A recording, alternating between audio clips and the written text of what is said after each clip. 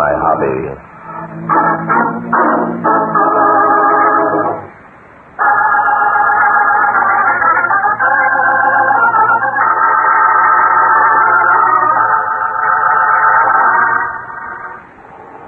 In the small town of Burley, in the upper part of the state, an old man named Ben Curtis, the village's leading and wealthiest citizen, lay sick in his bed. Millie Curtis, Ben's young and beautiful wife, was his only attendant.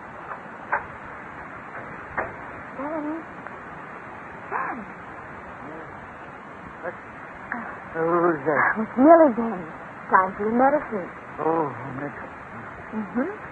Millie. Yes, Ben. Have they caught him? Have they caught the killer? No. Now, darling, please don't get excited. Oh, no. I won't get excited.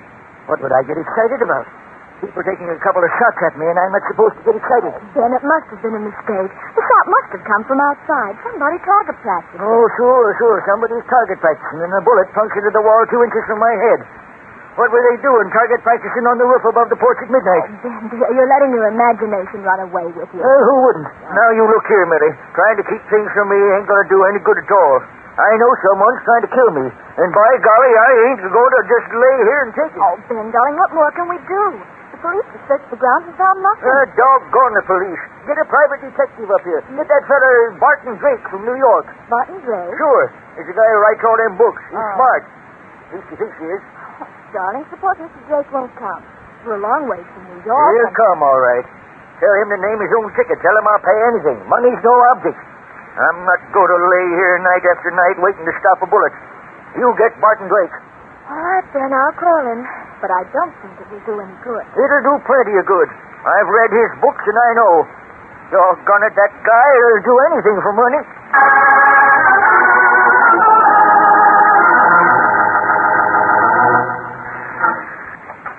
Yes? Hello. I'm Barton Drake. This is Inspector Noah Danton. Hi. Oh, yes. Come in, please. Thank you.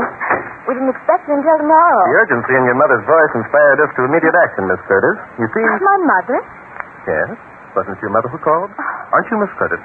I'm Mrs. Curtis, Mr. Drake.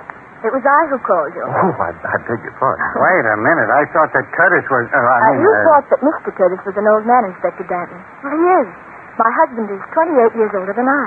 Oh, excuse me. That's quite all right. I understand you're surprised.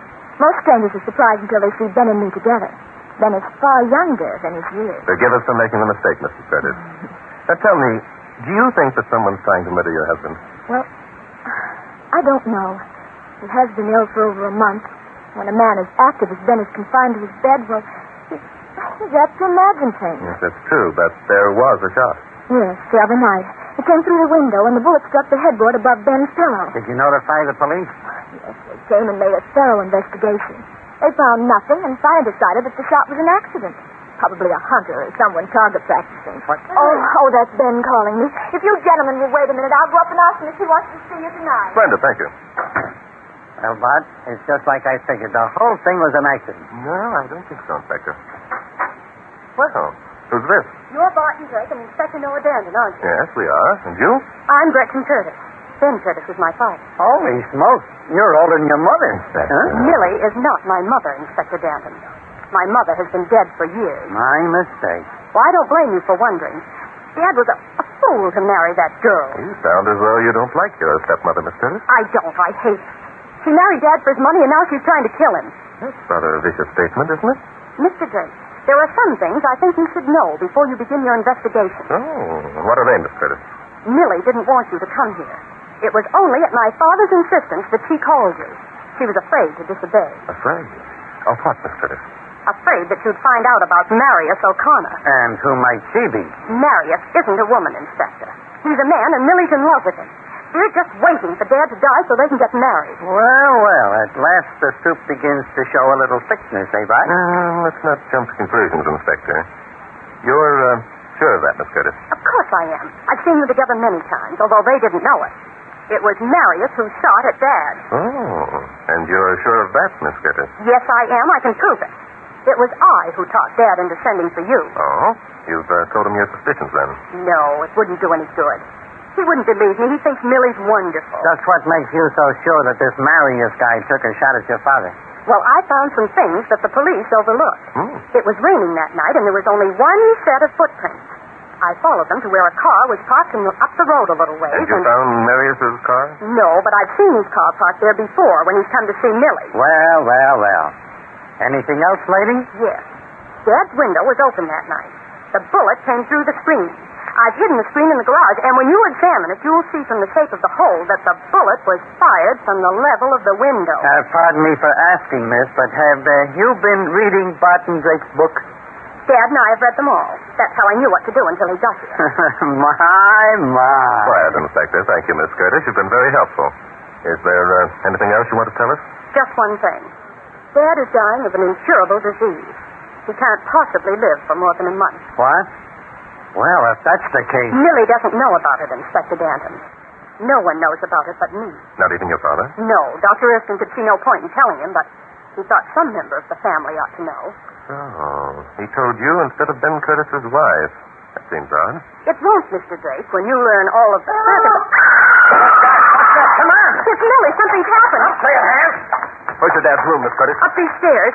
Save your breath, Clark. Don't worry about me, Inspector. I'm right behind you. It's this room here. My gosh. Look. Mrs. Curtis. Millie. She's been shot. Take it easy, everybody. Let's see here. Is she dead, Inspector? Not yet, but she will be unless we get a doctor pretty quick. Dad. What's... Dad. Dad, are you all right? All right. Hey, there was a shot. Somebody tried to kill me again. Better carry Mrs. Curtis into the next room and get a doctor quick, Inspector. Yeah, I'll do that. Millie, they got it. I saw it happen. Just take it easy, Mr. Curtis. Your wife isn't dead. We'll have a doctor here as soon as possible. Who are you? Oh, this is Barton Drake, Dad. He just got here. What happened? What happened? Doggone it, what do you think happened? That killer took another shot at me. That's what happened. Where did the shot come from, Mr. Curtis? Outside the window on the porch roof. Just where it come from before. Doc's on his way. Be here in no time. Oh, good, Inspector. Miss Curtis, you better go in and do what you can for for Mrs. Curtis. What if someone's trying There's nothing you can do here, Miss Curtis. Please do as the inspector asks. Oh, very well. Only I don't like the idea of someone roaming around outside of the house. Come along, Inspector. I think we'd better take a quick search of the grounds. Hey, you come back here. Don't you go off and leave me alone. Doggone it, Drake. What do you think I'm paying out my good money for? I assume that you're paying it in the hopes that we can catch your would-be murderer, Mr. Curtis. Obviously, he isn't in this room, so I think we'd better look outside. Sure, but Come on, once let's he go, climbs up Inspector. on the roof Yeah, again, let him lay. another shot at me. Doggone it, I'm paying for protection, and that's what I expect to get. Now... Cantankerous old buzzard, isn't he? Yes, I'm frightened to death. However, if anyone's lurking about the grounds, I think we ought to know about it. Just for the record, Inspector, let's take a look at the ground under the porch roof. You think maybe there was someone on the porch roof, eh? At the moment, it seems like the only possibility. Throw your flashlight around here, Inspector. Okay. The ground's as hard as rock. No footprints would show up here. No, you're quite right. Well, let's take a look at that trellis. Huh. That's as good as a ladder if a guy wanted to climb up onto the roof. Look.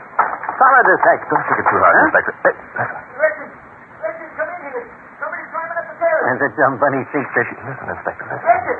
Doggone it, where are you, girl? Where's that policeman? Well, Gretchen seems to have wandered off somewhere. Yeah, she's supposed to be in the next room with the door open. Say, is right, Inspector. It's all right, Mr. Curtis. There's nobody down here but us. We'll be right up. But look, what? Shouldn't... No. I'm beginning to get some ideas, Inspector. And the answer to them is inside the house, not outside. Come on.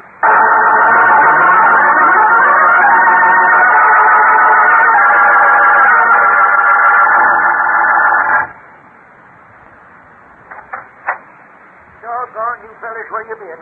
He tried to get me again. I knew he would. No one tried to get you. That was us at the foot of the trellis. I don't believe it. You're just trying to make me feel What is easy. your daughter, Mr. Curtis? I'm right here. Oh. You told me to go in and attend to Millie. Gretchen, doggone it, why didn't you come in when I yelled? You must have heard me. Of course I heard you, but I couldn't very well leave poor Millie. Poor Millie. A minute ago, you Just a minute, Inspector, please. Huh? Mr. Curtis, suppose you begin at the beginning and tell us exactly what happened when you were shot at. I sure will. I heard voices downstairs and yelled for Millie. She come up and told me that you was here. We talked a while, then Millie went into the bathroom to get me a drink of water. It was then I seen him. You saw whom? But the killer, of course. He was standing on the room outside the window. Yeah, on the roof out there. I yelled and rolled over as best I could. I guess the yell must have scared him. He missed me complete and hit Millie, who was just coming out of the bathroom. Mm-hmm. Did you recognize the man outside the window, Mr. Curtis? Nope, I ain't very strong. When I started to roll over, it made me kind of dizzy and I fainted. I see. Gretchen, where were you when your father called down and asked his wife to come upstairs? Where was I? Why, I was in my room across the hall. Hmm? Well, In that event, I think you can add to the story you told us downstairs by naming the person who's trying to murder your father.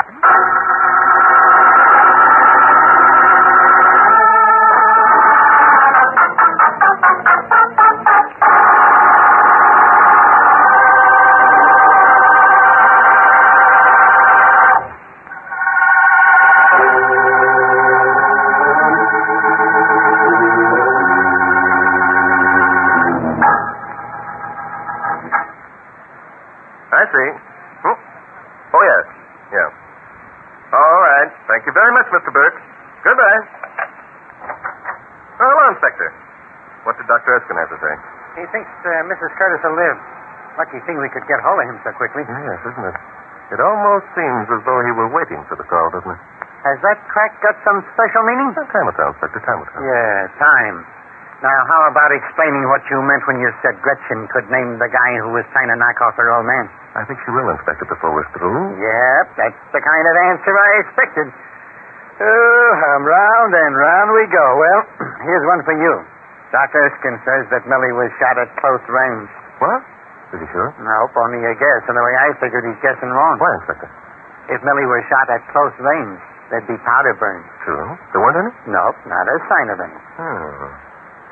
The bathroom door is next to the door to the hall. If someone stepped into Ben's room from the hall, just as Millie came from the bathroom, he'd have to shoot her at close range. Look, Bart, I've already explained it couldn't be a close-range shot because there weren't any powder burns. On the other hand, the killer could have come through the window and followed Millie into the bathroom. Excuse me, Mr. Drake, for interrupting your train of thought, but you're way off the beam. What was that, Inspector? I said you're off the beam. Nothing that you've said adds up. The killer was after Curtis, remember? Besides, Curtis would have seen the guy if he'd come in through the window. I don't think so. Curtis had fainted, you know. Oh, by the way, is anyone with Millie now? Yep, both Doc Erskine and Gretchen are up there with him. Good. She shouldn't be left alone. I've just talked with Ralph Burke, Curtis's lawyer. He says that Millie and Gretchen are named as equal heirs to the old man's will. Which gives both of them a motive for murder, eh? How do you figure that, Inspector? Why? Because if one of them dies, the other will get the whole caboodle, won't she? Yes, but it's the old man that our murderer is trying to dispose of, remember? Oh, yeah, that's right, isn't it? Say, nothing about this case makes much sense, does it? Oh, no, I think it makes a lot of sense, Inspector. Come on, let's go out in the garage and have a look at that screen with the bullet hole in it.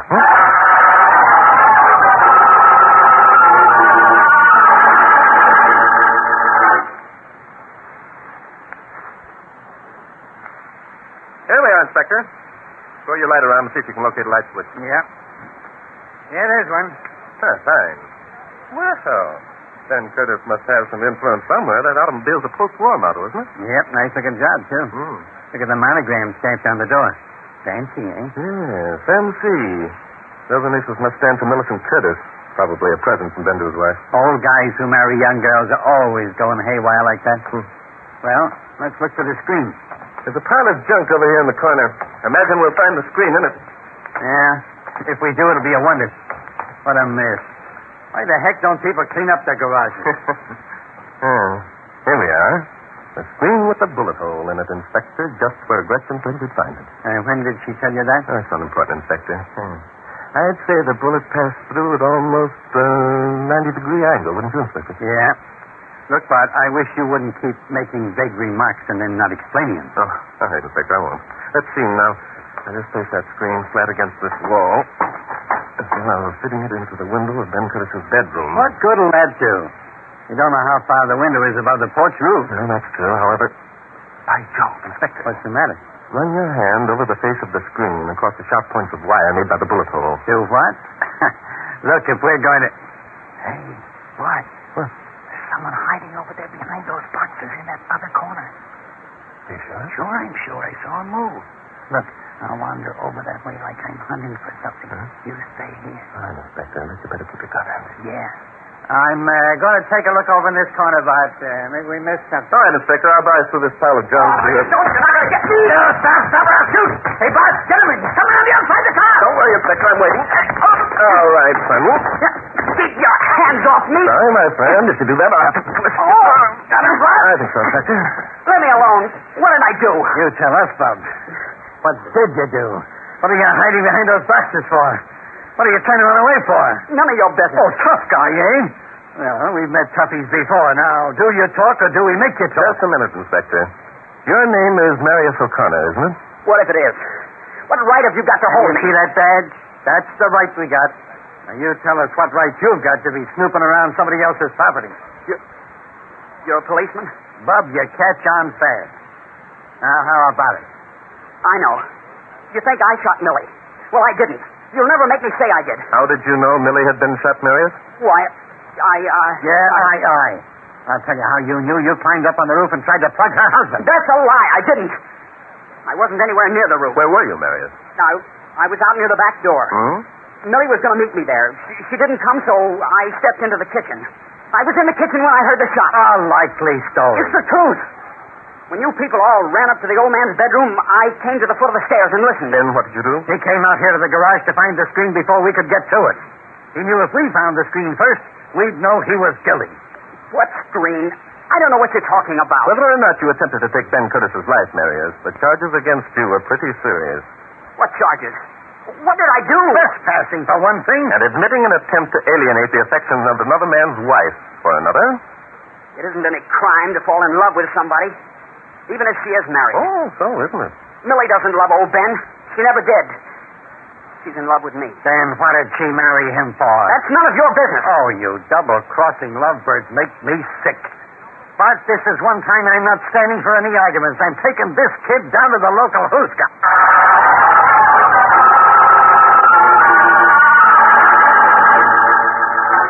Oh, Mr. Drake, I'm so glad you're back. Oh, something wrong, Gretchen? It's Dad. He's terrified that another attempt is going to be made to kill him. He's too weak to be moved, and I can't change the linen on his bed now that Millie is... Dr. Erskine with Millie now. No, he left about an hour ago. He said that if she were allowed to rest quietly, she'd be all right. Then no one's in the house but your dad, Millie, and yourself. That's right. Why? I'm afraid your father's fears are justified. Another attempt is going to be made on his life. Tonight. How do you know? For the time being, you'll have to take my word for it. By the way, when the local police searched the house and the grounds, I don't suppose they found the gun from which the first bullet was fired. No, they didn't. Good. Inspector, are you quite sure that Dr. Erskine said the shot that wounded Millie was fired from close range? Sure, I'm sure, but you know what I think about that. Yes, I do. Well, I think the pieces of the puzzle are beginning to fit together, Inspector.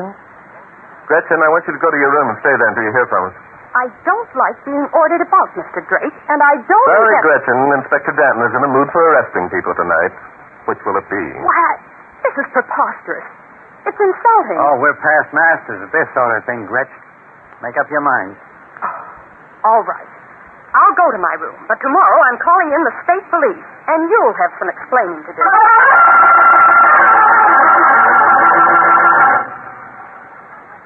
Don't give a doggone what Gretchen said I said. She's lying. Now, wait a minute. Let me understand this, Mr. Curtis. You don't actually think that another attempt will be made on your life? Of course I don't. That'd be crazy. Why would it be any more crazy now than it was before? The killer, whoever he is, knows that you're here, doesn't he?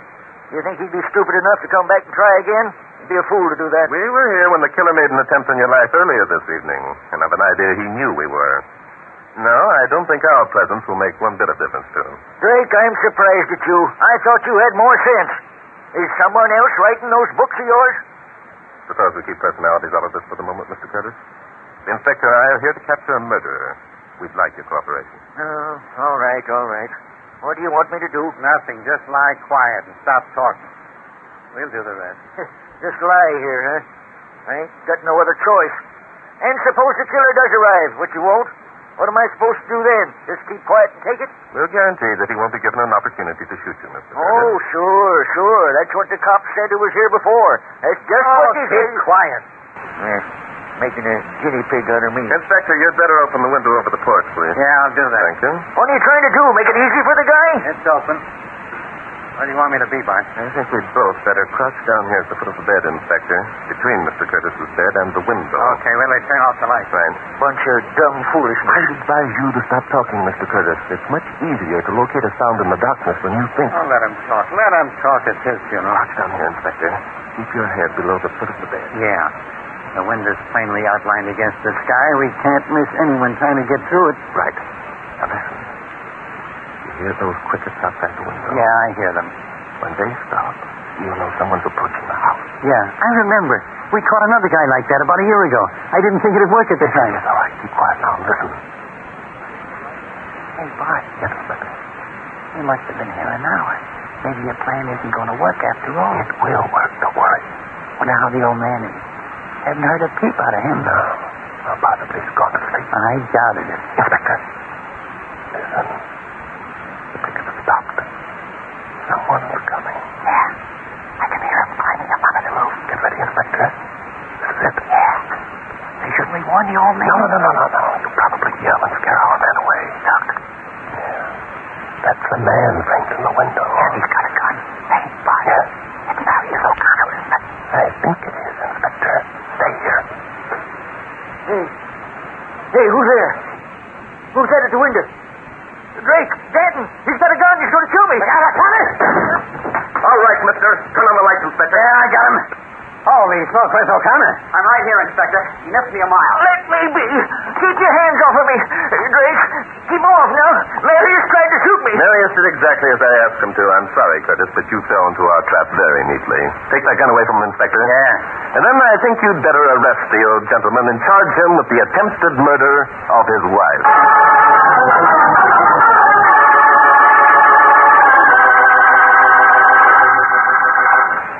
That's the way it happened, Gretchen.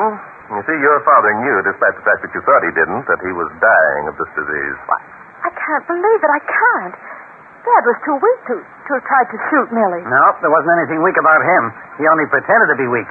So no one would ever suspect that. But why would Dad want to kill Millie? He loved her no matter how she felt toward him. Yes, that's just the point, Gretchen. Your father knew he was going to die. He knew that Millie was in love with Marius O'Connor. He couldn't bear the thought of anyone else having her. Oh, it's too horrible. Yes. All murders are horrible, Gretchen. There's nothing pleasant about any of them. I'm sorry this had to happen. Well, Inspector, I think we'd better get going. Wait a minute. There are a lot of things I want to know. Yes, well, we'll talk about that on the way back to New York.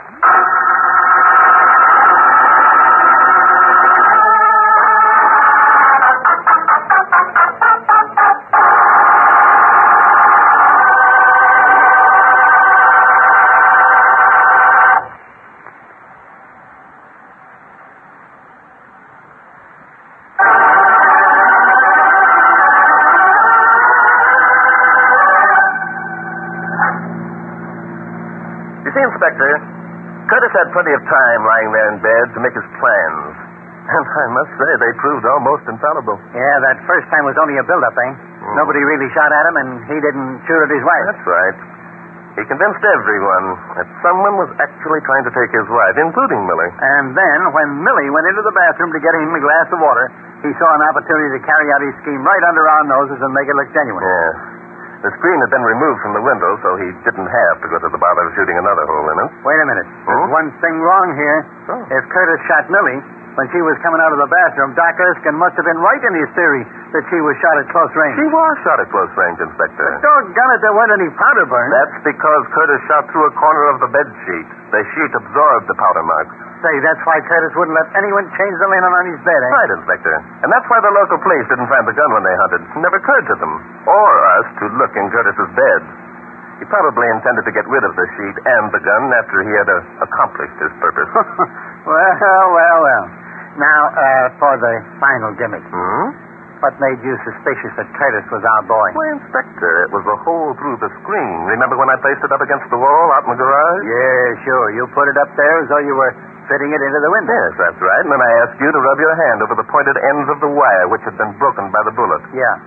And just then, I saw O'Connor hiding behind the box. Too true. And if your attention hadn't been distracted, you'd have realized that since the broken ends of the screen pointed outward, the bullet that caused the hole must have been fired from inside the room. Well, I'll be...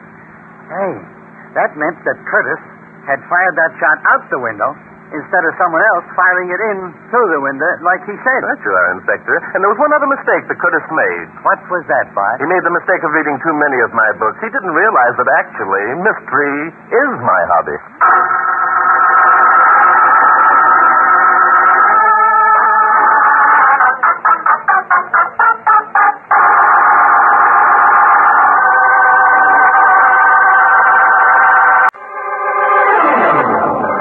Mystery.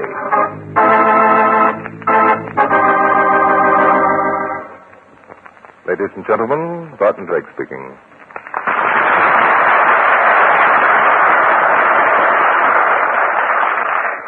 For tonight's drama, I've selected case history number 117 from my book, Mystery is My Hobby. I call it Murder Can Sometimes Be Pleasant.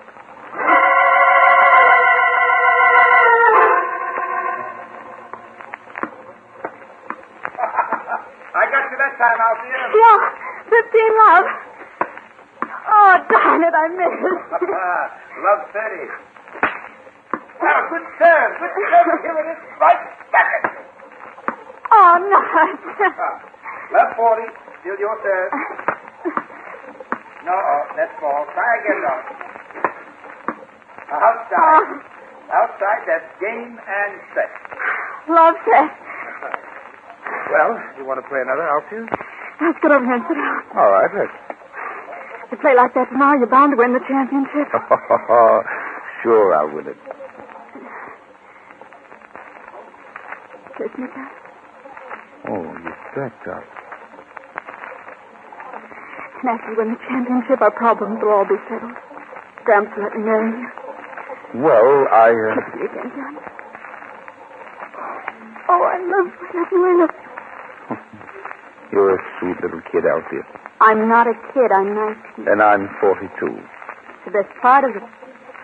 You're mature. You've seen life. And you've taught me what love really means. Oh, John. You just got to win that championship. Althea, Yes, Johnny? even if I do win the matches, money is still going to be a problem. Oh, the $2,000 prize money. $2,000 won't half pay you back the money you've given me in the past 6 months. You can forget that, Johnny. Nobody knows. But there are other debts, other women who... Johnny, what are you getting at? Althea, I can't marry you. Why? What? I'm going to marry Irene. Irene? Yes, your mother. Johnny, you can't do that. Why, Of course, honey, of course. You're the one I love. But Irene has the money. All the money that was left her from her 4 husbands, and I simply have to have money out there, lots of it. You can't. You can't. What'll become of me? Oh, it doesn't have to make any difference with us, darling. Sure, I'm marrying your mother, but only for her money. I'll be around, darling. Oh, down, dirty, stinking pig. Althea, you don't have to take it this way. You think you're going to marry my mother? Oh, no, you're not. Before I let you do that, I'll kill you. You understand? I'll kill you.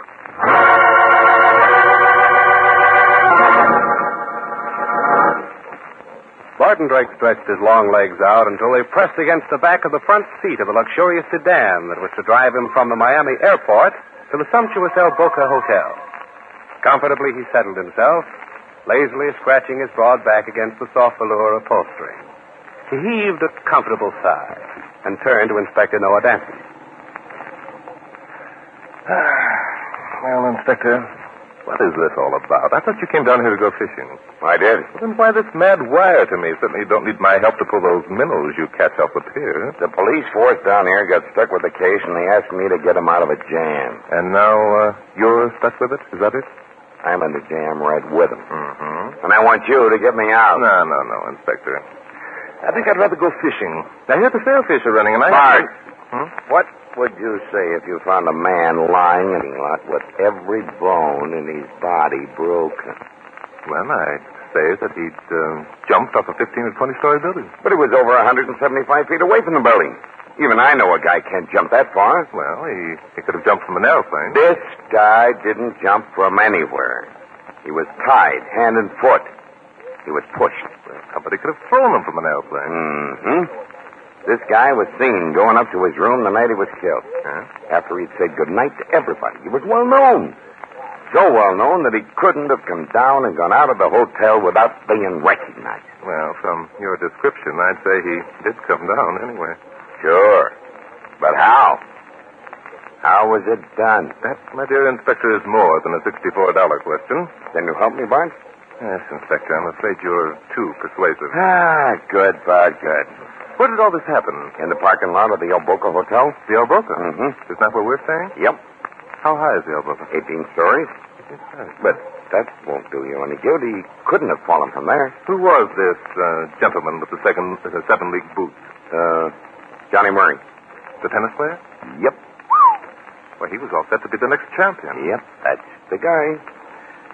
Well, here we are, the El Boca. Well, Inspector, when you go fishing, you go in style, don't you? Mm-hmm. Why not? I save up all year for this. Come on, let's get out. Right with you, Inspector. Hey, Mark, look out! What? Why,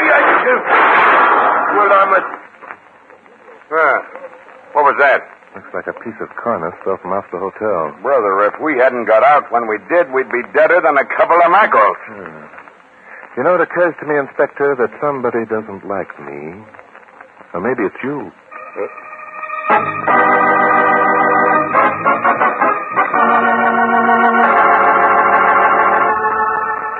And now, back to Glenn Langan for the second act of...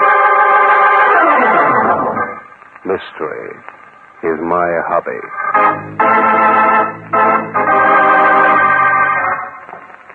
This is where the thing fell from, Bart. Mm-hmm. Tell me more about this Johnny Murray. All you know, Inspector. When the night he was killed, he had just announced his engagement to a Mrs. Irene Van Norton. A widow? Yeah, 4 times. Every one of the guys left her a wad of dough. What was she going to marry this Murray for? He didn't have any money, did he? Puppy love, I guess. She's almost in her second childhood. Uh-huh. Now, don't ask me what he was going to marry her for, you know. Uh-huh. Nice chap, huh? A bum. I'd like to get the guy who threw those bricks down here. Nobody threw that piece of cornice, Inspector. It was an accident. You mean it fell off there all by itself, huh? Nobody laid a hand on it? Well, there certainly wasn't anybody attached to it when it hit the car. That isn't funny. I'm sorry. Well, you know what you want to see? Mm-hmm.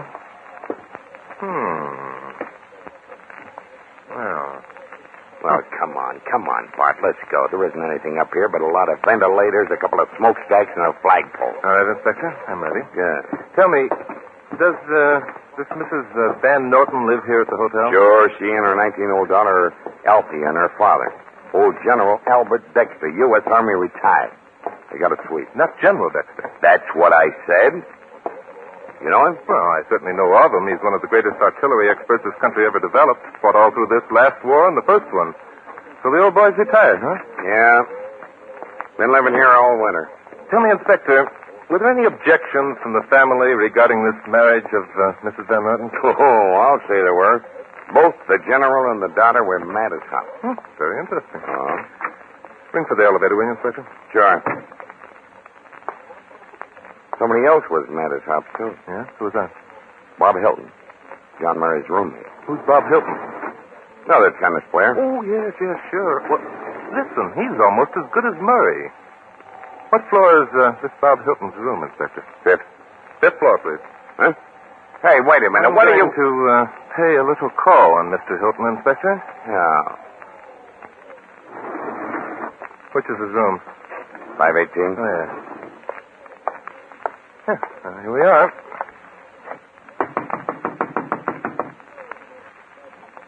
Well, you try it this time, Inspector. Okay.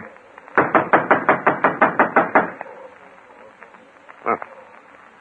Maybe he's out. No, somebody's home. Yes?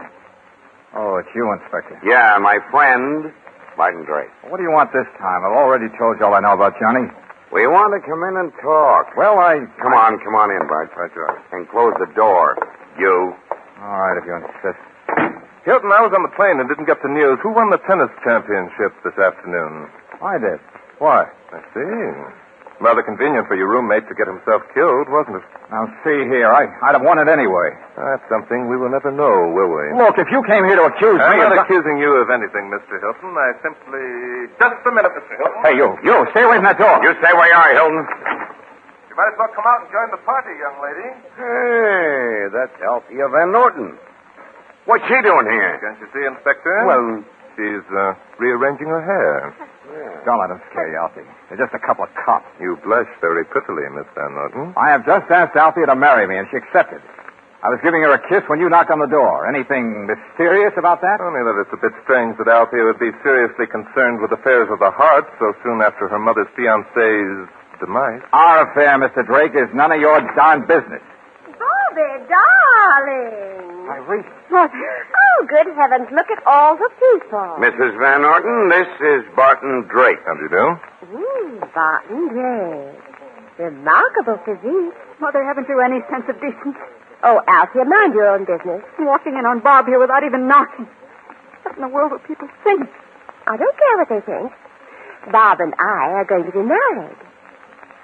What did you say? I said Bob and I are going to be married. Oh, think of that, Althea. Your own dear mother, married to the world champion tennis player. But Johnny. You allowed Johnny to announce your engagement. You're so young, my child. Engagements don't mean anything. Bobby here just asked me to marry him. Did he? Oh, the dear boy. Well, you can't have him now, you know. Oh, I found out last night that he dances the most wonderful rumba. Mother, Oh, now don't start getting difficult, Althea. you never intended to marry Johnny, did you? Of course not, silly child. Oh, Mother, what you've done, what you've done.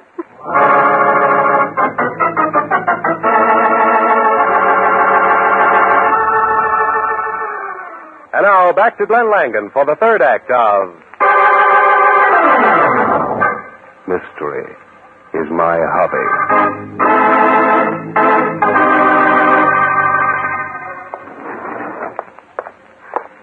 Thank you for bringing me up to my room, Mr. Drake. That's perfectly all right, Miss Van Norton. Inspector and I wish to see your grandfather anyway. Poor Gramp. This thing is hitting pretty hard, you know. Your mother's actions can't be helping the old gentleman's peace of mind. Let's stop here a minute before we go in. Oh, yes, certainly. You, live on the top floor, don't you? Yes? Mr. Drake, I want to explain why I was in Bob Hilton's room. You don't have to, unless you care to. But I do. I allowed Bob to make love to me, to kiss me, because I thought... Yes? I thought maybe I could get him to admit that he killed Johnny. Oh. You think that Bob killed Johnny Murray? I'm sure of it. Why? For one thing, so he could win the tennis match. Now it's what we've just seen because he was jealous of Johnny and Mother. Well, there's plenty of motive there. Miss Van Norton, just why are you so interested in apprehending Murray's murderer? Because I love Johnny very deeply. Brother, has this turned into a family affair? Inspector. I'll admit now it's all very disgusting. Well, shall we go in and see Grandfather?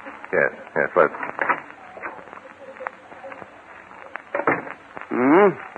Who's that? Oh, it's you, Althea, dear. Yes, Grand. I missed you, honey. Who's that you've got with you? Well, Grandfather, this is Mr. Barton Drake and Inspector Danton of the police. How are you, General? Police. How are you? Now, look here. Don't you start putting my granddaughter through any third degree. She had absolutely nothing to do with the murder. Mr. Drake and the inspector have been very kind, Grand. Better be, by trumpet. Your granddaughter's helped us a lot, General Dexter. Fine girl. Only one in my family is any good. She's my girl. Mother isn't worth the sand you'd stuff in a rat hole, by trumpet. Grand. Well, I mean it. You a military man, Drake? 4 years in the cavalry. A dirty neck, eh? That's right. Dang good outfit. Thank you. Changed them into tanks this last war. You first made the landing at Okinawa. No, with a lot of help, of course. A couple of Marines and the whole dang Navy.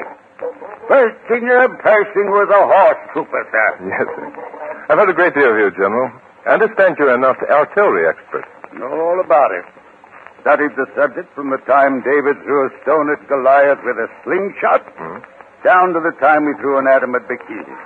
All artillery, you know. The propulsion of missiles. But getting too dang modern for me, though. Had to retire, by trumpet. Well, General, this is very interesting, but really, we're here for an entirely... No, you're trying to find out who murdered John Murray. That's right, sir. I'd find out myself. I'd pin a medal on the man who did it. Give him a citation. I take it you didn't care much for the gentleman? He was worse than a cashiered second lieutenant, sir. The scum of the earth. Alfie, darling, would you mind leaving the room? What I have to say about Murray isn't fit for your ears. Of course, Grandfather. Don't be hard on Gramps now, Mr. Drake. You can trust me, Elsa. You and your granddaughter are nice people, General Dexter. However, I can't say the same of your daughter, Mrs. Van Norton. Just like a mother. Worse. Lack of discipline when she was young. I'm an army man. Moved around a lot. And there were a couple of wars that interfered with my bringing her up properly. I see. You were violently opposed to your daughter's marriage to John Murray, weren't you? Opposed? I forbade it. I see. Tell me, General, have you any theory as to who could have committed this murder? Ask him if he's got any theories as to how it was committed. Oh, I already know how, Inspector. Now I want to know who. How about my question, General? Well, sir, I was probably the last man to see him alive. You were the last man to see him alive? Yes, sir. He came up here right after announcing his engagement to my daughter. We had a pretty violent scene. He'd come into my apartment. If it's the last thing I do, I'm going to prevent your marriage to Irene. Why? What have you got against me? Everything. I've had private detectives on your trail. Yes, I know. I've had them in for drinks. For the past 6 months, you've been living on money given to you by my daughter. Why, any man who takes money from a woman is no more take than it easy, Gramps. Take it easy. I've been living up there, too. That's a lie, sir. Why, there's one thing that I absolutely will not let you touch, and that's my granddaughter. She's the only clean one in the family. She's mad about me. I've had a hard time making up my mind which one I wanted. However, your daughter's money was the deciding factor, so she's the one I'm going to marry. I'll outlive her anyway. She'll drink herself to death. Why, you low-down, dirty Heel? Sure, I know I'm a heel. And your daughter's a heel, and your granddaughter's a... Get out! Get out! Get out! Get out! Drake is just about the last time I ever saw John Murray alive. Thank you, General, for telling me this. I'm sorry I had to question you, but... Oh, that's all right. I'm a military man, sir. I like direct action by trumpet. Well, General, it's been very nice meeting you. Glad to know you, too, sir. You know, with your knowledge of artillery, you ought to write a book. I have, sir. You have? Good. If we ever have another war, God forbid, this country's going to need it, by trumpet. Come on, Inspector. Good night, gentlemen. Good night. Good night. Hey, Bart. What was that crack you made about knowing how the murder was done? I do, Inspector. Well, come on, give. No, I don't think I'll ever tell. Huh? Now, look, Bart, you can't... If I ever heard of a justifiable homicide, this is it. Now, look, Bart. There's a law, and it says... John Murray was a skunk, not fit to live with human beings. No, I guess you're going to have to figure this one out for yourself, Inspector. Now, look here, Bart. The law's the law. We've got to have it, and the law says that if a man commits a murder, he has to be punished. No man has the right to take the law into his own hands, whether or not the homicide is justifiable or not. It isn't up to me to decide, or you. We've got the courts for that purpose. Now, if you know anything about this murder, you've got to tell it. Otherwise, it makes you an accessory after the fact. You know that as well as I do. Yes, Inspector, I know. I know. All right. Get your crowd together and bring them up to the roof. We might as well get this thing over with. My crowd? Yes, Alfie and Mrs. Van Norton, Bob Hilton. Well, how about old Grandpa, the general? Want him to come up, too? No, that won't be necessary. I'll let you tell him about it after we pick up the guilty party.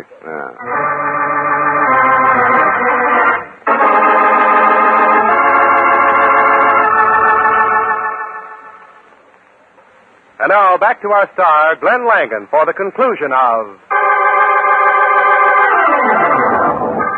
Mystery is my hobby.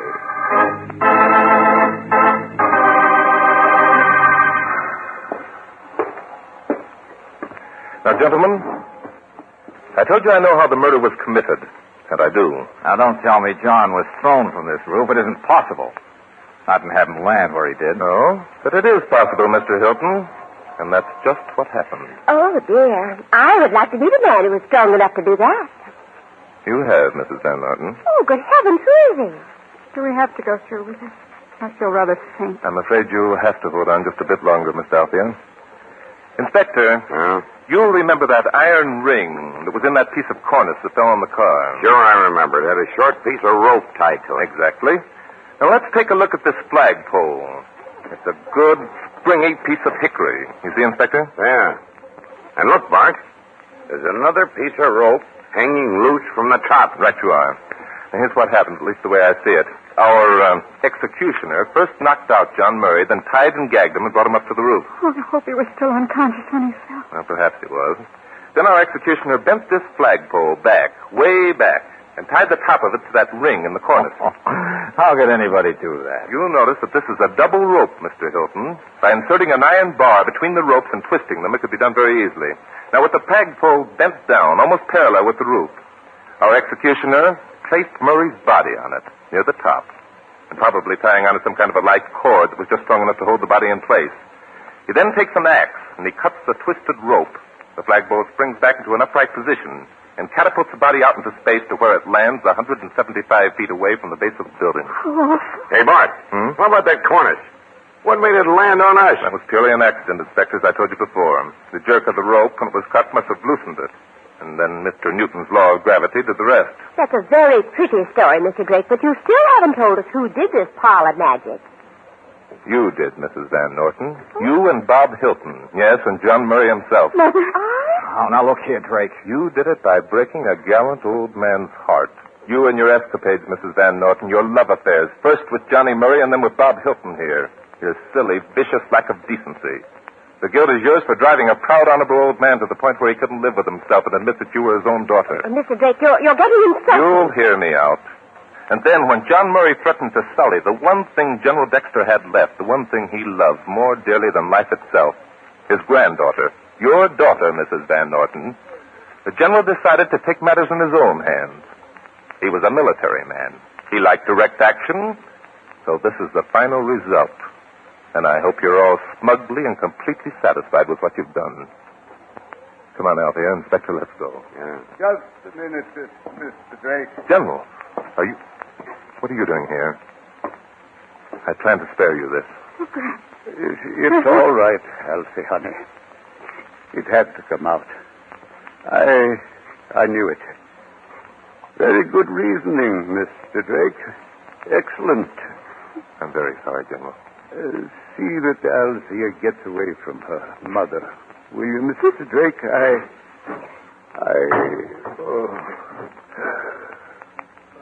won't be able to myself.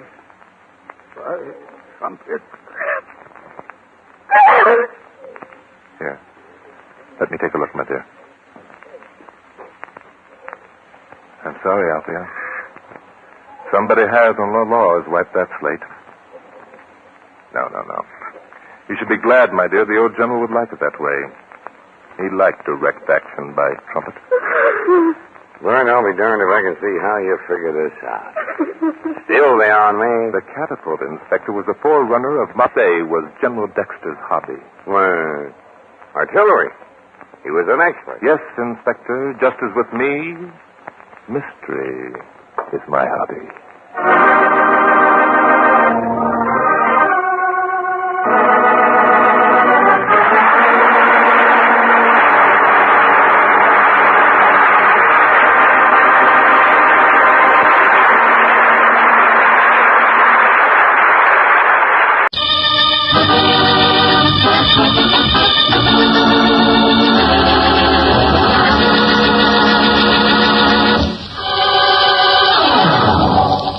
Mystery is my hobby. Ladies and gentlemen, Barton Drake speaking.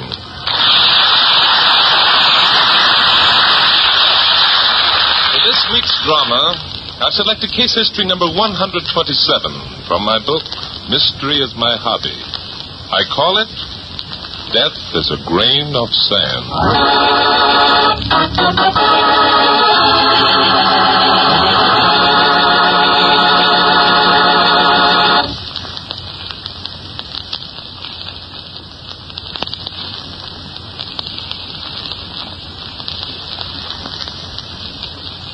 And now to Glenn Langan as Barton Drake and the first act of Mystery is My Hobby.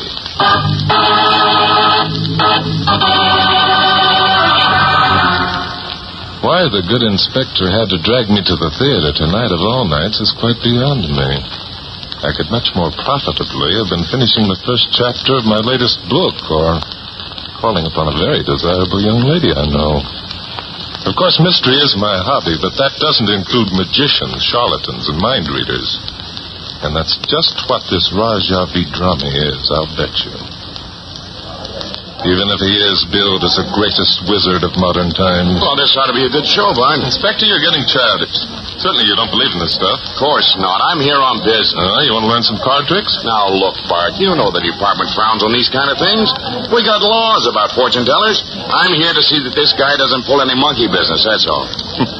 And incidentally find out how your great aunt is doing in the other world, Inspector? Now, Bart.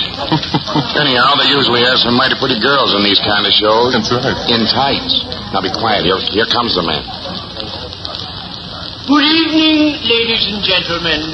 To some of you, it may indeed seem strange that I appear before you in this unusual capacity, but I assure you I am the same Dr. Tree who was your professor of psychology at the university. Hey, it sounds as if the guy might be all right, Bud. Why, Inspector? A professor wouldn't give up a good job to handle a fake, would he? Maybe not. I am convinced that the Raja Hanuman Vidrami has developed the ability to control his mind, as well as the minds of others, to an extent never before known to science. That is why I left the university a year ago, to enjoy the company of this great man. I therefore take great pleasure in introducing to you Raja Vidrami. Greetings, ladies and gentlemen. I am Raja Vidrami. During the evening, I shall attempt many experiments. However, the greatest one of all will require the whole evening. I shall therefore begin it now. Loretta, if you please. You will become rigid, Loretta. Dr. T, you and I will bind her hands to her side. We will place the rigid body upon this bed of sharpened spikes. Strike them, Dr. Tree. I wish the spectators to know that they are real. Yes, Raja. We now place this sheet over Miss Loretta. Now, Dr. Tree, you will cover her completely with sand to a depth of at least 2 feet. Ladies and gentlemen, you shall see at the end of this performance that despite a complete lack of air, when we uncover her, she will still be alive.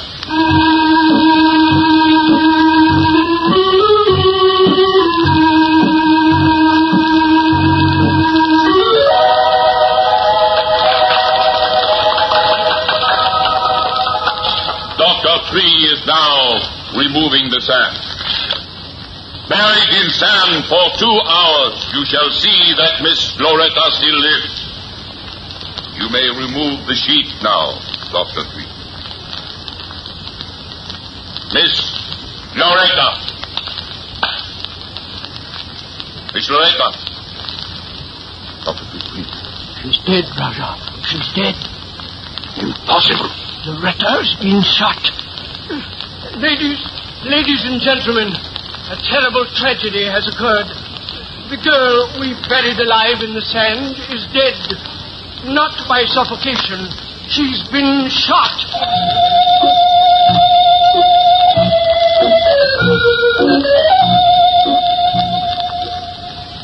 I'll pick out a couple of men and put them on the stage door, Bart. Then I'm going to call for a detail. Okay, Inspector. Raja, could we have the curtains closed, please? Yes, I attend. Well, Dr. Tree, something seems to have gone wrong. It's impossible. It couldn't be done. Death isn't very pretty, is it, Doctor? Well, the Raja can at least close up the curtains. The Raja can do anything. Yes, except bring this poor girl back to life. Help me turn her over, Doctor. Maybe we can find the wound. Yes, of course. Thanks. We'll set her down here, off the spikes. That's better. Yes, indeed. It's terrible, sir. A gaping hole in the back of her head. Bullet still in the brain.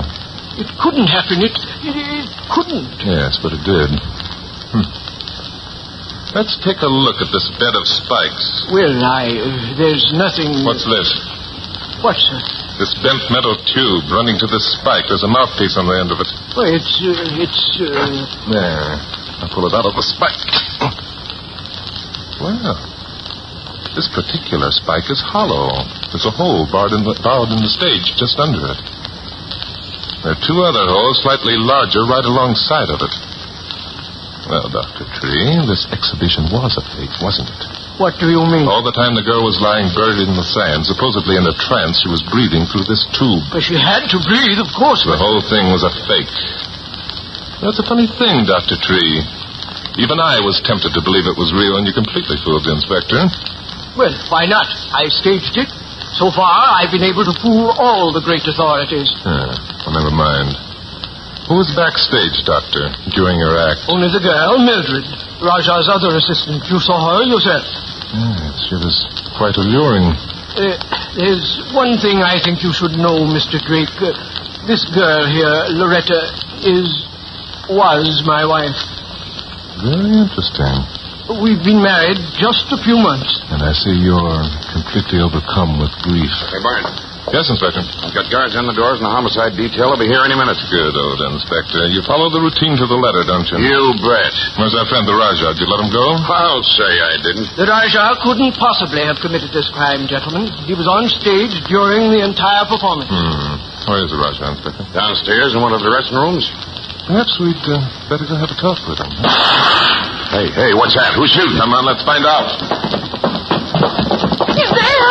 He's in there! Hey, give me that gun. Who's in where, Mildred? Man, I don't know who, but he ran in back of the mummy case. I'll drag him out. Wait a minute, Bard. Let me get him out. Okay, Inspector, go ahead. Come on out, you. Come out or I'll shoot. Come out of that box. That'll get him. You're so thorough, Inspector.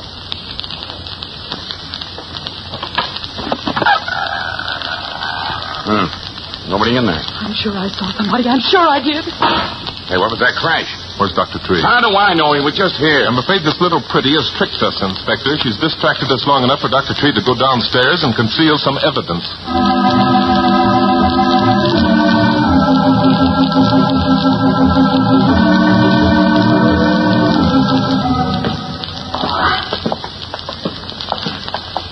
Well, Dr. Tree, coming up again? I was down here looking for evidence. And why did you expect to find some evidence down here? It's obvious, isn't it? Loretta was killed while she was lying on her back, buried in the sand. She was hit in the back of the head.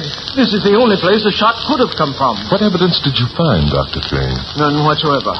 I even moved our wardrobe trunks. What was that crash we heard? One of the trunks got away from me as I tipped it. Dr. Tree, there's something that's bothering me considerably. Yes, Mr. Drake? Your emotions.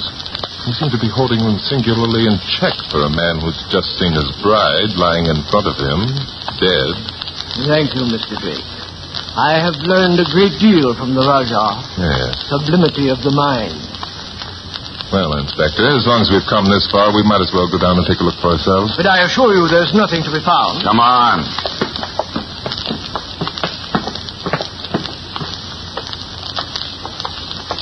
This is it, gentlemen. We are now directly beneath the stage. I see. Are these the wardrobe trunks you were moving, Doctor? Yes. What's this little tin pail? One of the props, I believe, there, Mildred. Yeah, the Rajah makes roses grow out of it. This one's been smashed. I'm afraid the trunk fell on it. I see that some of your sand has leaked through onto the floor from above. Possibly. There are several holes in the stage. Hey, Bart, come over here. Yes, Inspector? Here's where the murder was committed. Yeah? How? Through one of these holes here in the ceiling. See, this one has powder marks. Somebody poked a gun through this hole and pulled the trigger. I I wonder who. Mildred, that's who. She's the only one who was off stage, and I took a gun away from her, remember? But Mildred's gun was an automatic. An automatic wouldn't fit into that hole, Inspector. Yeah, that's right. Okay, so it wasn't Mildred, but somebody did. I'll bet I'd find the gun, too, right here in this basement. Mr. Drake, could I speak to you alone? Well, Go ahead, Bart. I'll stick with the doctor here. I'm going to find that gun, and I'm betting he'll help me find it.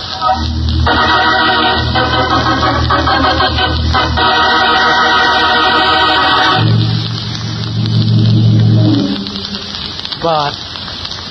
Mind if I call you Bart? Why not? Bart, you believe love is overpowering? Are you trying to tell me that this is a crime of passion? God, me loves everything. It has its points.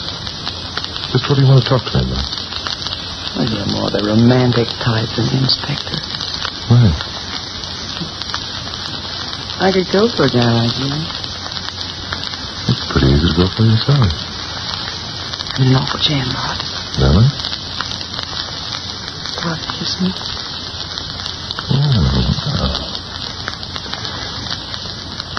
I never refuse a lady in distress.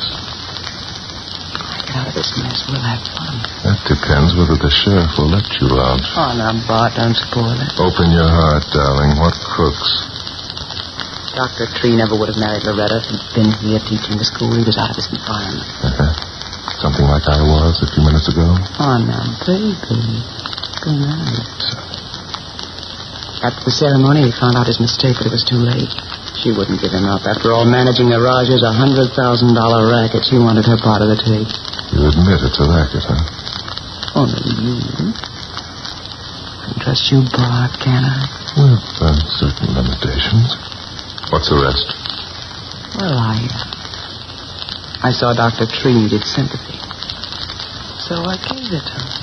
In other words, you made a play. What? And when you play hard. That isn't very nice, Bart. Let me say it for you. Loretta became jealous of you. She became so jealous that the doctor felt he had to kill her. You know better than that. Dr. Tree was on stage all evening. That's so. Then Loretta became so jealous that you had to kill her. You weren't on stage all evening. That's the kind of conclusions I thought the inspector'd make. That's why I wanted to talk to you. It is a very simple matter to find out if you fired the gun. Those things leave powder marks embedded in the skin of your hand. I did fire a gun. Out there on stage, remember? Mm-hmm. Well, that's all you have to tell me. No wasting time, my sweetheart. I haven't mentioned the most important thing. You mean there's more? I was bad once. I rode a guy for his dough. Loretta was with me. She held it over my head. Said if I didn't leave her husband alone, she'd go to the police about me. And while she was there, she'd expose the Raj as a fake. When she turned to leave me, the Raja was standing there. He heard everything she said. So, you think the Raja killed Loretta? Well, I didn't actually see him do it. He had a darn good motive. But Dr. Tree made a great point of the fact that the Raja couldn't have killed her. Remember, the Raja, too, was on stage all evening. I thought... Dr. Tree said that? Yes. That the Raja couldn't have killed Loretta. Well, I thought that he... Yes, what did you think? Yes, Mildred. Tell us, what do you think?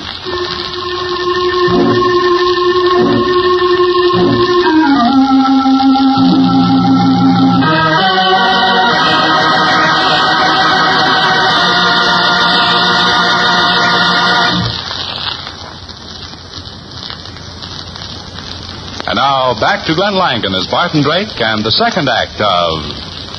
Mystery is my hobby.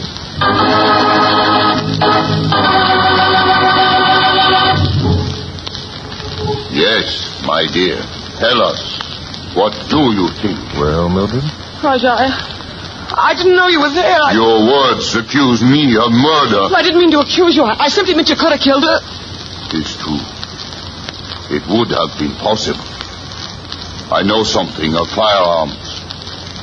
Even better still, I know ways of controlling the human mind so that a person will destroy himself.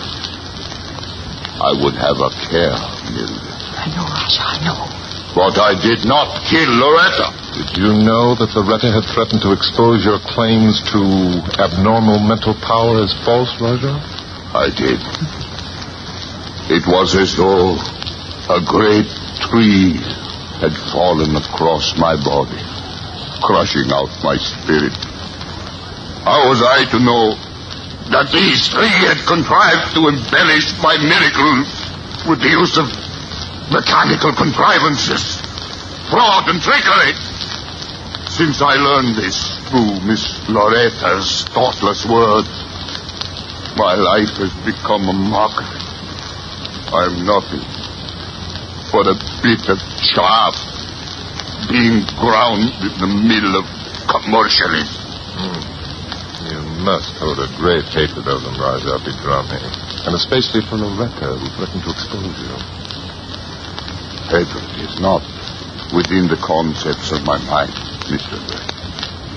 It is an unworthy emotion. I can sympathize with you. Tell me, sir,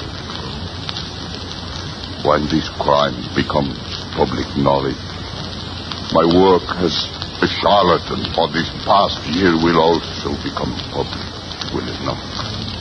Faith, sir. Help, boy! Help! Help! Good heavens, that's the inspector.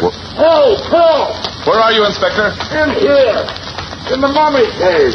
Stand where you are, Mr. Drake. Dr. Tree, he has a gun! Yes, and I'll use it. Unless you let Mildred and me go free. What about the Raja? Don't you want him to go free, too? No. I'm certain that he killed my wife, Loretta. Help! Let me out! What makes you so sure, Dr. Tree? Because the inspector found the murder weapon, this gun, in the Raja's trunk. I'm sure that the inspector must be mistaken. Hey, Carter, you gonna let me out? I'm sure he's not mistaken. This is the gun. I've seen it before. But how could it be the murder weapon when I have the murder weapon right here? You shot it out of my hand. Now, will you please release the inspector from the mummy case? I shall be happy to do.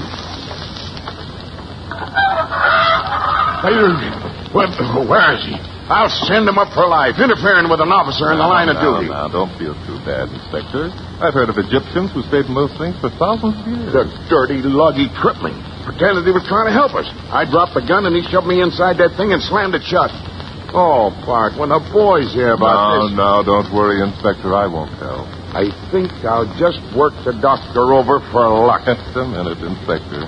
Let's get one crime solved before we come involved in another. Now, the way I see it, Dr. Tree here and the beautiful Mildred are in love, age notwithstanding. Each seems to be afraid that the other did the killing, and each is trying to protect the other. I can get results quicker with the heel of my hand. I'll make the doctor confess, but quick. I'll save you the trouble, Inspector. If you all come out onto the stage, I believe I can now reconstruct the crime.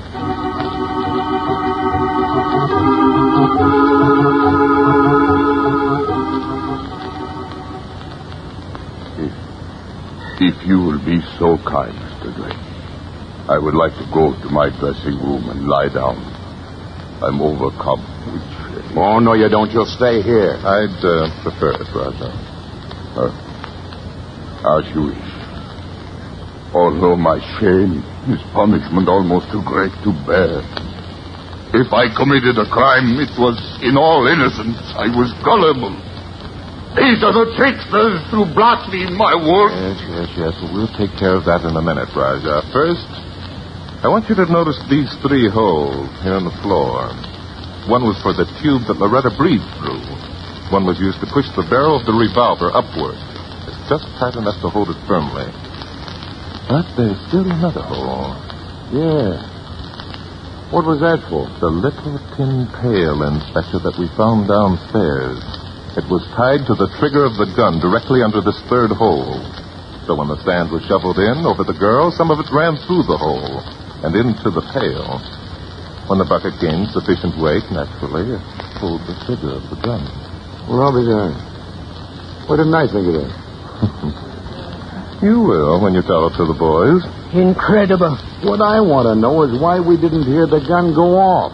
Oh, Inspector, how could you? The gun was under the stage. It was also covered by Loretta's body and over 2 feet of sand. A perfect setup. Even the murderer couldn't be exactly sure when it was going to go off. Yeah, but why wouldn't it still be sticking there in the hole? The murderer poked it out himself after the sand had been removed, Inspector. But it would have been on the floor downstairs. Any one of the 3 could have retrieved it from there, Inspector. Mildred wasn't on the stage all the time. The Raja went down to rest, and Dr. Tree went looking for evidence. Yeah. I think we'd better run all 3 of them in. God, look, the Raja... Hey, no, you don't. No, you don't. Give me that knife. I think it's too late, Inspector. I go where spirits are kind, where there is no fraud or deception. Roger. Roger. Yes, my son. You're dying. You know that, don't you? Yes. This is as I wish it. What about the murder, Raja? Tell us. A human can only stand so much sight. I worked for greatness, then found that true greatness was not for me. That is a tragedy into itself. Tell us. Please tell us about Loretta. Loretta? Yes. As Allah will. Hey, he's dead. Yes, he's dead. Well, I guess that just about closes the case. Yes, Dr. Tree, it just about does.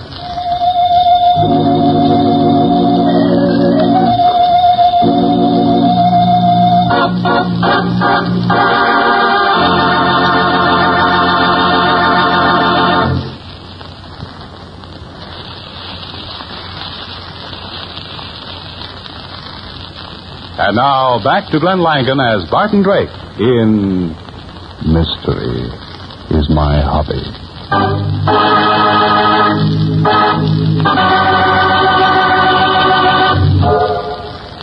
You know, Inspector, the Raja was a good and sincere man. He had a lot of talent, if the others hadn't tried to exploit it. What kind of talent? Extrasensory perception, for one thing. What's that? Give it. I don't believe it, whatever it is. Don't tell me that he gave you some kind of a thought transfer that made you tell me to arrest Dr. Tree for Loretta's murder. Or maybe you read his mind. No, Inspector. It wasn't a thought transference. In fact, it was Dr. Tree's complete lack of thinking that put me on the right track. Yeah? Yes, I'm afraid so. You remember when he announced Loretta's death from the stage? He said she'd been shot. But when we looked at the body lying face up on that bed of spikes, there was no visible wound. We didn't find the wound until we turned her over. Well, I'd have seen that, too. Only I was out posting guards on the doors and phoning headquarters. Why, of course you would, Inspector. Just as you knew that Dr. Tree was the only person who could possibly have pushed that gun barrel down through the hole in the floor. Did I know that? I certainly did.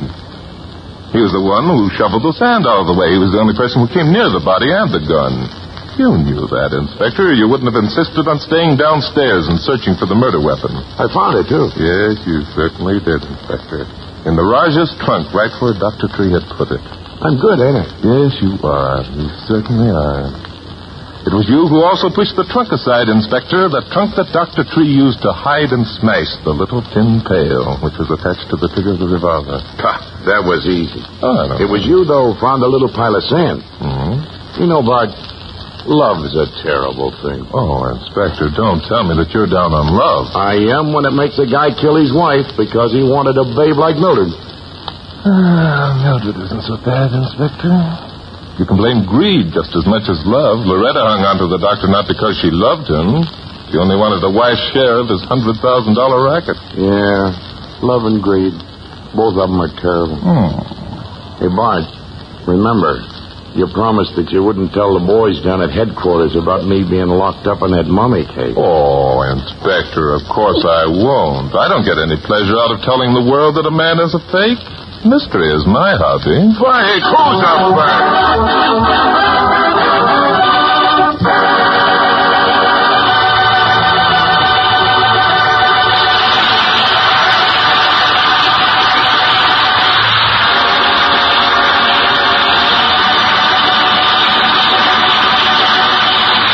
Glenn Langan will return in just a moment.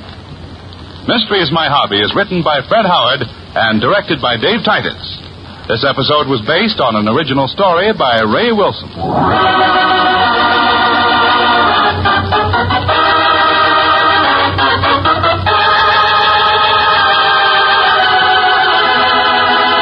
Our original music was composed and played by Len Salvo. Included in our cast were Ken Christie as Inspector Denton, Junius Matthews as Dr. Tree, John McIntyre as Raja Vedrami, and Betty Lou Gerson as Mildred. The events depicted in this story were entirely fictional, and any resemblance to actual places or people, living or dead, is purely coincidental. And now, here's Glenn Langan with a word about next week's story.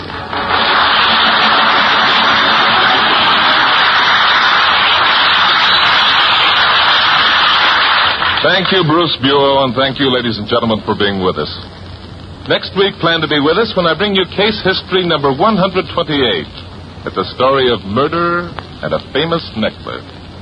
I call it Death is a Jewel. Until then, this is Glenn Langan saying adios.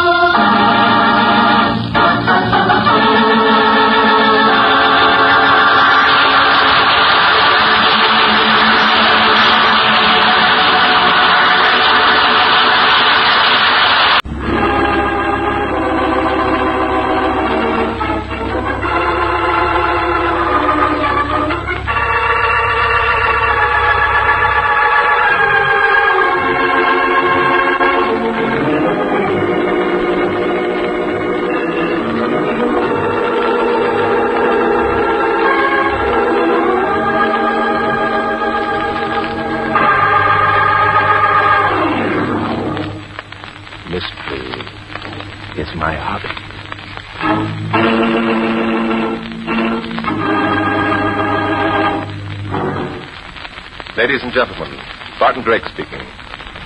This week I've selected for our drama case history number 135 from my book, Mystery is My Hobby. I call it Death Writes an Epitaph.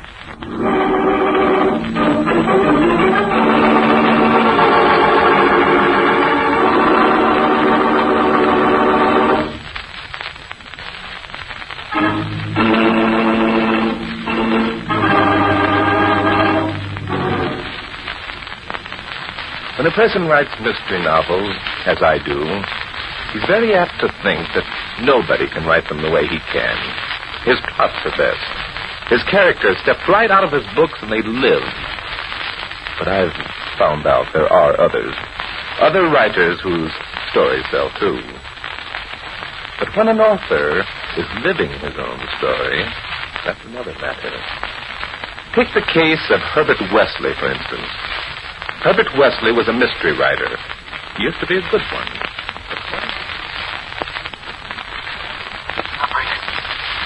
Operator. I'm in dialing Newmark 5293. Barton Drake. I can't get any answer. Line's been busy. Operator. Please, take a message. Tell Barton Drake. Word for word. Tell him Herbert Wesley called. Herbert Wesley, the writer. Tell Drake I'm gonna die. No use calling a doctor. Poison will get me before a doctor can get here. Tell Barton Drake. Read manuscript. In my room. Just finished manuscript. Tell him. Read it. Want him to know Herbert Wesley made great comeback. Herbert Wesley, best mystery writer ever lived. Wasn't for poison. Doctor, no good. No use. Too late. Now, Barton Drake.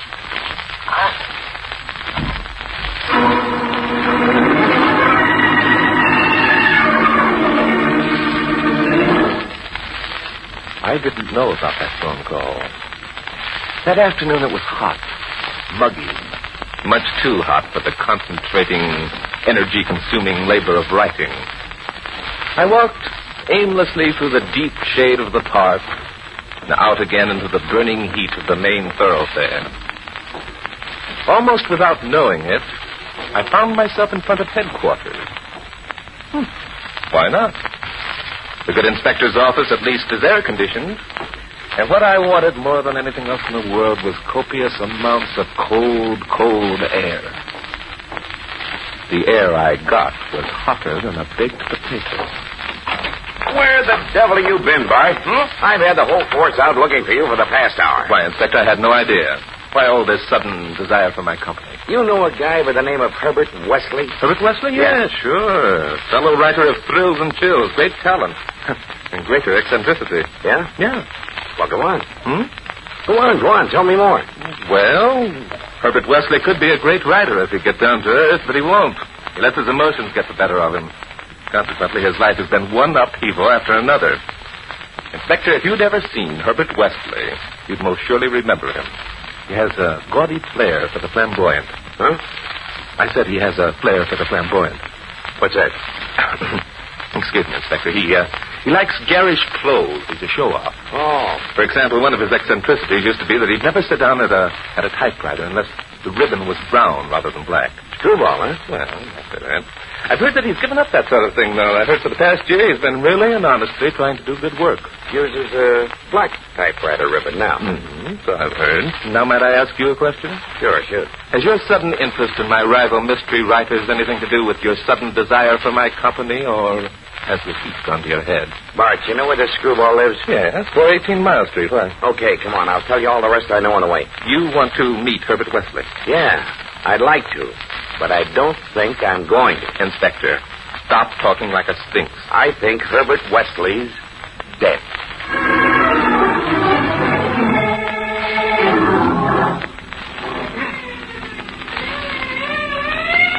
There was a telephone call, Bart. Yes? This guy told the operator to relay the call to you. The operator tried to get you, but you didn't answer. That's right. I've been out all afternoon. She figured it was police business anyway, so she called us down at headquarters.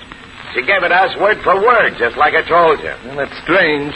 Very strange. She was smart, though. She put it down that the call came in at exactly 2:15 p.m. Well, why did you wait around for an hour for me? Why didn't you go out there and investigate at once? Couldn't. No telephone listed under the name of Herbert Wesley. Had to wait around for you to get his address. Well, knowing Wesley as I do, this might be one of his unconventional ways of getting publicity. I hope so, anyway. If it is, I'll cool him off for a few days in the jug. Nobody's going to spend the taxpayers' money for no publicity stunt. Not on me, they aren't. I might as well warn you, Inspector. Herbert Wesley hasn't always played entirely and strictly within the law. Got a record? No, I doubt if he's ever been caught, but he hasn't been above making money by sharp practices. I think it's more his flair for adventure, as I said before, the flamboyant than any real desire to break the law. The same with his women. He likes to play them fast and loose. Well, if he ain't dead, I'll slow him down. Well, you'd better slow down now, Inspector. This is the place. Oh? Hey, is that the guy? Who, Inspector? That guy coming out of his house. No, it isn't. Hey, come on, Inspector. Hey, you! Stop! Stop in the name of the law! We'll get him, Inspector. He's running down a blind alley. Yeah. Hey, you! Stop or I'll shoot! Okay, don't shoot. I got my hands up. Okay. All right. What's the idea of running? He's dead. The guy's dead. Who's dead? The guy in there, he's dead. If that's what you cops came to see, he's dead. Well, then let's just go right back in there. Look, I didn't kill him. I didn't have anything to do with killing him. I swear to heaven I didn't. What's your name, fella? Mary. Danny Mary. Did you say Dan Mary? Hey. I know this guy, Bart. Wait a minute. Stand still, you. I thought so. I'll just take that gun. I didn't kill Wesley. I didn't do it, see? We'll see about that. We sent this guy up for 3 years, Bart, for passing stolen bonds. You break out, Mary, or did they let you out? I was released last week. We'll see about that, too. So you're Dan Mary. Well. Huh? What do you know about him, Bart? You used to be Herbert Wesley's secretary, didn't you, Danny? Yeah, that dirty skunk. Both Wesley and you were mixed up in that stolen bond deal, weren't you? Yeah, that's right. The louse left me to take the whole racket. He double-crossed me, did. Yes, indeed. I should think you rather owed Wesley something, Danny. You bet I owed him something. And I came here today to pay him off. But I didn't kill him. Somebody else beat me to it.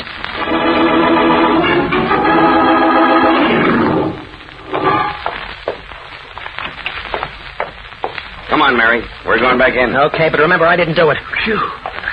Open the window, Danny. Okay. Yep. Your friend's dead, all right, Bart. No denying that, Inspector. Lying right by the telephone. Room's in disorder. That's funny. What is? The receiver is back on the hook. Hey, look. His clothes are all mucked up. Yeah. Did you notice this bruise on the left temple, Inspector? Yeah. Oh, well, that clothing business could have happened in his death spasm. Some poisons do that. Yes, and the bruise could have happened when he fell, hit his head against the desk over there, maybe. Yeah. Yeah? Maybe this is the way to solve a case. Good old police routine. Maybe you're right. Look, here's something a bit peculiar, Inspector. What's that? This small purplish bruise here on the inside of his arm, right here, under his elbow. Oh, that? Yes. Anything in the pockets, Inspector? Yeah. Address book in his coat pocket. Bunch of keys. Handkerchief. Wallet with, $4. 83 cents in his pants. Here's an open box of candy, Inspector. Several pieces are gone. There's a typewritten manuscript over there on the end table. Hey, you're doing all right, Bart. Want to join the force? No, thanks, Inspector, but thanks for the invitation. Hey, wait a minute. What now, Inspector? I thought you said this guy quit being crazy. What makes you think he didn't? The manuscript. It's all typed in brown ink. Yes, so it is. Looks like Wesley must have reverted to type. Quit trying to be funny. I'm sorry. Look at this typewriter, Inspector. There's a brown ribbon in it. Well, what'd you expect? No, nothing. You go ahead, put Danny through your routine, Inspector. I want to look at this manuscript for a few minutes. Yeah. Well, Danny, you might as well confess. Why'd you do it? Look, I told you I came here to kill him, but I didn't. He was already dead. Sure. They all pull that one. Now, come on. Okay, I'll tell you one thing. Wait a minute. Wait a minute. I got to warn you. Anything you say will be used against you. Now, go on. What was it? Nothing. I wasn't going to say anything. Why, you little... Inspector. Huh? Lay off Danny for a minute. Come over here, huh? Yeah? This manuscript seems to be a combination mystery story and autobiography. Autobiography? Some of the events described in here really happened to Wesley, I know. Sort of a diary, huh? The odd thing is that his death is described in here perfectly. Even to that box of candy that isn't off the candy on the page. Well, I'll be done. In the manuscript here, it says that the candy has been poisoned. Oh, nuts. Then I've got to let this merry guy go. Why? That settles it. It was nothing but an ordinary suicide. But the manuscript says it was murder. Now, look, Bart, if he knew the candy was poisoned, he wouldn't have eaten a bite. Inspector, look in that address book. See if there's a girl by the name of May Brewer. She's a nurse, according to this. Oh, wait a minute. Yeah, there's a Brewer in here. Amy Brewer. But I don't see any... That must be it, Inspector. The three letters are just changed around, an old trick with writers. May, M-A-Y, A-M-Y, Amy. Simple, huh? Yeah. According to Wesley's last story here, it was a May Brewer who sent him the candy, the poison candy. I still think the whole thing is nuts. Is her address in there, Inspector? Sure. 5544 North Linwood Street. If you don't mind, Inspector, I think I'll visit the young lady and see what she knows. I don't mind a bit. I'll phone for a detail to come out here and take care of the body. Then I'm going to drive this mug down to the station and sweat the truth out of him. But I don't know anything. I don't. That's what they all say. Please, let me go. I've had enough punishment out of that guy. 3 years in prison. But something... That's as good a motive as I ever heard. Come on.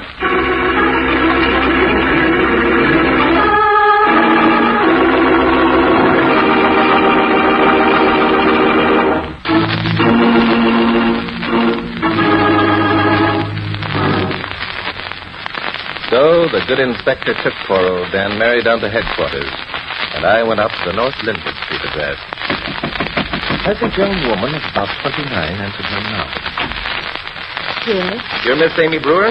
Yes. How do you do? I'm Barton Drake. Yes? You're a nurse, aren't you, Miss Brewer? I am. Do you happen to know a man by the name of Herbert Wesley? Come in, Mr. Thank you. What's Herb done now? What is your connection with Mr. Wesley, Miss Brewer? I know him, that's all. How well? I kept company with him for a while. It might be easier for you, Miss Brewer, if you told me everything. I represent the police. Police? What? Herbert Wesley is dead. No. Yes. We're not certain as yet, but we think he died from the effects of poisoned candy. Oh.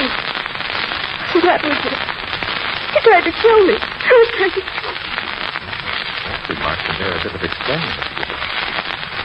I'll tell you everything. You'll find out anyway if you ever find the candy. My fingerprints will be on the box. I hope you realize what you're saying. I received the box of candy this morning by messenger. I opened it without bothering to see who it was from. There was a card from Herb inside. When I discovered it was from him, I wrapped it up and sent it back to him. By messenger? Yes. What time was this? I don't know. I'm not sure. Was it before or afternoon? Afternoon. 12:30, 1, 1:30, 2, 3? I've got to be sure, Miss Brewer. About 1, I think. Now, let's look into this other remark you made. Which one?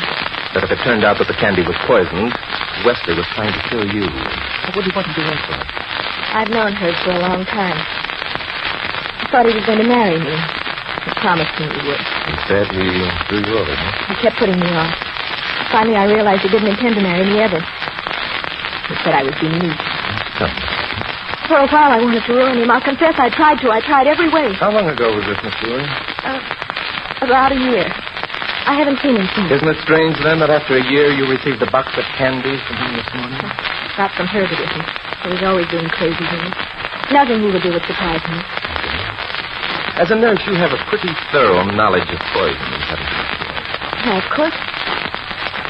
Mr. Drake, surely you don't think I killed Herb? I couldn't kill anyone, no matter how much I hated him. Then you admit you did take them? Yes. I hated him. His death is a shock, but I'm not sorry. Miss Brewer, Herbert Wesley left a manuscript of a book he was writing. However, it seems to be more of a biography. It even points out his murder. It also names 2 men who he said wanted to kill him. We have one of the men in custody. The other is an Ellis Hazelton. Did you ever hear such a name? There was an Ellis Hazelton who used to be Herb's gardener. Oh, do you know anything about him? Yes. He had a very pretty young wife. If you knew Herb, you know that he could never resist a pretty woman. In his manuscript, Herb mentioned that he was at fault for Mrs. Hazelton's death. Well, I guess he was. At least one. Did you explain that? Well, the way Herb told it to me, Mr. Hazelton found out about the affair. He faced his wife with it, and they had a big row.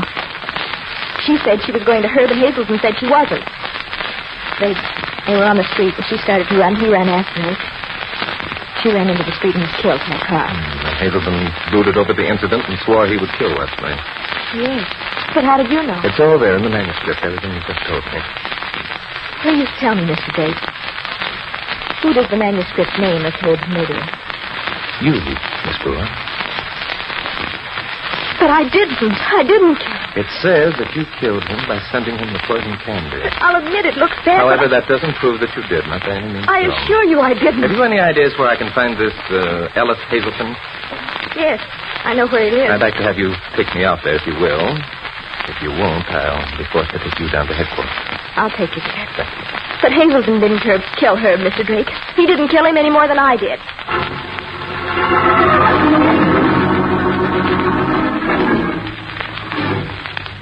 I understand that you're a gardener, Mr. Hazelton. Yeah. You were Mr. Wesley's gardener at one time. Yeah, that's dirty loud. Have you seen Mr. Wesley in the past 2 or 3 days? I ain't left my place here for 2 days. Can you prove that? What's all this about? I notice you have a box of arsenic over there on the shelf. Yeah, sure. Use lots of arsenic. Kills gophers and snails. What are you talking that way for? What do you ask me all them questions for? I don't even know you. Mr. Wesley has just been murdered, Mr. Hazelton. Poisoned, I believe. You accusing me of doing it? He left a manuscript in which he says you threatened to kill him. Why, you dirty snooping cop, I'm going to... Mr. Drake! I'll beat the brains out of it. Mr. Drake, he knocked you down. Don't you think I know that? I'll bust your head in with a flower pot. I don't think you will. Now get up, my friend. Behave yourself. Hand me that cord, Miss Brewer. I'm going to tie his hands to make sure. Yes. Here, Mr. Drake. I didn't kill him. I didn't kill him. I didn't say you did. I wish I had a... Whatever holds you, my friend. Now, where's your telephone? On the bench there.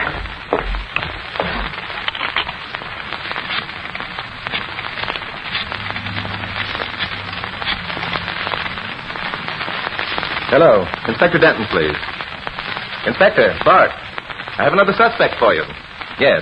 426 Wells Street. Send a car out, will you? Listen, you better come yourself and bring Dan Mary with you. And if they've made out the autopsy, bring the laboratory reports along, too. That's a good boy. We'll be waiting here for you. Well, Miss Brewer, I see you're still here. Where else would I be? Well, you had plenty of time during the excitement to make your getaway. Why didn't you leave? That would have been more or less a confession of guilt, wouldn't it, Mr. Drake?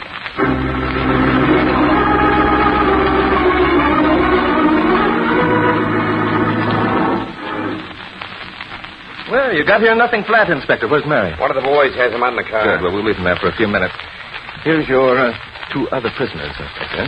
Got anything on them? Only the accusations made by Wesley in his books before he died. That's all we've got on any of them. What about that laboratory report? Oh, yeah. Wesley died somewhere between 2 and 2:30 this afternoon. Mm-hmm. That's just with the phone operator. She said the call was put through about 2:15. What about the candy? It was loaded with arsenic. And I'll bet you didn't find a grain of arsenic in Wesley's stomach, did you, Inspector? No. How'd you know? I'll even wager that the poison you did find in the body was 1,000 times more deadly, right, Inspector? Yeah, but after all... Inspector, I'm surprised that you forget that smell of acid when we came into the death room?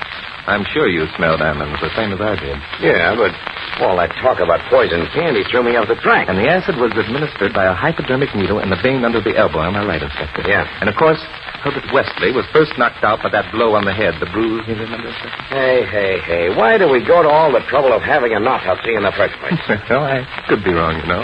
I just wish for once you would. One more thing, Inspector. Death must have been instantaneous due to the type of poison used. Am I right? Yeah. Mm-hmm. How about bringing Danny Mary in now, Inspector?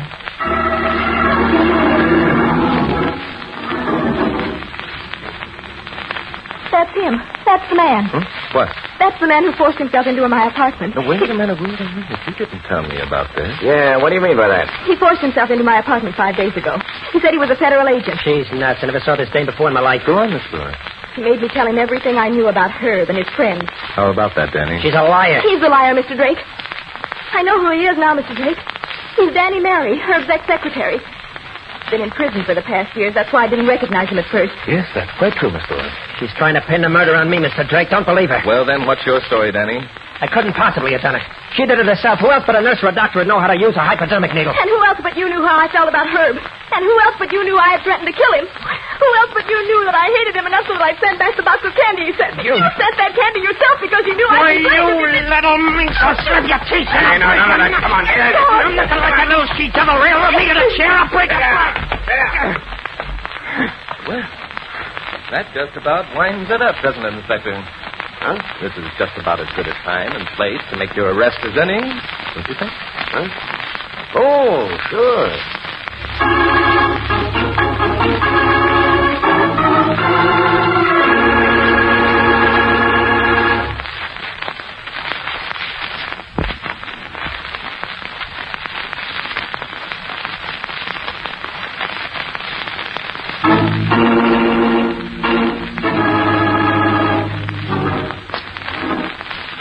And so the good inspector made his arrest. Amy Brewer, I arrest you for the willful murder of one Herbert Wesley. Anything you may say will... Ellis Hazelton, you're under arrest for... Yes, the inspector made his arrest. Danny Mary was taken kicking and screaming and turned over to the boys out in the car. And the inspector and I dropped in at Joe's place for our usual cup of coffee. 3 spoons, Inspector? No, 4. It's too hot. I'm drinking iced tea. Right. Doggone it, Bart. I was sure that dame was guilty. Oh, no, Inspector, you're not really sorry she wasn't, are you? That dame, as you call her, was pretty smart. You could use her down on the floor. You mean because she figured out who it was that sent the candy? Of course, Inspector. Yeah, that's right. She figured out he did that to throw suspicion on her and throw us off the trail of the real murder. Of course, I must admit, you were pretty smart, too, Inspector. I doubt if I ever could have figured this one out by myself. What'd I do? Well, for one thing, you had your first suspicions when you found the telephone placed back on the hook. Very neatly, right in its proper place. Yeah, I'll admit, I did wonder about that. Of course you did. You knew as well as I did that if Wesley died while he was talking on the phone, he wouldn't have been able to do that. Of course he wouldn't. Anybody knows that. Of course, Inspector. And of course you knew it wasn't suicide for the same reason. Sure. Especially since the death call and the time of death coincided so perfectly. Yep. But then when you found out what kind of poison had been used, you knew that it was impossible for Wesley himself to even have made the call. Of course not. The guy died instantaneously. Sure. So you knew that because it was a man who called, the call must have been made by the murderer himself. Naturally. More sugar, Inspector? No, lemon is too thick. Lemon. Thanks. You're welcome. And I could see that you were very suspicious when you saw that manuscript was typewritten in brown ink. You knew that Danny Mary had been in prison for the past 3 years, and he couldn't have known that Wesley had given up that brown ink kind of stuff over a year ago. Yeah. And, of course, that brand new ribbon on the typewriter in Wesley's machine proved it. You mean the brown ribbon? Yeah. Proved what? Why, Inspector, you know. You know that Danny Merry wrote that manuscript himself in Wesley's style, of course. Oh, sure, on account of, he'd been Wesley's secretary once. He knew just how to do it. Of course they did. When he went to Wesley's desk and found that Wesley's typewriter had a black ribbon, he had to go out and buy a brown one and change it before he started typing. Sure, that's why the guy was still at Wesley's place when we drove up. That's right. You know, you're getting more brilliant every day, Inspector. Experience, Bart. That's what it is. One thing, though, Bart. How about that telephone call? Telephone? Which one? The guy who phoned the operator. He said he'd been trying to call you all afternoon. Said he got a busy signal. Mm-hmm. Well, you said you weren't home. He was lying, wasn't he? Well, if he wasn't, then I am. Whoa, why would you want to do that? Well, if you'll retrace my steps with me, Inspector, I believe I can see where I was really out this afternoon. And the guy didn't call you at all? Of course not. He wouldn't dare. He'd have known I'd have recognized his voice if it wasn't Wesley's. You know, it's just the same as you, Inspector. What do you mean? Well, you recognize the fact that Danny Merry was the killer the minute he accused Miss Brewer of using a hypodermic to administer poison, didn't you? Pass your sugar, Bart. Here you are. Thanks. You're welcome. You knew he was a murderer then because he couldn't have known that a hypodermic had been used unless he'd been there when it was used. Yep, that's right. Yes, it is. You know something, Bart? No.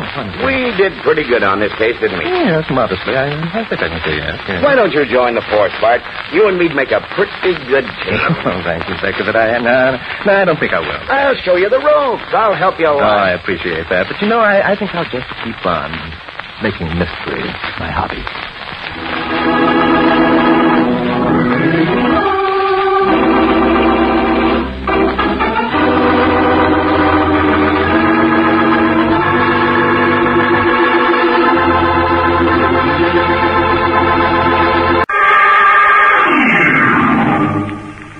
Mystery is my hobby.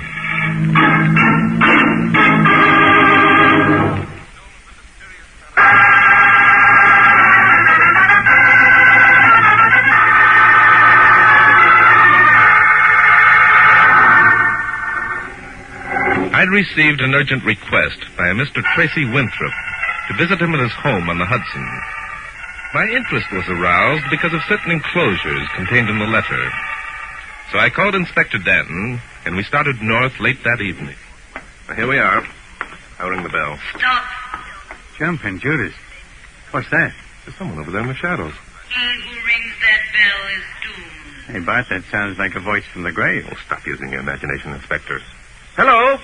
Is someone there? This is the house of doom. Enter not or you die. It's straight from the shoulder talk, Bart. Well, let's enter not. Keep quiet, Inspector. Hello? We're looking for Mr. Tracy Winthrop. I thought I heard voices out here. Was there something you wanted? Yes. Are you Tracy Winthrop? I'm Barton Drake. Drake? Well, I didn't expect you until tomorrow. Yes, I'm Tracy Winthrop. Come in, please. Excuse me, Mr. Winthrop.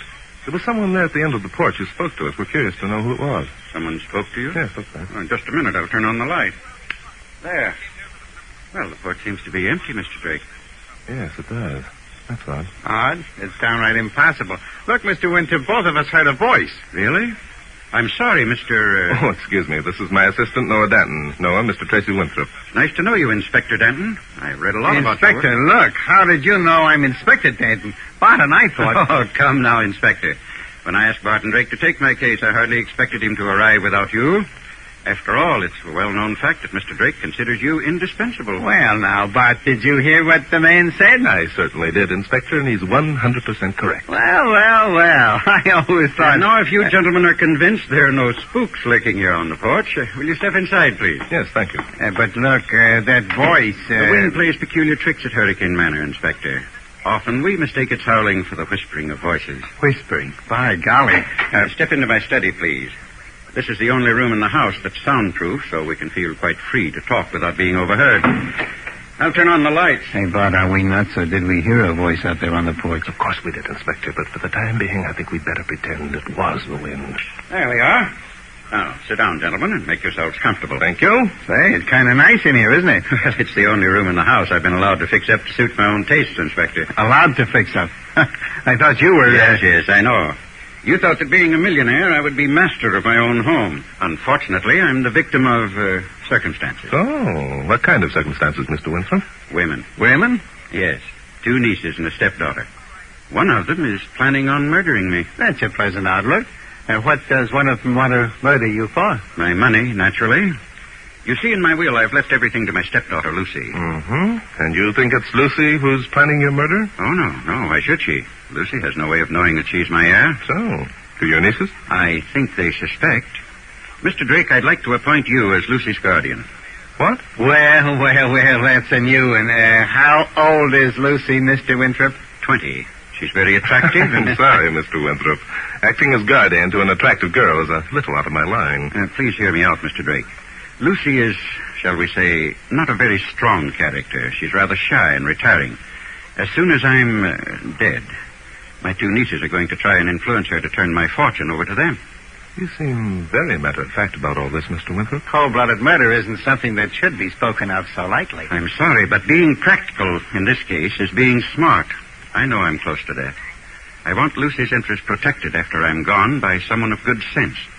That's why I've taken legal steps to make you her guardian, Mr. Drake. I'm afraid you took too much for granted when you assumed I'd accept the guardianship of your stepdaughter, Mr. Winthrop.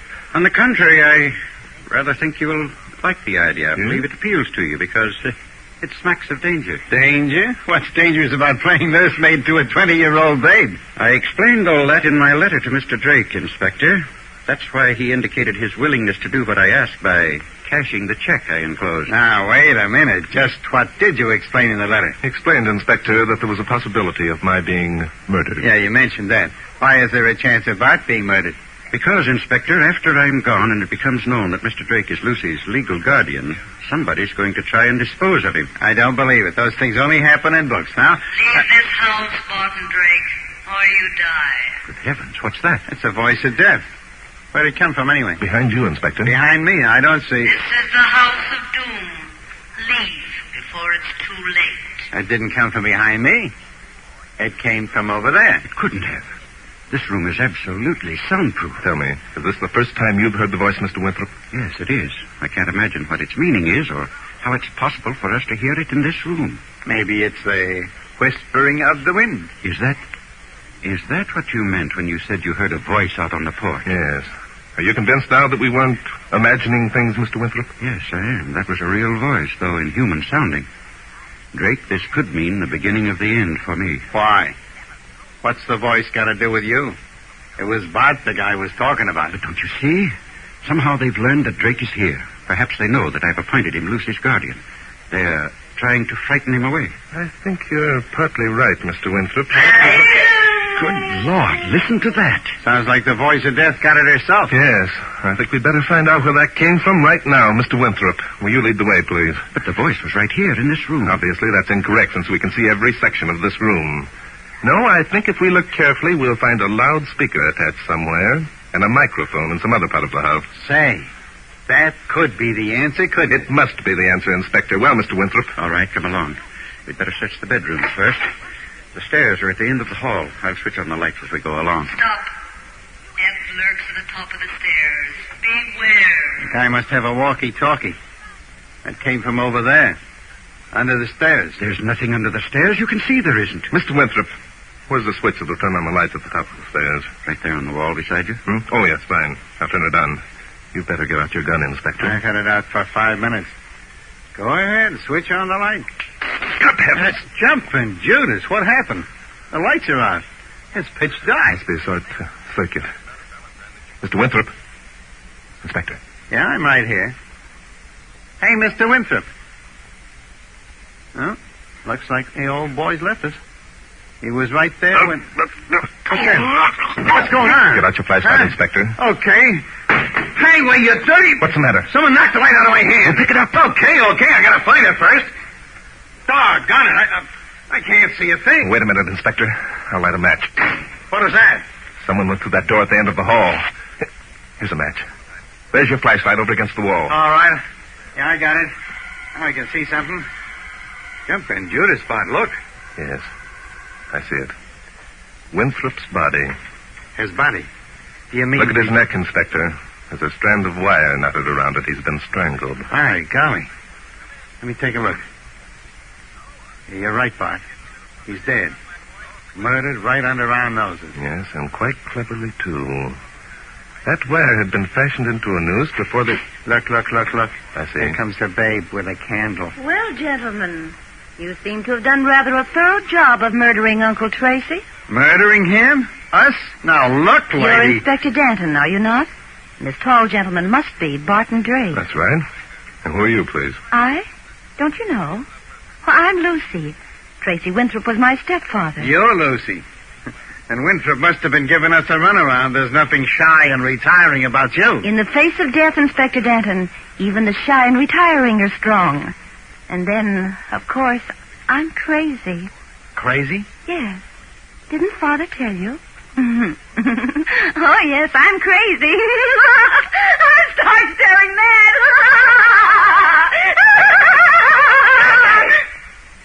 Lucy, answer me. Yes, Cousin Mona? What are you laughing at? Who turned off the light? It's Father Tracy, Mona. He's been murdered. Murdered? What are you talking about? I knew I shouldn't have let that girl alone. Lucy, who are these two men? I don't know, Cousin Mona. I found them standing here over Father Tracy's dead body. Good heavens. He's been strangled. That's right, Miss Evans. You are Miss Evans, aren't you? Yes, I'm Mona Evans. Who are you? What are you doing here? And who's this other man? Danton is the name, ma'am. Inspector. Homicide. Inspector? Then that's why you're here, because Uncle was murdered. Tell me, how did you know? He was alive an hour ago. This is all so confusing. Won't someone kindly explain what it's all about? They killed him. I saw them. I was standing right there in the doorway. Oh, hush up, Lucy. Policemen don't go around killing people. Now go back to your room. But I Go saw... back to your room, I say. All right, Cousin Mona. Cousin Mona. She's no more my cousin than the man in the moon. Now that Uncle Tracy's dead, I'll have her committed to a home. You seem rather pleased that your Uncle Tracy is dead, Miss Evans. Naturally. Helen and I stand to inherit his entire fortune. Why shouldn't we be? Helen? She's my sister. Oh. We'll share Uncle Tracy's fortune equally. Where's this Helen now? She's up in Maine visiting the family of the fiancé. Oh, dear, what a mess this is. I suppose you men are going to insist that Uncle Tracy was murdered? Yeah. That wire wasn't put around his neck for comfort. Furthermore, we're going to find out who murdered him. How annoying. Well, I suppose it can't be helped. How long do you think it'll take? Well, that depends on how cooperative you are, Miss Evans. By the way, who's that standing over there in the doorway? Where? Oh, that's Grace, our maid. What is it, Grace? Is something wrong, Miss Mona? The lights went No, off. there's nothing wrong at all, Grace. Mr. Winthrop has been murdered, that's all. Murdered? Yes, but don't worry. These gentlemen are here to find out who did it. You can go now. Yes, ma'am. Oh, Grace. Yes, ma'am? Miss Lucy will be leaving us tomorrow. You can help pack her things. Leaving? Miss Lucy? Yes. That's all, Grace. Yes, ma'am. Miss Evans. Yes. I dislike disillusioning beautiful women, but I'm afraid you're taking too much for granted. Oh? In the first place, you are our number one suspect. The idea. In the second place, you are not the one of the heirs to your uncle's estate. He left everything to Lucy. Nonsense. I've seen the will, and it's properly In the written. third place, I've been appointed Lucy's legal guardian, and I don't believe she's crazy. That's ridiculous. Of course she's crazy. She's been crazy for years. Helen and I can prove it. And I can prove something, too, Miss Evans. I can prove beyond a shadow of a doubt who it was who murdered your uncle.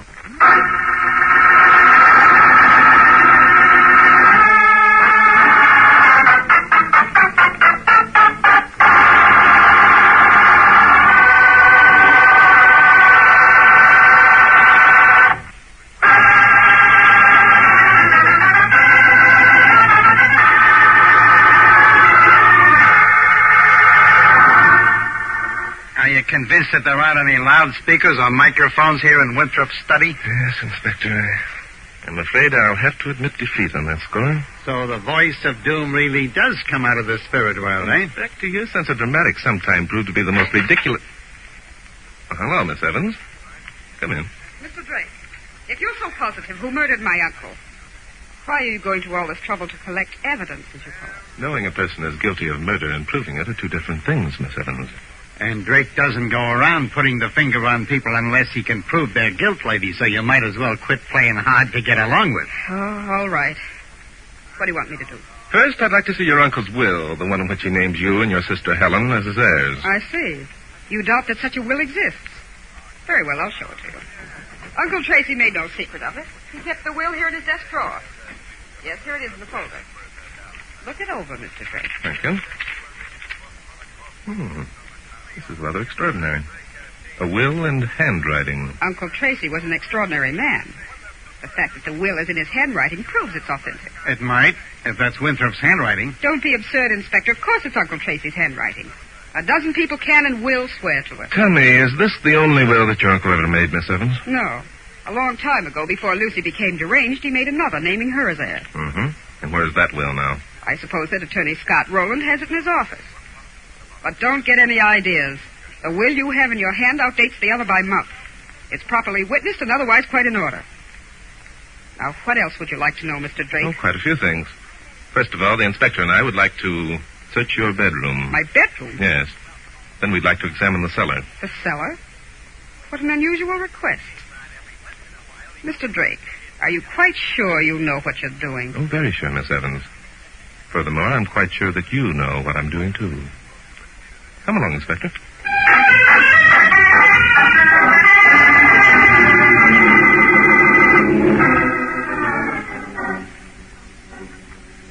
Here we are, Inspector. This must be the room. Yep. I don't know what you expect to find in the babe's bedroom, but hey. Wow. This is something I didn't expect to find. Were you looking for something, Grace? I was just cleaning up, sir. That's a good one. Do you always start cleaning up by looking inside of desk drawers? I don't know what you mean. What's that you're trying to hide behind you, Grace? It's nothing. Really, it isn't. It's nothing at all. No, let's see here. Oh, please. I didn't mean to steal anything. Well, a book. Now, what the May heck? I see it for a minute, Inspector? Sure, it's nothing but an ordinary book. No, it's quite a lot more than an ordinary book. It's Mona's Evans' personal diary. Grace, what did you want with this diary? Oh, I didn't steal it. I didn't. I was only going to dust it off. Dust it off. But when this babe cleans up a room, she really cleans it, opens drawers. I suppose you know that people who steal are sent to jail, Grace. Oh, I wish you would send me to jail. I wish you would. I hate it here. Hate it. Are you really policeman? Really, policeman? Now, look, lady, this is the first time anyone ever asked me that question. Why are you so anxious to know if we're really policemen, Grace? Because if you are, there's something I must tell you. This is the House of Doom. All who come here must die. There it is again. The voice. I know that I'll be next. They told me I would if I... If you what, Grace? I can't tell. I can't. I'll die if I do. They said I would. Who said you would? She did. The voice. She said that Mr. Winthrop would die, and then she said I would. Oh, I'm so frightened. No. There's no need to be frightened, Grace. You're not going to die. I am. I know I am. I'm so afraid. No. The Inspector and I'll take you to your quarters, Grace, and you can lock yourself in your room until we get back. Where are you going? Down in the cellar. And when we return, we'll have the voice of doom with us.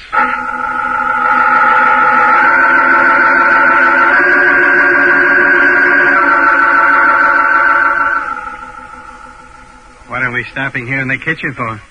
I thought we were going down and trap the voice of doom. Let me see. Hey, Bart. Oh, yes, Inspector. We are going down and trap the voice of doom. But first I want to check through this diary. Why? You expect to find a confession of murder there? No. Miss Evans couldn't have had time to record the murder since it only occurred an hour ago. Be reasonable, Inspector. Okay, then what are you looking for? A confession of murder, Inspector. A confession? Now, wait a minute, Bart. All right, Inspector. I found what I wanted. Get out your flashlight and let's go. Looks rather forbidding down there, doesn't it? There's a light switch on the wall. No light? No, I didn't expect there would be, did you, Inspector? Someone in this household is mighty handy with electric wires. Point your flashlight down the stairs, Inspector. What are we looking for? That's what I want to know. We're looking for the door to the furnace room, Inspector. Yes, this is it, all right. Furnace? What are you going to do, start a fire? We might have to smoke out the voice of doom at that. Well, there's no furnace in here. No. Appears to be nothing but a storeroom. Hey, someone shut the door. Not only shut it, but lock it. Why, the dirty... Hey, open this door, open it! No use, Inspector. Whoever locked us in here intended that we should stay. So the great Barton Drake stepped into my little trap. Where'd that come from? That grating up near the ceiling, I think, Inspector. It's an air duct from a furnace. From the furnace? Yes. This house is heated with a hot air system, Inspector, which means that there are one or more registers in each room. Now, any sound made inside the unlighted furnace would produce a hollow intonation which could be heard throughout the building. So that's where the voice of doom came from, eh? There's no doubt about it, Inspector. How very clever you are, Barton Drake. You fool. You were warned. Now you must die. Die, she says. What's she going to do, scare us to death? Nothing so naive, Inspector Danton. Listen. Hey, that sounds like escaping gas. Inspector, that is escaping gas. It's coming through that air duct. Well, of all the corny gimmicks. Hey, shut up the gas before I... Before you what, Inspector? Don't waste your breath talking, Inspector. You need all you have before we get out of this one. Pull that box over here. Box, what for? What are you going to do? I'm going to stand on it and stuff my coat into that air duct. Hurry now. Okay. Stuffing up that hole isn't going to keep all the gas from getting in here. I'm beginning to feel lightheaded already. But we're doomed. Nonsense. There we are. That'll keep most of the gas out. All right, Inspector. Start shooting. Shooting? Shooting at what? The lock, of course. 2 or 3 slugs should ruin it completely. Oh, say, that's a good idea. Funny I never thought of it. Well, hurry up. Okay. Here goes. That ought to do it. Better. I am beginning to feel lightheaded. Okay, Bart. Come on, it's open. Fine. Keep your flashlight handy, Inspector. The voice of doom must be somewhere nearby, and we're going to find her. There's a door over there. Maybe... Shh. Listen. What'd you hear? I'm not sure. Come over this way. Hey, Bart, look. As I said, behind that barrel. Come on, Inspector. No, you don't, sister. Stay right where you are. Grab her, Inspector. I'll grab her all I can hear you. Let me alone. Let me alone. But Judas, it's Lucy. Yes. Shy and retiring little Lucy. You let me alone. You can't arrest me. I'm crazy. And everybody knows I'm crazy. You're telling us? What's going on down there? Lucy? Mona. Help! I'm afraid your cousin Mona won't be of much help, Lucy. Here she comes, and the maid's with her. Lucy, what happened? What's all this shooting about? I think you know what the shooting was about, Mona. Oh, I do. Tell him I'm crazy, Mona. Tell him I'm not responsible for what I do. Before you answer that, Mona, let me tell you something. Well? In the first place, I'm going to ask Inspector Danton to arrest you for being an accomplice in the murder of your Uncle Tracy Winthrop. You what? And in the second place, I'm going to ask the inspector to arrest this young lady here as the actual murderess. Wait a minute, Bart. Do you mean you want me to arrest this one? That's right, Inspector. But this is Lucy. She's the old man's stepdaughter. Oh, so she's crazy. I'm afraid you're wrong, Inspector. She's not crazy. In fact, she's not even Lucy. Huh? What was that, Bart? The young lady's name, Inspector, is Helen. She's Mona's sister. And this girl here who's been posing as a maid is Lucy. Isn't that right, young lady? I'm not supposed to... Shut up, you. If you open your mouth, I'll... You won't do anything. Stand back and let the girl talk. Go on, miss. All right. I'll tell you. They threatened to kill me if I did, but now that Father's gone, I don't care anymore. I'm Lucy. They made me pretend I was the maid. They killed Father. They've been planning... You little wretch. I told you I'd kill you, and I will. Put down that gun, Mona. Inspector. Yeah, I got it. All right, lady. Take it easy. Let go of me. Let go of me.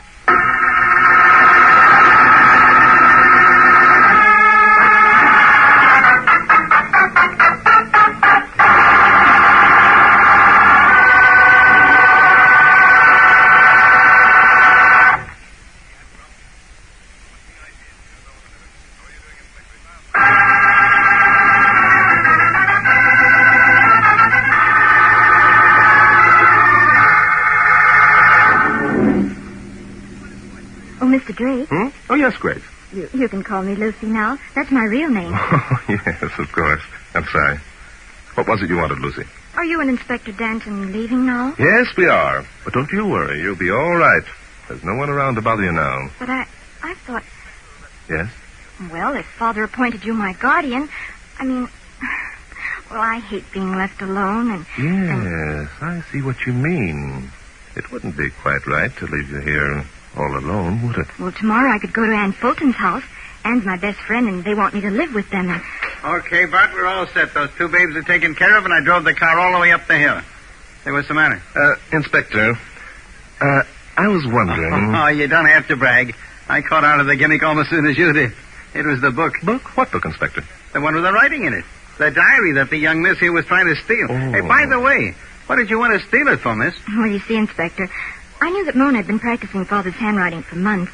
I also knew she kept a diary, so I reasoned that the more accurate she became in writing like Father, the more the entry she made in the diary would resemble his hands. Say, you're pretty smart. You figured it right. The last entries in the diary were written in exactly the same hand as that phony will. And that meant that Mona forged the will, didn't it? Right. They suspected that you knew what they were up to, so they forced you to play the part of the maid. And then Helen pretended she was me and tried to make you think she was crazy. And later on, they tried to work it out so that I'd be committed to a home. That's it. There's only one thing I can't figure out. Why did Mr. Drake here become suspicious in the first place? Oh, I know the answer to that. When Helen first spoke to him, posing as me, she referred to Father as Uncle Tracy. You see, I'd naturally speak of him as Father. Well, did you figure that one out, too? Oh, no. Mr. Drake told me. Oh, he did? Mm-hmm. Well, I'm glad you let me in on it. Bart would needle me about it all the way back to New York because I didn't notice. Hey, Bart. Yeah?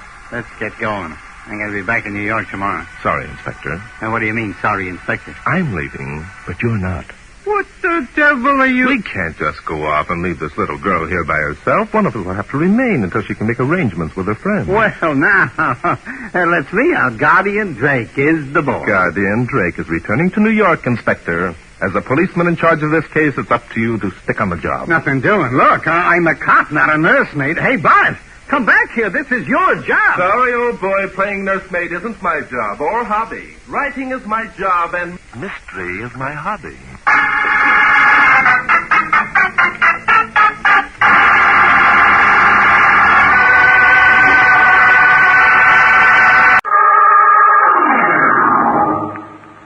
Mystery is my hobby.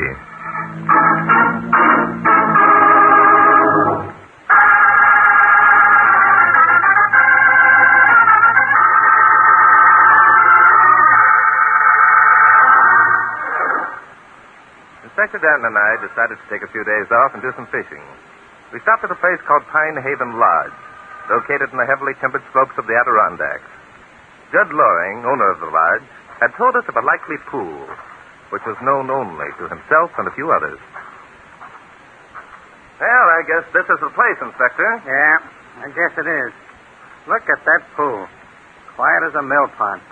You know, it reminds me of the time we were on that windmill case up in New Hampshire. Oh, yes, I remember that.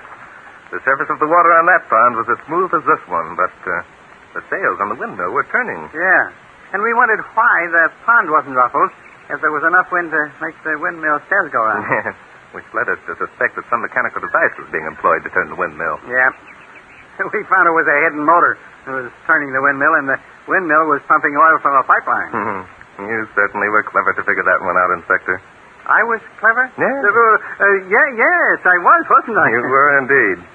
Well, let's hope that no murders occur to spoil our fun this time. Yeah. Say, Bart. Yes, Inspector. Did you bring the worms? Worms? Sure. How are we going to fish without worms? Well, I don't know about you, but I'm going to use a Royal Coachman, Inspector. Pass me that bait box, will you? Bait box? Mm-hmm. Sure. Here. Thanks. What's the Royal Coachman? When I was a kid, we just stuck a worm on a bent hairpin. We didn't need any coachman along, royal or common. A Royal Coachman, Inspector, is a wet fly. Oh? And there we are. Did you ever catch any fish, Inspector? Ever catch any fish? Say. Stand aside, please, Inspector. I'm going to cast. Okay. This fish I caught was bigger By than... Jove, Inspector, did you see that rainbow leap? No. My fish was bigger than... Inspector, Jim Loring was right. This pool is fairly alive with trout. Is it? That fish of mine must... Look out. I've got a strike. What? Do you want to hear about my fish or don't you? Too bad he got away. Oh, well, there seem to be plenty more. Oh, what were you saying, Inspector? Nothing. Oh, calm, Inspector. Tell me about it. Nothing doing. I'm not forcing my fish stories on anyone. Well, very well. Suit yourself. You mean you're not going to insist that I tell you? Naturally not, if you don't want to... Wait a minute. Inspector, listen. Huh? Listen to what? Someone's coming. Well, what about it? Let them come. We don't own this pool. Maybe they got some worms, huh? Jim Loring said that nobody at the lodge knew about this pool. Keep quiet a minute. Listen. It's perfectly silly you make it this way. You're really in fun. Well, are you kidding? Listen to me, Rita. Unless you make up your mind to forget that old buzzard and come away with me, I'm going to kill him. I mean it. Oh, you... Hey, that guy sounds serious. Keep quiet. We're hidden by that screen of bushes. They can't see us. Keep quiet now. Listen. Oh, you darling, you shouldn't talk like that. You know you shouldn't. Why not? It's the way I feel. you're in love with me, and... Wait a... Yes, sir. You are in love with me, aren't you? Yes. I am in know that. Well, then. Oh, but this has got to end, you. And? I've made up my mind, darling. We can't keep holding these clandestine meetings. It isn't fair, and it makes it harder for both of us. And you think it's going to be easier if we don't see each other, huh? Rita, be reasonable. You know what will happen if we call it quits. I know it'll be best for both of us. It won't. We'll stay apart for just so long, and then we'll be back together again. It's happened before. I know. Rita, listen to me. We were made for each other. No two people were ever more suited, and you know it. Oh, I don't know what to say or do. I'm so unhappy. Now, don't worry about it, darling. Let me take care of everything. There's no use of us ruling our lives. Well, how do you like that? I don't like it, Inspector. Do you know who that was? That was young Hugh Osmond and Rita Conrad. She's the babe who's married to the Oil King, isn't she? Yes, Gil Conrad. The gossips at the lodge have it that she married him for his money. The gossips must know what they're talking about. Yes. No young girl would tie up to an old buck like that unless he could offer something besides the wisdom of his 75 years. You're becoming lyrical, Inspector. I wonder just how serious Osmond was when he threatened to solve his and Rita's problem by murdering the old man. Kids are always making big talk like that. It doesn't amount to anything. That was a shot, Inspector. You don't suppose that he... Forget it. Probably somebody target practice. Well, maybe you're right. But I wish you'd quit going around looking for murders every time we go any place. Inspector, apparently the target practice has hit the bullseye. Come on. Okay, but I still say we're looking for trouble. A shot and a woman's scream make a perfect formula for trouble, Inspector. It came from this direction, I think. Yeah, I bet we don't find a thing except a dead squirrel or something. Yes, I suppose the woman was screaming for joy because her boyfriend proved himself a great huntsman. Yeah. Oh, you're certainly quick with comebacks, aren't you? Sometimes I wonder... Look, Inspector. Hey, the guy lying on the ground and a babe kneeling over him. Yes, and unless I'm greatly mistaken, the guy is Gil Conrad and the woman is Rita, his wife. Let's get over there quick. Oh, Gil. Why did you do it? Why? Oh, thank heaven, somebody here. What happened, Mrs. Conrad? I don't know. I'm not sure. I think that Gil shot himself. Shot himself? Well, maybe you're right. There's a gun in his hand, there's a bullet hole through his head, and there's powder burn. Tell us exactly what happened, Mrs. Conrad. Well, I was walking along the riverbank, and I heard a shot. I came over to investigate, and I'm still lying here. See? Everything adds up. It was suicide, all right. Yes, maybe. What makes you think it was suicide, Mrs. Conrad? Because Gil told me. Your husband told you? Yes, he wasn't dead when I got here. He lived long enough to tell me that he'd decided to end it all. What could be more perfect? But let's get the coroner... Inspector, wait a minute. Where was Hugh Osmond when all this was happening, Mrs. Conrad? Hugh? Why, I don't know. Why should I? Because we just overheard a conversation between you and Osmond. We heard Osmond threaten to kill your husband. No, you didn't do it. You mustn't think that he did. No? Gil shot himself. He told me he did. Rita, what happened? Hugh. Oh, good heavens, it's Gil. Yes, it's Gil, all right, Osmond. What do you know about it? What do I know about it? Why should I know anything about it? Oh, lots of reasons, Bub. You've been bragging about how you're going to knock the guy off, haven't you? What the devil are you talking about? Of course I haven't. Oh, no, Hugh. No. Don't deny it. I heard us talking. Hey, what? I'm sorry, Osmond. We were fishing in the deep pool, and we heard your conversation with Mrs. Conrad a few minutes ago. Well, what about it? Doesn't mean that I shot Conrad. I'd be a fool to think I could get away with anything like that. That's the most sensible thing you've said, Bob. What I want to know is why weren't you two together when you heard the shot? Oh, what's the use? If you overheard our conversation, then you know why. We didn't want to be seen returning to the lodge together. Don't answer any more of their questions, Rita. We don't have to without a lawyer. You've already told them that Gil admitted suicide. If that isn't enough... How do you know that, Osmond? How do I know what? That Mrs. Conrad told us that her husband had admitted taking his own life. Didn't she? Yeah, but you weren't here, Bub. Why, I... Yeah, I. You two kind of got your wires crossed, haven't you? No, we haven't. What are you two trying to do? Trick us into admitting we're responsible for Conrad's death? Could be. The thing is, though, if we put the finger on you, we'll do it without tricks. But I take it all back. There's dirty work afoot. I quite agree with you, Inspector. Sorry, Osmond. You get your lawyer, we'll get the coroner. Then we'll take on from there, eh?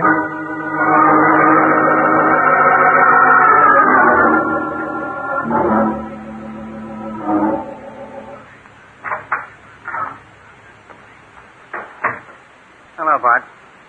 Come on in. Thanks. Has the coroner gone yet? Yeah. Mm-hmm. Nice guy. You left the whole deal in my lap. Where have you been? I've been having some further conversation with Hugh Osmond. I'm afraid he succeeded in selling me a bill of goods.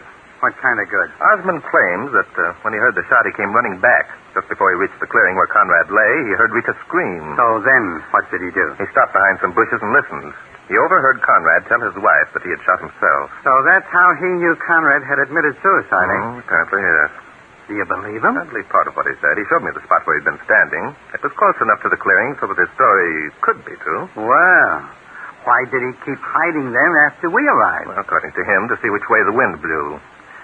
It was only when he believed that we were going to accuse Rita of murder that he decided to show himself. And that's the part of his story you don't believe, eh? I don't know, Inspector. I'm not sure yet. By the way, Inspector, what have you been doing? Oh, I've been getting along. Come over here. Well, discovered something, huh?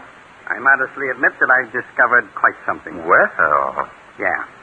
That's Conrad's body lying there on the couch, isn't it? It certainly is, Inspector. Note the bullet hole through his head. Yes.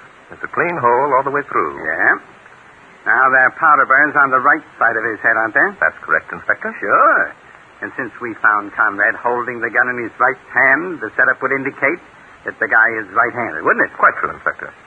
Well, the guy is left-handed. What? Now, why, when he decided to shoot himself, would he do it with his right hand? A good question, Inspector. How do you know that Conrad was left-handed? That's my discovery. Look, I've been fishing through his pockets. I found his keys and his loose change in his left-hand pants pocket. By Jove, Inspector. Yeah. A guy who carries his dough and his keys in his left-hand pants pocket only does so because he's left-handed. So the way I figure it is, Mr. Gil Conrad was murdered, and someone tried to make it look like suicide. Amazing. Do you mind if I look through his pockets, too, Inspector? Go ahead. Who cares? If you don't want to take my word for it. Come. You know your word is as good as gold, as far as I'm concerned. As far as you're concerned. So everyone else thinks I'm a liar. Well, now who's that? Why don't you open the door and see? Possibly the murderer has come to confess his crime. Very funny. Huh. It's a babe. You, looking for someone, miss? Yes. I'm looking for Inspector Danton. Are you Inspector Danton? Yep, I'm Danton. Come on in. I'm Laura Bailey. Mrs. Conrad's my sister. I just heard about the terrible thing that happened to Gil. Oh, you did? Know anything about it, do you? I think I might be able to tell you something that will help explain why Gil took his own life. Oh, I thought you were alone, Inspector Danton. No. That guy standing up over there is Barton Drake. The horizontal gent is your brother-in-law. Barton Drake? Oh, I'm so glad you happened to be here, Mr. Drake. I've heard so much of you. My name is Laura Bailey. Sure, everybody's heard of Drake. How do you do, Miss Bailey? Did I hear you say you're Mrs. Conrad's sister? Yes. We were all staying here at the lodge together. Oh, I would have come sooner, only I couldn't believe that Gil was serious when I talked to him this morning. When was that, Miss Bailey? Shortly after breakfast. He asked me to come to his cabin. Now, don't tell us that he threatened to commit suicide. That's exactly what he did, Inspector Danton. You see, Gil had found out about Rita and Hugh. I see. And why should he talk it over with you, Miss Bailey? He felt that he had to talk to someone. He knew that I was his friend. I couldn't believe that Rita was being untrue. He asked me what I knew about it. And what did you tell him, lady? I told him that Rita was in love with Hugh Osmond. Why should I deny it? Rita is young and beautiful. Why should she waste her life on an old man? The thing is that Rita should have thought of that when she married the old man. These women who take a guy for his dough and then try to walk out on the deal get in my hair. It wasn't Rita's fault. Gil begged her to marry him. But she hadn't met you then. Oh, nuts. So Conrad told you he was going out and commit suicide. Is that right, Miss Bailey? Yes. I didn't believe him, of course. He wanted me to talk to Rita, persuade her to forget Hugh.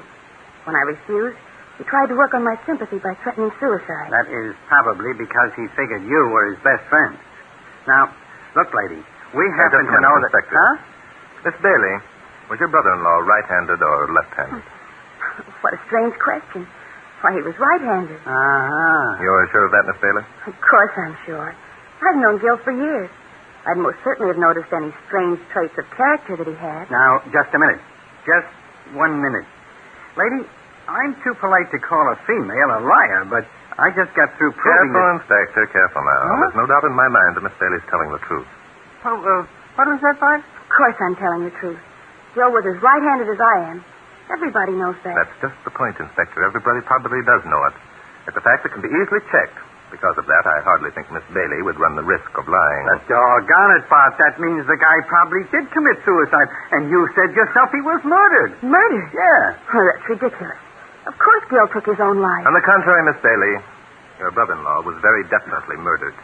Furthermore, it was either you or your sister or Hugh Osmond who murdered him.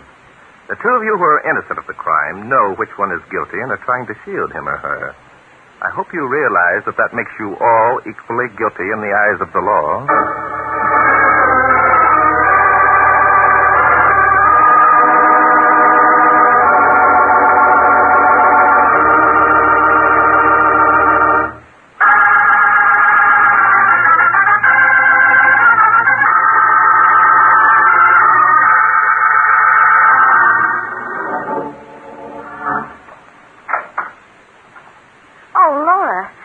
Dear. Did you see Inspector Danton? Yes, I saw him. Did you tell him that Gil had told you he was going to commit suicide? Yes. Hugh, how did Gil know that you and Rita were in love? The last I knew, you were taking every precaution to keep that knowledge from him. I told him myself. Hugh. Sorry, darling. I should have told you. I couldn't see the point in keeping him in the dark any longer. I went to him this morning and asked him to give you up. Oh, darling, you shouldn't have. And, of course, Gil refused? Not only refused, he wouldn't believe me. I guess that's why he sent for you, Laura. Undoubtedly. And you knew nothing of this, Rita? Oh, no. Gil acted strangely this morning, but I didn't guess what was behind it. Oh, Hugh, why didn't you tell me? Well, why should I? It would only have made you more unhappy. I hope that I could make you see things my way. Oh, I wish I had. I wish I'd seen things your way a long time ago. Perhaps this never would have happened then. Darling, everything's going to be all right. I'm afraid everything isn't going to be all right, Hugh. What do you mean? Barton Drake is convinced that Gil was murdered. He says that he can prove it. Oh, that's nonsense. I hope you're right, Hugh. Mr. Drake says that one of us murdered Gil. He says the two who are innocent are trying to shield the guilty one. He has the proof, Laura? Yes. I don't believe it.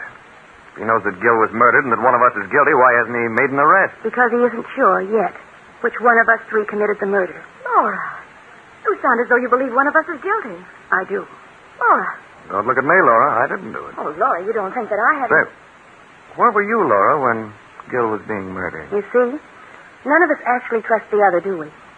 Well, what are we going to do about it?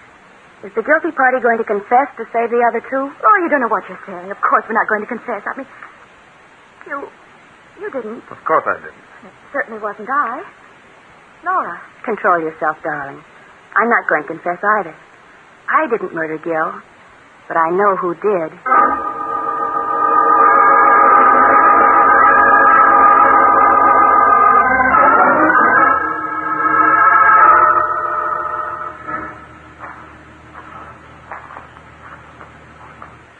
So, we're working out another of your little deals, eh, Bart? That's right, Inspector.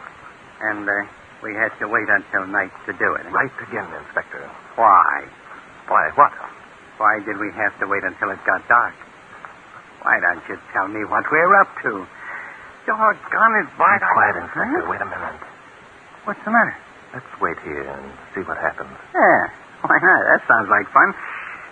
For crying out loud, what do you think is going to happen? We'll know in a minute, Inspector, if I've guessed correctly. You see that group of 3 cabins over there, the ones with the lighted windows and drawn curtains? Sure, I see them.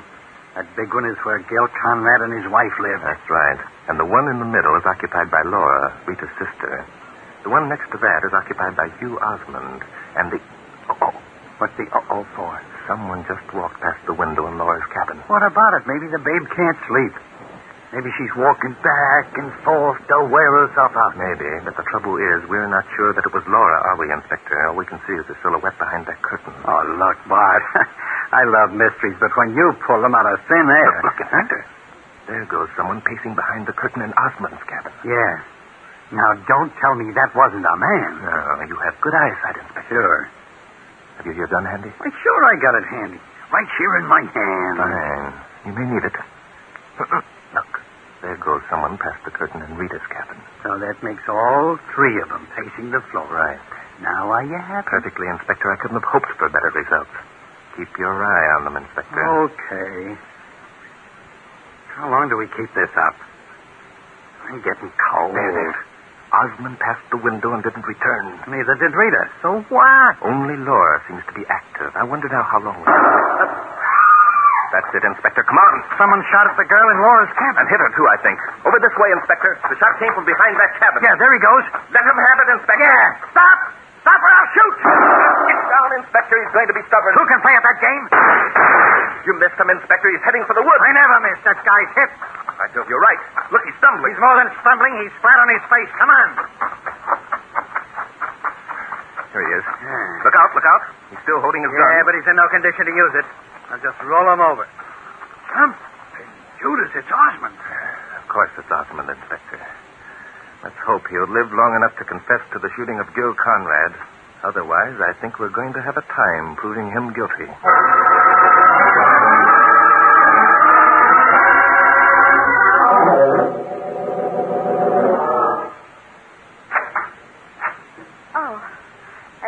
It's Mr. Drake. Yes, yes, it is. Is your sister seriously hurt, Mrs. Conrad?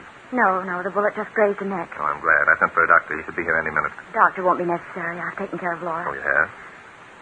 Mr. Drake? Yes? It was you, wasn't it? Yes. Yes, I'm sorry, Mrs. Conrad. Hugh must have loved you very much. Is he dead? Well, Oh, Inspector. Is he dead? Yeah, he's dead. Lived long enough to tell us it was him who shot your husband, lady. You know, that's something I can't figure out. He didn't have to confess. Why did he? Well, the answer to that's pretty obvious, Inspector. Hugh knew he was going to die. He didn't want anyone else to be blamed for a crime he had committed. Yeah, I guess that must be it. Even when he passed out, he didn't know we had him pegged for the crime.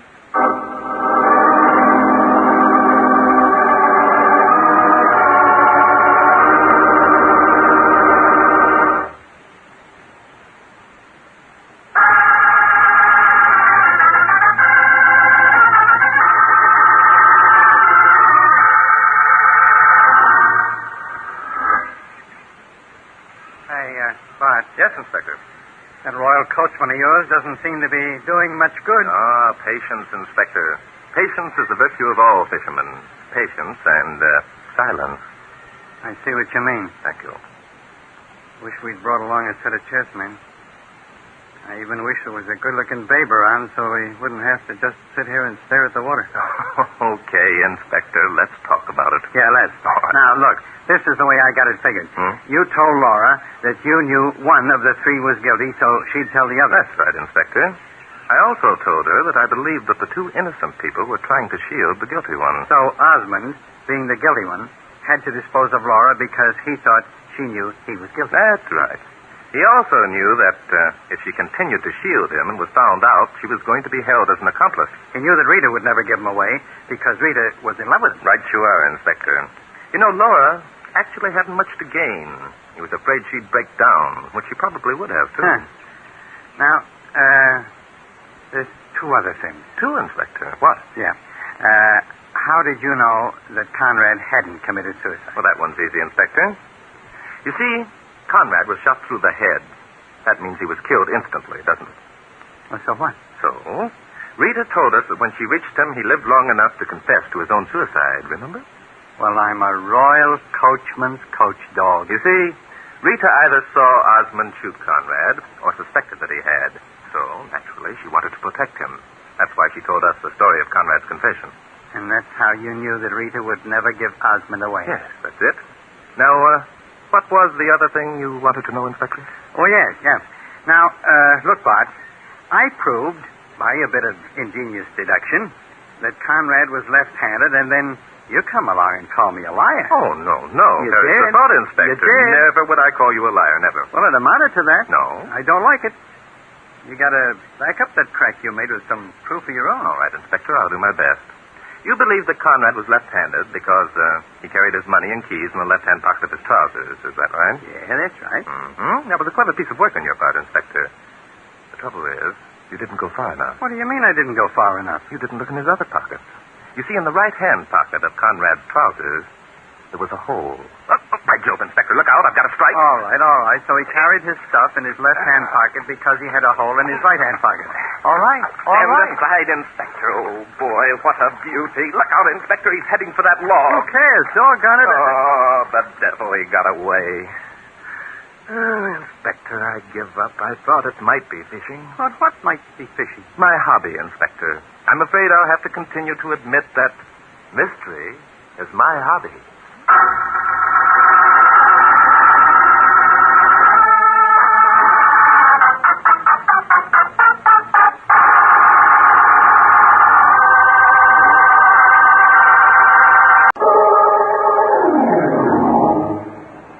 Mystery is my hobby.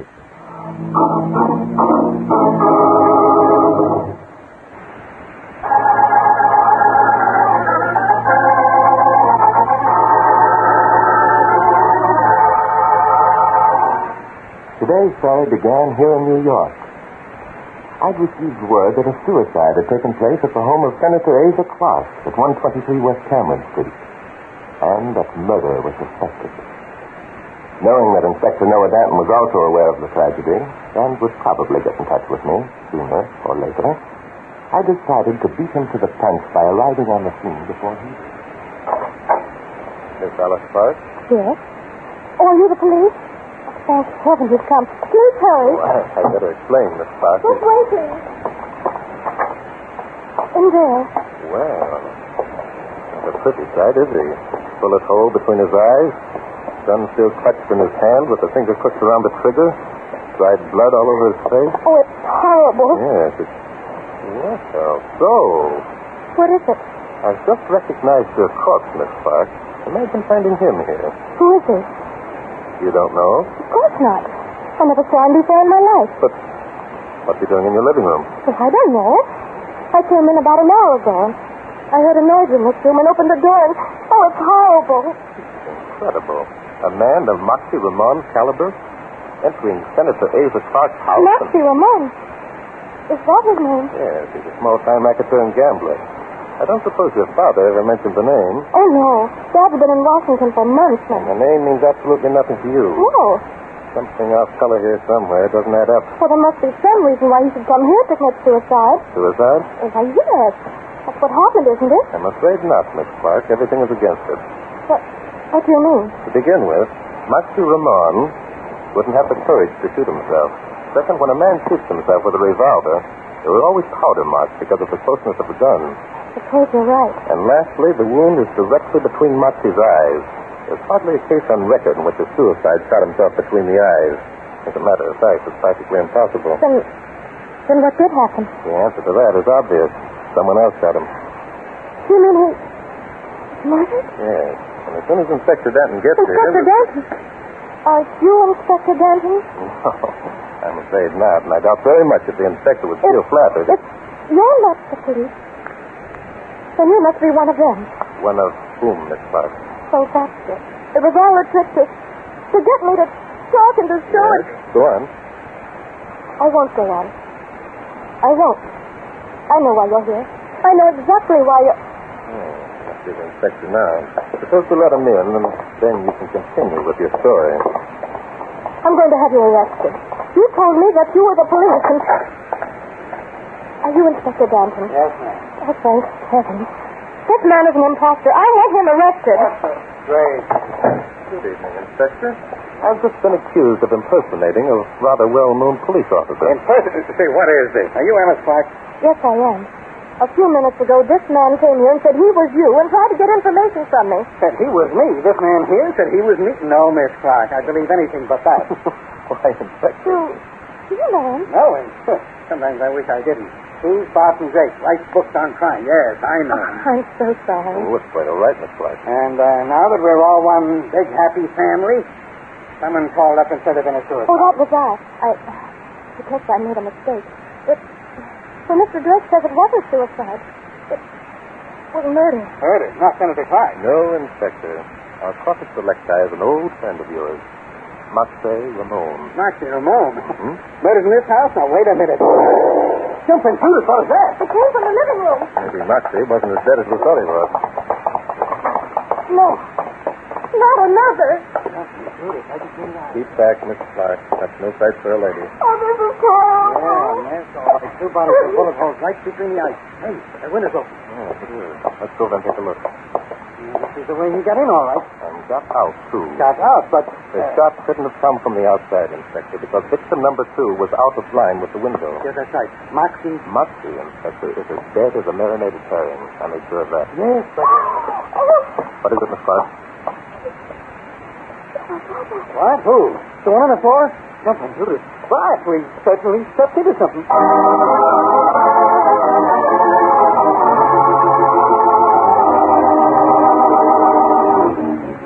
Checking these footprints outside the house isn't getting us anywhere, Bart. Is too dark to see anything in here. I believe you're right, Inspector. However, it does give us a chance to talk without being interrupted by Miss Clark's aunt. That's busy, Jane. The way she acted a couple of murders is something you buy tickets for. Who is she anyhow? Her name is Sissy Aiken. She's Senator Clark's sister. She's staying with the kids while the senator's in Washington. It is a fortunate thing, though, that there was a woman around to take care of Alice. But you know something? What? I got the idea that Alice wasn't so upset over her brother's death as she tried to make out. Yes, you know, I had that same feeling, Inspector. So what's the answer? I wish I knew. Nothing about this case rings true. Alice thought, or said she thought, Moxie shot himself. She said she didn't know him. And when she found out I wasn't a policeman, she accused me of being one of them. And what does she mean by Jane? I haven't the slightest idea. Now we both feel that she was putting on an act when her brother was shot. So perhaps the answer's right under our nose, eh? As soon as the boys finish checking the fingerprints. You mean that we'll find out that Alice is guilty of both murders, Inspector? I wish, but I'm afraid I could have found it quite as simple as that. Why would Senator Asa Clark's daughter shoot 2 men and one of them is her own brother?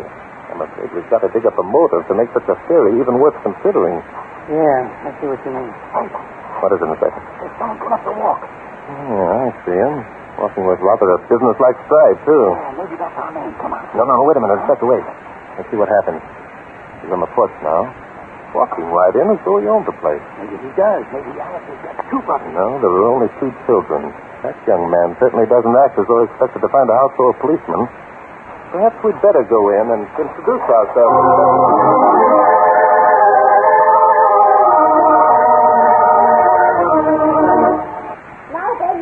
I'm tired of listening to you. Like an argument. That busy dame's probably throwing her weight around again. We're going to see Alice, and you're not going to stop But me. you can't see her. She's ill. Oh, Inspector, please. Okay, Miss Aiken, all right, Bub. Who are you? None of your business. Then say it. Don't you dare talk to me. I'll talk to him any way I want. You keep out of this, Miss Aiken. I came to see Alice, and nobody's going to stop. Oh, is that so? Well, now, we'll see about that. Take your hands up. That's the fast, Bub. Sit down in that chair and behave yourself. What's your name? His name is Ben Taylor, and he's a horrible young man. Suppose we give the young man a chance to answer for himself, Miss Aiken. He won't answer. He's too stubborn. I can't Miss Aiken, please. If I were Alice, I'd never kiss him as long as I Yes, live. but... I can't imagine ever being in love with him. Stop. Oh, I expect you to. Oh, you're so nasty. That's fine. Inspector, why don't you and Miss Aiken continue in the library while I ask this young man some questions? Well, I think that would be wonderful, Inspector. Let's see the library. So you're Alice's boyfriend, are you, son? None of your business who I am. Now, look, that kind of attitude isn't going to get you anywhere. Okay, now let me ask you 2 questions. What are the cops doing here? You don't have to answer. I know why they're here. Alice called them, didn't she? Yes, matter of fact, you did. Yeah, sure. I told her if she let that punk come here again, I'd kill him. And I will, too. He's not going to have her. She's in love with me. I'll kill him. Now, wait a minute. Just who is it that you're so set on killing? As if you didn't know. Look, Papa, you're not kidding me. Maybe you got to jump on me this time, but if that punk Moxie... Moxie? Yeah, Moxie. Moxie Ramon. I know he's here. I was waiting outside. I saw him through the window. Oh, Ben, would you mind stepping this way for a minute? Well, what for? So you can't order me around here. I'm not one of your friend Moxie's in that room. What? If you don't believe me, take a look. You mean, why, the dirty... If he's here, Hey, there's a couple of... See, someone else had the same idea about Moxie. But that's Eddie. That's Alice's brother. Yes, it is. I think we'd better step back into the hall. Was Eddie a friend of yours, Ben? Why, sure. I mean, well, no, not exactly. He wasn't her real brother. Senator Clark adopted him. Nobody liked Eddie very much. I see. Did Eddie approve of Moxie seeing her sister? Well, he said he didn't care. It was all right with him. I asked him to talk to her, and he said, well, she was having fun. Why not let her? Having fun? Yeah, she used to go down to Moxie's Golden Swan nightclub a lot. Said she got a kick out of it. You seem to think a girl ought to see all sides of life. Slumming, she thought. I see. Then Alice had seen Moxie before tonight. Hey, yes. Why? Hey, I haven't done anything to get Alice in trouble, have I? No, she wouldn't do anything really wrong if she did. Perhaps not. Look here, Ben. You're in love with Alice, aren't you? Why, sure I am. I'm not kidding anyone about that. Splendid. Now, I want you to listen carefully to what I have to say.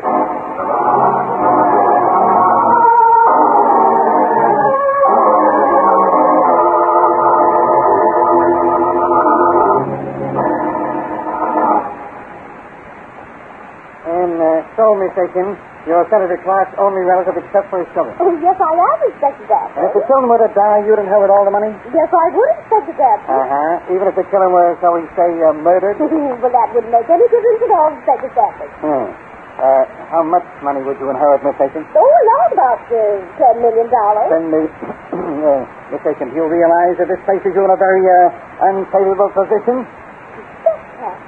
I was suspect. Well, I might be arrested and face on trial. Well, now, That's only Mr. Bradford. Huh? I think you're wonderful. Oh, that. Something, Judith, listen to that. Where did the girl come from? It comes to my head. Inspector, where are you? Someone quick. Yeah, the girl, I think. It must have been Alice. It comes from upstairs. That's right. Come on, let's go. Yeah. Follow me.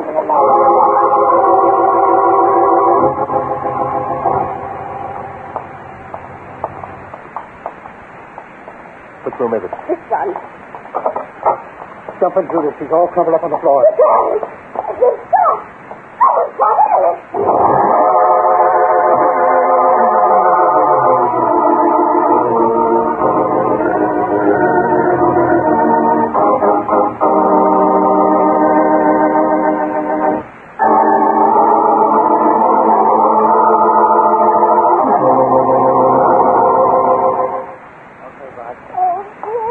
It's all my fault. Poor Alice. Angel will never forgive me. Listen, pipe down, will you? Alice isn't hurt. Isn't hurt? But you said she'd been shot. I said she didn't shot. Listen, I yes, knew. you did, Inspector Bradford. I heard what you said. Quiet. Coming out of it. You're all right, Miss Clark. You must have fainted. Oh. What is it? How's it going? That terrible face. Who was it, Miss Clark? What happened? He came in from the balcony. I was lying here with my eyes closed. There was a squeaking sound made by the window, and I opened my eyes, and there he was coming toward me, that terrible leering grin on his face. So then what did you do? I screamed. Jumped from the bed and ran toward the door. And then you fell? I'm not sure. Feeling was back. Perhaps I remember those. Hey, Bob. What's wrong, Inspector? Where's the kid? Who? Oh, Ben Thayer. Yeah, where is he? He was with us when we started up the stairs. Well, he must have gotten away in the excitement. Just like that. He got away during the excitement. Listen, Bob. Hey, what are you doing over there? Do you mind stepping over here, Inspector? Yeah, sure.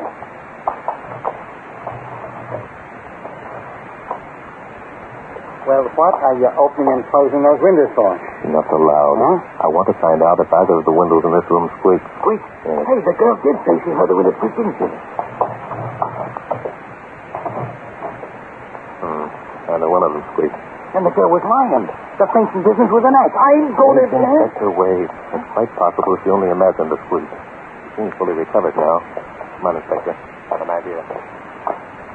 Are you feeling better, Miss Clark? Yes, much better, thank you.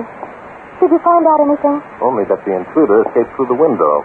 Miss Clark, under the circumstances, I know that this may seem a little out of place. But Mr. Gray, I'd like to have you accompany me, Inspector Bratton, and your aunt on a visit to Moxie Ramone's nightclub immediately.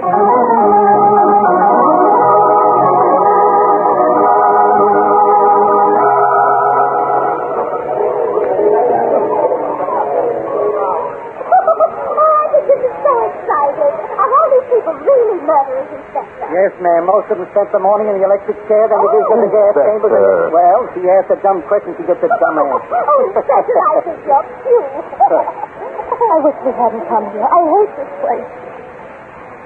Oh. What's wrong with Clark? There he is. Over near the door. The man with the horrible leering face. Yes, I see him. He's staring straight at us. Hey, that's dog-faced pilot. Exactly. Moxie Ramone, first lieutenant. You sure he was the one who entered your room, Miss Clark? I'm positive. Oh, please take me out of here. It's all right. He's gone now. There's nothing to worry about, Miss Clark. Dogface has a healthy respect for the police. Don't tell me about no mistake. You know, this is my favorite tea. Come on, Inspector, let's put it on, eh? Come on, stupid, I'm in the groove. Borrow my flame and let's see a gruesome scene. Hey, wait a minute. What the devil kind of language is that? Inspector, I'm afraid you've made a sound Oh, you're falling down and I'm on the beat. Oh, now, honey, call me Henry. Now, wait. Boss. No use, Inspector. It's my fiddle. Yes, let's go. Poor old guy. He doesn't know what it's all about. I think it's awful the way Aunt Sissy can act so unconcerned when there have been 2 murders committed practically before her eyes. Possibly. She's not as unconcerned as she appears. I'm going to step outside for a moment, Miss Clark. I think you'd better take this. What? Your revolver? Yes. Here, you keep it out of sight, behind your purse. But why should I have There's no need for alarm. I merely want to... No, Miss Clark. Take hold of it like that. It's Ben.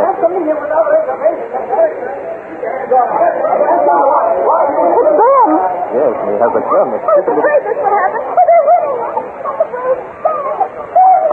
Miss Clark, come back here. Miss Clark!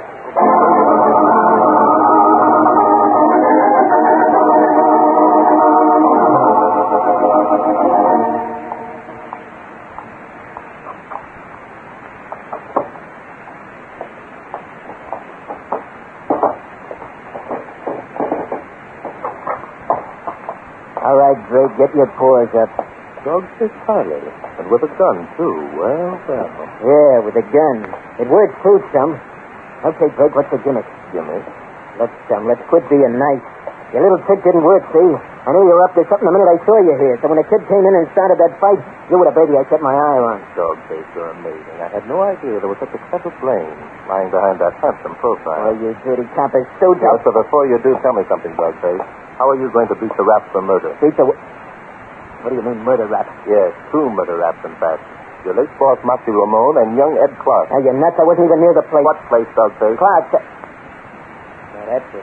You lousy rat. You're trying to hang those 2 murders on me. Well, look. Yes, it wouldn't be difficult at all, Dogface. You were at the Clark's place tonight. Miss Clark saw you. She never saw me. Yes, she did. So I give her your description of what she calls your visage. Visage? What's that? Terrific. Further, the Marway have fingerprints on the window that you forced. I'm afraid, Dogface, that we'd have no trouble at all hanging the 2 murders on you. Especially since it's common knowledge that you and Moxie weren't getting on too well. It's a frame-up, eh? Yes, and it's one that'll stick. What do you want, Drake? The note that young Ed Clark signed for money he lost at Moxie's gambling table. I don't know what you're talking about. Yes, you do. You and Moxie were using the notes to blackmail Alice Clark. You're crazy. No, I'm not. Senator Clark's name is coming up for re-election next fall. You knew he couldn't stand unfavorable publicity. As Face-Face, since he's one of the most important military committeemen in Washington. So you worked on his daughter. You can't prove that, and if you try, all this stuff will come out in the paper. I won't have to prove it, Dogface. Because you're going to give me any and all papers that Ed Clark might have signed. Either that or you're going to face a murder charge, Dogface, and that's something I can prove. Grace, you're a sucker. There's one little bet you overlooked. Suppose you aren't around to do any of that proving you're talking about. No, I wouldn't be a fool to try that, Dogface. Inspector Danton would have... So I'd be a fool, will I? Well, get this, you 2-timing detective. You're going to get it right now. And Inspector, you shouldn't have done that. Inspector, we've got to move fast now. Everything depends on speed. Come on, man.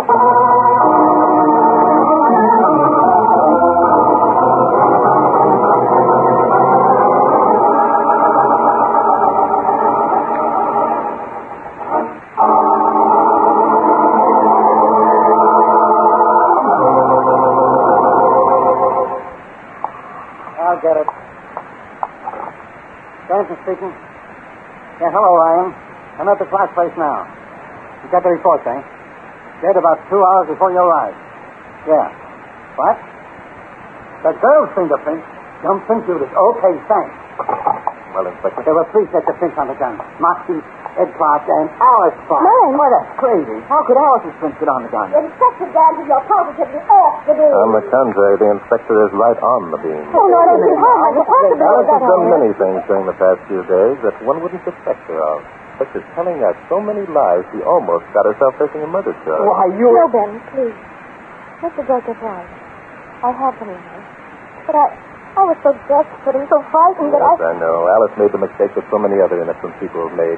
She didn't go to the police at once. They said if I did, they'd tell about Ed. Yes, it's a blackmailer's threat, Alice. The papers we found in Moxie Ramone's office tonight would hardly create the scandal they promised. You didn't know that, of course. You knew that Ed had been gambling, so he could have been mixed up in other things. Yes. They said that Father could never live down the publicity. Being reelected was so important to him, and to the government, too. When you found Moxie dead on the floor, you suspected that Ed had killed him. A worse scandal than ever. So you placed the gun in Moxie's hand, called the inspector, and said someone had committed suicide in your living room. But I couldn't think of anything else to do. Dan here thought you were carrying on an affair with Moxie, because he saw Moxie coming from the house. And you couldn't tell him otherwise without explaining about Ed. Is that true, Alice? Yes, it's true. I was dumb enough to... Things kept building up until the situation was almost intolerable. Tonight's dramatic conclusion must have been, in one sense, a relief. This is all very nice, but we still got a couple of murders to solve. Who killed Moxie? Ed Clark. Alice, I think, saw him do it. Ed probably came in when Moxie was trying to force some money out of it. He must have realized what a heel he'd been, so he decided to square everything by killing Moxie. Then he beat it, leaving his sister holding the bag. Yes, he probably stood outside, watched Alice pick up the gun, and place it in Moxie's hand. So he knows that Alice is pinned on the rod, and she might be accused of murdering Moxie. That's right. He came back to get the gun. Okay. So Clark comes back into the room, and someone plugged him. Who was it? Moxie did. You know what I thought you said, Bart? I thought you said Moxie shot Clark. I did. Now, wait a minute. Moxie was already dead. What kind of a gag is this? It's no gag, Inspector. Alice picked up Ed's gun, placed it in Moxie's hand, put his finger around the trigger to make it look like suicide. Stop making sense, Bart. I got 2 murders to solve. Alice knew nothing about guns, as I discovered when I tried to get her to take mine at the Golden Swan tonight. The fact that the safety catch was off meant nothing to her. I still don't get it. Alice placed the gun in Moxie's lifeless hand. Our old friend Rigor Mortis went to work. Rigor Mortis? Now, Bob... Rigor Mortis, Inspector, steps in from 1 minute to 2 hours after a person dies. If you read a book written by a certain well-known private detective, you'd know that rigor mortis is a slow stiffening of a dead person's muscles. Could that well-known detective be a guy named Barton Blake? Yes, it could, Inspector. Rigor mortis immediately began tightening the finger that was put around the gun in Moxie's hand. Jumping Judas. Now I get it. Moxie's finger kept tightening around the trigger. And when Ed lifted up Moxie's hand to remove the gun, it exploded in his face. Well, I'll just snug him right between the eyes. That's right. I'll bet this is the only case on record where a dead man committed murder. By golly, we were certainly smart to figure that one. Inspector Danton, I think you're simply wrong. Now, wait a minute, Miss Satan. You're solid. You're super. You're a roasted policeman clover. Hey, Bob. Sorry, Inspector, but mystery is my hobby.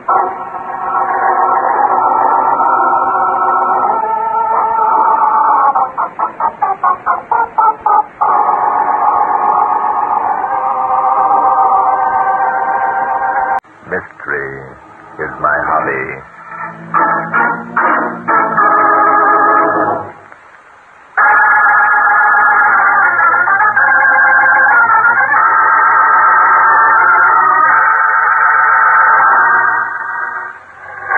Today's drama took place in May of this year. Inspector Noah Danton had come up to my apartment for an evening of chess. Earlier in the day, a young man named Peter Sidney had received an important phone call at his home in Port Washington.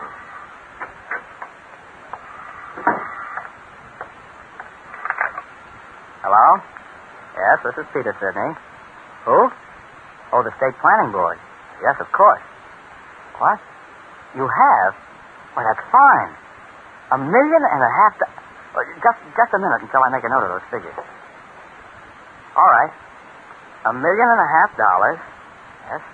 For 520 acres of my land bordering on the Snake River in the upper Ammonoosuc Valley region to be used as a dam site. Splendid. Well, that agreeable to me. Oh, I should say it is. Very agreeable. Yes. Well, goodbye. Gosh, what a break. $1.5 million. Now Anita will be... Oh, Anita, come in. I was just going... I want to talk to you, Peter. It's quite important. Oh, and I want to talk to you, honey. Listen, the state... Peter, What I have to say can't wait. I'm afraid to let it wait. Afraid? Afraid I'll change my mind. Afraid my courage will fail. It's about our quarrel last night, Peter. I thought it all over. The things we said were Oh, is that all? Oh, forget it, darling. Look, I Peter, just... please.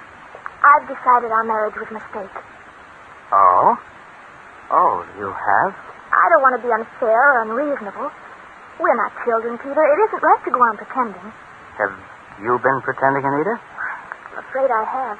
I didn't realize it until last night. I mean, all those vicious words we hurled at each other. Down deep, I'm afraid we meant most of them. Oh, nonsense. We've both been drinking. Things said out of a bottle are never worth remembering. But they are, Peter, they are. It was our real selves talking. Well, it wasn't my real self. I love you, Anita. You know that. I've tried to give you everything I promised, everything any woman could possibly want. That's what I'm trying to say, Peter. Don't you understand? No, Anita. I'm sorry. I don't understand. Oh, Peter, please, let's not be difficult with each other. You promised me so much, and I believed you. Oh, you've kept none of those promises. Could that be the reason you stopped loving me? I'm completely selfish, Peter. I admit it frankly.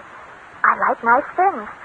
I like things that money can buy. Anita, do you know what you're saying? I'm sorry, Peter. I know it's cruel and unkind. I'm only trying to be honest with myself. Honest with yourself? Isn't that a little ridiculous? If you weren't honest with yourself when you married me... Thought I was. I was carried away. I believed everything you told me. So, it was money you wanted. Oh, don't make it sound so wicked, Peter. Am I so different from other women? I'm young and beautiful and desirable. I don't want to become a drudge. Well, you misrepresented things to me. Yes. Yes, perhaps I did. Perhaps I had too much faith in myself. Perhaps my hopes were too great. I did believe I could keep those promises. You know I did. Yes, I know you did. I was willing to wait to give you a chance, Oh, but... don't say it, Anita. It isn't too late. Listen to me. My land in the Amanuensis... How long did you think you could fool me with such a fantastic tale? I hate to have to tell you this, Peter. You probably think me rotten to have done it behind your back, but I investigated that mystical property of yours. You what? Yes. I found that it was worthless scrubland, owned jointly by your sister and yourself, valued at less than $1 an acre. You did that? Yes, I did. I wanted to give you every chance of being worthy of being my husband. Worthy? Being your husband? So, that's the criterion. That's the deciding factor. That's what caused you to reach your decision? If you want to put it in such a cold-blooded way, yes. If I want to put it in such a cold-blooded way, that's good. That's rich. Stop putting on an act, Peter. There's no need to have a scene. Cold-blooded, she said. Me. Tell me, my dear. Just one thing. Who's the other man? Other man? Certainly there must be another man. You're not going to walk out on me unless you've got something better to go to. Not little Anita. She's too smart for that. Oh, I see. You do insist on being obnoxious, don't you, Peter? Yes, I'm obnoxious. Who's the boyfriend? Nick Wilbur. Nick Wilbur? Yes, Nick and I are... Peter. Peter, what's the matter? Nothing. I'm all right. Give me a drink. Oh, here. This whiskey will help. Peter, are you all right? Yeah, that's better. For a minute, I thought I was a goner. What's your heart again? Are you all right now? Shall I call a doctor? No. I'm okay. So, you weren't satisfied just to run out on me, Anita? You had to take my best friend with you. Oh, Peter, for heaven's sake, you're making me sound like a wanton woman. You are. I knew you'd act like this. I told Nick you would. He said you were adult, that you'd understand. So, old Nick said I'd understand, did he? Of course he did. He wanted to come here with me this afternoon to talk it over with me. Oh, that was decent of him. But he is coming over tonight for dinner, isn't he? Yes, we hoped we could make the final arrangements then. Good. I'll be very glad to see my old pal, Nick. Yes, very glad. Peter, what in the world are you doing with that gun? Huh? Oh, the gun. Fill my glass again, will you, Nita?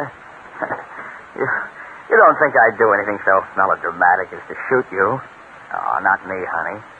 People who shoot other people go to the electric chair. I'm quite comfortable where I am. Peter, put it down. Guns frighten me. Do they? What a pity. Perhaps you'd better leave. Yes, I think you'd better leave me alone, Anita, if guns frighten you. There's your drink, but... Peter, I do wish you'd put that gun away. Get out. Get out now. All right, I'll go. Goodbye, Peter. Afraid of guns, is she?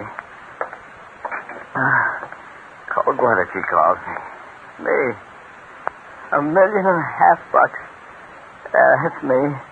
Old cold-blooded Pete. A millionaire. And Nick's coming to dinner tonight to apologize for stealing my wife. Oh, that's good. That's rich. My old pal, Nick, and Anita, who was afraid of guns. I drink to the lovebirds.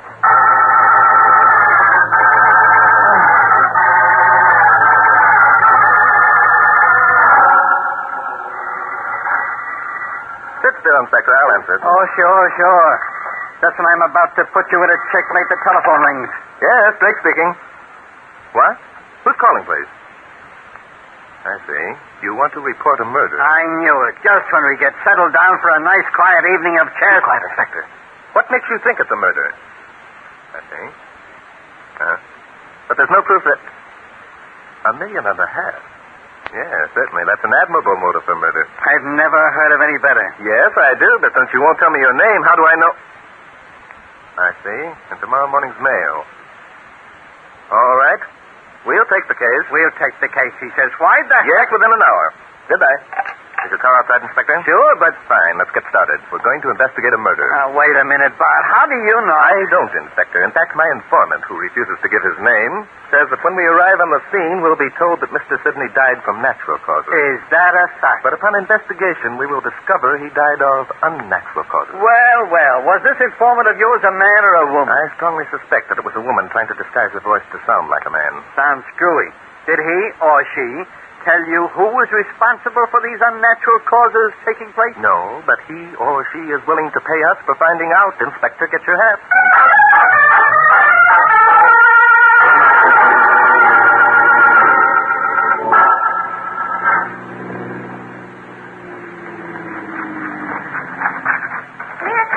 Nick, is that you? Anita, what's wrong? Oh, Nick, I'm so glad you've come. What's the matter, honey? What's happened? Peter, Nick. He's locked himself in his study. He's been there since this afternoon. He won't speak to me. I can see him through the window, but when I call, he won't answer. Did you tell him about us? Yes, this afternoon. First, I thought he was going to be decent about it, and then he took a gun from his desk. Gun? Peter? I can't imagine Peter with a gun. What did he do, threaten you? No, I told him to put it away, that I was afraid of guns. He just laughed, a sort of wild, maniacal laugh, and told me to get out. Well, in a way, I can't blame him. Telling him that you wanted a divorce to marry me must have been quite a shock. I'm not so sure that it was. Sometimes I think he was almost glad. There was something strange about his attitude, Nick. It wasn't like Peter at all. Did he know that I was coming to dinner tonight? And why? Yes, I told him. Good. Let's go up to the house. I think I can explain things so he'll understand. We've been friends a long time. Let's go around this way. We can see Peter sitting at his desk through the window. Yes, poor old Pete. He's always been such a mousy little character. It's hard to imagine him objecting to anything. Oh, he's weak. I don't know why I ever married him. Here, look. You can see him at the desk in his study on the second floor. Yeah. He has the reading lamp arranged as though he might be working. Peter? Peter? Funny, he doesn't answer. Oh, he's just being stubborn like a spoiled child. Is there any other way of getting into the study other than the door from the hall? No, and he's locked the door on the inside. I don't imagine we'll have much trouble unlocking it. Any key to the other rooms in the house will probably fit. Oh, why should we bother? If he wants the sulk, let him. I think we ought to settle this now. After all, Peter's still your husband. Come along.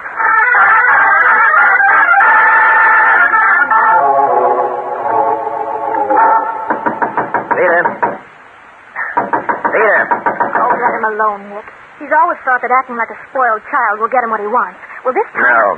Peter might sulk, but he wouldn't go to this extreme. Let me take that key. It probably won't fit. Here. Well, unless Pete set a special lock put on the door. There, I knew it would. Still at his desk.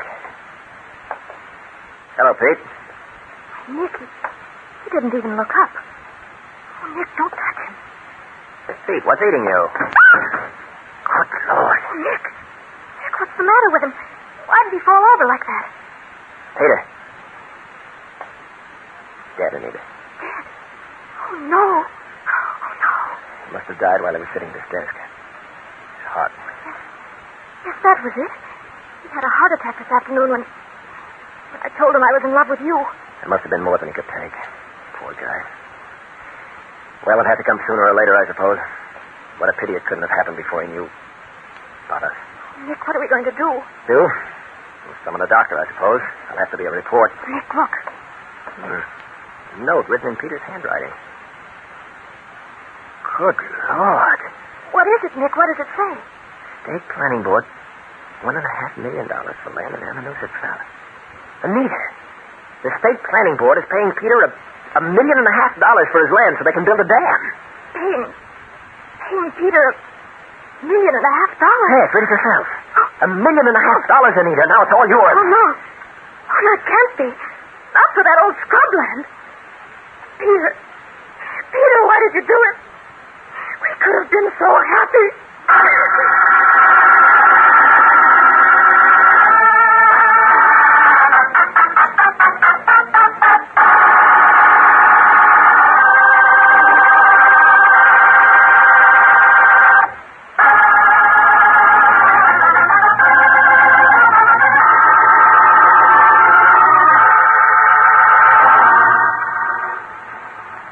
And you believe your husband died of natural causes, Mrs. Sidney? Of course Peter died of natural causes. He had a heart attack this afternoon. I was with him. Besides, Dr. Barry has already signed his report. Did Dr. Barry perform an autopsy, Mrs. Sidney? Well, of course he didn't perform an autopsy. Why should he? To determine the real cause of your husband's death, lady. That's usually why autopsies are performed. I don't have to be sarcastic, Inspector Denton. We did everything we were supposed to do. It seems to me that your quarrel is with Dr. Barry, not with us. Well, maybe you're right at that, son. We'll get hold of Doc Barry and have a talk with him. Why should you do that? I'll not let you perform an autopsy on my husband's body. I received a telephone call, Mrs. Sidney. We were told that your husband had been murdered.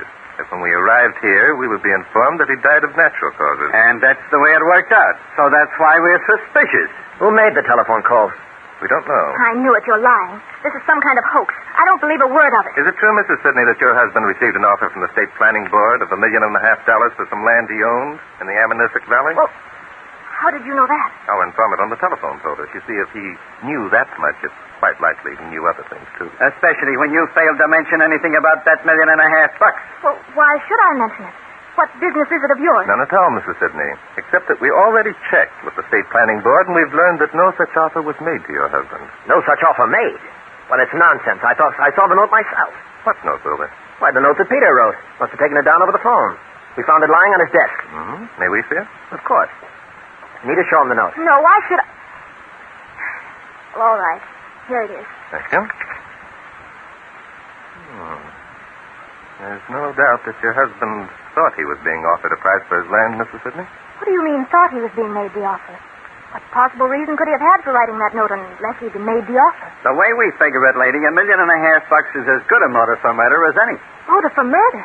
Well, who'd know about the offer besides... Yes, besides you, Mrs. Sidney. And, of course, your boyfriend here. Now, see here, then. Isn't it true that you two are in love with each other? And didn't the lady tell her husband this afternoon that she was leaving him cold? But how... could you know that? Oh, we get around.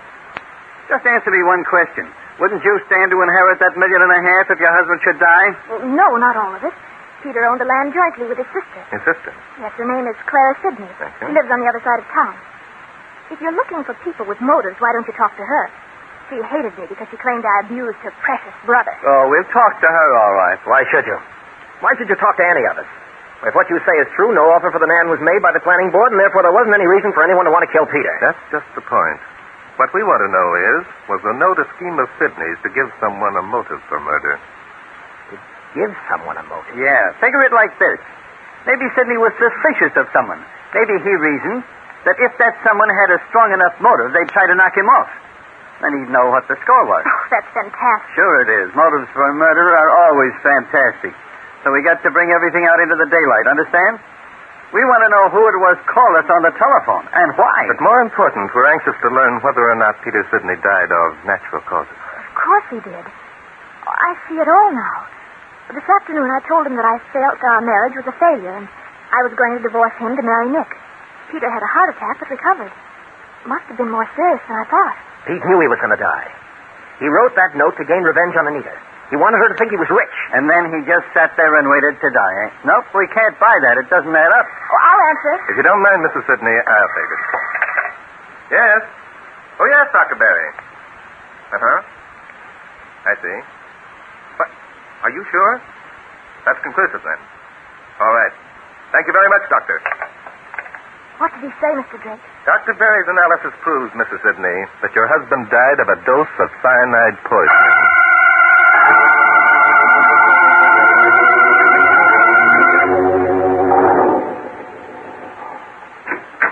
This is Sidney's study here, Inspector. Yeah. This is it, all right. Too bad we couldn't have gotten here before the place got messed up. Messed up, Inspector? Sure. How do we know what the setup was? Doc Barry had the body moved. Mr. Sidney picked up the note.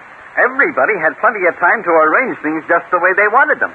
Yes, because nobody suspected murder, Inspector. Death by natural causes. That was the doctor's first report. Somebody knew it was murder. Are we sure of that, Inspector? There's always the suicide angle, you know.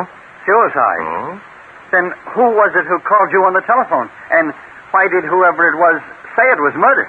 And how did he or she know about the $1.5 million? Yes, that's what we're out here to find out, isn't it? Yeah. Let's see now. According to the stories we've been told, Sidney was sitting here at his desk. You know, Bart, now that I think about it, maybe that suicide angle isn't so far off. Apparently the poison was taken or administered with whiskey. There's still some whiskey in this bottle. Yeah, just say, for instance, that Sidney was in love with his wife. All right. She gives him the brush. He decides to kill himself, and he does. According to Mrs. Sidney and Nick Wilbur, the reading lamp was arranged so that the light came over Sidney's right shoulder. That would indicate he was left-handed. Yes, sir, that's the way it happened. I'll bet 2 bits that telephone call was a gag. People who are right-handed usually arrange the lamp so that the light comes over their left shoulder. Well, Inspector, that's odd. Coincidence. That's what it was, coincidence. The sister called up, disguised her voice, and told Sidney that the planning board was buying the land. She knew that Anita and Wilbur were pulling a fast one. Hey, Bart, what are you doing over that window? It occurred to me as odd, Inspector, that Sidney would sit there at his desk with the light burning and not pull down the shades. Most people don't like to be peered in at. However, I've found the answer. Okay, what's the answer? The shade's stuck. Well, there's no use looking around anymore. I got it all figured out. Suicide. Suicide, Inspector? Sure. Didn't you hear me figuring out why it was suicide? No. Is that what you were doing all that time? Let me think a minute, Inspector. There's a false note here somewhere. Let me think, he says. Look, Bart. I told you, you didn't have to think anymore. It was suicide. That telephone call came from the guy's sister. Suicide. Here, hand me that phone, will you, Inspector? Quick. I think, yes, I'm almost sure. Here's the phone. Now what's happened? Who are you calling? Dr. Barry, Inspector. Barry, does he figure in this? Say. Hello. Dr. Barry. This is Barton Drake calling. Yes, that's right. I've one or two more questions I wanted to ask you. First, what time was it when you received your call from Mrs. Sidney? I see. And you came over immediately. Uh-huh. And when you performed the autopsy, how long would you say Sidney had been dead? 7 hours. I see. And you're sure it was cyanide poisoning? All right, fine. Thank you very much, Doctor. Goodbye. Well? Inspector, I think you're right. It was Sidney's sister, Claire, who called him on that $1.5 million deal. Sure. Just like I said. Suicide. Coincidence. Coincidence, Inspector, but not suicide. If you'll come with me, I'll prove it to you.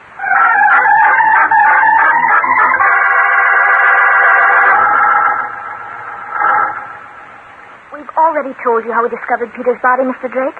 Is it necessary to go through all that again? I'm afraid it is, Mrs. Sidney. What time was it that you talked to your husband this afternoon? About 3 o'clock. Why, is that important? Very important. You say he had a heart attack when you told him of your interest in Mr. Wilbur? Yes, he took a drink of whiskey. That revived him. Now, look here, Drake. Is all this questioning necessary? Well, come in, Inspector. Did you talk to Sidney's sister? Yeah, I talked to her, and I had the deal figured right, too. It was she who called Sidney and told him about the planning board buying that land for $1.5 million. Clara called Peter. Why, for heaven's sake?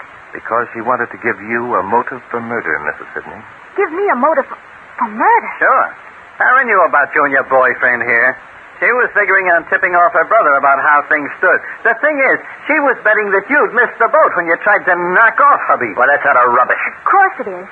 I didn't even know about the sale of the land until Nick and I found Peter. So, can you prove that, Mrs. Sidney? Prove it? Why should I? Isn't my saying it enough? No, I'm afraid it isn't. Because it was you who murdered your husband. I murdered Peter. That's very amusing, Mr. Drake. Is it? Maybe you won't think so when Drake gets through telling you how he knows. Go ahead, Bart. Thank you, Inspector.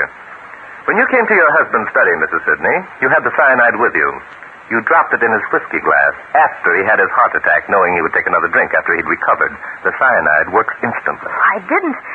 Why should I want to kill Peter? That was at 3 o'clock this afternoon. Later, after dark, you returned to the study, propped Peter up at his desk, and turned on the reading lamp so that anyone passing by on the street would see him sitting there, apparently working. You're making that up. You haven't a shred of evidence. Then you locked the door with a key from some other room and walked down to the corner store so that you'd have someone who could swear you hadn't been home while your husband was supposed to be dying of natural causes or committing suicide. That's a lie. Tell him, Nick. Tell him I was with you all evening. Anita, you didn't murder Peter, did you? Of course not. How could I? I was with you, Nick. You know I was. Then you must have been with John Gray, too. John Gray? Yep. We checked up and found that Nick was with a guy named John Gray until he came here tonight. Oh, no. Sorry, Anita. You should have taken me into your company. Oh, no. Oh, no, no. You couldn't have been with John Gray. You were with me, Nick. Tell him you were with me. Please, tell him, please.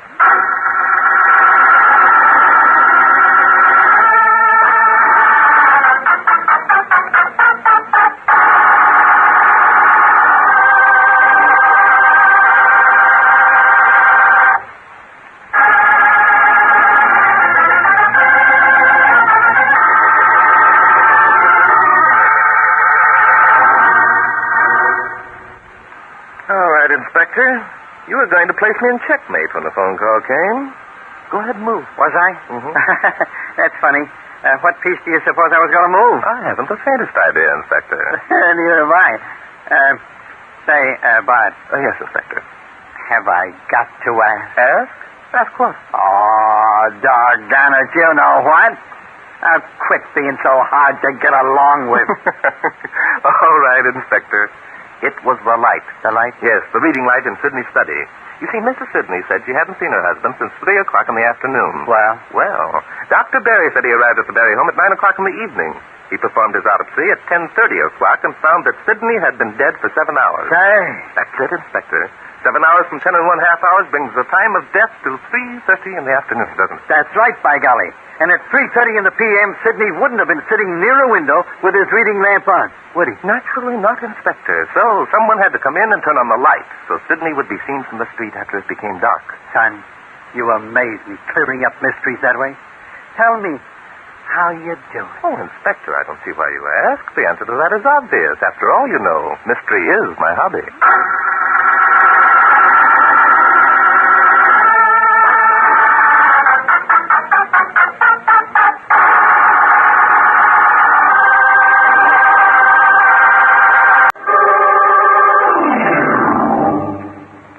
Mystery is my hobby.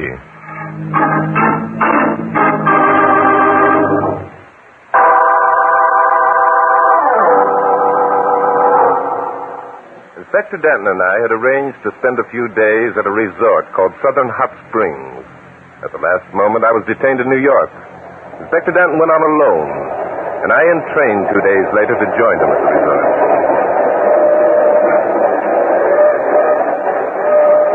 I beg your pardon. I thought this was... It is your section, Mr. Drake. You are Mr. Drake, aren't you? Yes, I am. I'm afraid you have the advantage. I'm Monica Michaels, Mrs. Rex Michaels. Oh, what a pity that... Please, I'm in desperate trouble, Mr. Drake. I need your help.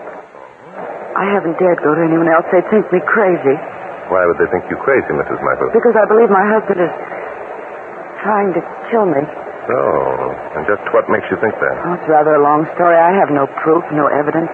To all appearances, we're both very happy, very contented. Then you're still in love with your husband?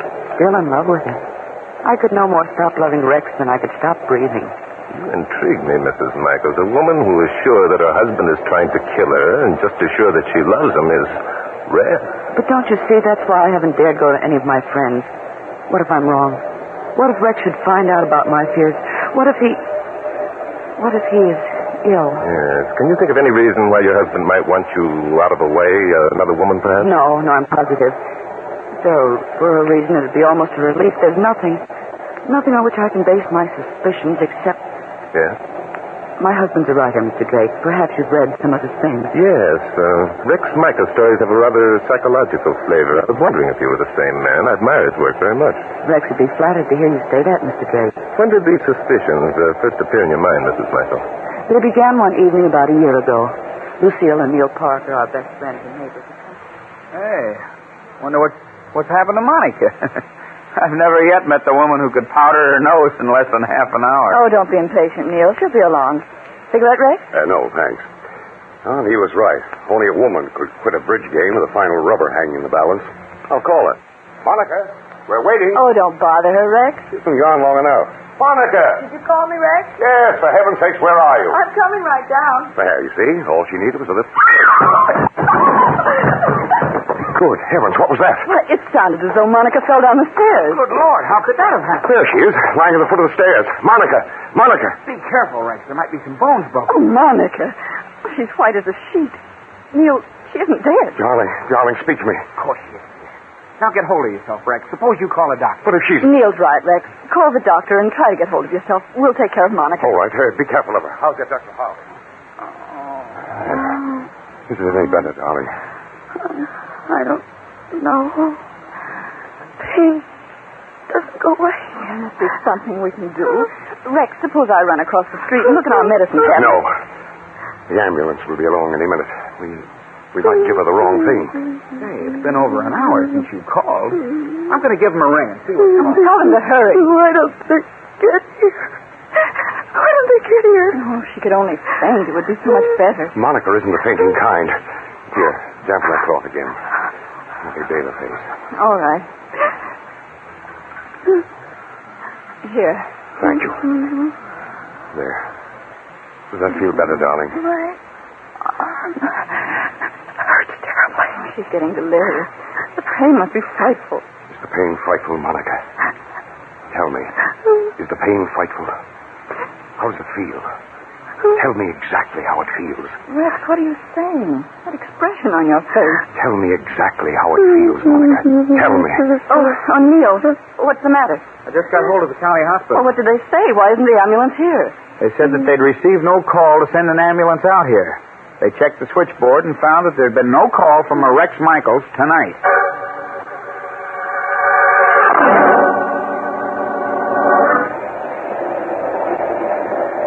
I'm not sure that I quite understand what you're trying to tell me, Mrs. Michael. I'm not sure either. That is, I wasn't sure then. But you became sure later on.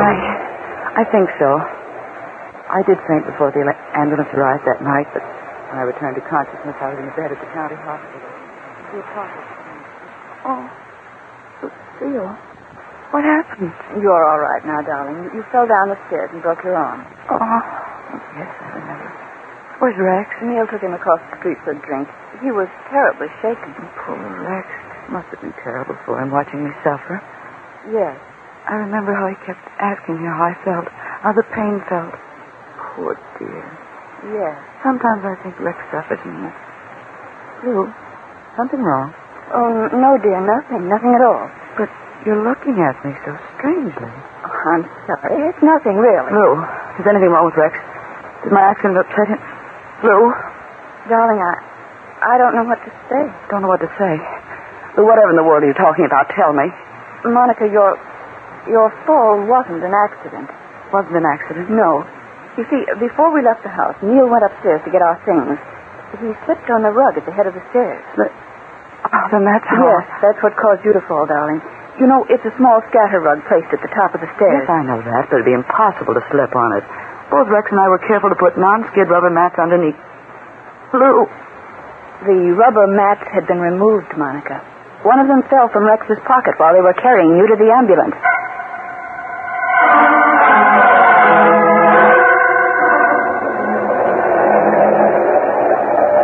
Are you trying to tell me that your husband resorted to such a crude attempt to take your life, Mrs. Michael? No, not then. Not then? It's very difficult for me to explain this, Mr. Drake. It's too much like a nightmare. Oh, good heavens, if it only were a nightmare. Yes, you were upset, Mrs. Michaels. If you'd rather... No, I want to tell you I must. Lying in bed at the hospital, I had plenty of time to think.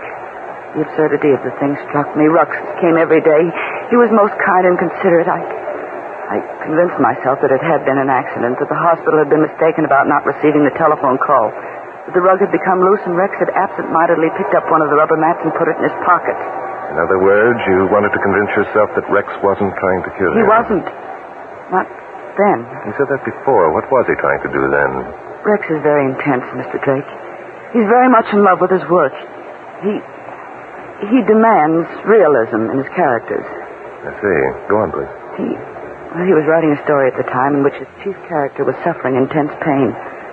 The character tried to describe how she felt to her husband. Good heavens, you don't mean that... I don't want to mean what you're thinking, Mr. Drake. I wouldn't permit the thought to enter my head then. But later, after I came home from the hospital, Rex and I and the Parkers went on a picnic at a place called White Rocks Beach. The Parkers had also decided to forget the incident of my fall. There was a tiny cove at the beach that Rex had discovered sometimes earlier. Okay, here it comes, Alice. See, you catch it. Nice work, Lou. Throw it here. Okay, watch it. Wow, I had to reach for that one. Throw it to me, Rex. You bet. Get ready, darling. There she goes. Oh, shucks. Sorry, honey. That's nice going, Rex. It only went above her head about 4 feet. Land in the water. I'll get it. Don't let me. I haven't even got my bathing suit wet yet. Okay, darling. Take it easy. Be careful, Monica. There might be an undertow. I'm all right. Don't worry about Monica. She can outswim any of us. Sure, she's... Hey, look. The ball's being carried out. There must be a current there. Monica doesn't realize it. Good heavens. Monica, come back here. She can't come back. The current's got her. She's being pulled under. Come on, we've got to help her. Monica. Obviously, they reached you in time. There was a dory pulled up on the beach. They used it to rescue me. And what happened that time, Mrs. Michaels? They brought me back to the beach and used artificial respiration. It was hideous. The same thing happened? Yes. I can still see Rex's face, the way he looked at me, the almost avid expression in his eyes. And you were convinced that Rex deliberately threw that ball over your head? What else was I to think? It was Rex who suggested eating our lunch at the cove.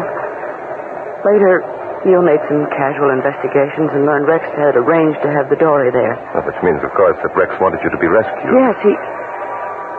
Oh, it's terrible to think of, but the next week I saw the manuscript of Rex's latest story. In it, one of his characters almost drowned. Amazing. Were there other incidents after the drowning episode, Mrs. Michaels? Yes, many of them. During the weeks that followed, I ran the gamut of every emotional reaction possible for Rex to study. And you think that Rex was responsible for all of them? I'm not sure. I didn't want to think so. And now you think he's trying to kill you? Yes. Death. The agonies of a violent death. The only emotions he hasn't been able to observe at my expense. And you believe that he'll make this attempt in your life at Southern Hot Springs? 2 weeks ago, Rex began to work on a new story. The setting is a Southern health resort. Rex suggested we all go down to Hot Springs so that he could pick up some local color. All of you? Yes. He invited Neil and Lucille. I'm afraid he did it deliberately so as not to alarm me. Oh, then the Parkers and your husband are on the strange room. No. 2 days before we were to leave, I read in the papers that you were going to Hot Springs also, Mr. Drake. That's why you found me sitting here in your section when you returned from the dining car. But the fact that your husband and the Parkers are already in Hot Springs... I told Rex that my sister in Connecticut had suddenly become ill, that I wanted to run up and see her. I urged him to go on with the Parkers. He couldn't very well refuse without arousing my suspicions. Mr. Drake, you will help me, won't you? Help you? But what can I do? You have no evidence. You're not sure that you believe half of these things that have happened yourself, I'm afraid. You're right, Mr. Drake. Rex admires you very much. He'd be flattered if you'd call on him. But I have You could question him without rousing his suspicions. I must know. I must. Questioning people who are obviously neurotic, Mrs. Michaels, is out of my field. I'm afraid I have plenty of money. I could pay you. Please, help me. Very well, I'll do what I can. Inspector Danton will be at the station to meet me. I'll ask him to come along. Well, I believe we're here, Mrs. Michaels. Will your husband be here to meet you? I imagine so. Carry your bags, sir? Thank you, Porter. Here you are. Thank you, sir. Thank you. Hey, Bart. That's Inspector Danton. Hey, Bart, hey. Hello, Inspector. Bart. Am I glad to see you? And me figuring I'm coming down here for a vacation. Inspector, I want you to meet Mrs. Rex Michaels. Mrs. Michaels, this is Inspector Noah Danton. How do you do, Inspector Danton? Hi. Look, Bart, the doggone Michaels. Did you say your name was Michaels, lady? Yes, Mrs. Rex Michaels. Why? Anything wrong, Inspector? Oh, now say something's wrong. A man named Neil Parker was found shot to death at the Surf Hotel yesterday, and I'm holding a guy named Rex Michaels for his murder.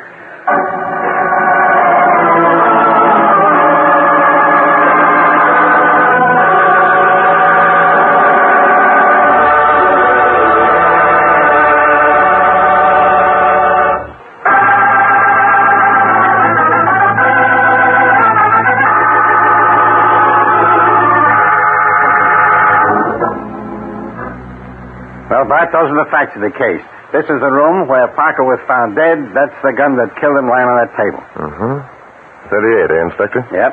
Fingerprints? Sure, there were fingerprints. As nice a set as you want to see. Michael. Well, naturally, they would be if you came in here and found him holding the gun. Not only holding the gun, but standing over the corpse looking smug. Smug, eh? Yes, smug, eh? All right, Inspector. What did Michaels have to say for himself? Oh, the usual stuff. He and Parker had been sitting here talking. Michael stepped across the hall for a minute. While he was gone, he heard a shot, came running back, found Parker with a bullet through his heart. He saw the gun on the floor and picked it up without thinking, eh? Yep, that's it. Who owned the gun, Inspector? Michaels. He said he'd carried it around with him for years, but never even had it loaded. Uh-huh. I found a box of cartridges in his bureau drawer with 2 bullets missing. Well, are these things on this table Parker's personal effects? Yep, nothing important there, though. Let's see, bill phone, keys, silver, watch. Hey, what's this? What is it? What's it look like? It's a picture of a babe. It's more than a picture of a babe, Inspector. It's a picture of Monica Michaels. Huh? Well, what about it? They were all good friends, weren't they? Yes, they were. Well, what else is there? Nothing much. That pile of papers there is the story Michaels was working on. Oh? Did you read it, Inspector? Yeah, dull as dishwater. Oh. It's a yarn about a private detective who solves a murder after the regular police have failed. Imagine that. I can't imagine that, Inspector. By the way, tell me something, will you? Glad to, Bart. What's on your mind? Why do you think Michaels is innocent of murdering Neil Parker? Why do I? That's right. Doggone it, Bart. Haven't I already told you that I've had the guy arrested? Haven't I shown you that all the evidence points to his guilt? Stop being so proud, you old codger. Huh? There's a doubt in your mind that you wouldn't have asked me even to look at the corpse. Now, what is it? Well, what? Well, it's like this. In the first place, Parker was wearing a jacket he'd borrowed from Michael. Uh-huh. Yeah. So it could be that whoever murdered Parker meant to get Michael. What? In the second place, I haven't been able to scrape up a motive for Michael's murdering his best friend. Consider it's necessary that you do so, Inspector? Well, I like to be thorough about these things, you know. Then there's another thing. Yeah? I talked to Mrs. Parker, and she told me a lot of things about the way Rex Michaels has been acting lately. So? Such as trying to kill his wife? Yeah. How did you know? Mrs. Michaels told me. Well, then that's it. What is it? Mrs. Michaels had a motive, and Mrs. Michaels was here in Hot Springs at the time the murder was committed. What? Right. Mrs. Parker saw her. So did a couple of other people. Can that be possible? Could she have... Yeah, she could have. I checked the plane schedules. She could have flown back as far as Washington and picked up the southbound limited there. I just, Inspector, you may be right. It was after we left Washington that I came back and found Mrs. Michaels waiting in my section. Sure, I'm right. I'm always right. But wait a minute. We can't just go galloping into Mrs. Michaels' room and arrest her without any evidence now, can we? No, but we can go galloping in and find that evidence. Inspector, send down to the police station and have Rex Michaels brought up here.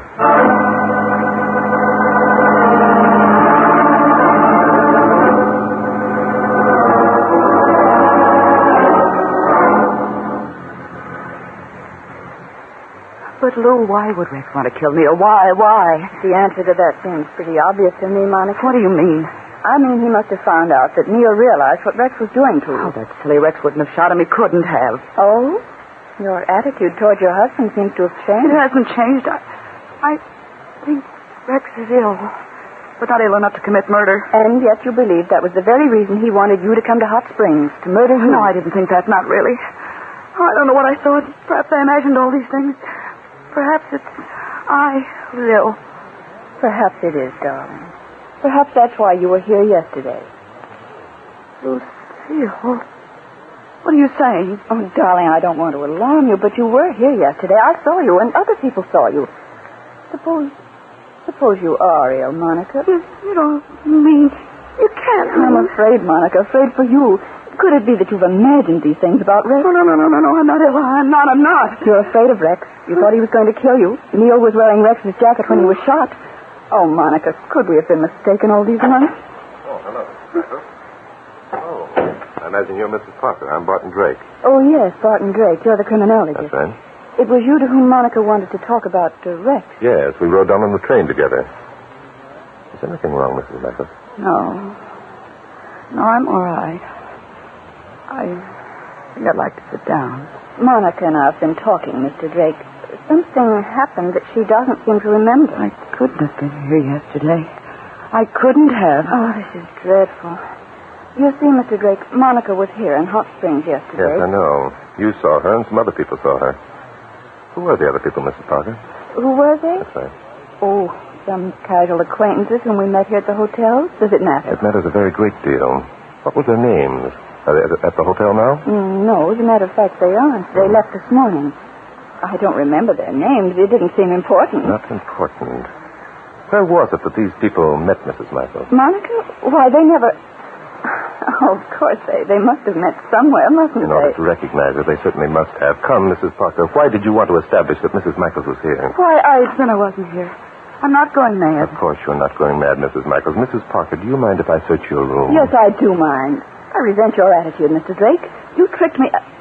What are you doing at that fireplace? I was wondering about these charred fragments of photographs. Have you been burning photographs, Mrs. Parker? No, yes. They were some old pictures I decided to destroy. Pictures of whom? Pictures of Mrs. Michaels? Do they belong to your late husband? And these bits of metal, they seem to have come from the binding of a book, a diary, perhaps? Mr. Drake, this has gone far enough. I will not tolerate this. All right, Michaels, in you go. Rex! Monica, when did you get here? Why didn't they tell me? Rex, Oh, darling. there, honey. Everything's going to be all right. But you didn't... Shoot Neil?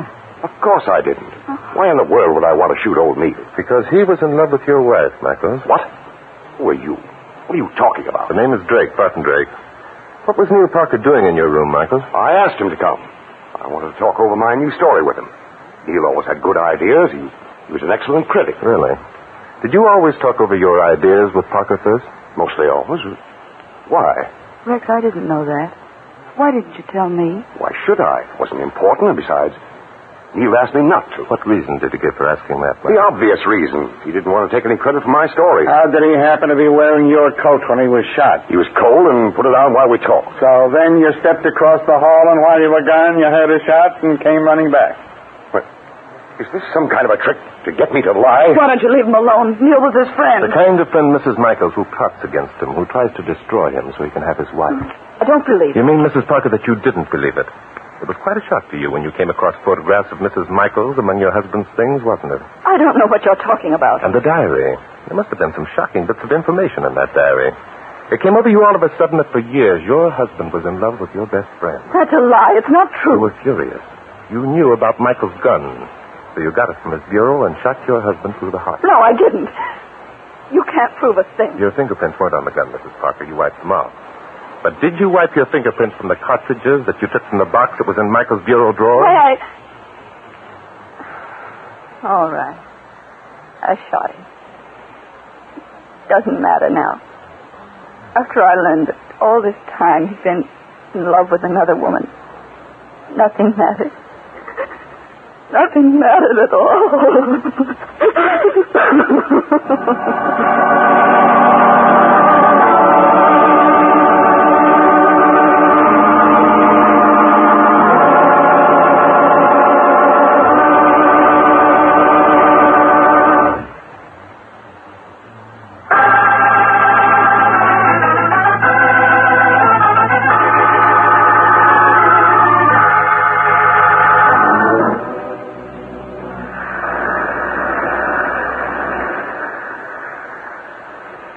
You know something, Bart? What's that, Inspector? This is the first time I've had a bathing suit on in 5 years. I never would have guessed it, Inspector. I knew it looks good. How do you know? You haven't looked at me once since that blonde babe sat down over there under the beach umbrella. Well, are you going to tell me? Tell you? Oh, yes, of course. But I'll have to make it fast, however, Inspector, because the blonde is rather attractive, isn't she? Okay. Look, just answer me one thing. Was that guy Neil Parker nuts? Let's say he was neurotic, Inspector. He knew that the only chance he'd ever have of winning Mrs. Michaels was to have her fear and hate her husband. So he planted the idea in Monica's mind that Rex was using her as a guinea pig for his stories, eh? Roughly, that's it.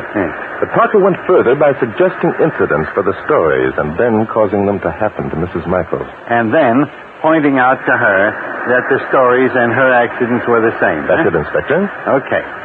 Now, how did you know that it was Mrs. Parker who shot her husband? Elimination, Inspector, and motive. Oh, elimination and motive. Yes. You see, Rex had no reason for murdering Neil. Right up until the last, he claimed that they were friends. Uh-huh. And Mrs. Michaels couldn't have done the shooting because she was on the train with me. But I thought... No, Inspector. Trying to sell Mrs. Michaels the idea that she was here in Hot Springs without knowing it was a pretty absurd piece of business. It didn't make sense. So that left Mrs. Parker, eh? Yes, but Mrs. Parker didn't have a motive, so I grabbed the most obvious one and hit the jackpot. Pretty far-fetched. Must have been a gimmick. A gimmick? Oh, sure. Now, don't tell me you don't know what I'm talking about. All right, Inspector, I won't. You see, Mrs. Parker tried to establish that Mrs. Michaels was here in Hot Springs when the shooting took place. She knew that Mrs. Michaels had a motive for shooting her husband. She knew that Neil was wearing Michael's jacket, and therefore it could have been a case of mistaken identity. Well, Parker was shot through the heart, wasn't he?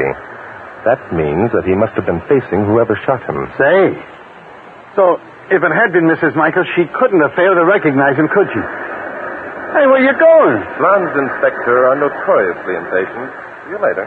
What are you going to tell her? Anything, Inspector, except that mystery is my hobby.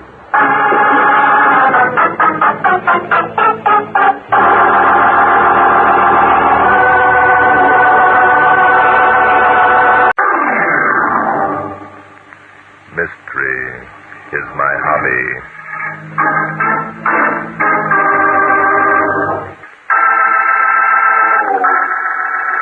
Good evening, ladies and gentlemen. This is Barton Drake speaking.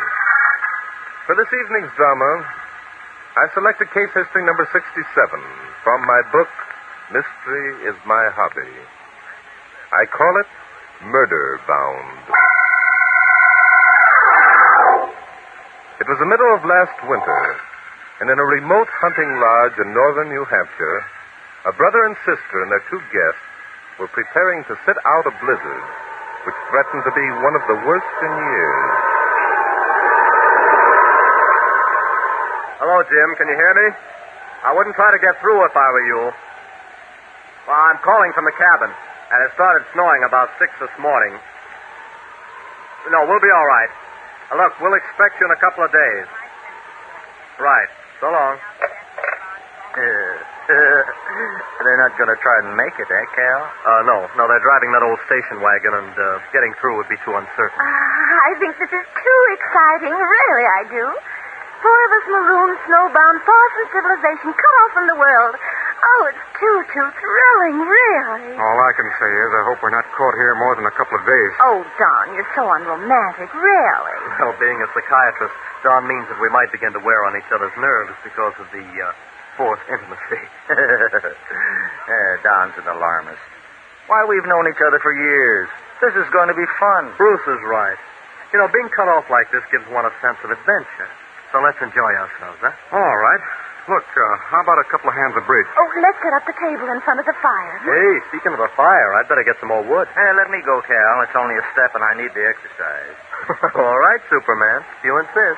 Oh, I think this is going to be grand fun, really. Well, pull up your chairs, everybody, and after a little bit, I'll make some coffee. Hey, put the coffee on now. I'll need a cup when I get back.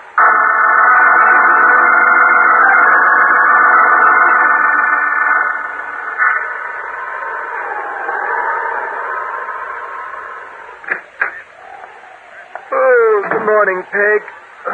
Ooh, it's chilly in here. Calvin, is it still snowing out? Of course it's still snowing out. That's a silly question. Oh, well, really, Calvin, you don't have to be rude. I merely asked. And you don't have to be so dumb.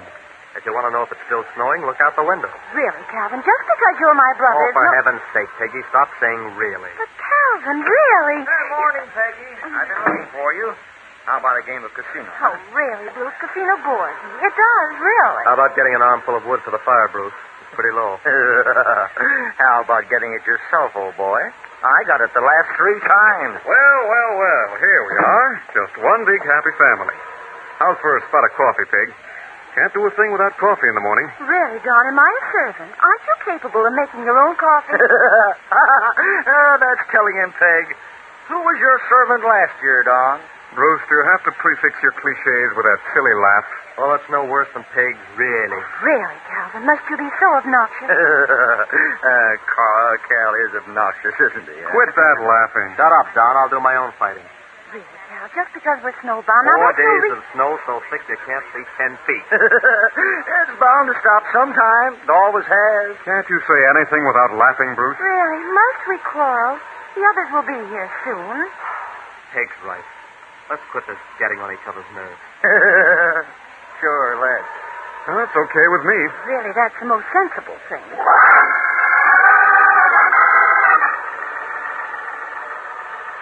Oh, really, Bruce? Must you make love to me? It's so boring. Why not? There's nothing else to do. Well, really? If I hear that guy laugh again, I'll kill him. Be careful, Bruce. That gun's loaded. Don't worry. I'm not going to kill anyone. 6 days of snow. It's getting us. I knew it would.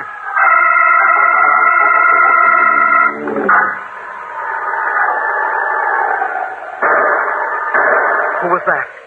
Where did those shots come from? Hello? Who's there? Guess I'm getting jumpy. Calvin, I heard some shots. Where's Bruce and Don? Oh, really? This is dreadful. Well, they must be outside. Come on, let's see. Here comes someone now. Well, who is it? I can't tell. It's snowing too hard. Oh, he's coming in. Oh, really? I can't understand. Oh, it's Don. What happened? Where's Bruce? Dead. He shot himself. Either that or someone murdered him.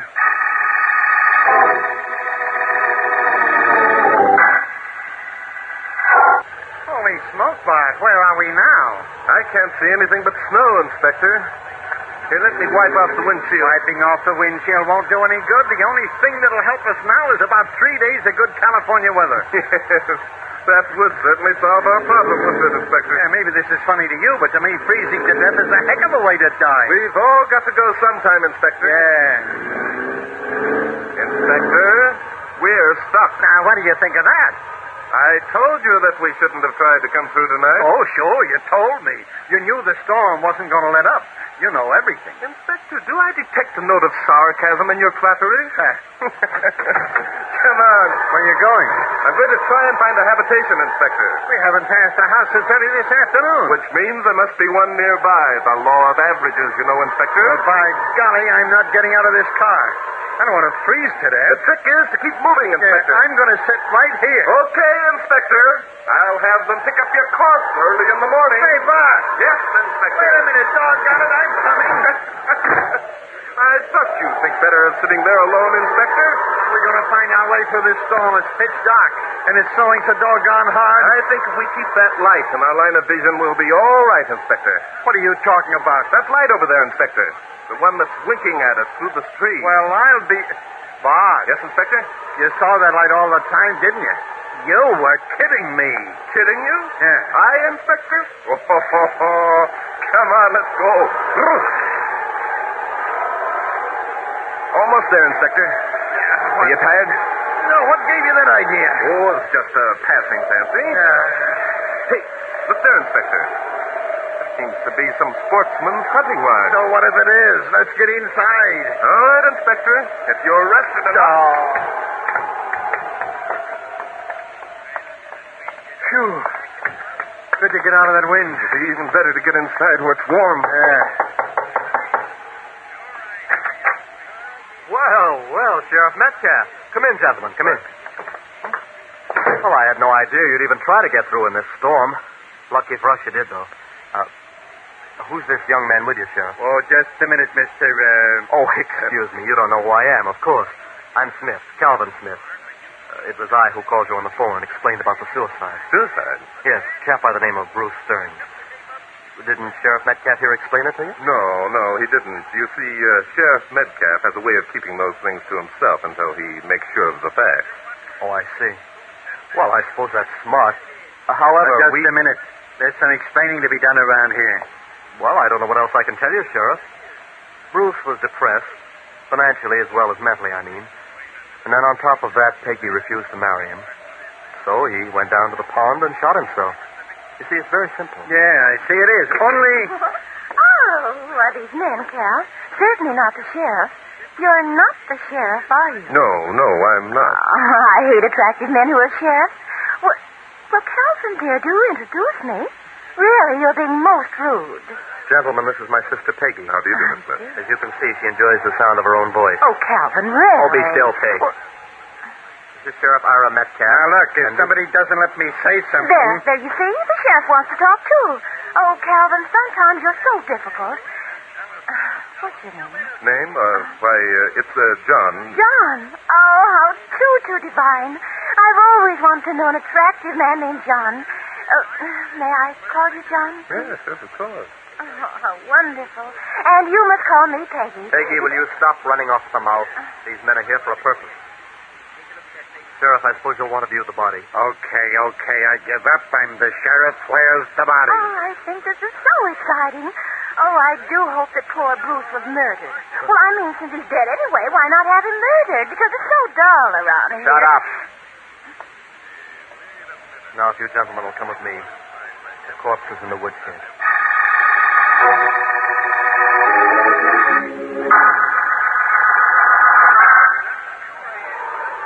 Well, what do you think? Personally, I'm not able to think. That talking machine sister of yours left me kind of dizzy. Well, don't worry, Sheriff. Peggy won't bother you out here in the woodshed where it's cold. Good. Now, maybe I can explain who... Sheriff. Huh? Who are you calling Sheriff? You, Sheriff. Now, Mr. Smith, if Bruce Stearns died down on the ice pond, why is his body here in the woodshed? Oh, I see what you mean. We shouldn't have moved the body. No. Under the circumstances, I think we were justified, however. You see, the ice pond is partly roofed over, but the snow is drifting in fast. Another day, and we might not have been able to locate the corpse. Now, look over here. Oh, the body is in a perfect state of preservation. Yes. As you know, the temperature in this locality hasn't risen above zero for the past week. And at this time of year, it isn't likely to for another month. Oh, hello, Don. Come in. Gentlemen, this is Dr. Donald Shumway, one of our guests. Don, this is Sheriff Metcalf, and John... what did you say your last name was? Sawyer, Johnson Sawyer. Oh, yes, of course. How do you do? How do you do? Peggy told me the local law had arrived. You chaps must be badly in need of a murder to come out here on a night like this. Who said it was murder? Oh, that's a sharp question, Sheriff. And I always thought Rube Hawkshaws were comic strip characters. Well, are you going to answer the question? Sure, I'll answer it. I didn't say it was murder. As a matter of fact, my guess is that Bruce shot himself. Did you examine the body, Doctor? Yes, I examined it. He was shot twice through the head. I got to him 5 minutes after it happened. That's right, gentlemen. Don called me and asked me to help him carry Bruce up here to the woodshed out of the storm. So, did you hear the shots, Mr. Smith? Oh, no, naturally not. You see, the ice pond is some distance from the house, and, well, the storm is making a terrific roar. Did you hear the shots, Doc? Of course I didn't. No one heard them. Then how did you know that you arrived at the ice pond 5 minutes after it happened? Well, I'll be darned. Cal, who was it said these hick cops were dumb? Never mind that. Answer the question. I'll answer the question, Sheriff. You don't have to get tough. I happened to overhear the tail end of the quarrel between Bruce and Peggy. But, Don, you didn't tell me that. Oh, why should I? I heard Bruce threaten to kill himself. Why make an unpleasant situation worse by talking about it? So you followed Bruce Stearns down to the ice pond in the hopes of stopping him from carrying out his threat. Is that it, Doctor? Yes, that's it. Only I got there too late. By the time I arrived, Bruce had shot himself. I'm sorry, Doctor. Stearns didn't shoot himself. He was murdered. Oh, he was? Now, look, you rube cops might be pretty smart, but I happen to be a doctor, and I say... Doctor, you should be the first to realize that Bruce Stearns couldn't have committed suicide. What the devil are you talking about? Bruce Stearns was shot twice, through the head. A man who shoots himself once through the head doesn't live long enough to shoot himself a second time. Sheriff, I suggest that we wait until daylight and then visit the scene of the crime. Perhaps we will uncover some more items of interest.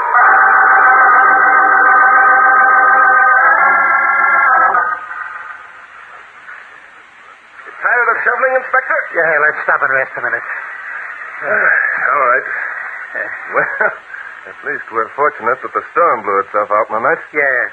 Say, when are we going to stop this play-acting, tell that bunch who we really are? Inspector, do you object to being regarded as a rube sheriff? No, rube sheriffs are as good as anyone else, only. That's just the point, Inspector. We know they are, but Smith and his friends seem to think that any local law enforcement is rather stupid. Yeah. As long as they think that, we have the advantage. Don't you agree? Well, maybe you're right at that. Well, let's get on with the shoveling. Right you are. Think maybe we'll find a suicide note pinned to the ice, eh? I'm afraid we can't hope for that, Inspector. But what if Doc Shumway was kidding us about the spot where he found Stern's body? Inspector, come here. Look. Where? Just a minute till I clear away the last of the snow. There. Now, can you see it? Well, I'll be darned. The Doc wasn't kidding after all. No, he wasn't, Inspector. There's the perfect outline of a man's body sunk in the ice. What's the hair for? Listen, Dr. Shumway said that he followed Bruce Stearns down here and that he arrived 5 minutes after Stearns died. Well, what's wrong with that? Being a doctor, he'd know how long the guy had been dead. But, Inspector, do you think a man's body lying here on the ice could have made an impression such as this in 5 minutes' time? Say, maybe I got something there, Bart. Perhaps, Inspector, perhaps. Now, let me see. No, I think that theory's all wrong. Well, make up your mind, will you? I'm getting cold. Yes, it's definitely wrong, Inspector. There's no doubt about it. Stearns committed suicide after all, eh? No, Inspector. Stearns was murdered, but not by being shot. I'll bet my last dollar he died from a blow on the head followed by freezing.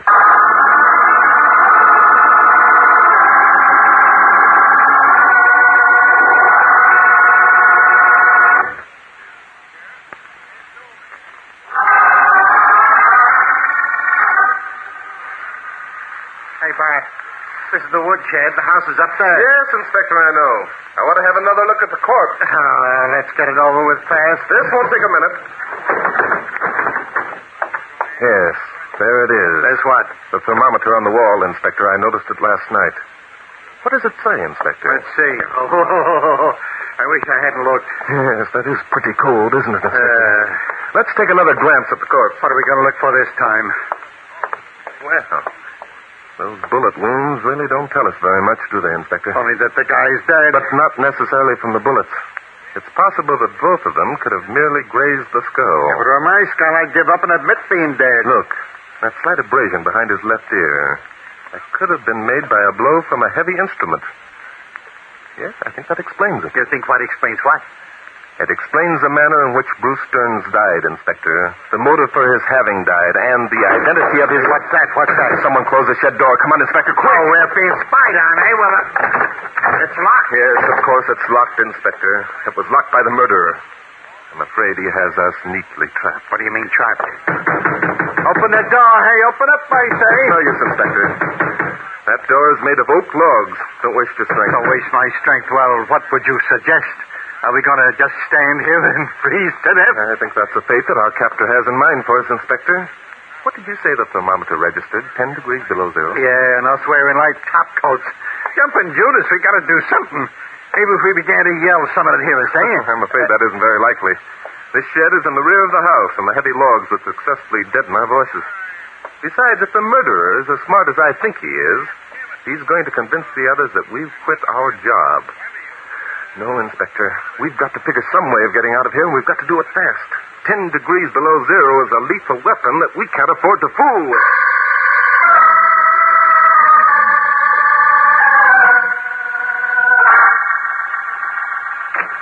Oh, there you are, Calvin.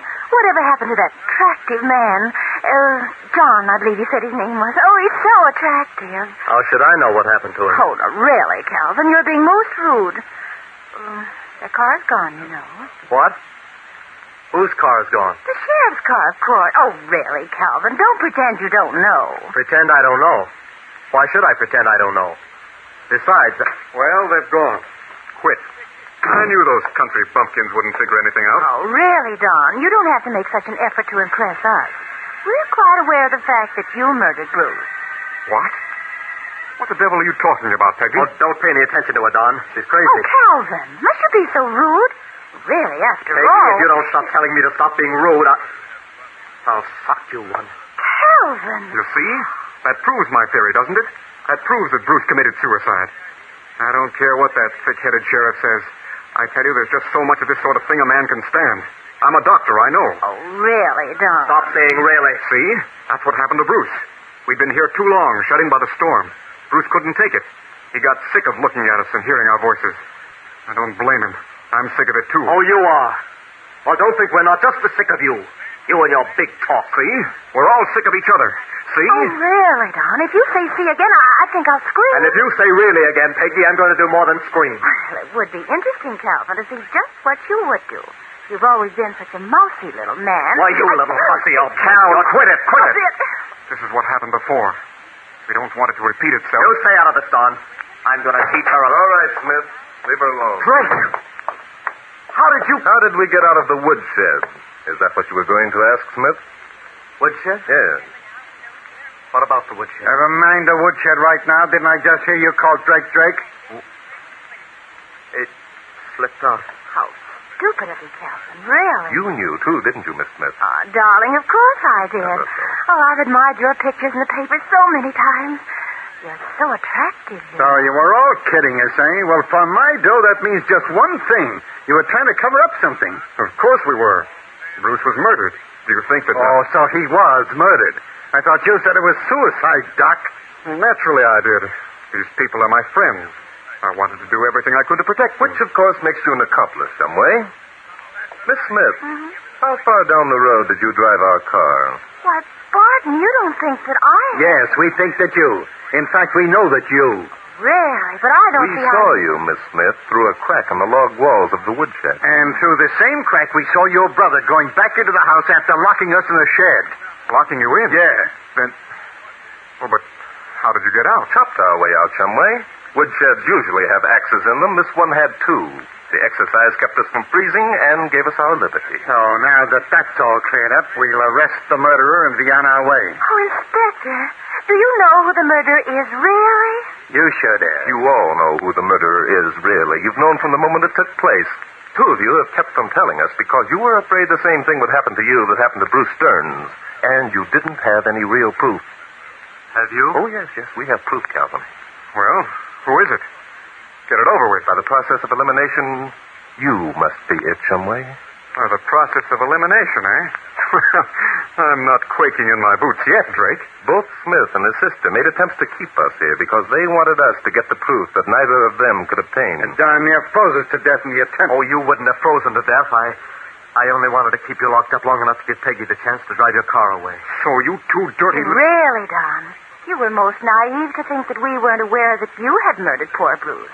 It was so easy to pretend that we believed your suicide theory. So that's it. You're all ganged up against me. Well, get this. You can't prove a thing. My testimony is better than any you can turn up. I'm a doctor. I can prove that Bruce shot himself. And we can prove that Bruce Stearns didn't die of bullet wounds, Shumway. He was frozen to death. That's a lie. Is it? Now, let me tell you what I think happened. You and Stearns quarreled. In a fit of rage, you struck him. You're a much bigger man than Stearns was, Shumway. I think he ran away from you and you chased him down to the ice pond. One of you had a gun. You struggled for it and it went off twice. Both bullets grazing Stearns' skull. That's exactly how it happened. It must have been. You didn't see anything, so shut up, Cal. No, Smith, I don't think you did see the fight. It was snowing too hard. Shumway knew this. He wiped his fingerprints from the gun and came up to the house and got you. Yeah. Naturally, you had to accept Shumway's statement that Stearns was dead, only he wasn't. And the argument that you leave the body in the sub-zero temperature of the woodshed to preserve it until the police arrived seemed logical, too. Only the police arrived sooner than you expected it. All right, Shumway, drop it. You fools. Didn't you think I'd be prepared for this the minute I knew you were Drake and Danton? This is one time. Oh, really, Don? You're being most difficult. Peggy, look out, girl. Why, you... Don, you should have ducked, you know. Really. Gosh, Bart, did you see the way she tossed that vase? Really.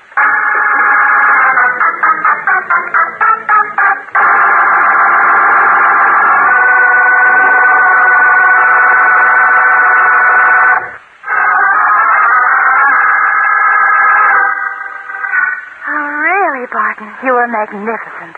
You really were, you know. Oh, thank you, Peggy. And you're so attractive. Really, you are? Well, I'm very flattered. Oh, slight. Oh, really, Inspector Danton? Must you be so cruel? Are you envious, Inspector? No, I'm not envious, but now I can see why everyone went nuts around here. Really, my gosh, now I'm saying it. Oh, never mind, Inspector. You won't have to put up with it much longer. Before you leave, however, Drake, I'd like to know one thing. What's that, Mr. Smith? Well, how in Tunket did you know that Bruce wasn't killed by those shots? Well, the answer to that's quite simple. When the inspector and I shoveled away the snow, we found a depression in the ice where Stern's body had lain. You had previously told us that the thermometer had not risen above zero since before the storm started. That meant, of course, that the depression in the ice could only have been made by the heat from Stern's body, which meant he must have been alive. By George, that's right, isn't it? Oh, really, Barton? You're too wonderful. You really are, you know. Yeah. Well, look, Bart, tell her why you're too wonderful, and let's get out of here. Well, I can only guess at what you mean, Inspector. I suppose you mean that you want me to say because mystery is my hobby, and it really is, you know.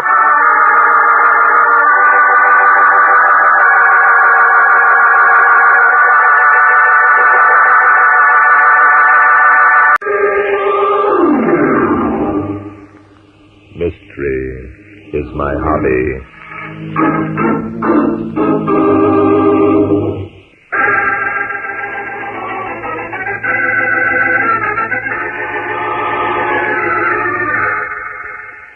I had received another of those mysterious phone calls. This time, the speaker urged me to go at once to the Matthews estate on Long Island. Kenneth Prengle, the famous polo player, was in danger of being murdered. Now, I had a strong suspicion that my good friend Inspector Noah Danton was responsible for the call. And this time, much to the old gentleman's astonishment, I was comfortably seated in the police car when he entered, saw me, grunted, and gave directions to the driver. Well, Inspector, here we are again. Yeah. And what I want to know is how come Barton Drake always shows up when there's something hot in the offing? You should know, Inspector. What do you mean I should know? Nothing, except that the man who called me this morning said that you had been notified. Notified of what? That Kenneth Prengle is in danger of being murdered this afternoon. Ha! What a nonsense. Perhaps. On the other hand, this isn't the first time Prengle has come close to a tragic end. Friend of yours? I've met him once or twice, although he probably won't remember me. My picture of Prengle is that he has two careers, polo and women. What's the connection? Pringle's been unfortunate in attracting women who have made, shall we say, previous commitments. Married dames, eh? Right. Nothing new about that. He's a dashing fellow, this Prengle. And the fact that he's Eastern polo champion adds to his allure. Those horseback riders.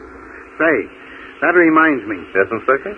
This Paul Matthew, the guy who owns the place where we're going now, isn't he an Englishman with a lot of money, kind of old? That's right. Yeah. Recently he married young and beautiful Diane Carver. They're very happy, I understand. Yeah. I remember reading about it. She used to play around with Prengle before she married Matthew. Oh, calm, Inspector. Let's not be gossipy. It's beginning to make sense.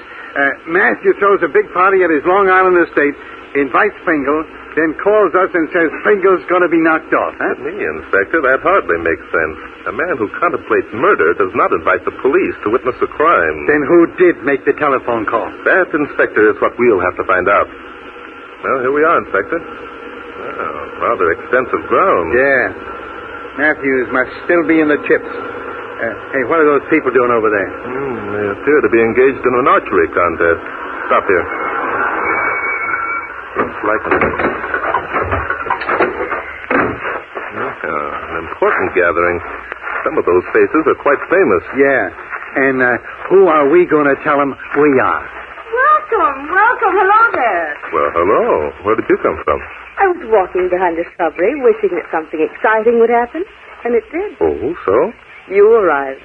You won't disappoint me, will you? Yeah. Well, I'll do my best. Oh, now I know. Know what? You're Bill Rogers, and this must be your father. Father? Well, look I'm here. Diane Matthews. Paul said you were coming. You're friends of his brother Charlie, aren't you? Well, as a matter of fact, Paul didn't say that Bill Rogers was...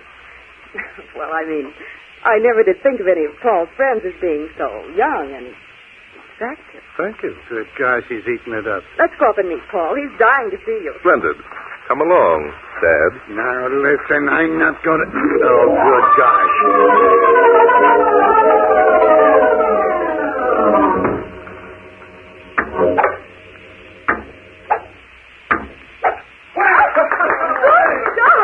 Jolly good technique, what? By Jove, I say, you can't be old Tom Rogers. Exact opposite of the way I'd pictured But he you. is Tom Rogers, Paul. Who else could he be? And this is his son, Bill. Now, wait a minute. Oh, so you're the young man I heard so much about. I must say, Charlie didn't exaggerate there. Well, perhaps I'd better explain. You By see... Jove, this is jolly. Now, see here, I've a bit of an apology to make. Servant trouble, the war, you know, and all that sort of thing. Do you mind shifting for yourself a bit? Not at all. Diane, darling, show the gentlemen their rooms, will you? You know, the best we can do. I say, look there. Pringle's done it again. 4 bullseyes in a row. Quite a chat. Tell me, that's Kenneth Prengle, the polo player, isn't it? Yes. Would you like to meet him? Well, later, my dear. No time now for introductions. Oh, Ken, darling. Oh, hello, Diane. Paul, nice shooting, old fellow. Rather puts the rest of us in the shade. Ken, darling, this is Tom Rogers and his son, Bill. They're old friends. How are you? Glad to know you. Thank you. You seemed adept to all forms of sports, Mr. Prengle. Well, matter of coordination, I guess. By the way, haven't we met before, Rogers? Possibly. I've watched you play a good many times. Yes, I believe once we were introduced. A guy could do a lot of damage with a gadget like that bow and arrow. Yes, an arrow has tremendous striking power if the bow is handled by an expert. Ever kill anything with it? Oh, yes, indeed. I belong to a hunt club whose rules forbid the use of any other weapon except the bow and arrow. Ken hangs on to his bow and arrow as though they were something precious. They are, to me. A good sportsman takes care of his tools. Show the folks how good you are, Ken. Oh, I say, let's wait a bit. Time for that later. Right now. Let him do his stuff. This arrow shooting business is something I'd like to see. Well, but the contest, we can't interrupt the tournament. We don't have to go over to the range. There, shoot at that tree, Ken. It's out in the open. Oh, okay. Only take a minute. No, I say, Pringle, you might hurt someone.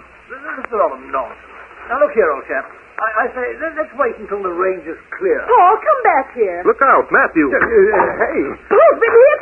You pussy fool. Hey, the arrow's sticking in his shoulder. Oh, you didn't step right in front of me. Say, by Joe, Well, the arrow only went through his sleeve. Here, I'll pull it out. narrow escape was mighty careless of you, Pringle, old chap. Careless of me? Why, you're deliberately... You were pointed to see. Why shouldn't I be? I might have killed the guy. You sure might have, brother. Would have busted you all up, too, I'll bet. What the devil do you mean by that? Well, what do you think? No, I say, let's forget it. Just an accident. You're quite willing to let it end there, Matthew? Oh, yes, of course, just an accident. Say, driving at? Nothing, except I don't agree. I don't think there was anything accidental about it.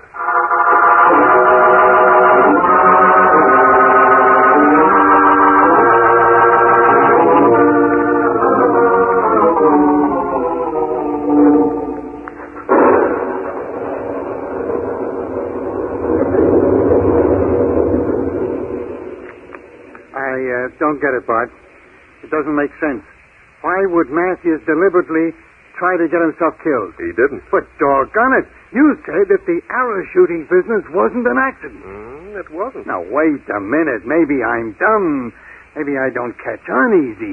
So it wasn't an accident.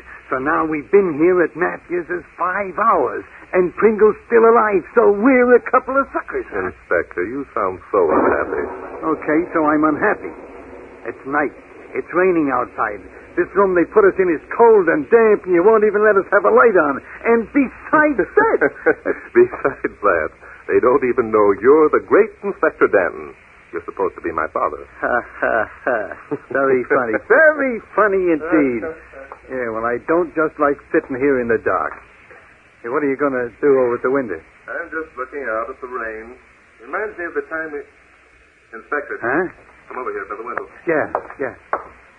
What do you see? Look down there, behind that shrubbery. Yeah, I see 'em. 2 people. Say, they must be crazy standing out there in the rain like that. On the contrary, they have an excellent reason. Who are they? Diane Matthew and Kenneth Prengle. Mrs. Matthew and the polo player. Yeah. Well, I'm not surprised. Say, what's the matter with him? He looks kind of funny. Yes, and I think I know... So she's leaving him and going around to the rear of the house. And Prengle's heading for the front door. Inspector, come on. Huh? This is what we've been waiting for. Hey, what was that? Somebody fell in the hall downstairs. Hey, somebody just went through the front door. Hurry up, Inspector. Let's get down there. Yeah.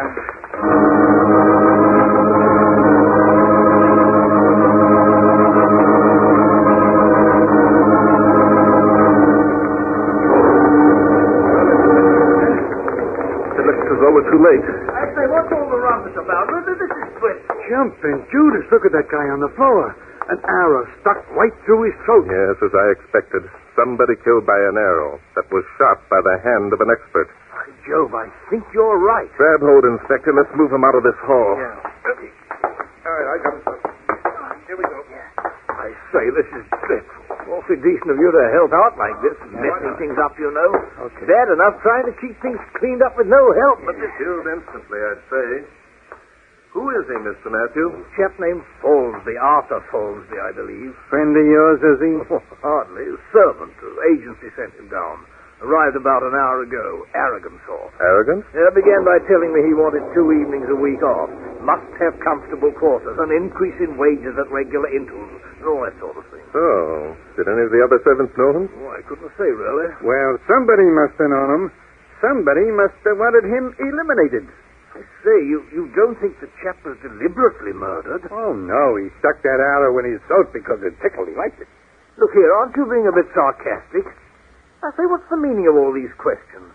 What I mean is, it should be I who does the questioning, shouldn't it? Well, now, think of that. He wants to know. Dad, Mr. Matthew's right.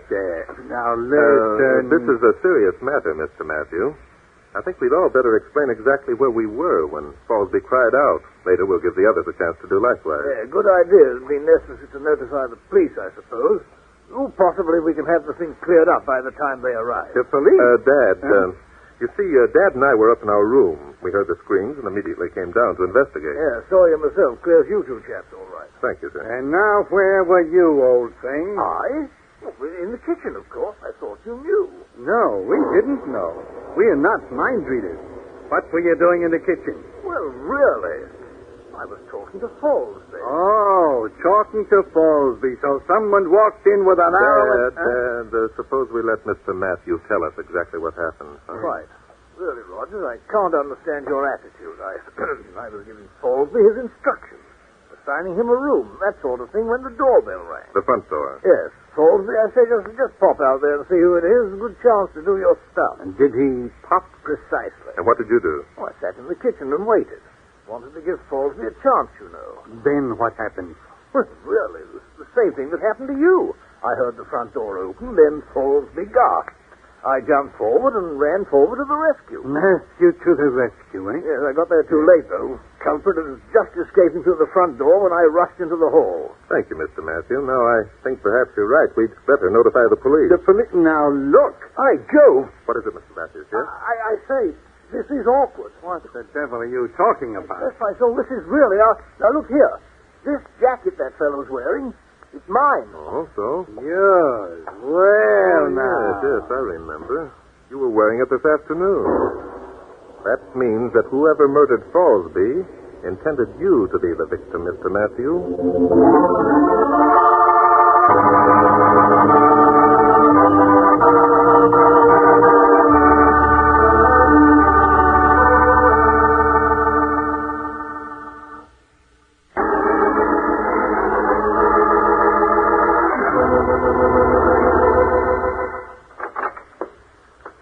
Hello, Mrs. Matthews. Come in. I was examining your husband's excellent collection of books while waiting for the police. Books. Such a boring way to pass the time. Don't you think, Bill? Well, that depends upon what substitutes there are. Oh, you're cute. Would I do for a substitute? Does that answer your question? Bill, you're marvelous. Tell me, who do you think murdered that man, Fallsby? Any of a dozen men to whom your husband would appear as an obstacle? How amusing. You still believe that Paul was the murderer's intended victim? I can only say the way I would act if I were annoyed by such an obstacle. Oh, Bill. Really? You are a very beautiful woman, Mrs. Matthew. May I call you Diane? Oh, please do. Bill. Splendid. As your husband would say, this is jolly. Isn't it? Bill. Yes? You're really very charming yourself. Well, thank you. Do you mind if I sit here? Well, not at all. Your husband... Oh, Paul. He's so stuffy. No, shall we say, romance between us. I see. Mr. Pringle, then? Ken, what do you mean? Oh, a man has his honor. I wouldn't want Pringle to feel that I was... I beg your pardon. I'm sorry, but I saw you and Pringle earlier this evening standing out in the rain. Well, what difference could that make? Forgive me, I didn't mean to upset you. By the way, Edna wanted me to give you her love. Edna? My sister, Edna Rogers. You remember her, of course. Oh, yes. How is dear Edna? Splendid. Except for one thing. Oh, really? What's that? I have no sister Edna. Very clever of you, Barton Drake. At your service. Mrs. Matthew, would you mind telling me why you pretended not to recognize Inspector Danton and me this afternoon? I had my reasons. And your husband and all the others, they had their reasons too? How should I know? The others mean nothing to me. Including Kenneth Pringle?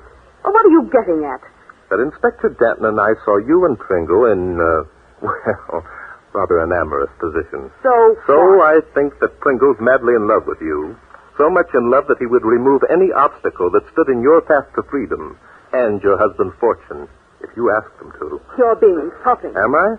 There's only one other person in this house who is skilled enough at archery to take a quick shot under cramped conditions and drive an arrow through a man's throat.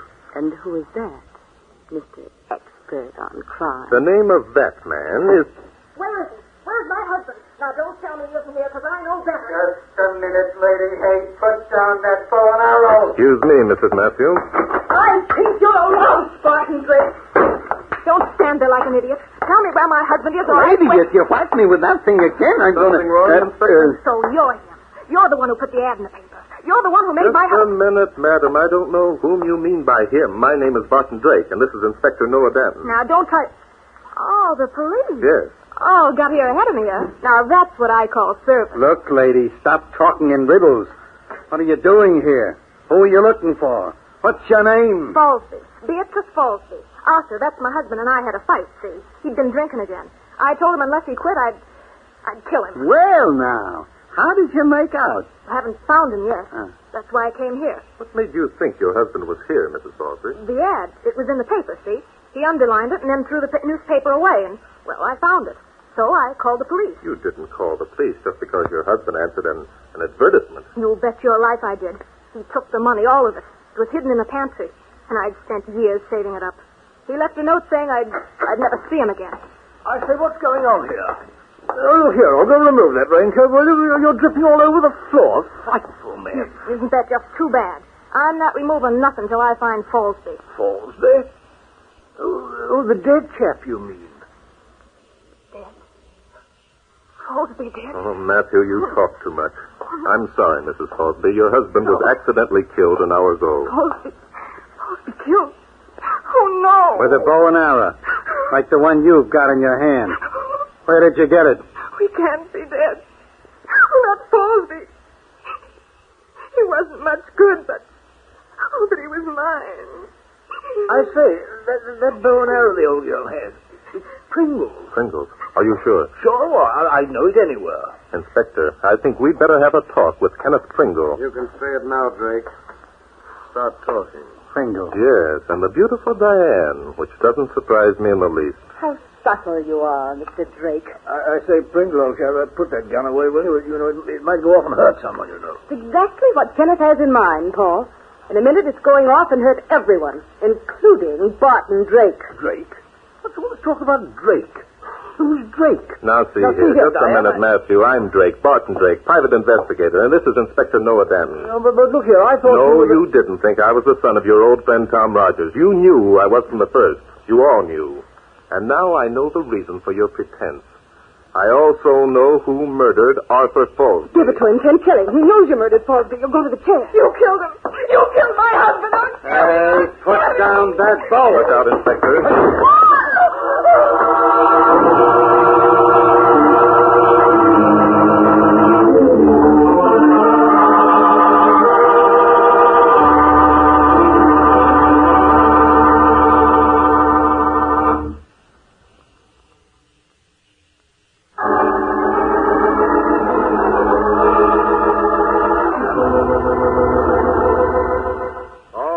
Pringle. Your fun's over. Sit down on that chair. You too, Miss Matthew. Drake, you're lucky. If that crazy woman hadn't come at 10 with a bow, you'd be dead now. I say it was lucky. She knocked the gun right out of his hand. Bullet went into the floor. By Jove. Matthew, keep quiet. From now on, I'll do the Yeah, talking. but look here. Oh, Inspector, how's Mrs. Fosby? I left her with her husband.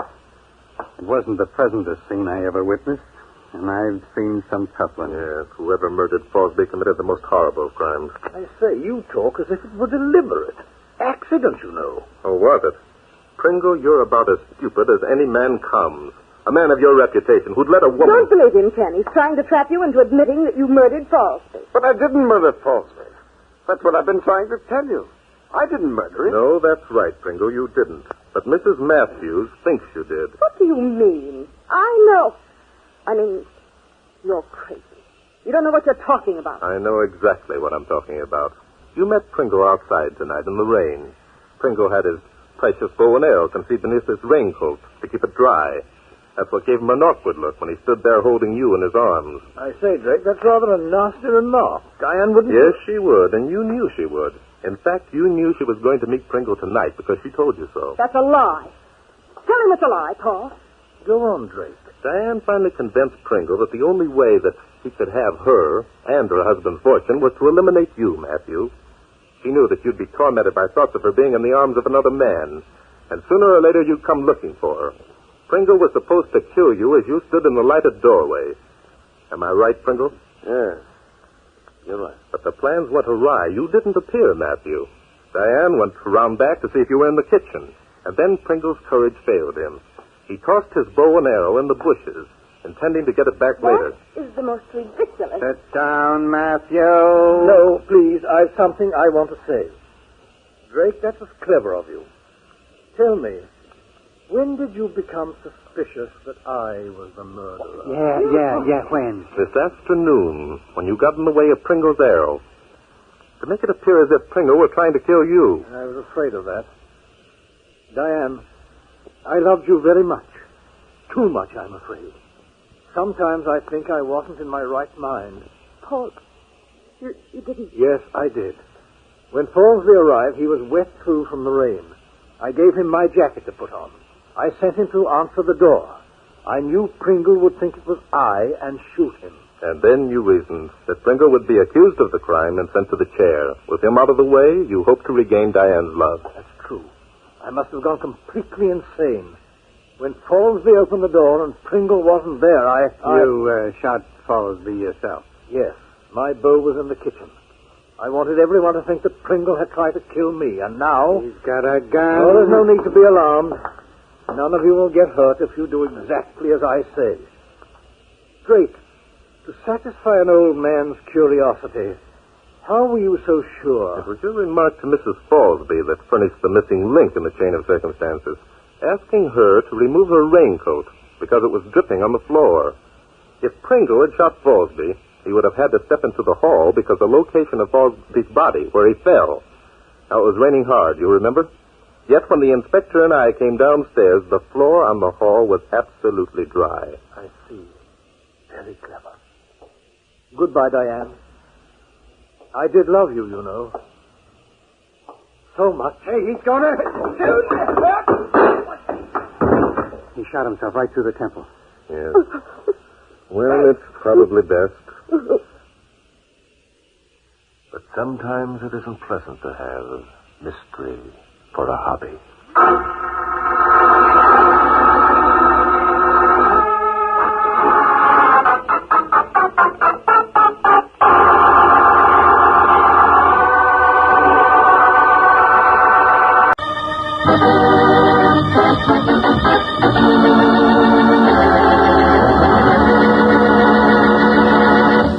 Mystery is my hobby.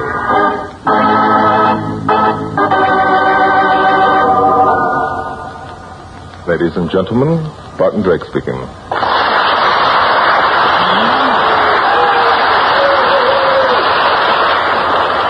For tonight's drama, I've selected case history number 126 from my book, Mystery is My Hobby. I call it Death Asks Questions.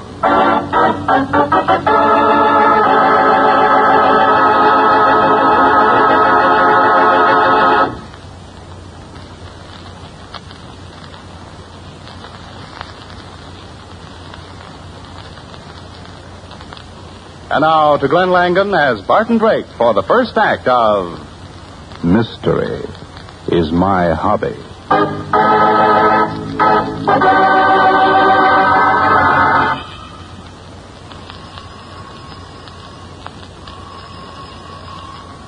Oh, he's in there. He must be in there. It's only 9:30. He can't hide from me. I'll find out.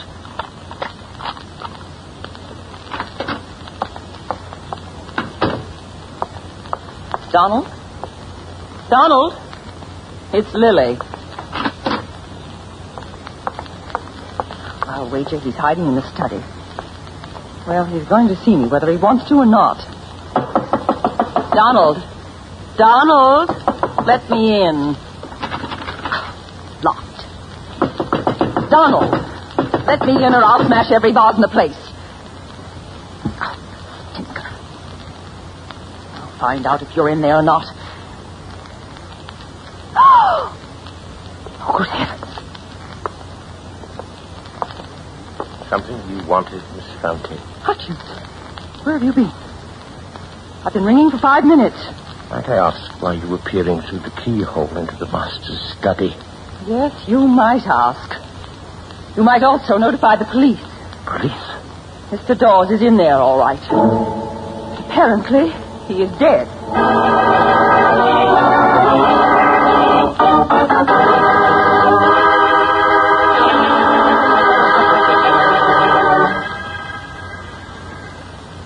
I yawned sleepily, turned over in my bed. It had been a tough night. And I felt like I wanted to sleep forever. Those darned door chimes were ringing. Well, it was probably the milkman, and Mike Fat to take care of that. So I turned over and dropped off again. I wanted to finish that dream.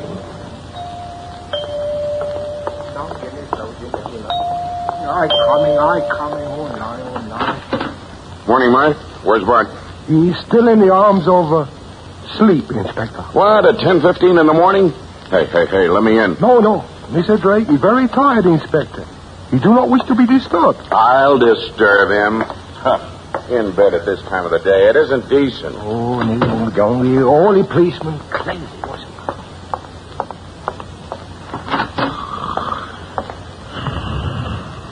Hey, Bart. Bart, wake up. Huh? What? I want you to go with me on a case, Bart. Come on, wake up. Mm-hmm. Who's been murdered? Donald Dawes. What? The drama critic? Yes, the most hated guy in show business. The playboy who plays the dirtiest. Well, who discovered the body? Lily Fontaine did. Lily Fontaine, the star? What was she doing in Dawes' apartment? Lily's his ex-wife. Yeah, everybody knows that. Mike. Yes, sir, Mr. Drake? Turn on the shower, Mike. Put a couple of cups of coffee on the table. I'm leaving with the inspector immediately. Hey, Bart, I want some... Nah, not this morning, Inspector. I'm sorry. We haven't time for eggs.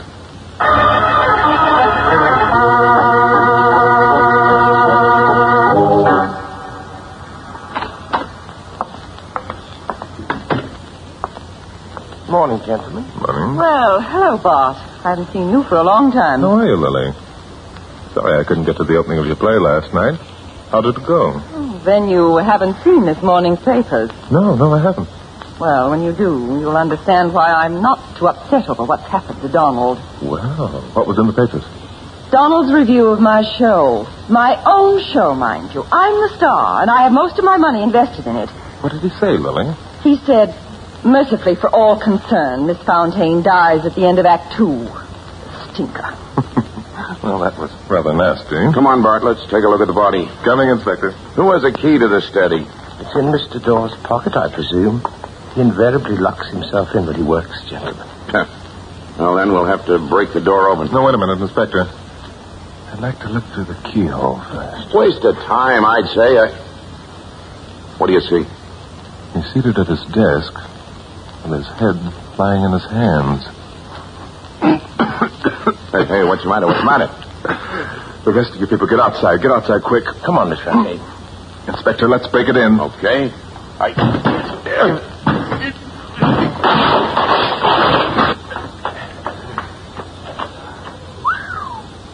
what's that smell? Hold your breath, Inspector. Let's get out of here. You'd better send for the decontamination squad. This room is full of poison gas.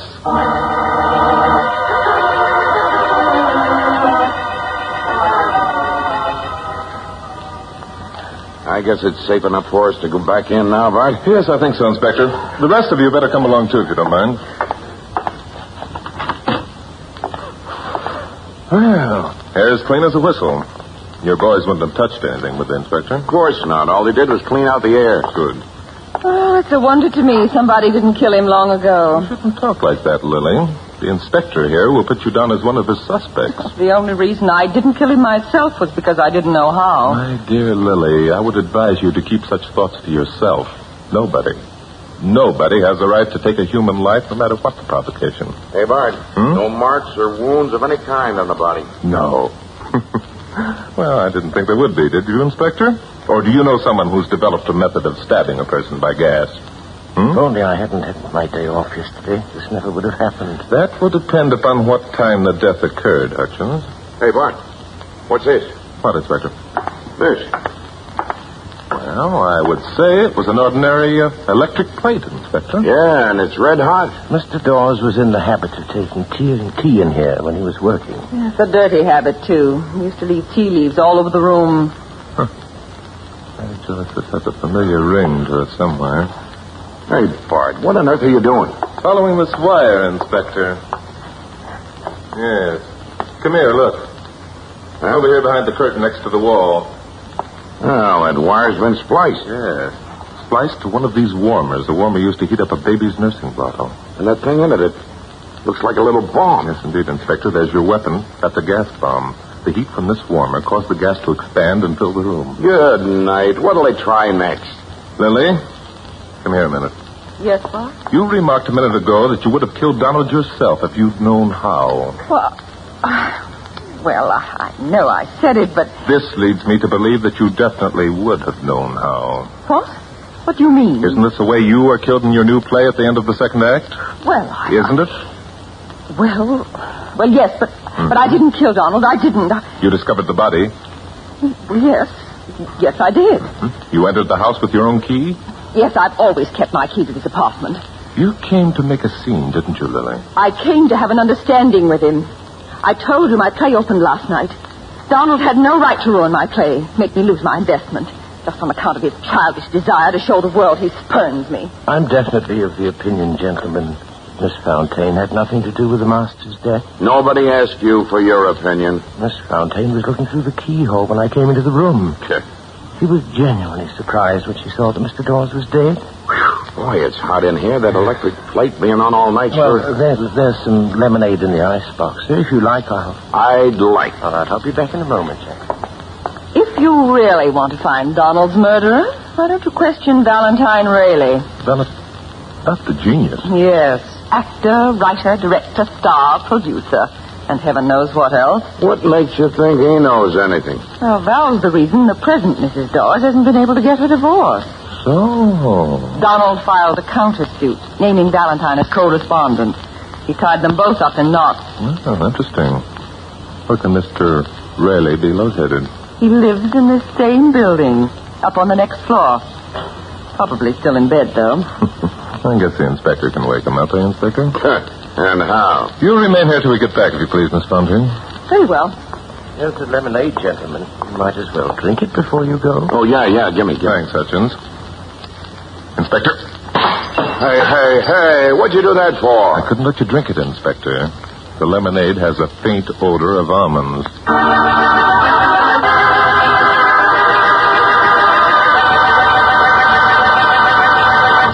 And now, back to Glenn Langan as Barton Drake for the second act of Mystery is My Hobby.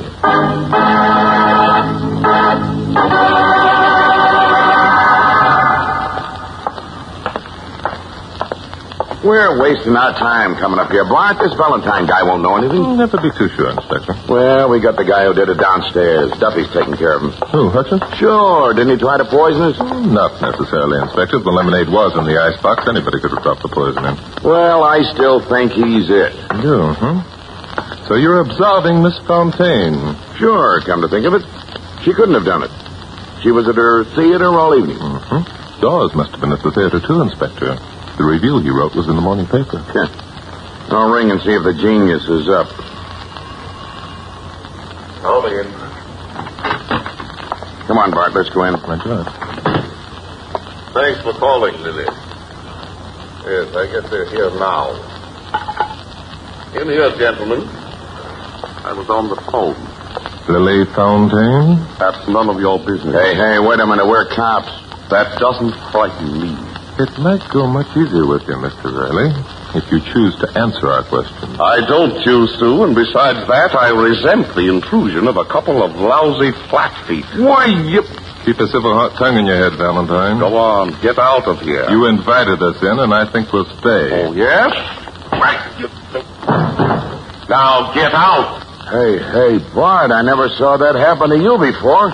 You know what you done? Get out! Why, you dirty louse. You can't hit Barton Drake. Just a minute, Inspector. Well, I'll take care of this. Oh, you... That's better. Now get up, and I'll knock you down again. Don't hit me. My profile. Then get up and be good. Well, I'm sorry. I lost my head. Yes, I am, too, but you lose more than that if you don't start acting like a gentleman. Now, was that Lillian Fontaine that you were talking to when we came in? I don't see what difference it makes, but it was. Then you know about Donald Dawes? Yes, Lily told me. That's better. Now, Mr. Riley, what about this affair of yours with the present, Mrs. Dawes? Simply for publicity purposes. Publicity? Yes. Old June and I had a love affair, but I assure you that Donald Dawes and myself were the best of friends. Dawes has a very strange way of showing it. One doesn't usually name his friend as correspondent. Publicity. I insisted that he do. And, gentlemen, this shocks me terribly. Why, Donald and I attended the theater together last night. When we left after the second act, I came home with him and sat in his study while he wrote the review. Donald was tired, so I offered to deliver his criticism to his newspaper personally. And that, gentlemen, can easily be proved. Just pick up the phone there and call the city desk. Ask who delivered Dawes' copy last night, what time, and by who. We'll check on that, I assure you. Getting back to June Dawes. The fight you and Donald had outside the Royal Room in the Stratford Hotel. That was for publicity, of course. Of course it was. Mm-hmm. And both of you being arrested for disturbing the peace and Dawes' subsequent charges against you for assault and battery, that also was for publicity. I can see you know very little about theatrical people, Mr. Drake. If an actor gets arrested for drunken driving or if he gets a reputation for mistreating women, the silly public fills the theater to overflowing. They want to get a look at this monstrosity, whether he has any talent or not. Why, then, shouldn't I, with all my ability, take advantage of this curiosity for the morbid? Especially when I can also give them my talents when they come to see me. You don't believe that Donald and I were the closest of friends? Ask the city editor if I didn't deliver that copy last night. Oh, I'm quite sure as long as you're so insistent, he'll substantiate you. If you really want to solve this murder, ask Lily Fontaine where she was during the third act of her show last night. Where was she? Ask Lily, not me. I'm no stool pigeon. Come on, Inspector. We're going back to Donald Dawes' apartment. Mr. Rayleigh, will you come willingly, or do you wish us to carry you and get some more publicity?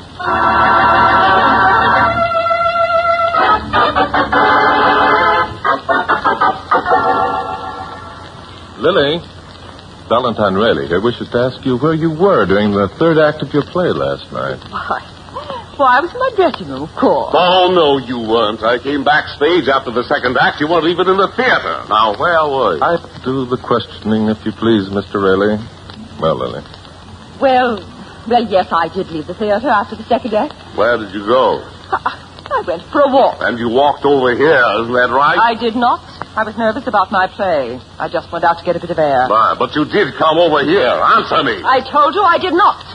But even if I had, I certainly wouldn't have known how to rig up the electrical apparatus that killed Donald. The same rig you use in your play. That's enough, Rayleigh. But I know who could have rigged it up, Bart. So? Who? Val could.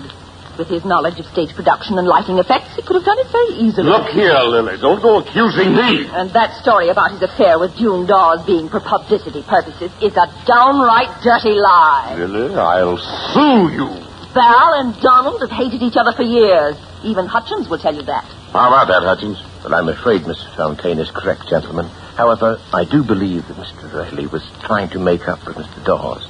I overheard him speaking to Mr. Rayleigh on the telephone several times this past week. For what? So what if we were mad at each other? And I did make an appointment for Mr. Dawes to go to the opening of the play last night with Mr. Rayleigh. There, see?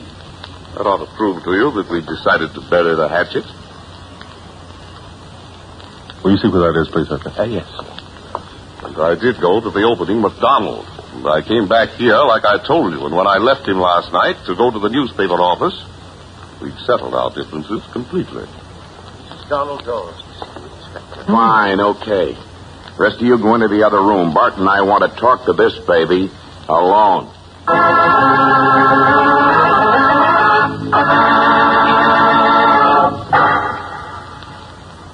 Lily phoned me, Inspector. I came right over. Lily's quite a broadcasting station. So you already know that your husband's dead, huh? Yes. How do you feel about the matter, Mrs. Dawes? Well, I'm sorry for Donald, of course. However, I must truthfully admit that I'd ceased to love him. I was getting a divorce, you know. Yes, we know. Tell me, Mrs. Dawes, when did you last see your husband? 5 days ago, Mr. Drake. But only at the attorney's office. We had a conference to see if our mutual feelings could be soothed enough so that I could go ahead and obtain the divorce without any further scandal. You can go ahead and marry Valentine Rayleigh now if you still want to. You know that, don't you? Yes, I suppose so. And as Dawes' widow, you'll inherit any money he had. No, Inspector. Mr. Dawes had changed his will. He pointed that out to me at our last conference. He said he did it as a precautionary measure. Huh. So he was afraid either you or Rayleigh might murder him, huh? I hate to admit it, but I'm afraid that's the conclusion I draw, too, if I were in your position. Mrs. Dawes, where were you last night? I was over here. Oh, why? I wanted to see Don and have a talk with him. I'd forgotten that he was attending Lily's play. I see. What time did you get here? About 9. He wasn't home, so you let yourself in and waited for him. Is that it? No, Mr. Drake, I couldn't get in. It was Hutchins' day off. Did you have a key? No, I lost it. I had to wait outside. I see. How long did you wait? Oh, it was about an hour and a half, I guess. Until almost 10:30. And then she came. She? Who? Lily. She got out of the cab up at the corner and ran down here. She didn't see me. I was hiding back in the shadows. She unlocked the door and went inside. How long was Lily inside the apartment, Miss Dawes? About 20 minutes. You saw her come out? Yes, she ran up to the corner where she had the cab waiting and drove off. That's a great story, Miss Dawes, only I don't believe it. No, wait a minute, Inspector. What did you do then, Mrs. Dawes? I don't know. Oh, I don't know. I can't seem to remember. That's silly. Oh, but it's true. When I saw her go into the house when I couldn't, I was still his wife. Well, something snapped. I don't remember what I did until this morning. Why, you little cat, I'll pull your hair out from the roof. Don't you slap me, you have. Hey, what's up? Lily and Valentine must be having a free-for-all. Come on, Inspector. Dirty mother! Speak for yourself, you wench. Let go my hand. All right. None of that. Now, come on, you two. Separate. He accused me of killing Donald. He did? And what did you do, Lily? The vixen. She slapped my face. Now, calm down, you two. Lily, where did you say you were last night during the third act? Oh, I told you. Out taking a walk. Yes, I remember what you told me. Are you sure you don't want to change that story? We can check with the cab company, you know. Oh, all right. But how did you know? Mrs. Dawes saw you. What was she doing here? Never mind that. What were you doing here? Then you were here. You Delilah. The checks. What checks, Mr. Rayleigh? What I thought all along. Lily came here during the third act of a play and set the trap.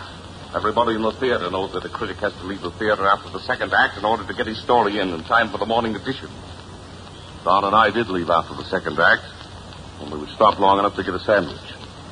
Afterwards, we came here, and Don wrote his copy. I took it to the paper, and after that, just as you hoped, Lily, Don made himself a cup of tea. While he was doing that, your gas bomb exploded and killed him. Lucky for me, I got out in time. Oh, it's a lie. Donald wasn't here, I couldn't have gotten into the study. Even if I'd wanted to. Everybody knows I haven't got a key to the study. Neither has anybody else. Well, Inspector, I guess we know. I'll get it. Yeah? This is Denton. Yeah? Checks, eh? What? You sure? Yeah, that does make a difference. I'll be seeing you. Boys checked with the newspaper, Bart. Yes, Inspector? The profile here delivered a copy, just as he said, about 11 o'clock. See? What did I tell you? But here's a funny thing, Bart. Medical examiner says that gas notwithstanding, Donald Dawes died from the effects of poison. Poison that killed him almost instantly. Poison that was administered to him in a drink, and that the drink probably was, lemonade. Well. Now, there's more. Medical examiner also says that Dawes had been dead for 14 hours when his body reached the morgue at 11 o'clock this morning. Yes, indeed. Murder always comes home to roost. Well, that's it, Inspector. Go ahead. Make your arrest.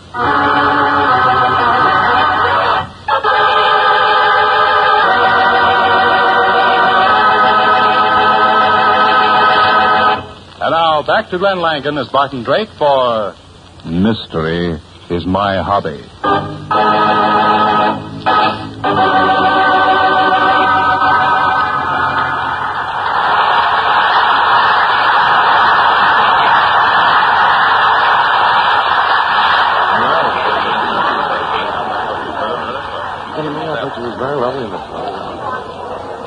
Lily's got a pretty good play there, don't you think so, Inspector? Yeah, I can't understand why Dawes lambasted it so. Don't you? No.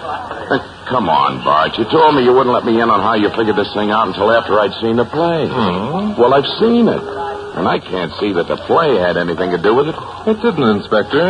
It was merely an excellent bit of scenery setting.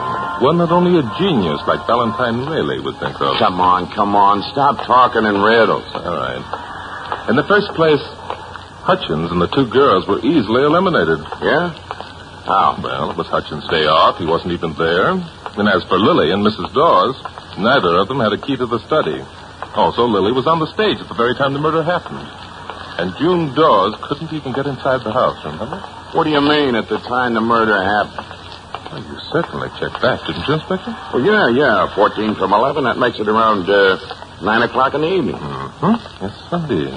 Hey, wait a minute. It couldn't have happened at 9 o'clock. Why not, Inspector? Because Dawes was at the theater, too, reviewing the show.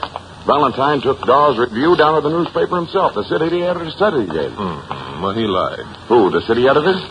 Now, look, No, not the city editor. Valentine lied. He didn't take Dawes' review. He took his own. He took... Huh? That's what I said. Dawes was dead at 9 o'clock. How could he have written it? No, Inspector. Mr. Rayleigh came to see Dawes early in the evening. He was admitted to the study by Dawes himself. While there, Dawes drank some lemonade, into which Valentine dropped the lethal dose. Poor Dawes. He must have died right there and then. But why all that faldy roll about the gas bomb? I think Valentine hoped that he could throw suspicion on Lily, seeing that she used the same device in her show. Also, he must have figured that the police would take it for granted that Dawes was murdered with the gas and wouldn't bother with an autopsy. Huh. You don't know the department? No. Well, Bart, I'm glad I made you come with me this morning. Yes, all right, Inspector. Of course, I could have figured it out, but that guy Valentine was throwing a lot of curves. He would have struck you out, too, Inspector, except that, Huh? mystery is my hobby.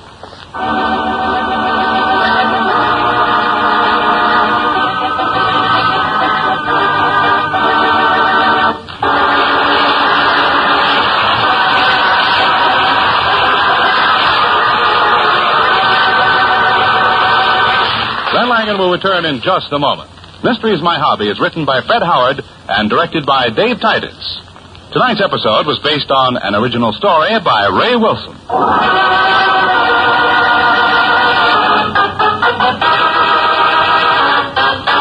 Our original music was composed and played by Len Salvo. Included in tonight's cast were Ken Christie with Helen Geddes, Irene Tedrow, John McIntyre, and Charlie Long. The events depicted in this story were entirely fictional, and any resemblance to actual places or people, living or dead, is purely coincidental. And now, here's Glenn Langan with a word about next week's story.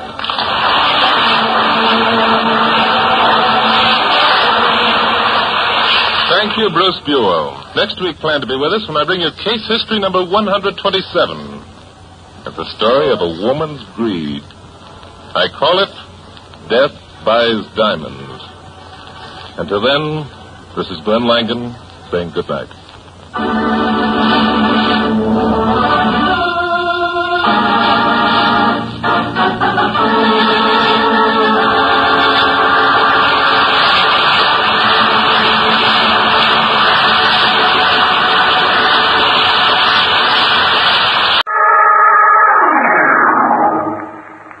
Mystery is my hobby.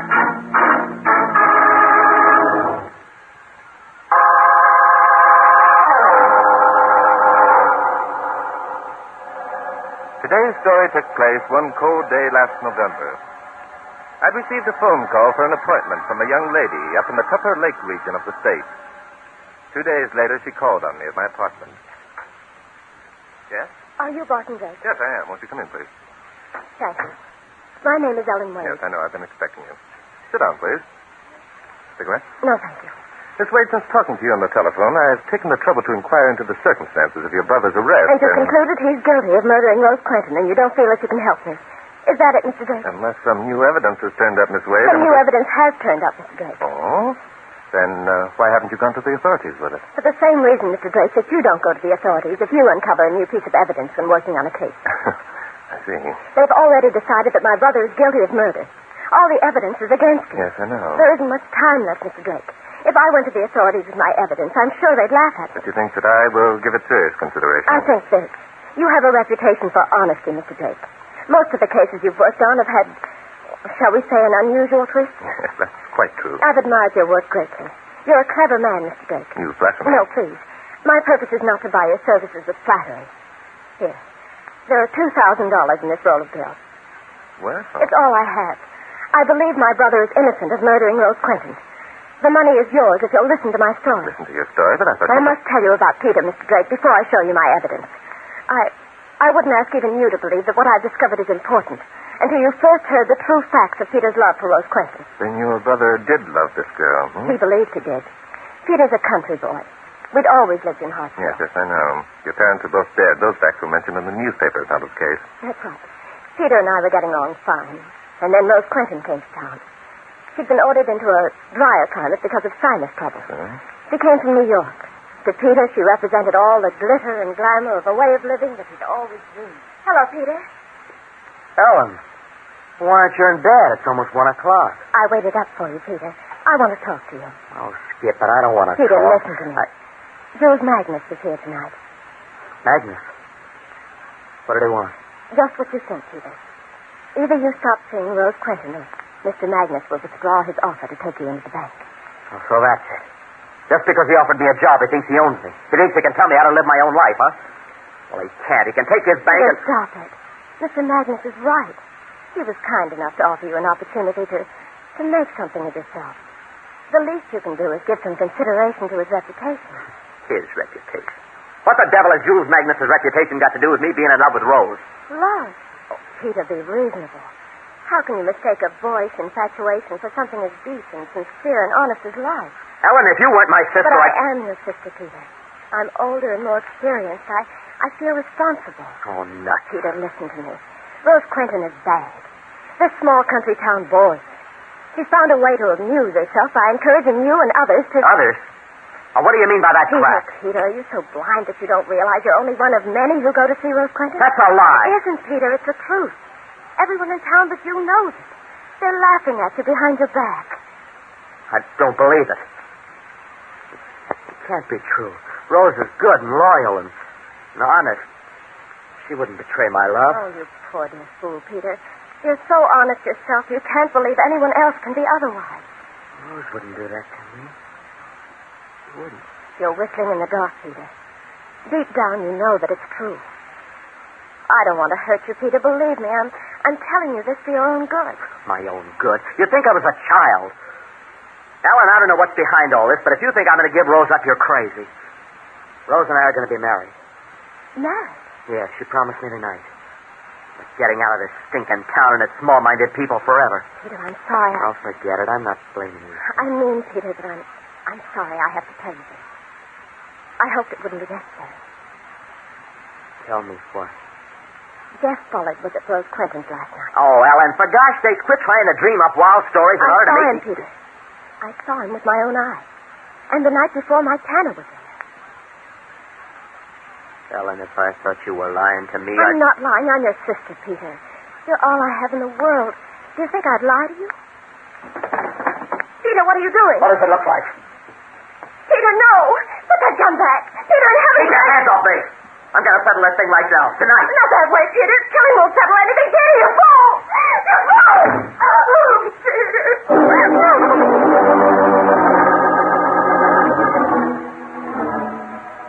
I didn't dream that Peter would lose his head, Mr. Drake. He was never an impetuous youth. I tried to follow him, but we only had one car. He'd taken it. I see. And the next morning they found Rose Quentin dead, shot through the head with a .32 caliber pistol. Yes. What caliber was your brother's gun, Miss Wade? It was a .32. But they never found it. Peter had dropped it somewhere. Dropped it? Yes. He didn't go to Rose Quentin's that night, Mr. Drake. Uh-huh. Long before he reached her house, he realized what a fool he was. He changed his mind about wanting to kill her. Where did he go? As I remember the case, he was picked up the next morning in the woods several miles from Hartsville. Peter doesn't remember where he was or what he did. He left the car and spent the night wandering aimlessly through the woods. I see. Oh, I know. Everything points to Peter's guilt. I have only his word against the evidence. I believe my brother, Mr. Drake. That's why I brought you this. Uh-huh. Is this your evidence, this picture? Yes. On the night Rose Quentin was murdered, we had a thaw in Hartsville. The next morning, the temperature dropped. The ground was frozen solid. I see. So you found a footprint in the frozen ground and took this picture of him. Yes. Seems to be just an ordinary picture of a footprint. Except for the fact that the man who made it wore hobnails in his boots. I see you did. I suppose now you're going to say that your brother owned no boots with hobnails. No, he didn't, but that's unimportant. Look closely at the picture, Mr. Drake. I don't want to influence you. You must see for yourself. See what? Turn the picture sideways. Study the design of the hobnails. Do you see anything unusual? I turn the picture sideways and I... By Jove. Do you see it? See it. It's as plain as day. Miss Wade, I shall be delighted to take your case.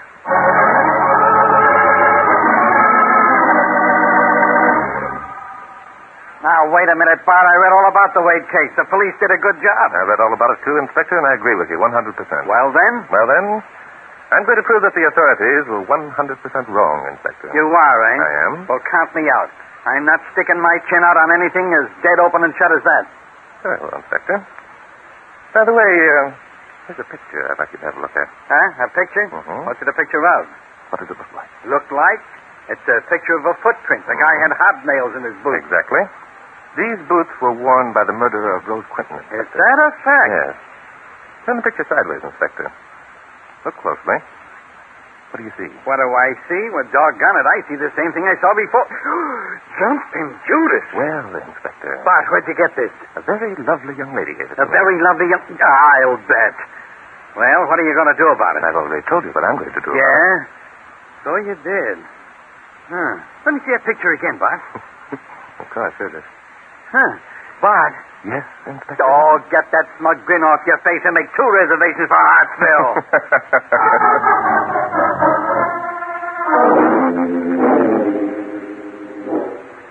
You see, Mr. Magnus, Ellen Wade mentioned that her brother was going to work in your bank, and we thought possibly you could help us. Mr. Drake, I know you'll pardon my frankness. Of course. Believe me when I say I've always admired your work.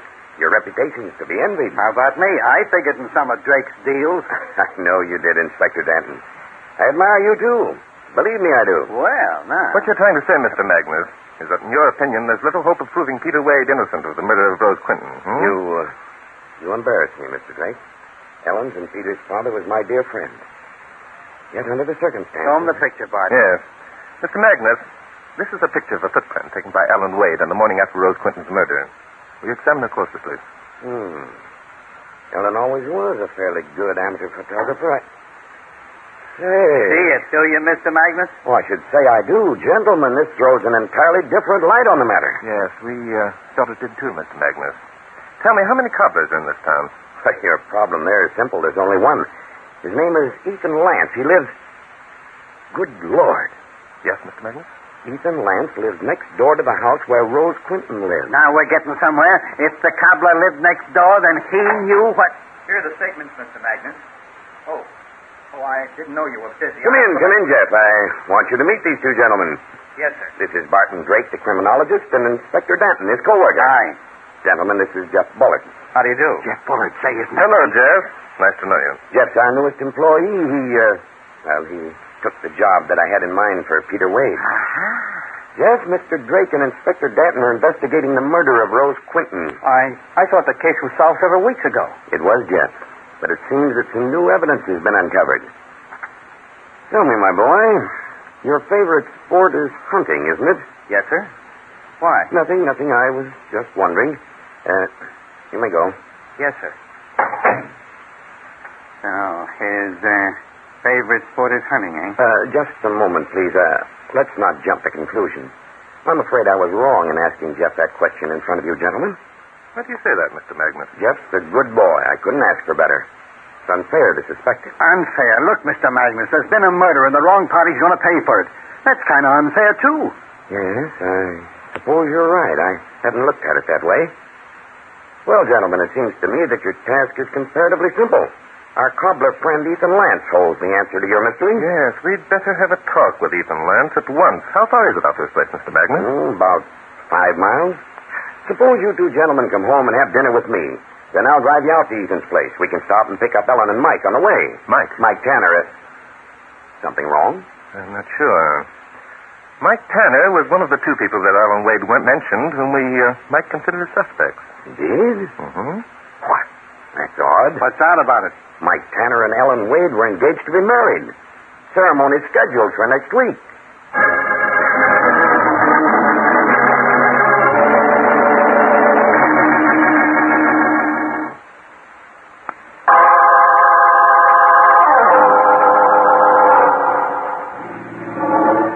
I think you're a nice guy and all that. I'm willing to play along with you, but you don't like the idea of passing up a good dinner for a ride in the country, eh, Inspector? Oh, it isn't a dinner. I'm like a camel. I can go for days without eating. You mean drinking, Inspector? Oh, drinking either. I'm a very rugged fellow. Well, then what is your particular complaint, Inspector? It's the principle of the thing, Bart. When a gentleman asks me to dinner, I at least like to be polite. But instead of that, we ignore his invitation, borrow his car, refuse his company, and set off by ourselves. Yeah. Now, do you call that good manners? No, I call it atrocious manners. Well, then. There are times, Inspector, when it's smart not to consider one's manners or stomach. This must be the place. What place? Oh, the cobbler's. I forgot where we were going. Hey, there's the cobbler. What's he running away for? He isn't the cobbler, Inspector. That's Mike Tanner. Come on. We're going to try and catch him? Naturally not. We have more important things to do. What, for example? Examining the corpse of Ethan Lance, for example. Examining the corpse, for God's sake, Bart. We are. There's no point in knocking. Our cobbler friend is dead, Inspector. Open the door. Okay. I won't ask any questions. Just do as I'm told. He isn't in this room, is he, Inspector? Nope. Well, let's try the kitchen. Okay, let me open the door. That's my job. There we are, Inspector. There we are, he says, pointing casually at the corpse. Do you have to be so cold-blooded about it? Sorry, Inspector. I was thinking of young Peter Wade, who was scheduled to die for a crime he didn't commit. You're sure Wade is innocent, eh? Positively, Inspector? Yeah. Well, how are you going to prove it now that Ethan Lance is dead? I can prove it, Inspector. Come on. We're going to report this murder to the local authorities, and then we're going to have a talk with Ellen Wade.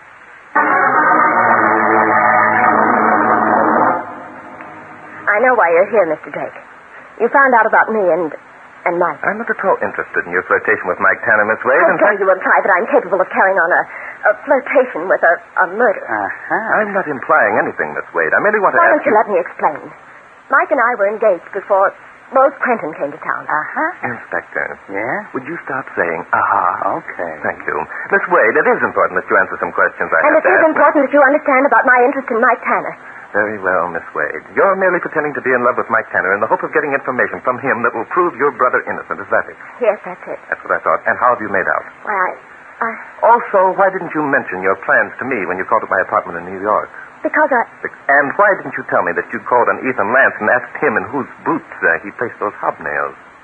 Who told you that? Nobody. It merely seemed logical. And I think the reason you neglected to mention those facts to me in New York was because you were afraid I'd refuse to take your case. Is that correct? Yes, it was. I needed help desperately. I'd have done anything I could I understand, but unfortunately, your desperation has been the cause of another murder. Another murder? Yes. Ethan Lance was shot through the head this morning. Ethan Lance shot? Unfortunately. No, we'll never know who killed Rose Quentin. Ethan was the only one who knew the identity of the real murderer. Oh, no, lady. Drake knows. Don't you, Bart? As a matter of fact, I do, Inspector. You do? Yes, but proving it is another matter. Miss Wade, have you any idea where your brother went after he left this house on the night that Rose Quentin was murdered? I've already told you. He doesn't remember himself. He was dead. Yes, I know. But a man in that condition usually follows a pattern, Miss Wade. The chances are that his wanderings carried him to some place where he'd been before. Peter was in the woods all the time. He's sure of that. Say, I once knew a guy who got lost in the woods. You know how he found his way home? No, Inspector. Huh? Your brother was quite a sportsman, wasn't he, Miss Wade? He must have had a favorite spot where he went to hunt or fish. Well, yes, I suppose he did have. I'll be glad to tell you folks how this guy I know found his way home. It's important, Miss Wade. You see, if we can find the gun that Peter lost and that hasn't been discharged, that will prove conclusively he didn't shoot Rose Quentin, won't it? Won't cost you a cent to listen. I remember now. Peter was always talking about a place called Sunset Hill. It's beautiful there, and there's excellent partridge cover. Splendid. Come along, Inspector. We're going hunting for a gun. Okay, so you don't care how the guy found his way home. Okay, all I was trying to do was tell you.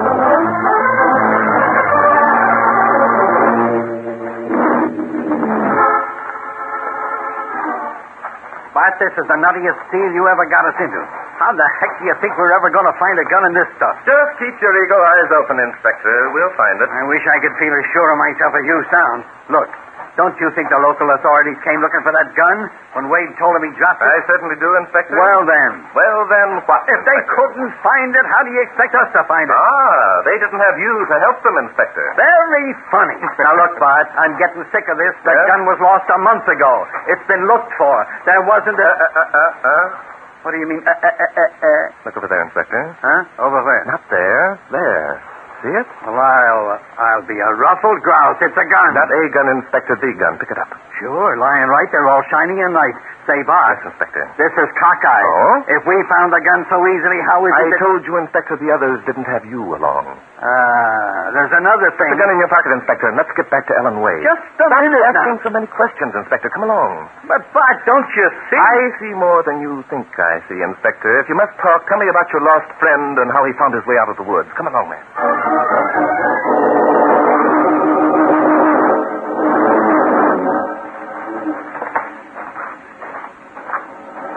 There's the Wade cottage, Inspector. And there's someone going into it. Say, isn't that Mr. Magnus? Yes, I think it is, Inspector. And the young man with him is Jeff Bullard. Well, what do you know?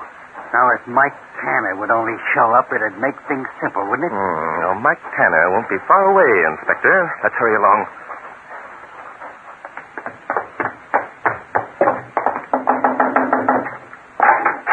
Well, gentlemen, I'm glad to see you. I've unearthed a bit of interesting information. That's right, Mr. Magnus. Miss Wade, you were right about your brother going to Sunset Hill.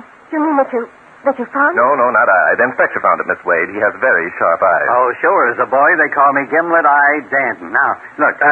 Gentlemen, if you don't mind, I think you'll find that what I have to say is important. Oh, I'm so sorry, Mr. Magnus. What is it you want to tell us? And after you left the bank this afternoon, I got to thinking. That's the way Bart figures things out, thinking. Yes. It occurred to me that since Jeff here had been, seeing something of Miss Quentin before her death, he might possibly have been near her home on the night that she was so brutally murdered. I see. Well, Jeff? Well, I guess I should have mentioned this before. I did go out to see Rose that night. I didn't go in, though. I heard a shot, and then I saw someone run from the house. You certainly should have mentioned that before, Jeff. Did you recognize this person who ran from the house? Oh, yes, sir. That is, I think so. Well, tell them who it was, Jeff. No, Jeff. I wouldn't if I were you. If you mention the name and I can prove that you're lying, you'll be worse off than you are right now, and that, my boy, will be bad. What do you mean by that? I mean, Jeff, that you're going to lose your job at the bank anyhow, so you might as well not talk. Drake, what the devil are you getting at? A lot of things, my friend. A boy is accused of committing murder. He has a trial which very little evidence is presented, and then suddenly everyone seems to have ideas on the subject. I wonder why. I'll tell you why. Magnus here owns the town and everybody in it. He's got everybody scared of him. They only talk when he tells them to. I think you're right, Inspector. Why, you keep a civil tongue in your head. I'll have you run out of town. I'll have you tarred and... Sit down, sport. Well, you won't do anything. That's better. Go ahead, Bart. Thank you, Inspector. Magnus, besides being the most wealthy and influential man in town, I think you must be the most hated. I think that Ethan Lance must have hated you. What about it? Probably you held a mortgage on his home or loaned him money to operate his business. Obligating a man is a certain way to make him hate you.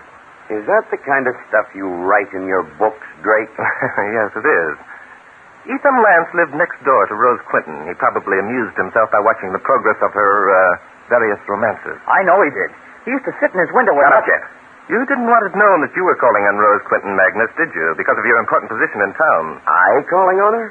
What? It's ridiculous. No, it isn't ridiculous. You probably tried to make her promise that she would see no one else, and when she refused, you threatened to kill her. That's a lie. Ethan Lance must have been a bit of a philosopher. He knew the type of person Rose Quinton was. He knew that she'd do as she pleased. Lance guessed that one of the men who was going to the girl's house would kill her, and he had his own way of picking the winner. I suppose now you're going to tell me that stupid picture of the footprint that Ellen took was made by my boots. Yes, I am. You brought the boots to Ethan Lantis to be resold, Magnus. They were hunting boots, and you ordered hobnails. The cobbler, being a whimsical sort of chap, cleverly designed the word guilty in the sole of one boot when he inserted the nail. Yes, old man Lance thought he was pretty cute. Well, he can't prove who owned the boots. But I can, Mr. Magnus. I don't believe it. Very well. Lance saw you murder Rose Quinton. He was afraid to do anything about it because of what you might do to him. So he kept quiet, hoping that someone would discover the footprint. He didn't even dare speak when Peter Wade was arrested. And so? Oh, I realize you've had ample time to destroy your boots, Magnus. That's why I worked on another theory. That's why we hunted for and found the gun with which Peter Wade was supposed to have shot Rose Quinton. But it's impossible. We looked for that gun. But you didn't have Inspector Danton's eagle eyes to help you. Show him the gun, Inspector. Sure, here it is, Sport. No bullets discharged, and a fingerprint test will prove who owned it. Exactly, and Ethan Lance's testimony given to us this morning before we saw you, Magnus, will prove that you... Inspector! I see him all right, Sport. Keep away from me, Danton. Why, you... What's my death? What up? Don't touch me. Nice work, Jeff. Yeah, thanks, son. I've been wanting to hit that rat for years.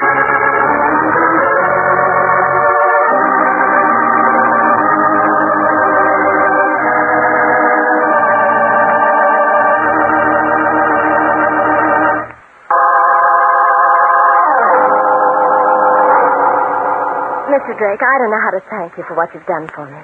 And Peter. Oh, there's lots of ways, lady. That will be enough, Inspector. Pardon me. And look, lady, ask him how he happened to find your brother's gun so easily. I did wonder about that, Mr. Drake. Yeah, so did I. The thing is, here's a gun all shining and bright lying out there in the woods staring up at us. Ask Mr. Drake why it wasn't kind of rusty and dirty after lying around in the brush for a month. It didn't look as if it had been lying outdoors very long. No. Now, ask Mr. Drake if he ever owned a gun of that caliber, and if he just happened to have it with him when we were walking through the woods. Mr. Drake, you didn't... Miss Wade, there are times when a man in my position has to resort to artifice to achieve an end, such as selling Magnus the idea that we had actually talked to Ethan Lance. Now, that was a pretty speech, wasn't it? Say, Bart. What now, Inspector? How were you so sure that it was Jules Magnus who had knocked off the babe? Inspector... Do you mean to say you don't know the answer to that? Oh, Bart, can't you take a little ribbing? All right, Inspector. I'll tell you. You see, Magnus knew about the existence of that picture. Ellen showed it to him. Isn't that right, Ellen? Well, he acted as though he wanted to help me. Naturally, he would. So when you showed him the picture, he tried to lash you out of doing anything about it. Isn't that true? Yes. So I decided to come to New York to see you without telling anyone. Yeah, but what happened when you showed the picture to Magnus, Bart? Why, I showed it to him upside down, Inspector. Yet he knew the word that was written there. A word that you and I had to look at twice to discern. Why, that's wonderful. I can't imagine anyone being so clever. You've got the answer to that, haven't you, Bart? Yes, I have, Inspector. You see, Ellen, mystery is my hobby.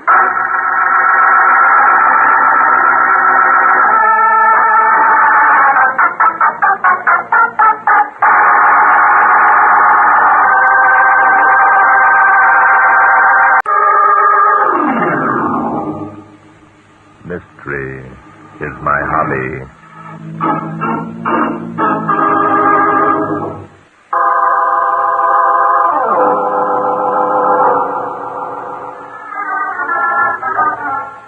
Inspector Danton and I had gone again to the Welcome You Ranch on the Arizona desert for a short vacation.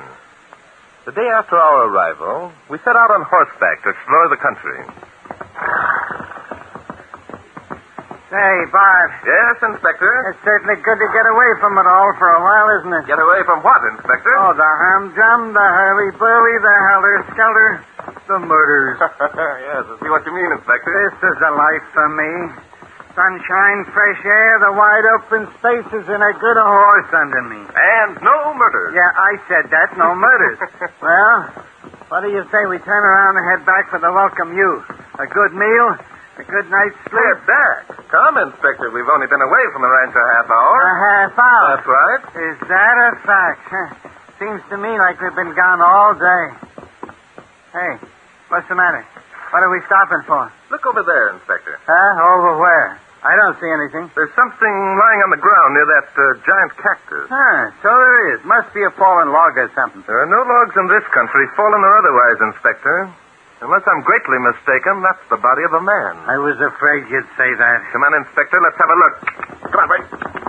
Whoa. Whoa, boy. Easy now. Yeah, it's a man, all right. So I see. Get off your horse, Inspector. Okay, why is it that these murders have to follow us all over the country? Let's not assume that this is a murder yet, Inspector. By Jove, he looks done in, doesn't he? Yeah, let's roll him over. Right. Say, look at the whiskers. He's an old man. Yes, and quite dead. Now, I wonder... Suppose he was hit by an automobile? That's a brilliant, Inspector.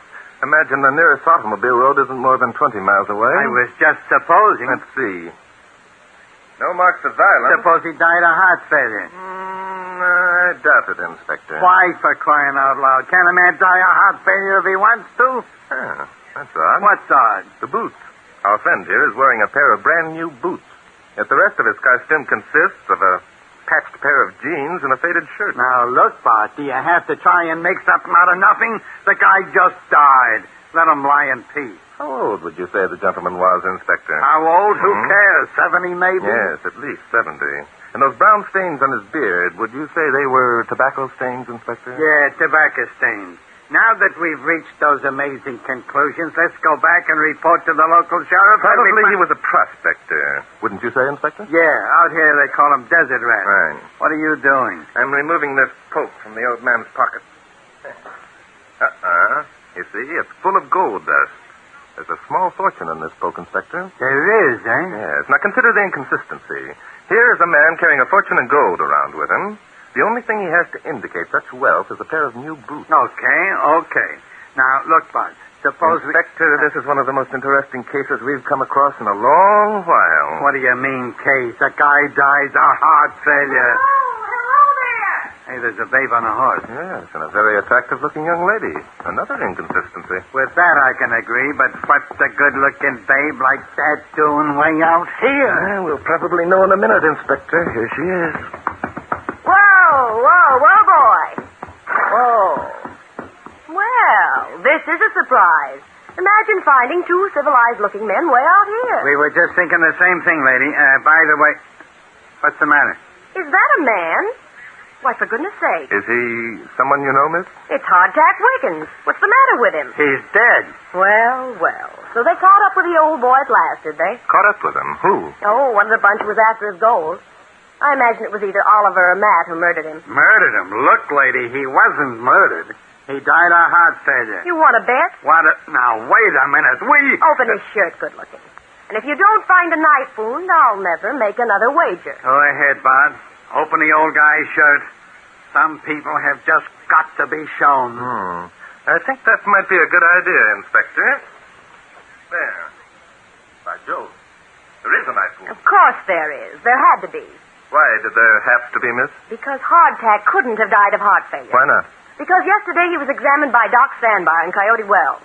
And the doc said that Hardtack was in perfect health. Well, Lady, you seem to know a lot about what's going on around here. Naturally I do. What's wrong with that? What's wrong? Nothing. Not a thing. Except that the way I look at it, you're sticking your neck into a noose. I suppose by that you mean that you think I murdered old Hardtack. Yeah, you're quick to catch on. That's exactly what I mean. How naive you are, darling. Darling, now look. Inspector, I told you this was one of the most interesting cases we've run across in a long time. Pardon me, miss. Were you well acquainted with Hardtack? Well acquainted? That's right. My dear boy, Hardtack was my husband.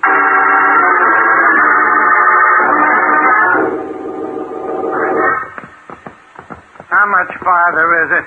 I'm getting doggone tired of carrying this dead body around in my lap. It isn't much farther. Want me to spell you for a while, Inspector? No, I'll keep him. Somehow I feel more natural when I'm lugging a corpse around. There's the shack now, down in that little hollow. Doc is right. Don't tell me that you and your husband actually lived there. Of course not, Inspector. You don't really think that I could abide a hovel like that, do you? I don't know. The way things are shaping up, I'm willing to believe most anything. How long had you and Hardtack been married, Mrs. Wiggins? No, not very long. Oh? The City Hall in Coyote Wells opened at 9 o'clock this morning, and we were married 15 minutes later. This morning? Well, for crying out loud, if this isn't a screw, you Inspector, see, wait. Huh? Tell me, Mrs. Wiggins. Oh, darling, would you mind not calling me Mrs. Wiggins?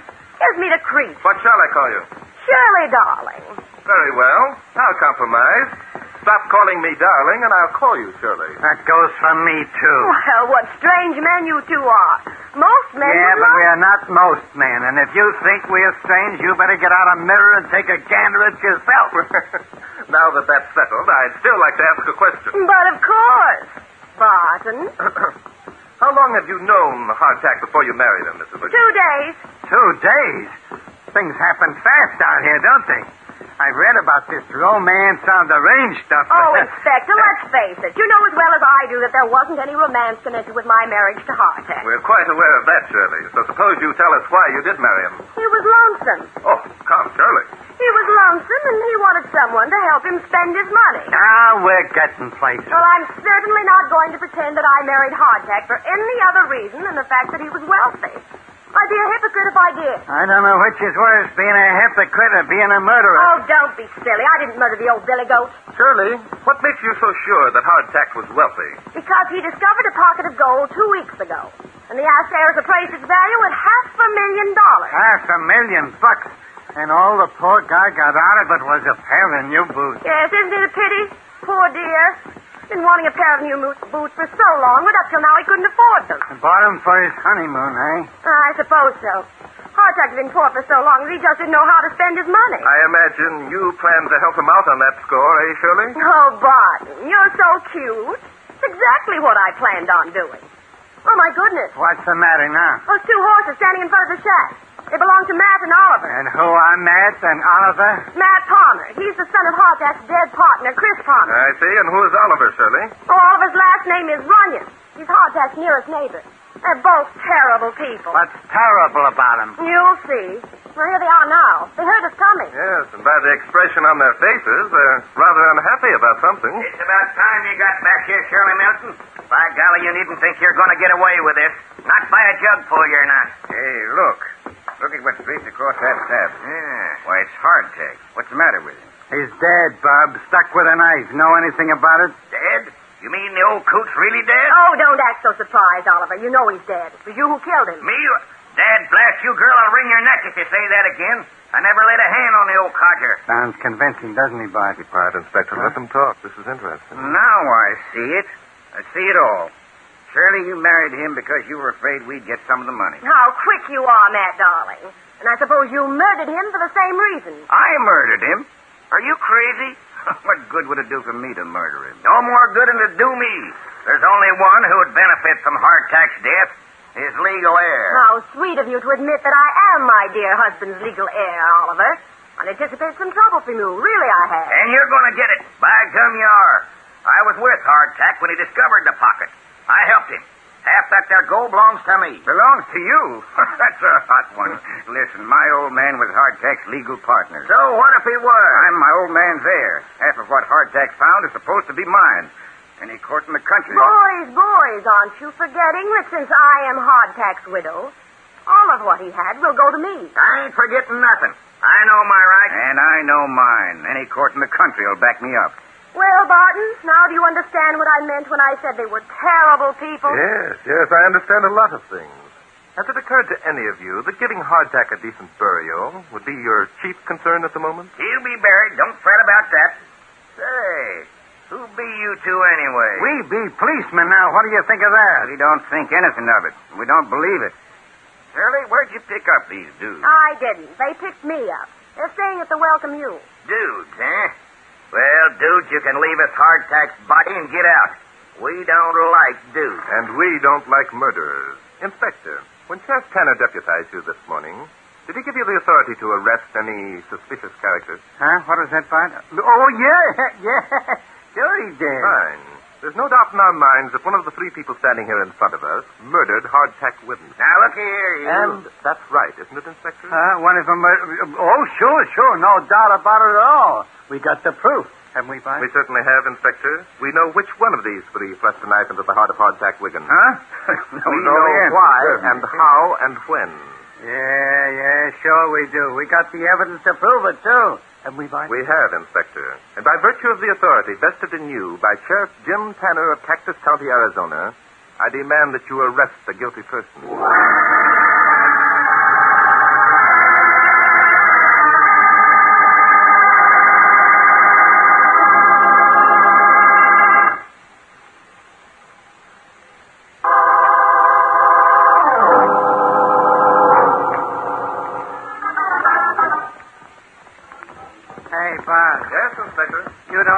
Tying that guy up and leaving him back there in Hardtack's shack is going to do any good, do you? Not a bit, Inspector. And for crying out loud, why did you tell me to do it? We had to do something to convince them you have the authority to make an arrest, Inspector. Yeah, but look, why didn't we just take the guy and lug him into town and turn him over to the sheriff and charge him with the murder of Hardtack Wiggins? Because Hardtack wasn't murdered, Inspector. Hardtack wasn't, huh? But for the love of Joshua, what are you talking about? Oh, come, Inspector. You know as well as I that knife wound was made after Hardtack was dead. I do? How long have I known it? Ever since you examined the wound and saw there was no blood, Inspector. Oh, no blood, eh? Say, I did notice that, didn't I? Now that you mention it. You know as well as I that blood doesn't flow from a wound that is made after death. Sure. I've known that for years. Was there anything else that I noticed when we examined the body part? Yes. We both noticed that Hardtack's shirt didn't have a hole in it. So we wondered how the knife wound could have been made, unless someone had first opened the old man's shirt. Say, that's an angle. What does it prove? I don't know, Inspector. It might prove a lot of things. Well, here we are. Whoa there. Whoa. Whoa, boy. We've arrived, have we? Where are we? Inspector, I'm surprised. This is the spot where we found Hardtack's body, remember? Well, so it is. What do we do now? We get off our horses and look around. Okay. But I don't know what you expect to find. There's the depression in the ground where Hardtack lay. And there are his footprints, clearly outlined in the sand. Yeah, I see them. Say. Yes, by the looks of those footprints, it appears as though poor old Hardtack was pretty close to exhaustion, doesn't it? Or drunk. Oh, let's give him the benefit of the doubt, Inspector.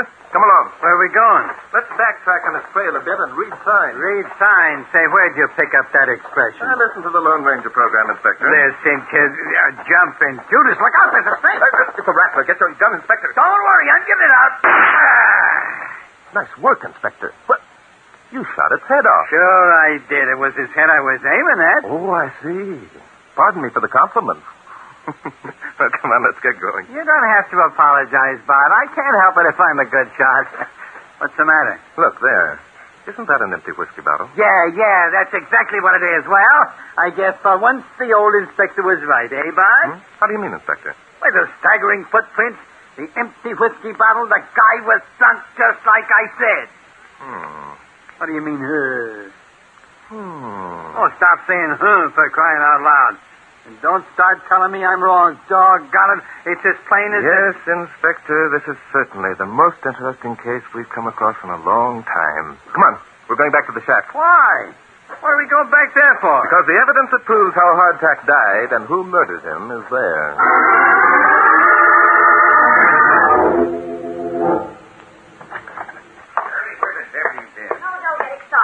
I had to get rid of all of it, didn't I? Well, it took you long enough. Here, get me out of these ropes. Okay. See, there's a knife over here on the table. Yeah. Drake and Denton will be back any minute. We got to get out of here. Get out of here? Well, where do you think we're going? Now, hold still while I cut the rope. There. Oh, that feels better. Those crazy fools. Tying me up and leaving me here. What do you care? I can't prove that you murdered Hardtack. I didn't murder him. I've already told you that. Well, it wasn't your fault, though, was it, darling? You tried hard enough. No, don't get cute, beautiful. I'm not in the mood for it. Okay. So you didn't murder the old codger. So what are you getting in such an uproar about? Don't be a dope. There's break proves I stuck the knife into hardtack, that'll be just as bad as proving it was me who killed him. So? So we're heading for the border right now. Now, just a minute, good looking. Take it easy. We've gone to an awful lot of trouble to get our hands on old hardtack's dough, and we're not going to run up... baby, get smart. The dough won't do us any good once we're sitting in the gas chamber. What do you mean, once we are sitting in the gas chamber? That's it, baby. I said we, and I mean we. You're in this as much as I am. Well, you're crazy. It was you who handled that knife. And it was you who married Hardtack after first making a deal with me to knock him off on your wedding day. Remember? Why, you lousy bum, Miles. You'll what? Matt, don't look at me like that. You'll what, baby? Matt, Oh, Matt, don't. Call me a bum. Try to make me take the rap for knocking off that old billy goat? Oh, please, Matt. Matt, don't hit me again. I didn't mean it. Honest, I'll go with you. You bet your life you will. Now get your stuff together and let's get out of here. All right, Matt. Don't hit me anymore. Matt, what are you doing? I'm borrowing your husband's new boots. The only thing he had that was any good, and I'm taking them. I'm mad. Hardtack waited for those boots so long. Shut up. What good will they do him now? I'm going to get something out of this deal. Okay, Matt. Okay. Only stealing a dead man's boots will bring you bad luck.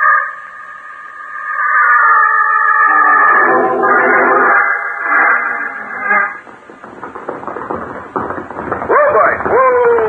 Watch it, boy. Whoa. Well, the shack looks just the same, doesn't it, Inspector? Yep. It looks as though the birds have flown the coop. So I see. Both the horses are gone, huh? Well, let's get off, go inside and have a look. Yeah, they're gone, all right. The door's wide open. Yes, just as I expected. Shirley came back and released Matt Palmer. There are the cut ropes lying on the floor, Inspector. And by the way things are scattered around, they got out in a hurry. Come on over here, Inspector. Uh-oh. What's the matter? Look, there's Hardtack lying on the bunk where we left him. Only someone removed his boots. Probably Shirley. Do you see the boots lying around anywhere, Inspector? No, but... Which means they were stolen, probably by Matt. Come on, Inspector. We've got to catch those two before they reach the border.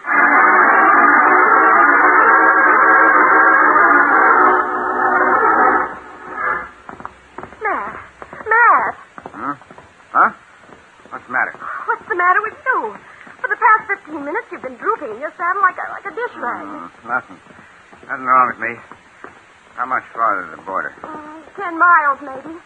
But say, what's eating you, anyhow? You look half shot. Oh, there's nothing the matter with me, I tell you. Come on. Let's get going.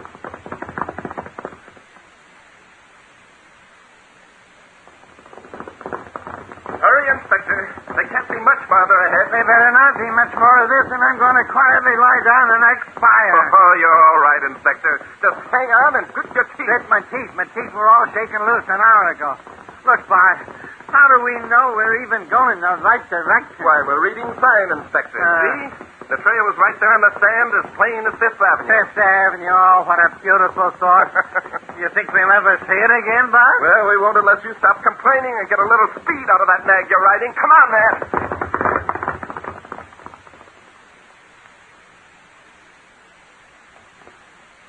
Matt, wake up. Huh? Is something wrong? Well, there will be, and something wrong unless you snap out of it. The border's still a good 5 miles away. 5 miles. Too far. Can't make it. What do you mean you can't make it? You've got to make it. Matt, you're falling out of your saddle. Gotta lie down. Matt? Gotta lie down. Matt, what's the matter? Matt, get up. What's happened? Matt, open your eyes. Matt. Gotta reach the border. Matt, get up. I murdered old Hardtack. I killed him. Oh, Matt. I'm a murderer. Matt, stop it. Someone will... Matt! Oh, Matt, here they come. Here come Drake and Danton. Get up, Matt. Get up. Terrible pain. Terrible. I guess I'm going to die. No. I'm going to... Oh, Matt. Oh, Matt. Over there. Whoa, boy. Whoa. Something happened to your boyfriend, Mrs. Wiggins? Hey, Bart, look, he's got Hardtack's boots on. You were right. He did steal them. I told him it was bad luck to steal a dead man's boots. A pity Matt wasn't as suspicious as you, Mrs. Wiggins.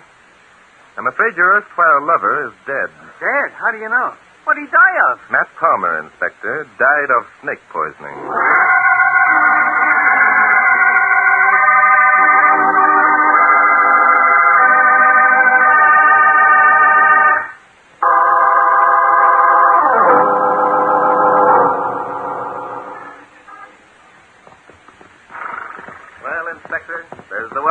Down there in the valley. Which is all right with me.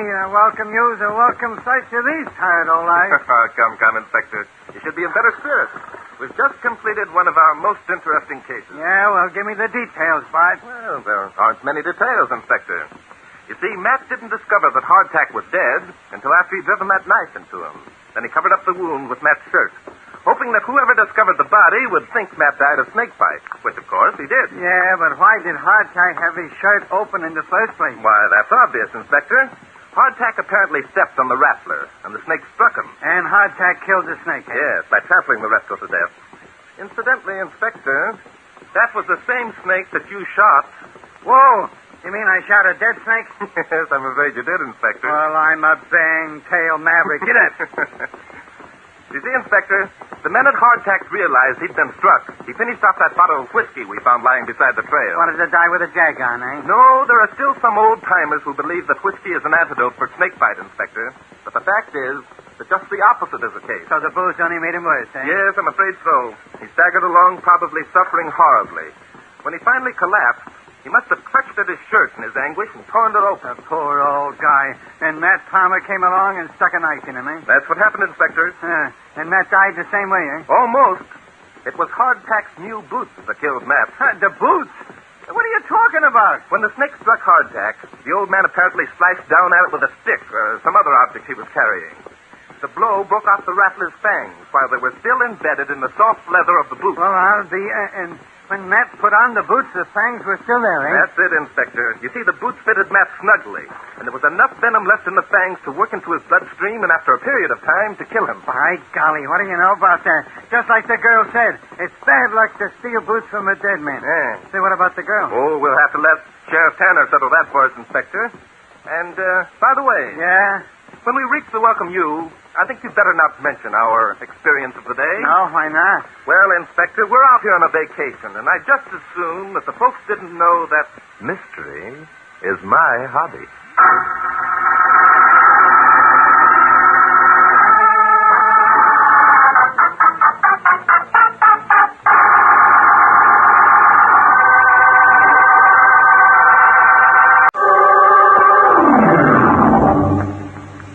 Mystery is my hobby.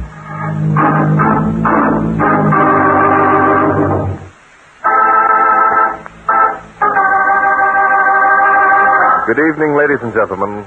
This is Barton Drake speaking. For tonight's drama, I've selected case history number 72 from my book, Mystery is My Hobby. I call it Engaged to Death. Tonight's story took place 3 weeks ago in New York. I'd been invited to attend a party given by Senator Ralph Hobart to announce the engagement of his niece, Diane Hobart, to Mark Russell, youthful millionaire. Oh, there you are, Diane. Mark, darling. Where have you been? Wandering around looking for you. Come on, let's get out of here. Oh, but darling, should we? After all the parties for us, you know. Well, sure it is. Which means we should have a few special privileges. Come on to the bench. I've something important I want to tell you. Important? I suspect this is a trick, young man. A trick? Me? Woman, how dare you accuse me of trickery? Oh, here we are. Oh, nice. It's good to get away from that jabbering mob for a while. Oh, but darling, you shouldn't call our friend a jabbering mob. Now, what is this important thing you have to tell me? Well, there are several. First of all, you're very beautiful. Oh, Mark. Second, I love you very much. Darling. Third, we're going to be very, very happy as Mr. and Mrs. Mark Russell. Mark Russell, did you get me in here, Joe? Oh, hardly. This is the most important reason I wanted you alone. Come here. Oh, Mark. Love me, darling. Oh, more than I ever thought it possible to love anyone. Are you happy? I'm so happy that it hurts. You say those things just the way I like to hear them. That's why I keep asking you. Well, I'm glad I do things the way you like, Mark. It's important that a wife should know what her husband likes. Oh, darling, just stay as you are. That's all I ask. And now for the surprise. A surprise? Sure. Our engagement party, isn't it? Oh. Isn't it customary for the groom-to-be to give the bride-to-be a present? Oh, but Mark, you've given me so much Let already. me see. I got... Oh, good heavens. Oh, what's the matter? I must have left it up in my room. How do you like it? Fine thing. The groom brings a gift to the bride and then forgets he has it. It's probably my other suit. I must have forgotten it when I changed. I'll get it. It'll only take a minute. You better not take more. I'm dying of curiosity. Why don't you go away? Be back in 2 shakes. Oh, the old dear. Oh. Diane? Don't you know me, Diane? Paul. It can't be Paul. It is Paul, Di. It's your kid brother, Paul. I hoped you'd be glad to see me. Oh, Paul. Paul, darling. Glad to see you. Put your arms around me. Hold me tight. Sis, it's just like I dreamed it would be. Hey, quit crying, will you? You'll have me doing it in a minute. Oh, Paul. Quit it, sis, quit it. I've only got a few minutes. A few minutes? Well, then... I escaped, sis, last night. Oh. I couldn't stand it any longer. I guess I wasn't made to spend the rest of my days in jail. Oh, Paul, you shouldn't have. Uncle Ralph was trying. We all were trying to get you paroled. Yes, I know, for 6 years. I couldn't wait any longer. Paul, won't they? Capture me? Not alive. I'd rather be dead than go back. Oh, Paul. I mean it, sis, I would. Listen, I've got to get out of here now. Someone might come in. I just wanted to see you once more to ask you something. Yes, Paul. You don't believe I murdered Gene Falmouth, do you? Of course I don't, darling. I'll never believe it. It was an accident. I know it was. Thanks, sis. That's all I wanted to hear. You were always swell, Di. The only one who believed I was anything but rotten. You weren't bad, Paul. You weren't. I'd only given you another chance. People who are branded killers don't get a second chance, Di. Don't let's forget that. Take care of yourself, sis. Oh. Tell Mark Russell that he's lucky. Tell him an old friend said to say that. Don't go, Paul. Stay here. Give yourself up. Let Uncle Ralph and me Not a chance, honey. Look, Mark Russell doesn't even know you have a brother who's a jailbird. Think I'm going to ruin your chance at happiness? It doesn't matter, Paul. Let us try and help. Mark will understand. The heck he will. Guys are funny when it comes to their wives' relatives. It wouldn't help Uncle Ralph either to know about me. This is his first term in office. Oh, Paul, those things are so unimportant. Trying to run away like this will hurt you so much. Please. It's no use, honey. I'm going now. Just forget I ever existed. I won't see you again, Di. Will you kiss me once more? Oh, Paul. Paul, my little brother. Hey, you two, aren't you ever going... Well, surprise. Aren't you in the wrong pair of arms, darling? Betty, I want you to... An old friend, darling? Oh, this is rich. The lily white Diane Hobart found necking with an old friend at her own engagement party. Oh, what a juicy bit of gossip. That isn't so. Betty, please, this is my... Diane, don't. You can't. Think what it means to both of us. But Oh, come, darling. You might as well introduce me. We'll all have to meet him sooner or later, you know. You won't. I mean... Oh, Betty, do you have to tell everyone? Oh, so that's it. A forgotten lover come to life. Dropped in to say his fond farewells and place his tender blessings upon your eager young lips.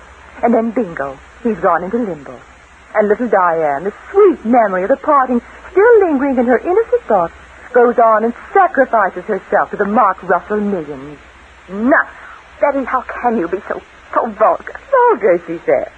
Aren't you being a little presumptuous, my dear? If I ever saw a more vulgar display... Stop it, Betty, stop it! Nothing that you say is true. Nothing that I say is true. Oh. Then you won't mind me repeating it to Mark, will you? Repeating it to Mark? Betty, you wouldn't. Oh, wouldn't I? Listen, you double-crossing little cheat. Quiet. Someone's coming. I'm getting out of here. So long, Diane. Sorry. No, wait. Don't go. Oh. She's waiting in here for me, Uncle Ralph. Yes. Oh. Hello, Betty. Come in, Mark, darling. You just missed the feature attraction. Feature attraction? What are you talking about? Diane, is anything wrong? Tell him, darling. Or I will. Betty, you... Oh, please, Betty. Well, there seems to be drama going on here from which you and I are excluded, Mark. Diane, suppose you let us in on the conspiracy, Oh, Uncle Ralph, I don't know what to do. Well, there. Now, heaven's name, what's this all about? Betty, have you been... Have I been what, darling? Needling Diane because she took you away from me? Oh, no, hardly. I've merely been observing Diane in a rather amorous prenuptial sequence. You know what? Diane, what's she saying? I don't know, Mark. There was a mistake. I mean, Betty came in, and I... And what? Tell him, darling.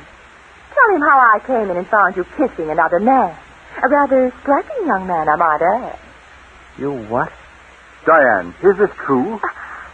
Yes, I mean... Diane! Please, Mark, please, it isn't what you think. It isn't what I think. Oh, really, Diane, Mark isn't an idiot, you know. When you admit kissing another man, it's only natural for him to be curious. No, I don't believe it. I can't believe it. Diane, tell me it isn't true. It isn't true, Mark. Not the way Betty means it. It's just... Well, it's just... Oh, I can't explain. Diane, if there was another man here, who was he? Yes, tell us, darling. Whoever he was doesn't matter. What I want to know is Betty telling the truth? If she is, Oh, Mark, darling, if you don't believe me, you better look for yourself. He can't be far away. He went out through the French doors. Why don't you go look? Diane, tell me. Is what Betty says true? Answer him, Diane. He has a right to know. Go on, darling. Tell them. Yes, it's true. It's true. Betty did find me kissing another man. Is that what you want to know? Oh, leave me alone. Leave me alone. Mark, what are you going to do? What do you think? Mark. Put down that letter opener. Where are you going, Mark? Going out after this other man whom my so-called future wife thinks it's all right to kiss. If I find him, I'm going to kill him.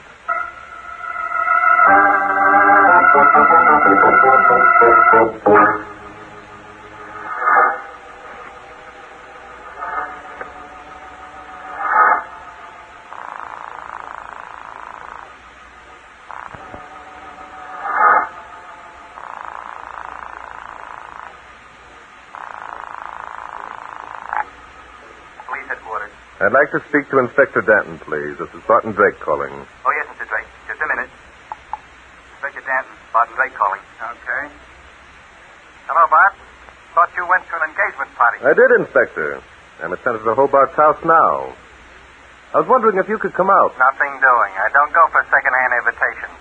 If they didn't want me in the This first would place... be an official call, Inspector. I have a mystery to solve, and I need your help. A mystery? You would get mixed up in something like that. Okay, who's been knocked off? No one's been able to identify the body yet, Inspector. Apparently, he's a stranger to everyone here. A sneak thief, eh? Somebody tried to snitch the engagement presents and got caught at it. Inspector, if that's all there were to it, I wouldn't be calling you. The motive is far more important than robbery, and the victim is someone whom no one wants to admit recognizing. Does that interest you sufficiently, or are you going to sit there and ask a lot more questions? Okay, you don't have to get sore. Keep your shirt on. I'll be out. Very well, I'll be waiting for you. And, Inspector, I'd rather you came alone. For reasons that I'll explain later, it's important that no one from the department sees the victim until we have this mystery cleared up. Well, that's about the... Thank you, Inspector. See you in about an hour. Goodbye. Little stuffer. Oh, hello, Senator. I just talked to Inspector Danton. He'll be over here shortly. Oh, fine. I was wondering if it would be possible to have the body removed. I'm sorry, I have no authority to allow the body to be removed. However, there's one thing I can suggest. Yes? You can tell all but two of your guests they can go home. All but two? But who are those two, Mr. Drake? Mark Russell and Betty Berkeley. Mark and Betty? Does that mean that you suspect one of them of committing the crime? I mean that they are two of four people I believe had motives. Motives? Well, how could anyone have a motive for killing a sneak thief? I mean, other than the fact that he was attempting to rob the house. If attempted robbery were the only reason for the murder, an alarm would have been raised immediately, Senator. A person who fights off a thief doesn't keep quiet about it for an hour. Oh, I think you're trying to make a big project out of this, Drake. It's a simple case of attempted robbery with the thief being caught and accidentally killed. Is that why your niece suddenly disappeared from her own engagement party, Senator? Eh? When I found her, she was in tears and refused to give any explanation. Young Mark Russell refused to talk to his bride-to-be. And Betty Berkeley is going about looking like the cat that swallowed the canary. Oh, nonsense. Your imagination is running away with you, Drake. Yes, sir. Tell me, Senator, are you quite sure that you didn't recognize the murder victim? I? Good heavens, no. I've already told you I didn't. Why did you ask? Because I think you're lying. I've reason to suspect that you know him better than anyone here.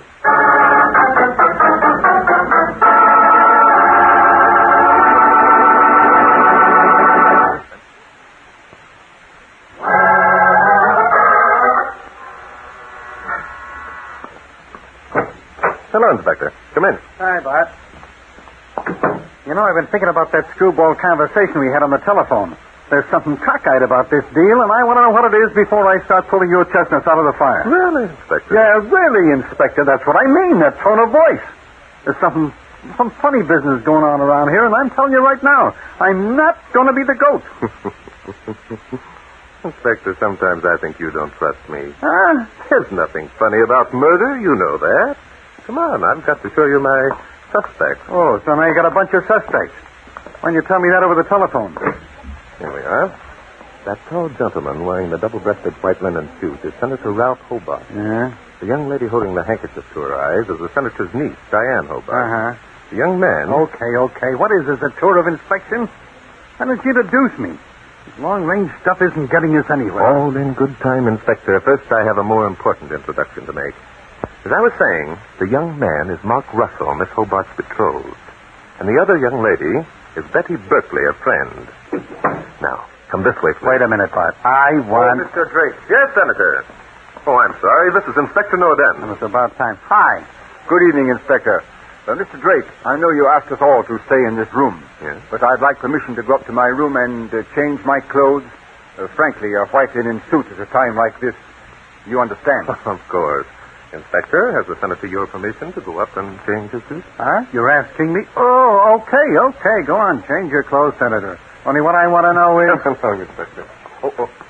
Just a minute. Now what? Why'd I give $1 to know what kind of deal you're pulling if I didn't know you so well? What are you looking after the senator for? I just thought of something. Well, never mind. Come in here, please.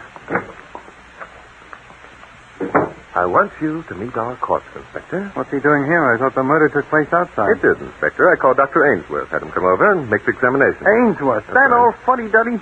Since he's about to retire, I didn't think he'd bother to come out at night. I know, but you see, I have no authority to move the body, and Ainsworth won't talk. Won't talk? What's all this secrecy about? Aren't we going to tell anyone about this murder? Do you recognize the dead man, Inspector? Say, wait a minute. He does look familiar. I thought he would. Yes, sir. I can't place him, though. Still... That's fine, Inspector. Don't think too hard. I don't want you to place him yet. Now then, let's get down to facts. Facts. You haven't told me a fact for so long that I probably wouldn't believe it anyway. The victim was stabbed twice, Inspector. Once in the back and once in the chest. So I noticed. So that eliminates the possibility of suicide. It also eliminates the chance that the knife was thrown. As a matter of fact, it establishes in my mind that the blows were delivered while in close contact. Wonderful, Mr. Drake. You certainly are sharp tonight. Thank you, Inspector Danton. The murder weapon was a letter opener, which I found several feet from where the victim lay. The handle was grass-stained, which indicated to me that the fingerprints had been wiped off. Well. Now I suppose you're going to tell me that you know who murdered the guy. Not just yet, Inspector, although, of course, I know. Not just yet. What? You know who the guilty party is? Yes, of course. I'm surprised you should ask, Inspector, when you know that I've been on the scene for more than 2 hours. Yeah. Foolish me. Well, who is it? In just a minute, I'll be able to... Oh, hello, Miss Berkeley. Come in. We're just about to go and have a talk with you. I thought you would, Barton. You want to ask me what happened in the den just before it happened, don't you? Well, as a matter of fact... I know. The Hobarts and Mark Russell are my friends. You dislike asking me to implicate them. And yet it's my duty. I'll not beg you, Barton. What she means is, Bart, that she's just dying to tell everything she knows. I beg your pardon. Who is this person, Barton? This person, Miss Berkeley, is Inspector Noah Danton. And as for telling us what happened in the den, it won't be at all necessary. Not necessary. But it's important. Yes, I know, but I'm already aware of what happened in the den and what happened afterwards. You couldn't be. Oh, well, then stop me if I'm wrong, Miss Berkeley, please. You saw Diane and Mark Russell go into the den, and you were consumed with curiosity and jealousy. Unable to stand it any longer, you went into the den yourself on some pretext and found Diane in the arms of another man. Yes. Diane was cheating, and at her own engagement party. Oh, don't try to make me out as jealous, vicious woman, Barton. What I did was natural and right. What else happened in the den, Bart? During the conversation that followed, the other man left, and shortly afterwards, Mark Russell and Senator Hobart came in. Okay, I can guess the rest. This babe here did her duty by telling what she knew, and young Russell threatened to kill the other man. Happens every day. Yes, that's approximately it, Inspector. Mark Russell grabbed up the letter opener and ran out of the house. The others followed him. So that put all four of the suspects outside the house at the time the murder was committed. Right, Inspector. Any one of the four had an opportunity to kill the unknown stranger. Any one of the four? Do you mean that I am considered one of the suspects? Oh, yes, very definitely, Miss Berkeley. If you'll join the inspector and me in the library in 15 minutes, I'll be glad to tell you why.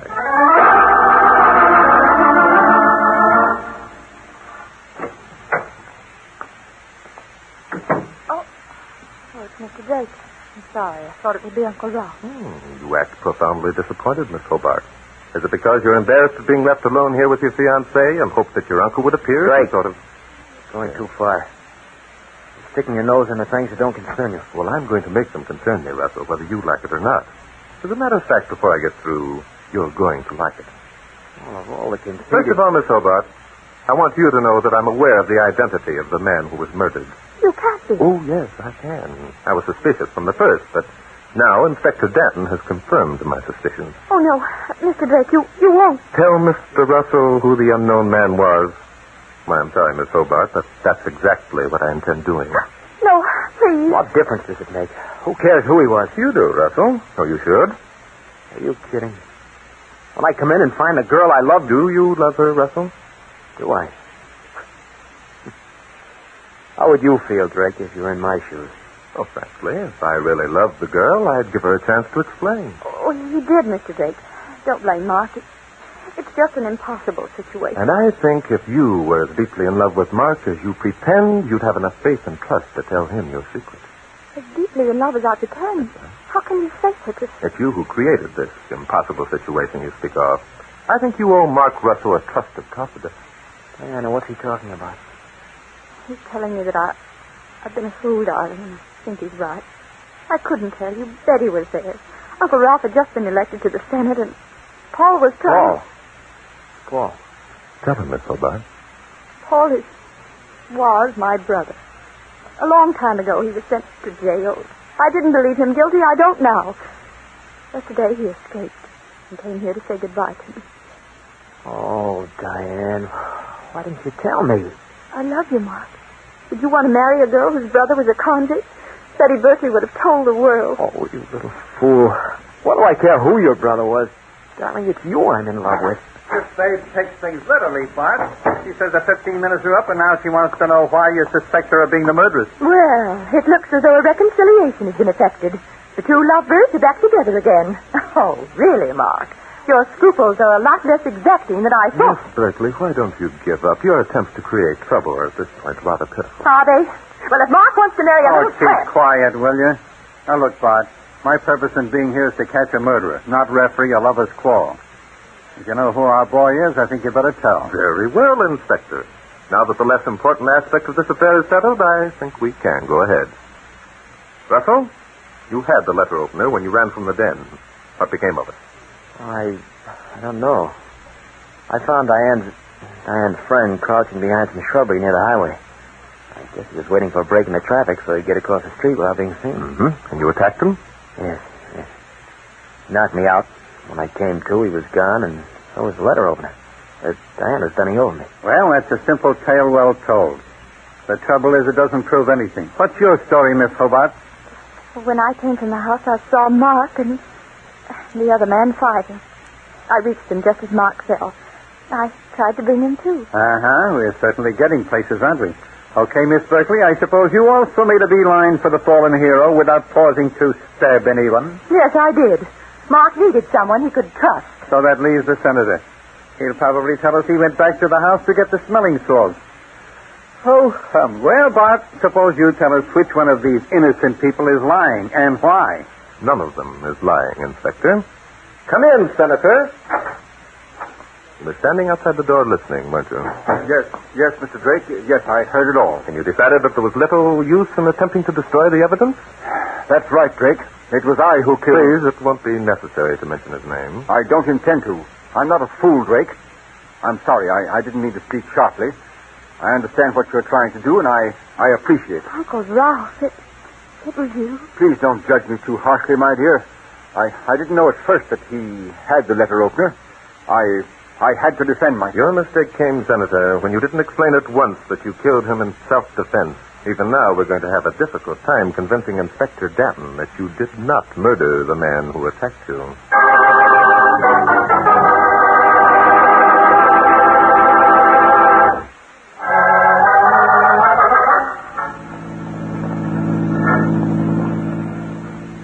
So the guy was Diane Hobart's brother, eh, Bart? Well. That's right, Inspector. It was a long time ago that Paul was sent to jail, and no one ever connected his name with Diane or the senator. And you figure they won't now, eh? Why should they, Inspector? There are a lot of people named Hobart in the world. Yeah, but... Senator Hobart didn't murder Paul, Inspector. In the first place, I don't think he was the type of man who could murder anyone, especially his own nephew. Yeah, but... In the second place, he didn't have the letter opener. Paul had it. That's right, isn't it? So it must have been Paul who did the attacking. Exactly. A simple case of self-defense. You see, Inspector, it's all up to you. Up to me? Thanks, pal. Well, we'll see what we can do. However, I'm not promising anything. Thank you, Inspector. You're welcome. Now tell me how you knew Hobart was the one. He had a spot of blood on his double-breasted white linen suit, Inspector. He did? I didn't see it. Neither did I, but I knew it was there. How? It was simple, Inspector. A man wearing a double-breasted suit always buttons it from left to right. Hobart had his buttoned from right to left in order to hide the spot. Oh, you're very observing, Mr. Drake. It pays to be, Mr. Danton, when mystery is your hobby.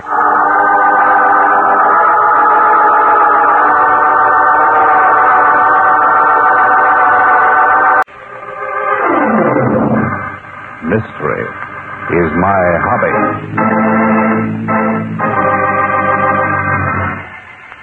Ladies and gentlemen, Barton Drake speaking. For tonight's drama, I selected case history number 114 from my book, Mystery is My Hobby. I call it Bullets Make Holes. Like I was telling you before, this fellow Ronald the Razor, we called him the Razor because that's what he mostly used to commit his crime. Take a razor and slit your throat from hairline to hairline, just as slick as a feller's skinning a catfish. Well, sir, this fellow, Ronald the Razor, escaped from the pen last week, and I got a hunch he's heading straight for this lodge. Probably cross the Pierre Marquette on the bridge below Walhalla, then sneak up along the south bank. They caught him here, you know. Started slitting throats, beginning with cabin number 1, and worked his way up to number 6, doing a neat job in all of them. Never would have caught him in number 6, only his razor got dull, and he had to stop and strop it on the bedpost.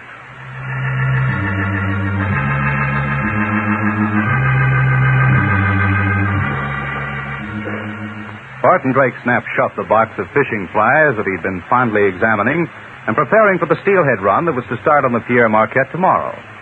Slowly he rose from his chair and walked over to the fireplace where he stretched his long bones in front of its cheerful warmth, for there was still a trace of snow on the old Pierre Marquette. Slyly he winked at Inspector Noah Danton as old Charlie Ames, the lodgekeeper, concluded his gory tale when the inspector dropped his can of worms. Then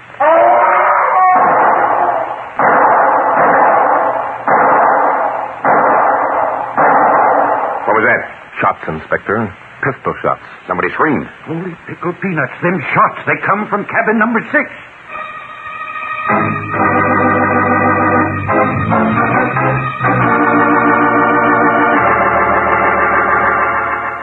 And now back to Glenn Langan for the second act of Mystery is My Hobby.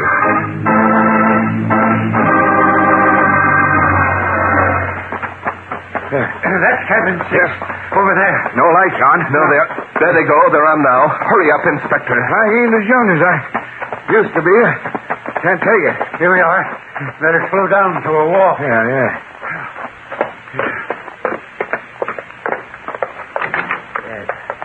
Dead, Max. Blood. Horrible. What's going on in here? It's and blood. Who is this man, Charlie? Steve Morgan comes here every year to fish. Him and his pal, Max Warner. Yeah. Holy buckets of buttermilk. There's Max there on the floor. Take that gun away from him, Inspector. You bet. Hey, you. Give me that. What I get? Gun. Give it here. Yes, take it. Blood. Horrible. Drake, this fellow Warner's a mess. Yes. The shot went through his jugular vein. That accounts for so much blood. 45 automatic, Bart. Yes, and 45s always make big holes. Max, not Max. Couldn't have been Max. What's the matter with him, Bart? Nuts? I hardly think so, Inspector. More likely a state of shock. Come on, fellow. Snap out of it. Snap out of it. Snap out. I hate to do this to you, but I... Don't. What? I'm sorry, but you've got to come to. Morgan. I'm all right. What happened? That's what we want you to tell us. I don't know. Did you shoot this friend of yours, Max Warner? Shoot him? Yes. I don't know. Well, yes, I shot him. I must have shot him. Take away that blood. I can't stand blood. Pull yourself together, man. I'm sorry. This has been an awful shock. Yes, I shot Max, but I didn't know it was him. Yeah? Just who'd you think it was? I don't know. Stop saying that. I went to bed early. Wanted to get an early start fishing in the morning. Something woke me up. A noise, I guess. Sounded like somebody raising a window. I knew somebody was in the cabin. I lay here scared to death thinking of that Ronald the Razor that Charlie Ames has been talking about for the past 2 days. Ronald the Razor? Well, you didn't believe that yarn, did you? That's just a tall tale I tell to keep you guys interested. Holy barrels of bullfrog. Well, this is a fine time to tell me. Go on, Steve. Well, as I was lying there, I heard this fellow moving around. So I reached under my pillow where I always keep my gun. And I saw him outlined in front of that window over there. This one? Yeah, it's the big one. And then? I was panicky, I guess. I pulled the trigger and he dropped. Yeah? But we heard 7 shots. I know. I was excited. I guess I did fire some more. Probably emptied the gun. Can't you do something with that body? It's making me sick. Throw a blanket over it, will you, Charlie? Yep, but I'll charge the laundry bill to Morgan here. Then your shooting of Max is apparently an accident, is it, Steve? Hey, he's right, Bart. There's 7 bullet holes in the floor here. And you claim self-defense, I suppose, that you shot at a prowler thinking he was somebody else. Well, of course, Mr. Drake. Why, Max was my best friend. We've been friends for years. In fact, we've had many business deals together. It's strange your friend should sneak into your cabin, isn't it, Morgan? Yes, I can hardly believe it. I thought he was kidding. Kidding? Kidding about what? Well, you see, Max and I are both numismatists. Numismatists? Huh? Coin collectors, Inspector. Oh. Well, I had a coin that Max wanted, and I was showing it to him earlier in the evening. Max tried to get me to sell it to him, but I refused. And that made him angry? No, he just laughed, said I'd better watch out, or someday I'd find it missing. Mm-hmm. Then you think perhaps he came back here tonight and tried to steal it, huh? Well, he must have. That's the only answer. I only wish I'd known he was that serious. I'd have gladly given it to him. Holy cranberry cakes. I just thought of something. Yes, Charlie. Max's wife. Somebody ought to tell her. Yes, I rather think somebody should. They was living in cabin 10. Inspector, do you want... Just a minute, Inspector. Somebody's coming. Steve, did Max come over here? Oh. Good evening, Mrs. Warner. How do you do, Mr. Drake? What is all this, a clam bake? Something terrible has happened. What's the matter? Did Brown Copper go down? Your husband was shot, Mrs. Warner. Shot? Max? Where is he? Under that blanket. Killed? Yes. I'm sorry to have to tell you this. You're sorry? What are you sorry for? I'm glad he's dead, the louse.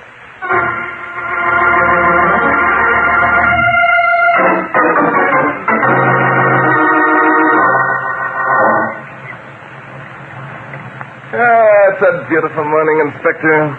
It's a shame that last night's events will have to interfere with our fishing. Yeah, me with all those nice fat worms, too. I don't see why we don't forget the whole thing and let the sheriff handle it. Looks like an accident to me. Yes, on the face of it, I'll have to admit it does. However, there are a couple of things that don't jive, and I won't be satisfied until they do. Okay, Sherlock, what do you want me to do? I want you to take the station wagon and drive into Luddington. That's about 25 miles from the nearest town where you'll find a telegraph office. Well, if you just want to send a wire, why don't you phone it in? There might be too many people listening. There's an extension in every cabin, you know. Besides, this station wagon is the only means of transportation here at the lodge. With it gone, it'll keep all the interested parties close to home. Okay. Where do you want me to wire? Wire the stock exchange in New York. I want to know whether brown copper is up or down.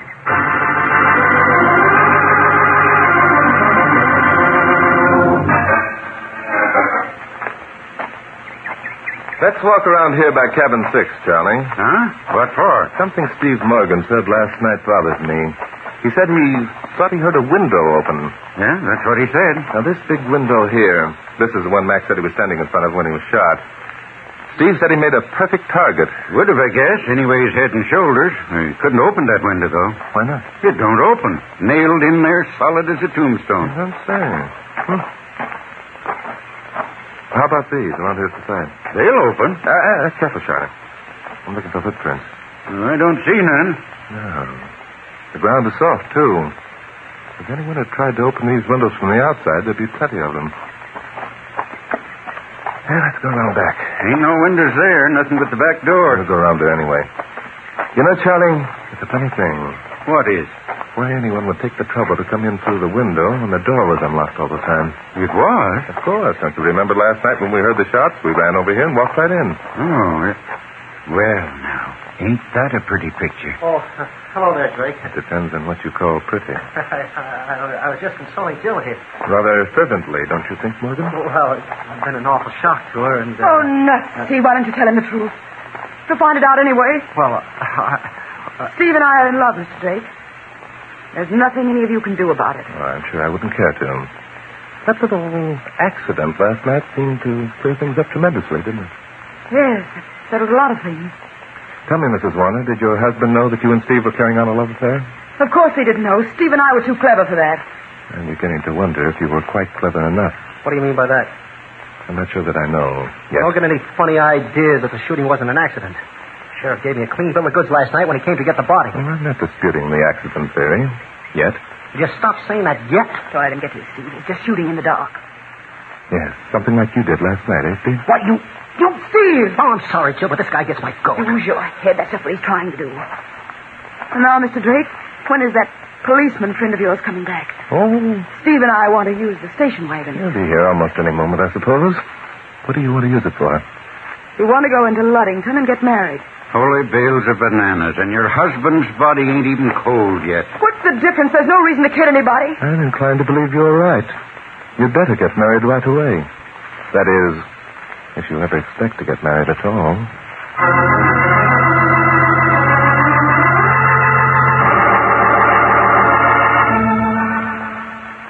And now back to Glenn Langan for the third act of Mystery is My Hobby.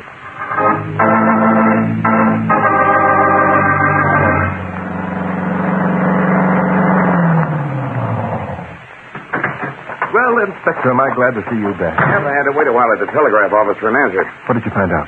Brown copper is down, brother. And I mean down. Down, eh? The very bottom. Well, come on, Inspector, tell me. I know you well enough to know that you'd find out why it was down. Well, Brent, it's this way. You see, this fellow that was killed last night, this Max Warner and his pal Steve Morgan, had a corner on that stock. I see. Yesterday, this Steve Morgan wired his broker to unload his entire interest. He did.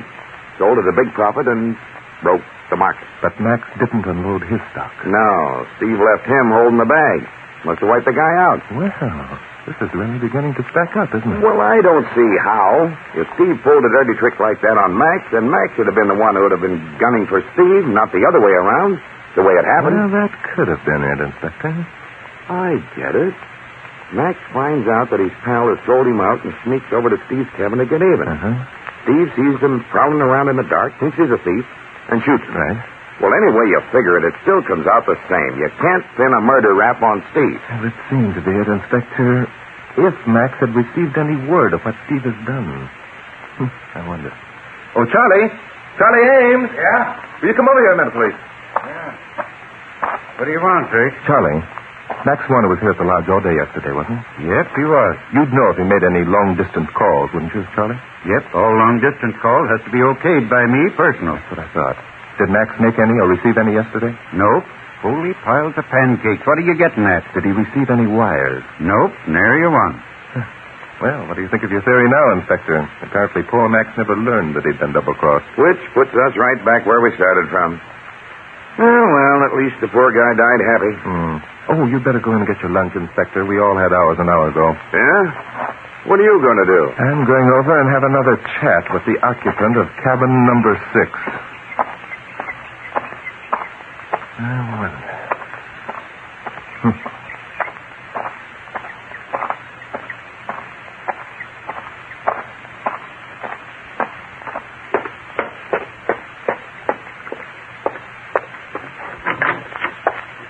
Hello there. Anybody home? Come right in, Mr. Drake. Oh, it's you, Mrs. Warner. I rather expected to find Steve. Steve's out getting the station wagon. We're going into town to get married, remember? Now, I hate to be a party to the curtailment of such sweet happenings, but I'm afraid, my dear Mrs. Warner, you're not going anyplace. Who's going to stop me? I am. You and who else? Now, really, Mrs. Warner, you can do better than that. Such a trite little place. What's the matter with you? What have you got against Steve and my getting married? Well, nothing. Nothing at all. Only I'm not sure that Steve knows what he's getting into. It's a nasty remark. Yes, I know. And I also know a nastier one. A little thing called murder. Don't make me laugh. You couldn't prove my husband's death wasn't the result of an accident. I can only prove it was murder now, but I knew it was murder from the very first. How did you know? You tell me. Well, supposing it was murder. I mean, even if it was, that has nothing to do with me. I didn't shoot Max. It was Steve. You're such a refreshing young lady, Mrs. Warner. Starting to turn on your lover already. Well, I'm not going to a chair for something he did. I'm afraid you are, my dear girl. There's such a thing as an accomplice. That also can carry the death penalty, you know. Now, will you come along peaceably, or shall we go to meet your paramour, or do I have to use force? I'm not going anywhere. I think you are. Does this look like it? Well, another automatic. You and Steve must have brought out an arsenal. And I'm a better shot than Steve, Mr. Drake. I wouldn't advise you to make any false moves. I see. Well, certainly you don't expect me to just keep on standing here. No.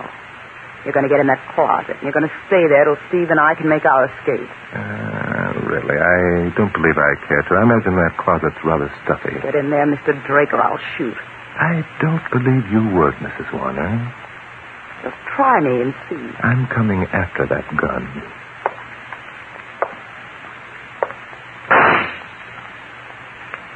Yes, I believe you would. Now get in that closet quick. All right.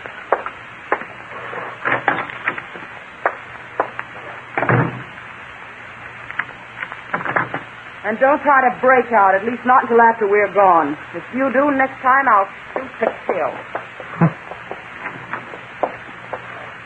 Well, as good old Charlie Ames would say, holy miles of mustard. There they go. Happy bride and groom. I hope the good inspector heard that shot. There's nothing like a shot to make him come a-running. I guess I could bust out of here at that. The place is too small. I can't get... run for it. Charlie's got staunch cabins, good solid oak. And that lock's no easy mark either. Hey, Bart! There's no Steve over. Bart, where are you? You all right? In here, Inspector. Where, in the closet? Yes, unlock the door, will you? I can't. There ain't any key. Then shoot out the lock. Hurry. Okay, keep your shirt on and stand out of the way. Go ahead. For that, holy gallons of gula. Charlie, those closets of yours weren't built for comfort. I heard the shot while I was eating my pie. Charlie and I rushed out just in time to see our friend Steve drive up to the cabin in the station wagon, and his girlfriend come running out. She gets in, and they drive away like mad. What's up? Mrs. Warner, the little vixen, stuffed me in the clothes closet like an old stuffed shirt. What? You let a dame? Now, listen. It isn't funny, Inspector, when you're looking into the open end of a 45. You mean it was the gal that took a shot at you? Well, she pointed something at me that went bang. I don't believe it was her finger. Holy cases of cantaloupe. Never mind that now. Which way does they go? Turned right, up on the road, probably crossing the West Bridge. That'll take them right into Leadington. No, they won't go to Leadington. They'll realize that all we'd have to do to catch them would be to telephone the sheriff there. What other way could they go, Charlie? Well, now, let's see. After they get across the bridge, that's about 2 miles down the road, They could double back and go east. There ain't another town that way for 60 miles. You mean they'd have to come back this way, only on the other side of the river? Yes, I guess they would. Bart, if we only had another car, we could maybe catch them. That is, if we had a bridge up here to get across the river. Yes, but we haven't got a car, and there isn't a bridge. You'll have to think of something better than that, Inspector. Say, I got an amphibious jeep. Bought it at the surplus sale. Use it for fishing. Why, it'll cross the river like a duck. Well, what are we waiting for? Come on.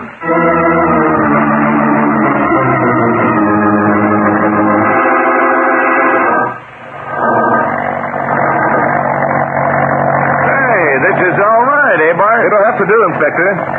You better hold on. We're going into the river. This is for me, Bart. I'm going to buy me one of these things. The current's taking us downstream, Charlie. All right. We'll come out right about here.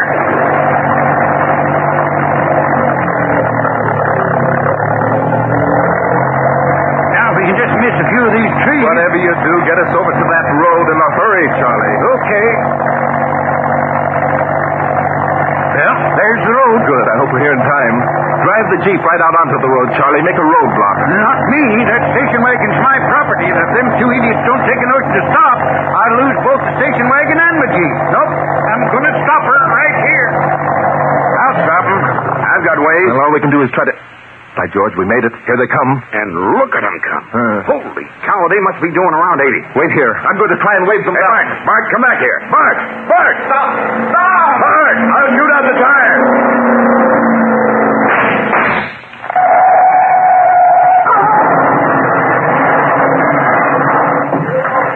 Bart, you all right? Yes, Inspector. I'm Caught fine. fire the minute she smashed. Turned over 5 times. I counted. What a mess. What a mess. Well, there's nothing we can do for them now.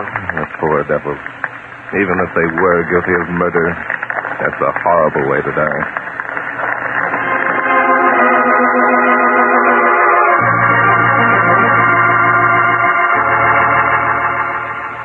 And now back to Glenn Langan for the conclusion of Mystery is My Hobby.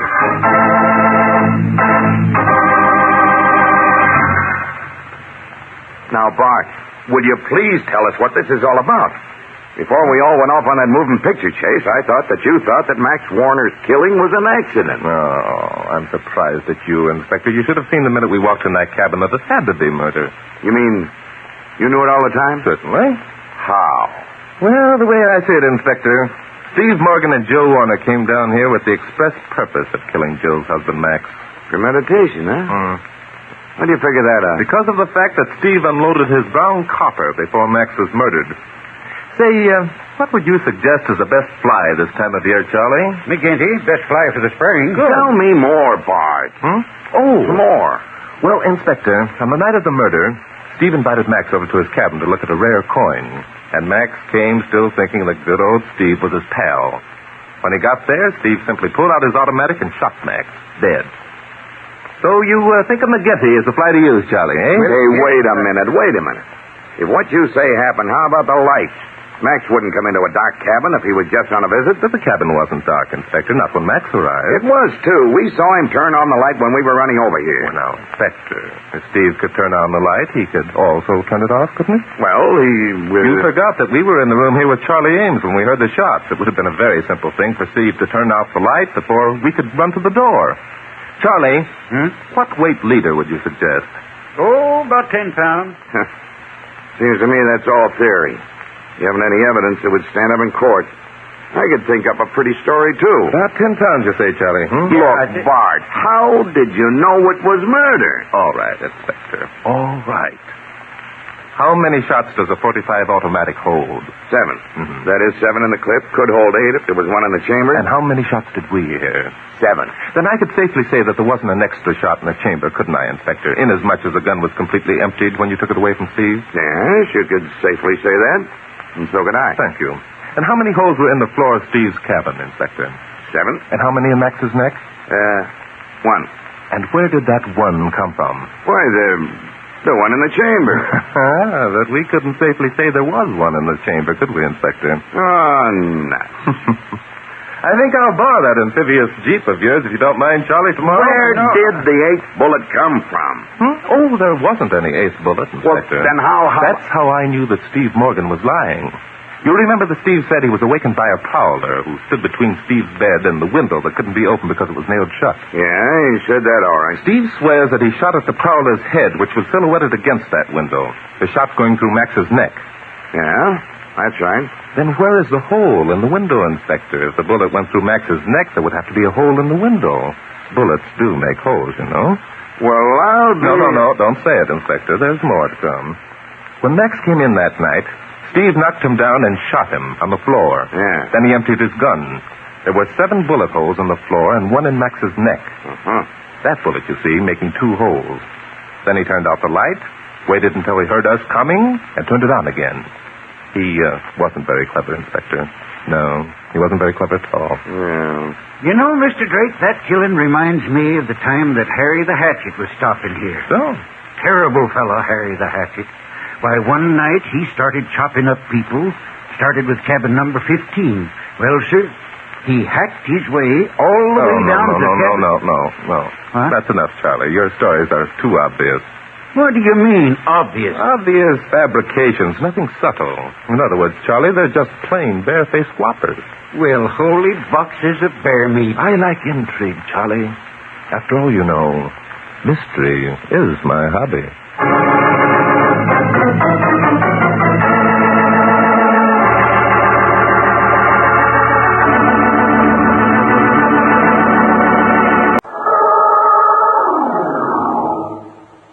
Mystery is my hobby.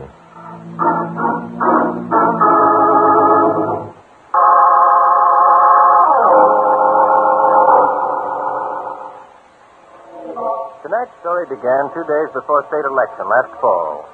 Andrew Bradford, gubernatorial candidate on the independent ticket, was concluding a final speech, his final campaign speech, at a rally that was being held for him.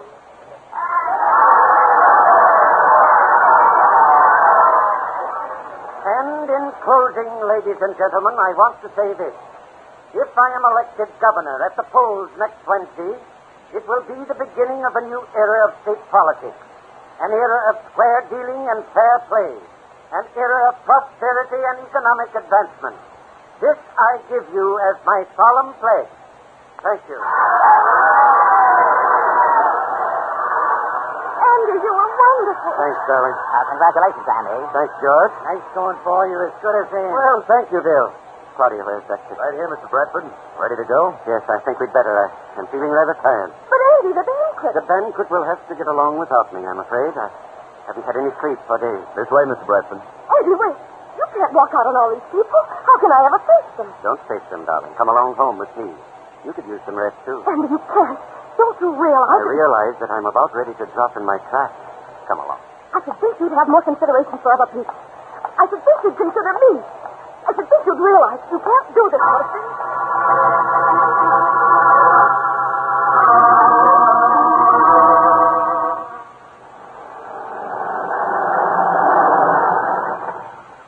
I think it's terrible of you to do this, Andy Bradford. I think Here we are, home. At least wait until we're out of Dexter's hearing, will you?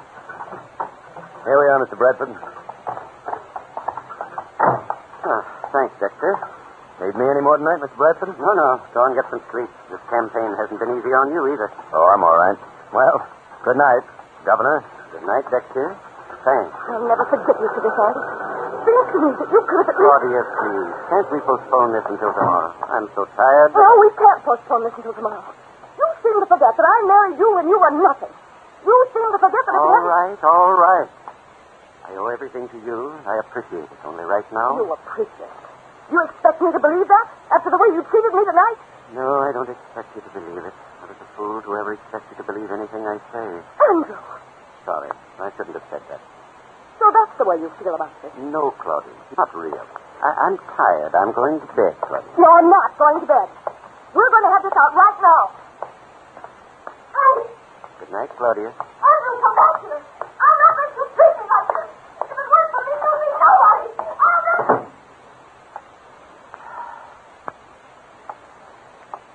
Hello, Andy.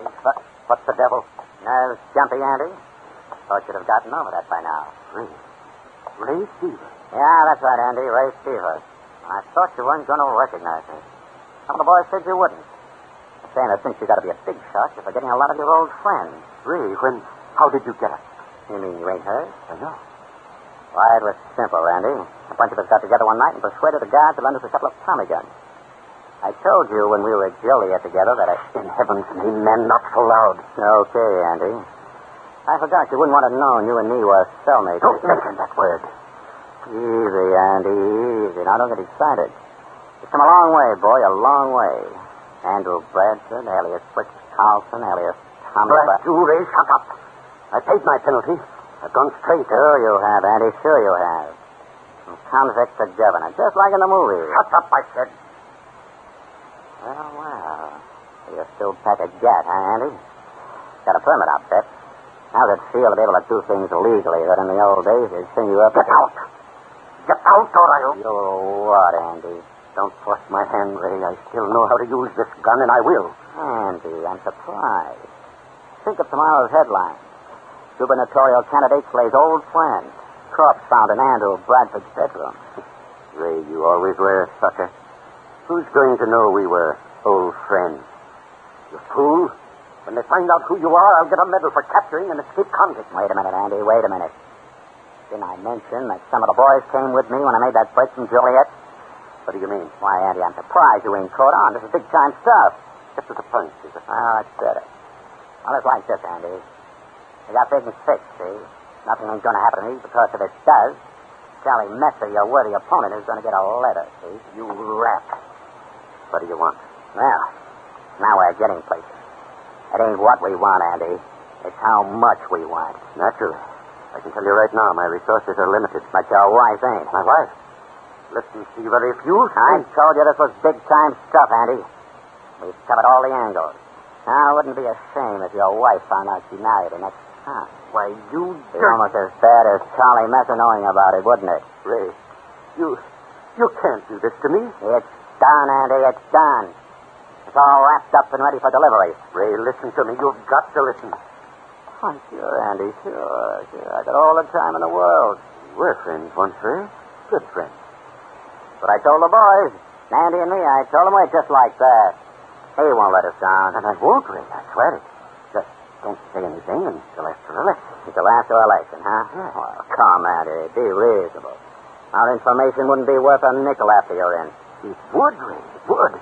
Well, I'd give you anything you want. There'd be ways of raising money then. There's ways now.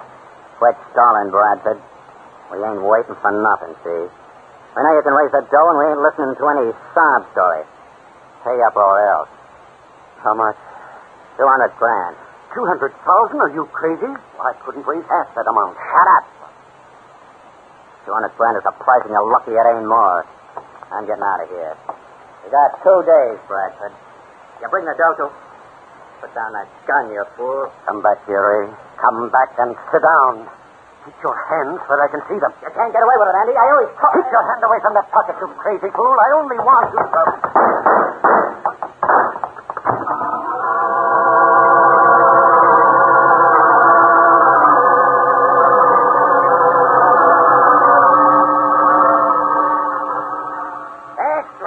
Candidate for governor murdered, player escaped.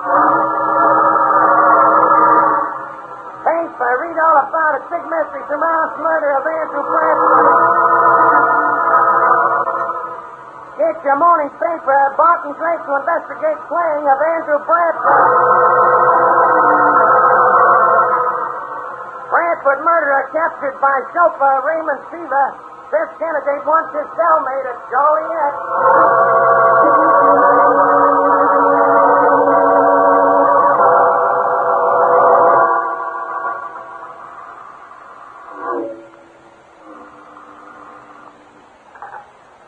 Jansen speaking. Hello, Inspector. This is Bart. Hello, Bart, my boy. How are things? Not so good, Inspector. Huh? I'd like to have you meet me at the Andrew Bradford place right away. Bradford? Hey, wait a minute, Bart. Haven't you heard? That murder's been solved. The solution might have been offered to satisfy the public, Inspector, but it doesn't satisfy me. Nor does it justify calling an innocent man guilty. Yeah, but look, Bart, all the evidence shows The evidence shows nothing conclusive. I've just come from the Bradford home. Oh, you have? Yes, and I'm going back. I need someone of authority to go with me. Will you come along? It isn't that I don't want to, Bart. Only the investigation is ended, and... Just beginning. Will you come along? Wow, gosh, Bart. Very well, Inspector. Then I'll have to get someone else. Oh, no. Look, I didn't...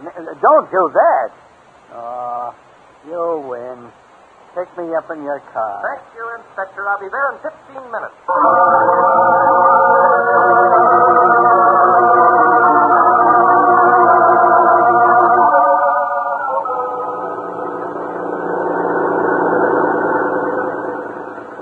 I think you're crazy to do this, Bart. Ray Seaver isn't innocent. He was already doing a life stretch for one murder.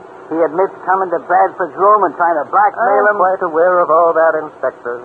Dexter, the chauffeur, made a hero of himself by finding Seaver hiding in the greenhouse. And I'm still convinced Seaver didn't murder Andrew Bradford. I give up. How do you know? I'll tell you later. Here we are. Well, look, why not tell me now? If I'm going to stick my chin out, I ought to be in the know. I think it'd be a better idea if I show you, Inspector. Mrs. Bradford should be in. Oh, it's you again, Mr. Drake. I've already told you. Good evening, Mrs. Bradford. I said I'd be coming back. This is Inspector Denton. Hello. Inspector Denton? Yeah. Mr. Drake, I don't wish to appear rude. So you think there's nothing more I can produce in the way of evidence? Is that it, Mrs. Bradford? I'm positive there isn't. And I'm just as positive there is. I don't want to argue with you, Mr. Drake. I appreciate your taking over the case, but since my husband's murderer has been apprehended... I'm sorry, Mrs. Bradford. Your husband's murderer has not been apprehended. I don't believe I understand. The newspapers... The newspapers, Mrs. Bradford, were merely responding to the public's demand. They have offered nothing conclusive to prove that Ray Seaver murdered your husband. Mr. Drake, aren't you being a bit egotistical? You mean, of course, that my professional reputation has been challenged? Yes. I was called in on this case, and a few hours later, your chauffeur, Dexter, stole the show by capturing the alleged murderer in the greenhouse. To put it crudely, that's exactly what I mean. And you're quite right, Mrs. Bradford. A man in my profession does have his reputation to think of. I see. Well, I'm sorry that I can't cater to your professional whim. I'll have to ask you to leave. Which, of course, is your privilege. Well, Inspector. Huh? What do you mean, well, Inspector? Mrs. Bradford can force me to leave. As a police officer, you can remain, if you're convinced that Ray Seaver's not guilty of the murder of that... But it puts me in. Look, Bart. The murderer and the bullet that killed Andrew Bradford was a .32 caliber, Inspector. The gun found on Ray Seaver was a .38 caliber. Yeah, but that doesn't mean... Of course it doesn't. Seaver could have had two guns. Most gangsters do. He could have disposed of one. Yeah, that's the way I figure it. There were powder marks on the inside of the bathroom door. Where did those get there? Unless someone fired the shot from behind that door, Inspector. But look, Bart. How stupid of you, Mr. Drake. The murderer was standing in the bathroom when he fired the fatal shot. Yeah, I sort of figured it that way, too, Bart. An empty shell from a .32 caliber revolver was found on the ground beneath that window over there, Inspector. Where did it come from? Oh, well, the way I figured it Mr. Drake, it seems to me you're trying desperately to vindicate yourself. The empty shell that you speak of was undoubtedly dropped there by the murderer when he was making his escape. Yeah. Now, that could have happened, you know, Bart. Quite true, Inspector, quite true. But Mrs. Bradford admits hearing 3 shots. One of them killed her husband. That one, we know, came from a .32 caliber revolver. Oh, for goodness sake, Mr. Drake. The other 2 bullets we found embedded in the walls of this room. One was a .32, the other was a .38. That's right. But, what's it prove? Possibly nothing, possibly a great deal. This is nonsense. I demand that both of you leave this house at once. Well, Inspector? Well, Inspector. There it is again. For me. I'll not tolerate this any longer. You will please leave. Inspector? Okay, Bart. You win. Lady, we are not leaving here until we found out who murdered your husband. And heaven help us if we don't.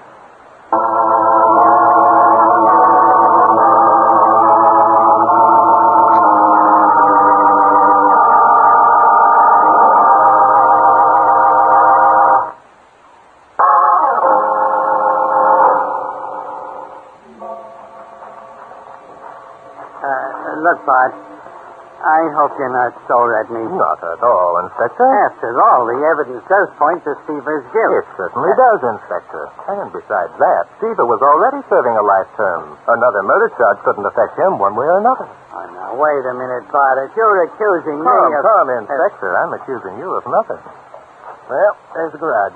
Dexter's room must be in that L over there. You know, this guy Dexter's a tough character. I don't think he's going to want to answer any more questions. Frankly, Inspector, I don't expect much cooperation from anyone. Oh. Huh.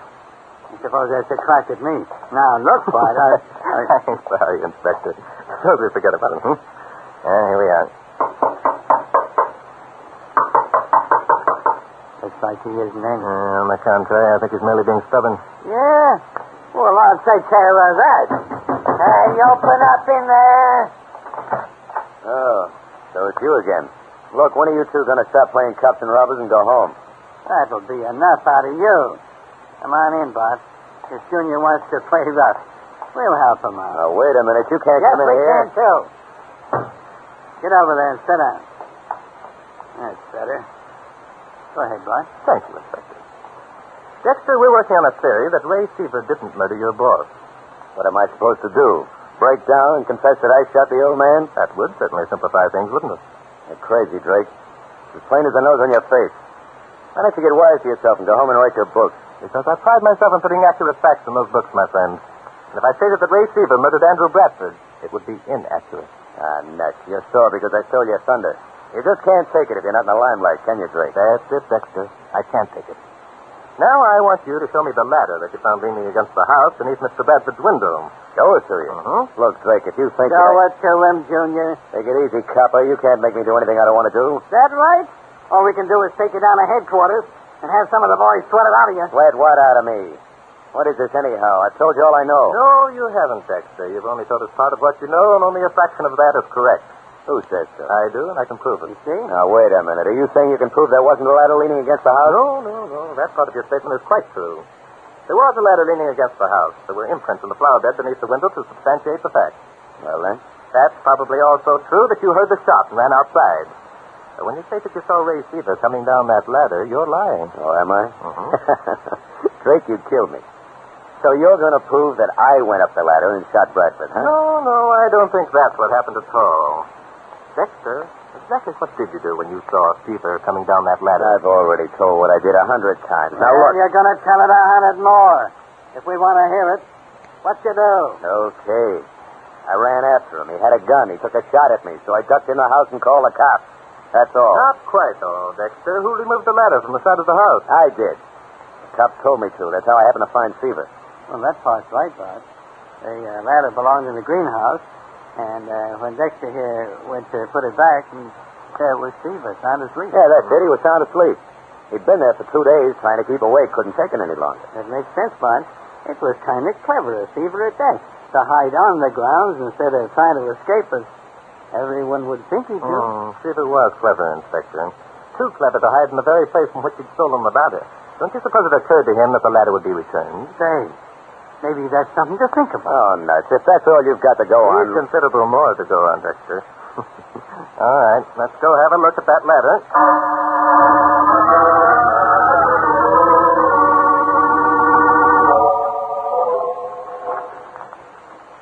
Well, there it is. So what mighty deduction are you going to spring now, Drake? Dexter, I'm not quite sure yet. No. Yes, this is a ladder, all right. There's dried mud on the wide end where it sank into the flower bed beneath Bradford's window. Now, ain't that wonderful? Pipe down, Junior. What now, Bart? A little experiment, Inspector. Grab one end of the ladder. I'll take the other. Come along, Dexter. Hey, where are we going to take this thing, Bart? Over to the house. I want Dexter to show us exactly where it was when he saw Seaver making his escape. Oh, for crying out loud. You already said you knew the ladder was there because you saw the imprints of it in the dirt. Mrs. Bradford. Yes, I rather expected she'd want to witness this. Drake, I want you to know that I've contacted the State House and Governor Johnson has promised to put a stop to this nonsense. Governor Johnson was a friend of your husband, wasn't he, Mrs. Bradford? I suppose he felt that doing you a favor would be a nice gesture. I don't like the implication, Mr. Drake. Dexter, return to your room. Yes, ma'am. Hey, stay here, Junior. Sorry, Mrs. Bradford. Dexter's going to help us conduct a little experiment. He's not. I forbid it. It won't do any good, lady. Bart's a stubborn guy. Please stay, Mrs. Bradford. I'm sure that what we're about to do will prove most interesting. I'll not stay. You're both of you crude and discourteous. You're acting like children. You have no respect for a widow's sorrow. I'm running to the house and call someone. I won't have this sort of thing. Think she's mad? Mad. Clever. All right, Inspector. Up the ladder. Yeah. Careful now. I want those points in exactly the same imprints that were made in the flower bed when the ladder was up here before. All right, there we are. Reaches right up to the upstairs bedroom window. Yes. All right, Dexter. Up you go. What do you mean, up I go? I want you to climb the ladder and show me just how Seaver looked when he made his escape. Are you crazy? What kind of kid stuff is it? You'll see. Unless you're afraid. Afraid? Of what? Get out of the way. I'll show you. Splendid. When you get to the top, start down as fast as you can. Well, Dexter? Hey, he starts halfway up. Keep going, Dexter.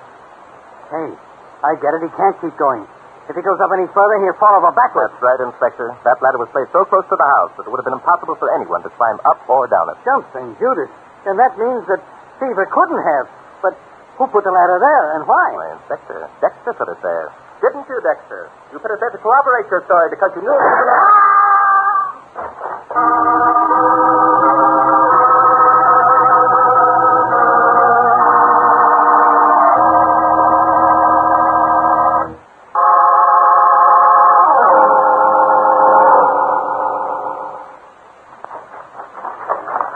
Came from the house, Inspector. Yeah, from one of the upstairs windows. Up on the porch, Inspector. There's the door and it's open. Come on. No, wait. Huh? That door is open for a purpose. Follow me. Let's try this window. It's locked. Shall we bust it in? Yes, tap the glass with your gun, Inspector, then reach in and open the latch. That does it. Good work. Now we'll just raise the window. Okay, Inspector. Let's get inside. Yeah. Careful, Inspector. We don't want to have to shoot Mrs. Bradford if it can be helped. Bradford? Yes. She will shot Dexter. Huh?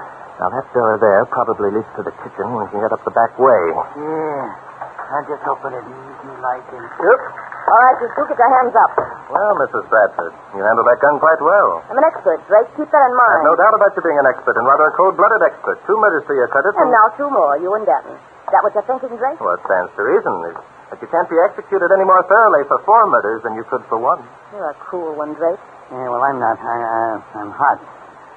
Lady, would you mind pointing that gun toward the ceiling? It might go off. It's going off, my friend, and it's not going to be pointing toward the ceiling when it does. Yeah, I was afraid that's what you'd say. But first, you want to know how I happen to suspect you of murdering your husband. Is that it, Mrs. Bradford? I don't believe you did suspect me. I think you suspected Dexter. That's right, Mrs. Bradford. And until you saw Dexter trying to climb that ladder, you weren't sure whether or not I had any grounds for my suspicion. I don't get this. If the lady here knew you suspected Dexter, what did she shoot him for? That's what I call sticking your chin out. I'll tell you why she shot Dexter, Inspector. Both Bradford and Dexter overheard the conversation between Andrew Bradford and Ray Seaver. Now, Mrs. Bradford was standing in the bathroom between her room and her husband. Dexter was outside in the hall. Neither one knew of the other's presence. That's right, isn't it, Mrs. Bradford? Go on, Drake. You both decided that Seaver had to be eliminated. You both opened your doors and shot at the exact moment that Seaver and Bradford came to grips. One of you missed. The other hit Bradford by mistake. So that's it. Dexter and Mrs. Bradford got a gander at each other. Both were guilty. They made a pact to pin the murder on Seaver because he was doing a life sentence anyway. That's it, Inspector. So naturally, when I found the flaw in Dexter's story, Mrs. Bradford had to eliminate Dexter because she knew he'd talk in order to protect himself. And look out, Inspector! I'm looking at this too. I'll do it, will you?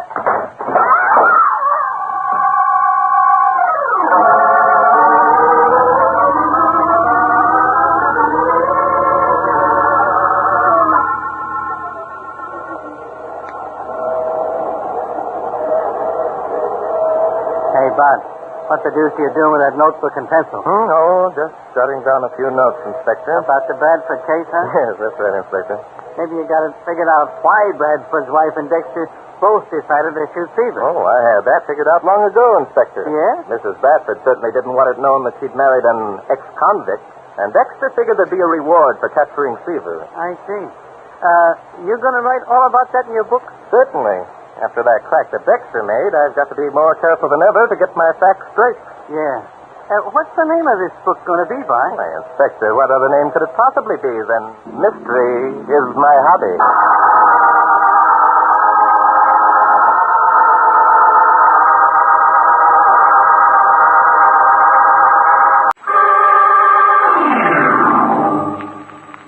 Mystery is my hobby.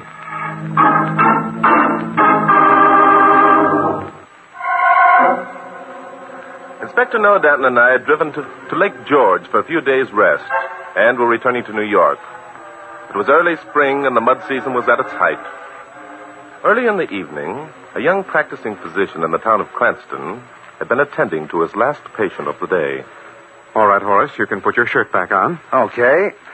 Well, everything all right, Doc? Oh, hello, Hala.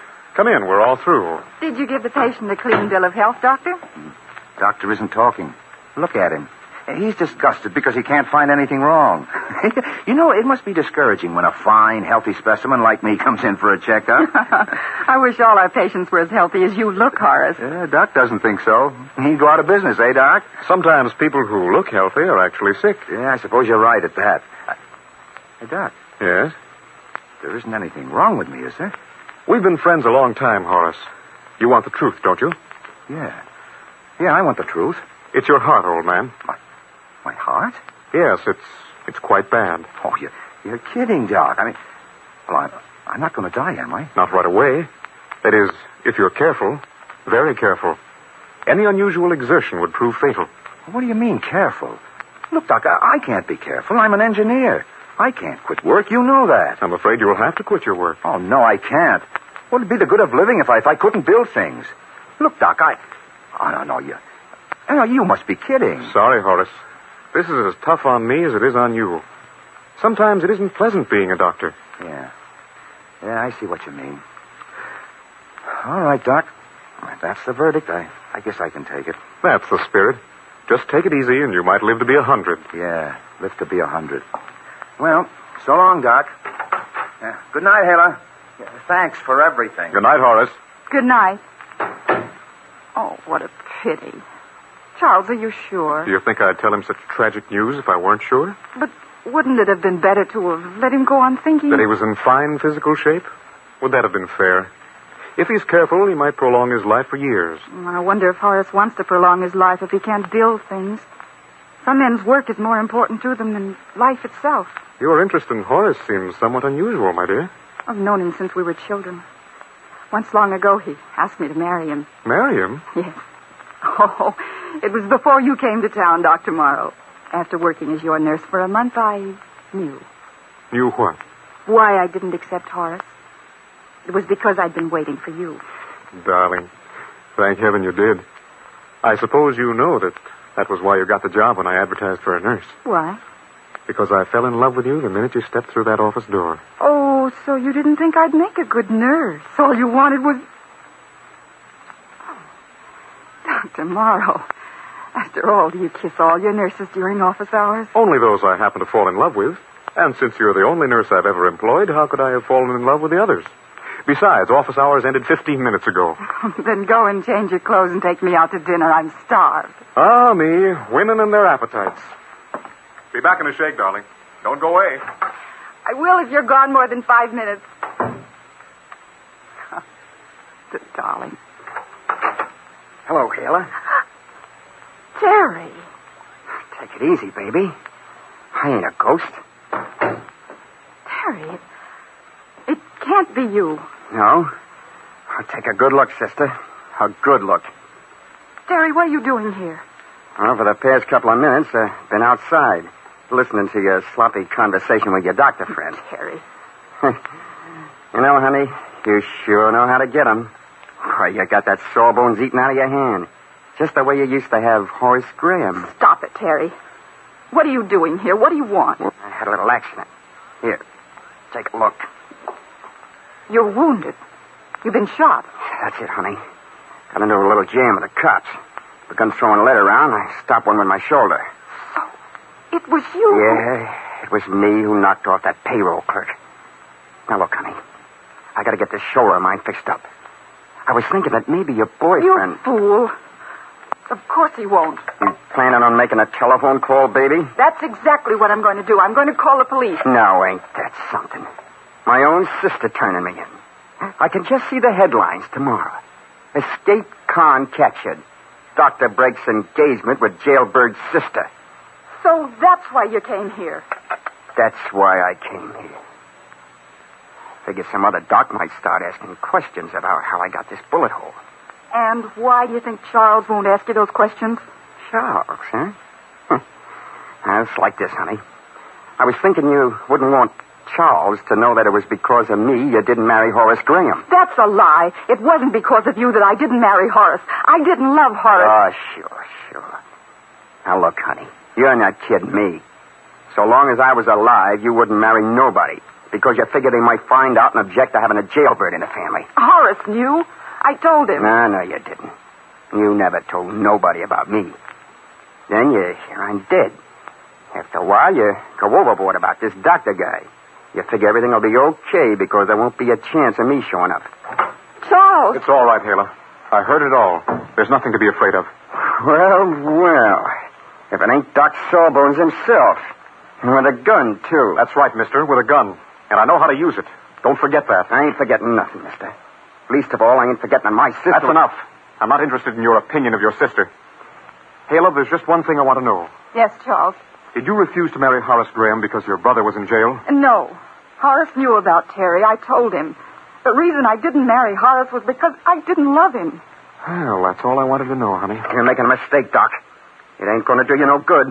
It ain't going to do Hala no good when folks find out who I am. He's right, Charles. It'll ruin you. People will ask questions. They won't patronize a doctor who's married to a sister of a jailbird. That's it. Don't make a mistake, Doc. You got too much to lose. Or you might even lose Hala. Hala? Don't listen to him, Charles. It wouldn't make any difference. You're right about calling the police. I'm going to. You ain't going to call nobody. Look out, Charles. Stand still, you fool. No one ain't going to turn me over to the police. The light. Terry, come back or I'll riot. You ain't going to...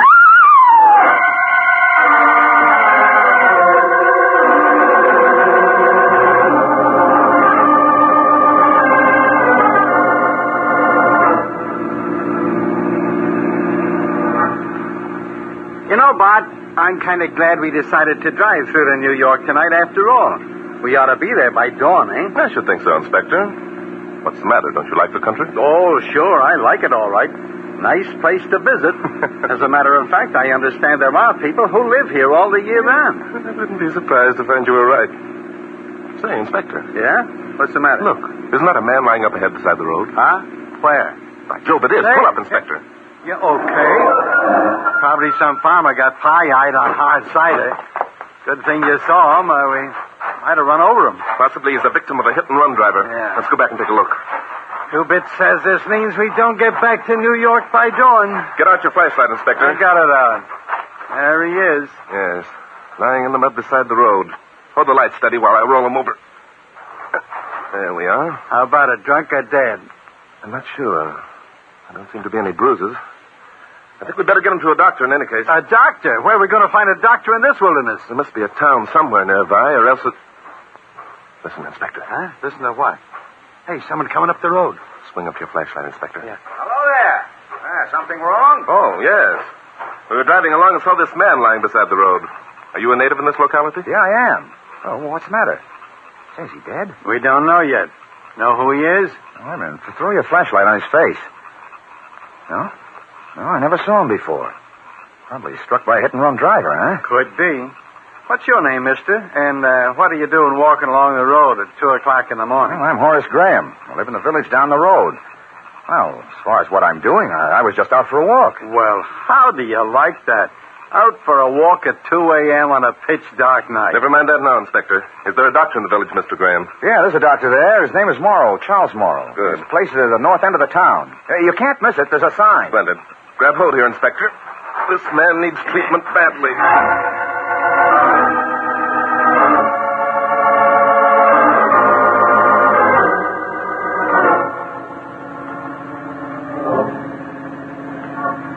This must be the place. Yes, there's a sign. Black as ink. Maybe he isn't home. I think it more likely that he's asleep. All right. Help me lift up our friend, Inspector. Okay. Let's go. All right. There's something screwy about this, Bart, and I think you know it. We both know it, don't we, Inspector? All right. Ease him down here on the porch. Careful now. There we are. I'll knock. Why didn't you say so back there on the road? I didn't think it expedient, Inspector. Neither did you. Huh? Well, as far as I'm concerned... Hello? Who's down there? Dr. Morrow? Yes, I'm Dr. Morrow. We've a patient here who needs immediate treatment. Immediate? Look, I've had a busy day. This guy was struck by a hit-and-run driver. Come on down. Hit and run. Very well, I'll be down. Wait until I put some clothes on. Why is it that some people always have to stop and argue? Are you asking me, Inspector? What's that supposed to be? A wisecrack? There's a light. All right. Let's lift up the body, Inspector. Body? Who said it was a body? You don't call a man a body and... Keep quiet. Bring him inside, gentlemen. My office is to the left. You can place him on the operating table. All right, fine. Coming up. Sorry to disturb you, Doctor, but this looks serious. Why, George, he is messed up, isn't he? Well, at least there's a lot of mud on him. Let me see now. Hit-and-run driver, you said. Gentlemen, I'm afraid your act of mercy came too late. The man is dead. So? How would you say he died, Doctor? How? Why, probably a fractured skull, or worse. Don't worry, I'll take care of everything. Tomorrow I'll make out my report and... Would you mind showing us where the car struck him? Look here, gentlemen, I'm a doctor. We're policemen, and we want to know a few things. Policemen? Yes. This man here wasn't struck by any hit-and-run driver. There isn't a bruise on him, and he was dead when we found him. Well, there's no use kidding anybody. We both knew it. I see. Well, as policemen, you should know it's illegal to move a corpse without a coroner or a doctor. Now, if the inspector spoke too hastily, Doctor. We weren't sure that the man was dead. It was reasonable to suppose that he was a victim of a hit-and-run driver until we saw the bandages. Bandages? Yeah, under his shirt. You better take a look, Doc. Make sure there aren't any bullet holes. Well, there is a bandage, isn't there? Yes. Let me see. This is a bit irregular, but... By George, look there.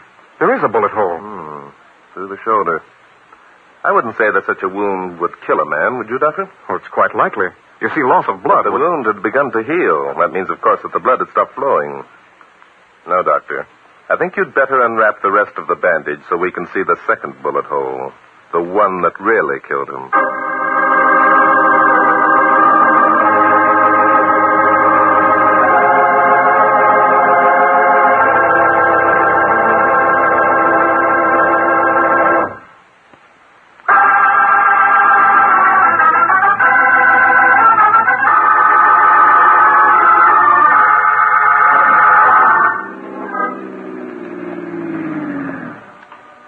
Inspector. The headlights are shining on the exact spot where we found the body. Let's get out and take a look around. You think we're going to find something here, do you? Naturally, I do. Otherwise, I wouldn't have suggested that we come back. Well, for my dough, we should be talking to a guy named Horace Graham. Stop here, Inspector.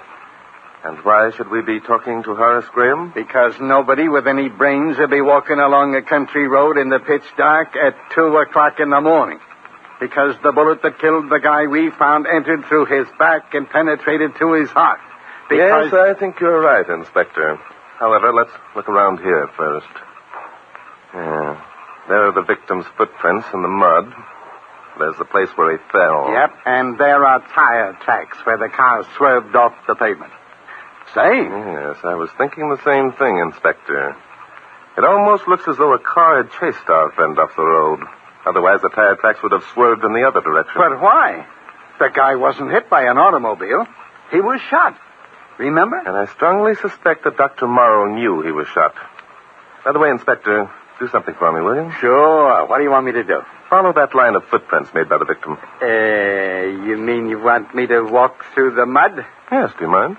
I mind a lot, but I don't think it'll do any good. Here goes.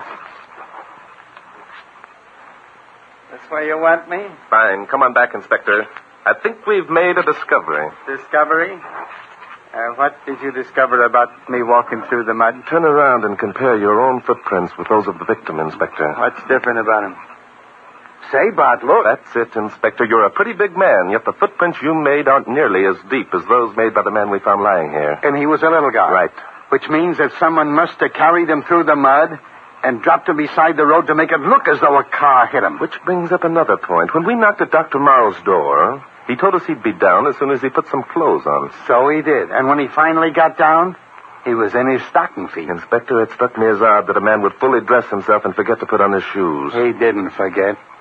But I think we'd better go back and have another talk with Dr. Morrow. Yes, but not right away, Inspector. As Sherlock Holmes used to say, let's smoke a couple of pipes on it first. But look, if Doc's shoes are covered with mud... They won't be, Inspector. The man isn't a fool. He probably wiped off his shoes long before he ever returned to the office. No, there's some other reason why Dr. Morrow came downstairs in his stocking feet. And I'm beginning to think I know the reason why.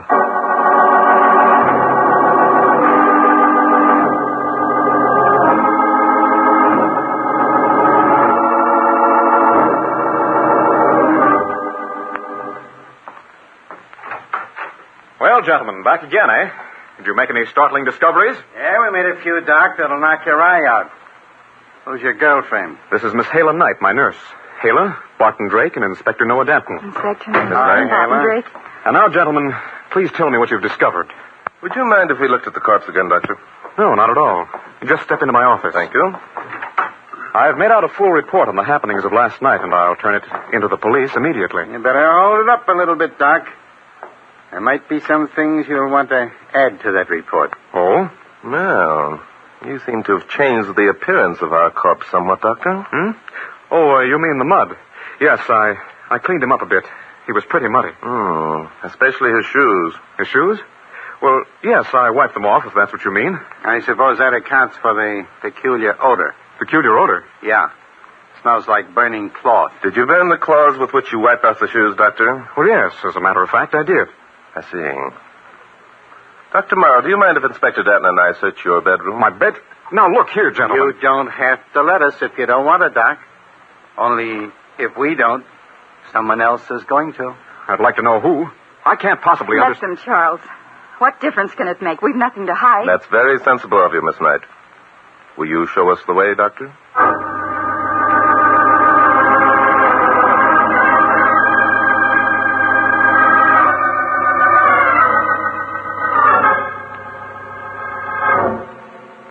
And these are the shoes you wore last night, Doctor. Yes, why? Dr. Morrow, you're a man of intelligence. Doesn't it strike you as a bit ridiculous trying to cover up your guilt? My guilt? I don't know what you mean. I'm sure you do, Doctor. You really should have studied the business of crime before attempting to commit one. Now, look here, Drake. You look here yourself, Doctor. Look closely at this shoe, the left one. There are still particles of mud buried in the crevices of the heel. Well, why shouldn't there be? This is the spring of the year. There's mud everywhere. Exactly. Can you explain why there's no particle of mud at all in your right shoe? Why, Perhaps you didn't wear both shoes at the same time. Is that it, Doctor? Nonsense. Of course I did. It does sound like nonsense, doesn't it? The idea of a man wearing shoes that aren't mates. I don't suppose you'd mind if we took these shoes out and tried fitting them into the prints that we found near where the body was picked up. Of course not. In fact, I'd welcome such an experiment. Yes, I think you would. You're too eager, Doctor. You fell into my trap very neatly. Trap? What are you talking about? Amateur criminals, Doctor, are always over-anxious.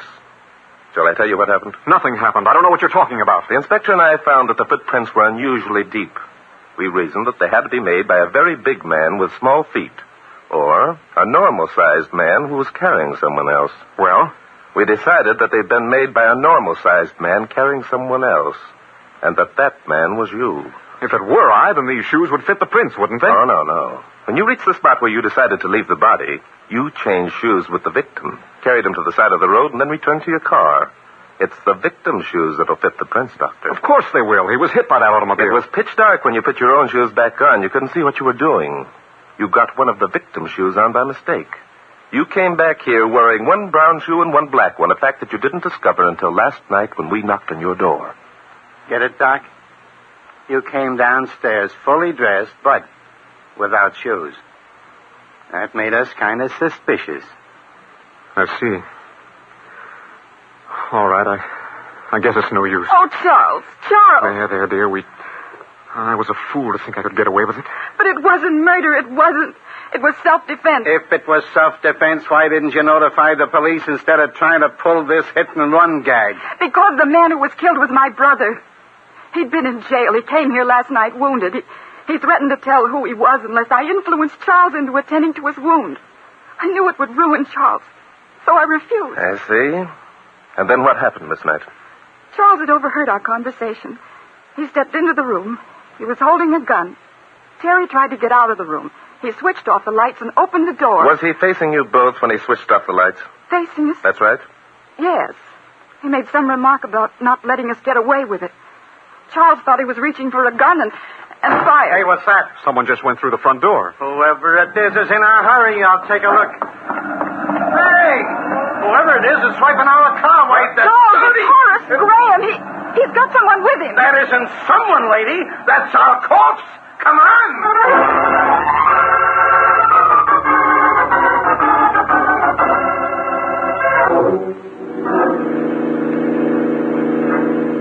Doc, can't you get more speed speed out of this jalopy of yours? Sorry, Inspector. It's a pre-war model. With a 5-minute start, we'll never catch him. Doctor, can you think of any reason why Horace Graham would want to steal the body of Miss Knight's brother? Yes, I can, but until I know for sure, I'm going to keep it to myself. Look, there's a car up ahead.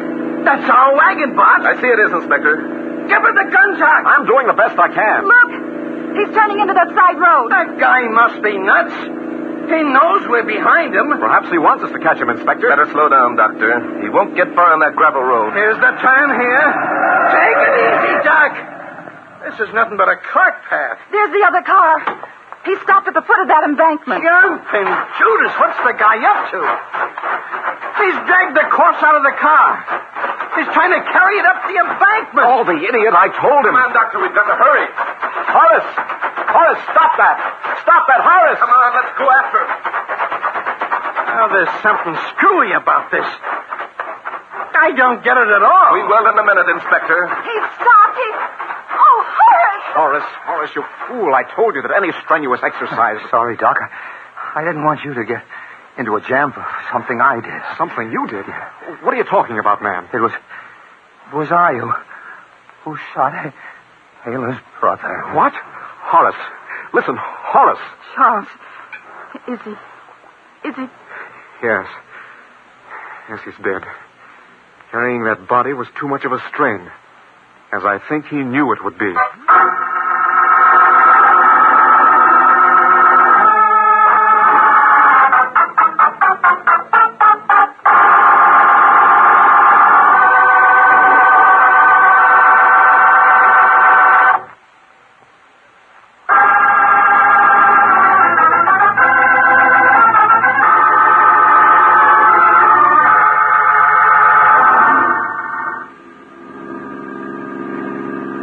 Inspector, we ought to be back in New York before dark. Yeah. Wonder if the old place will have changed much. I imagine it'll look about the same as it would have looked if we got there by dawn. I don't know. A lot can happen in 12 hours. You're right there, Inspector. A lot certainly happened in the past 12 hours, didn't it? For us, it did. You know, Bart, we should have suspected that Horace Graham guy right from the start. Oh? Why, Inspector? Why? Why, just like I said at the beginning, any guy who'd go walking on a cold black night at 2 a.m. is a screwball. Being a screwball doesn't make a man a murderer, Inspector. I can understand why he'd want to be out walking by himself, just having been condemned to death by his physician. That wasn't why he was out walking. He just killed a man. He wanted to see if the hit-and-run gimmick was going to work. Yes, I know. Inspector, men who are condemned to death have a curious attitude. Horace was once in love with Miss Knight, you know. When he came back and overheard their conversation and realized that her chance of happiness was being jeopardized by a black sheep brother, he decided to do something about it. Figured he had nothing to lose, eh? I suppose so. He hadn't planned on Dr. Morrow being accused of the crime. Couldn't figure out why. So he stuck around, and when he learned that we'd tipped over the apple cart as far as Doc was concerned, he decided to swipe the body. Corpus delicti. You know, Inspector, I think he had a dual purpose in trying to steal that body. It worked out exactly as he planned it. Yeah, I guess it did. Now, how did you know that neither the Doc nor Helen Knight had killed her brother? Did I know, Inspector? Well, didn't you? No, not until the very end. When Miss Knight told us that her brother was facing into the room when Charles shot, that just stood to reason that he missed and that the bullet went out the door. Well, by golly. By golly's right, Inspector. The bullet that killed Miss Knight's brother entered through his back, didn't it? Yep, that's right. That's 100% right. Was Doc surprised when you told him that? No, not particularly, Inspector. As a matter of fact, he only grinned and asked me to autograph a book he had. Is that it? Fine. What was the name of the book? Why, Inspector, what else but mystery is my hobby.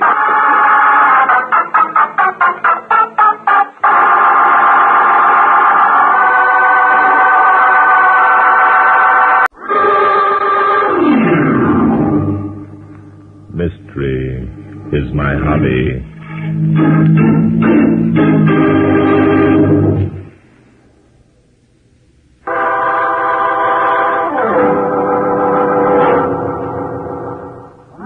Inspector Nora Danton and I had not been out of the city for some time when I received an urgent telephone call from Mr. Sam Hudson, an artist and magazine illustrator of Oak Ridge. We both welcomed the chance for a breath of country air. Unknown to us, Sam Hudson had had an unusual conversation with his half-sister Mary that morning. Sam? Huh? Oh, it's you, Mary. Yes, it's me. Sam, I want to talk to you. Now, my dear, I've asked you not to disturb me when I'm working. Sam, this is important. Put down the brush and palette and listen to me. Now, look here, Mary. I promised Robinson I'd have this landscape done by Monday. I intend to keep that promise. Sam, Cousin John is dead. He died of a cerebral hemorrhage. What of it? I'm sorry, Mary, but we hardly knew John. Sam, you don't understand. He died of a cerebral hemorrhage. Doesn't that mean anything to you? A lot of people die of cerebral hemorrhages. I don't want to appear rude, Mary, but really... Sam, give me that brush. Hey, stop that. Mary, what the devil? Now, Sam Hudson, you listen to me. Cousin John is the third in our family to die of a brain hemorrhage within the past month. So what? Maybe the family's having an epidemic of brain hemorrhages. Now, give me that brush. No. Sam, you may be so wrapped up in your work that these deaths mean nothing to you, but to me they mean a great deal. Why, for heaven's sake? Because George Hudson will be next, and then you. George, and then... Mary, you can't be serious. I am serious, Sam, very serious. Cousin Elliot was first, then Henry, and now it's George's turn. Then comes me. Yes. There's a small fortune in our family, Sam. According to the terms of Grandfather Hudson's will, it's to be handed down in the order I've just named. Mary, you're wonderful. So Henry killed Elliot to get the fortune. Then John murdered Henry, and George killed John. Then, hey, I must be the one who's going to murder George. Now, I wonder when I'm going to do it. I'm pretty busy. Sam, I wish you wouldn't laugh at me. I'm frightened. Nonsense. Now, forget this, Mary. You're being entirely too melodramatic. Oh, I can't forget it. It isn't just coincidence that those three people died. Of course it's coincidence. Mary, listen to me. Elliot and John and Henry lived miles apart. Their deaths were spread over a period of months. I know, but you're all I had. You're Dean Woodford. When my time comes, you'll inherit the family fortune, marry Dean Woodford, and live happily ever after. Well, all right, Sam. Maybe I am overly concerned. Of course you are. But you will be careful. Promise? I promise.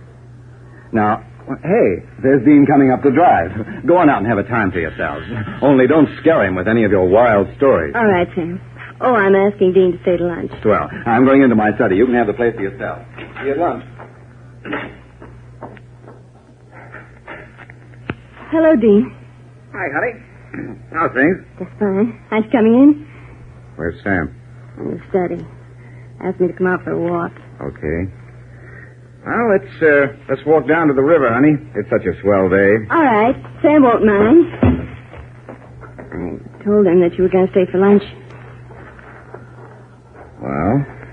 I did what you said, Dean. I tried him out. What did he say? How'd he act? Are you satisfied? Yes. Sam's not suspicious. I'm sure of it. Oh, good. I told you that's the way it'd be. I know, but I had to find out. I gave him every chance. It's the safe thing to do. Well, you're too jittery, darling. No one's suspicious. They couldn't be. Why, it's a perfect setup. Dean. Yeah? Stop here. We're out of sight of the house now. Dean, I... Say, what's the matter? Come on. Speak up. Has anything happened? Oh, no, Dean. Nothing, only... Dean, you do love me, don't you? Is that all that's worrying you? Come here. Does that mean anything to you? Dean, I love you so. You won't regret it, honey. After this job is over, we'll have plenty of dough and plenty of time to enjoy ourselves. Dean, is it necessary that Sam... Now, look, darling, there's no other way. You know that. You've known it right from the start. Oh, I know, but Sam's my half-brother, and... And what has he ever done for you? Made a drudge out of you. Made you live up here in the sticks. But he did give me a home. Sure. Why not? He needed a housekeeper. He had a few bucks of his own. He couldn't stand it to have anyone else around while he worked. So you were the sucker. Oh, you're right, Sam. You're right, but I wish it were over. Oh, stop worrying. In 4 days it will be over. First your cousin George, and then Sam. Cerebral hemorrhage. What a laugh. Even the doctors don't know. And there isn't a chance of them finding out, is there, Dean? Not a chance, baby, not a chance. They're all like that brother of yours. Too dumb even to think about it.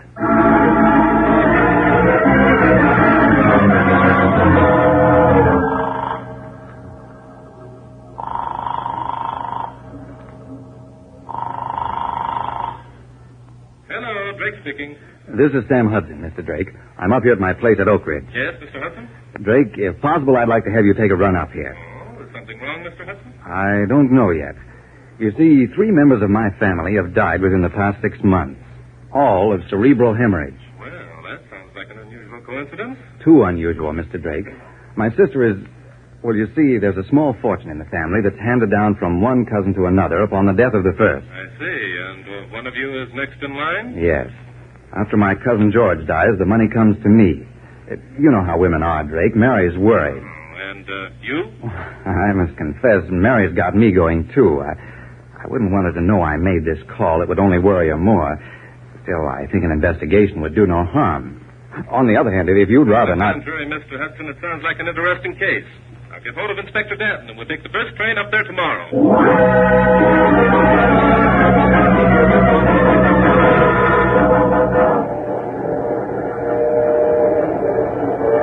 Well, that's all I can tell you, Inspector. Sam Hudson suspects that he's going to be murdered because 3 of his cousins have died of a cerebral hemorrhage. That part that just doesn't make sense. It might when we hear the rest of the details. Okay, but it sounds nuts to me. Guys who die of cerebral hemorrhages aren't murdered. Stop worrying, Inspector. A couple of days in the country will do us both good. Yes, boy. Have you any local papers? One published in Oak Ridge? You betcha, mister. Oak Ridge Gazette. There you are. Thanks. It's 3 cents. Pay the boy, will you, Inspector? Pay the... Oh, sure. Sucker me. Here you are, bub. Can you break a nickel? Break a nickel? Okay. Keep the change. Thank you, sir. Newspapers, magazines... Wait a minute. Huh. Here's something, Inspector. Rudy Nebb in another jam? No, it isn't the comic strips, Inspector. It's right here on the front page. Yeah? George Hudson, a cousin of Sam, died last night. What did he die of? A cerebral hemorrhage, Inspector.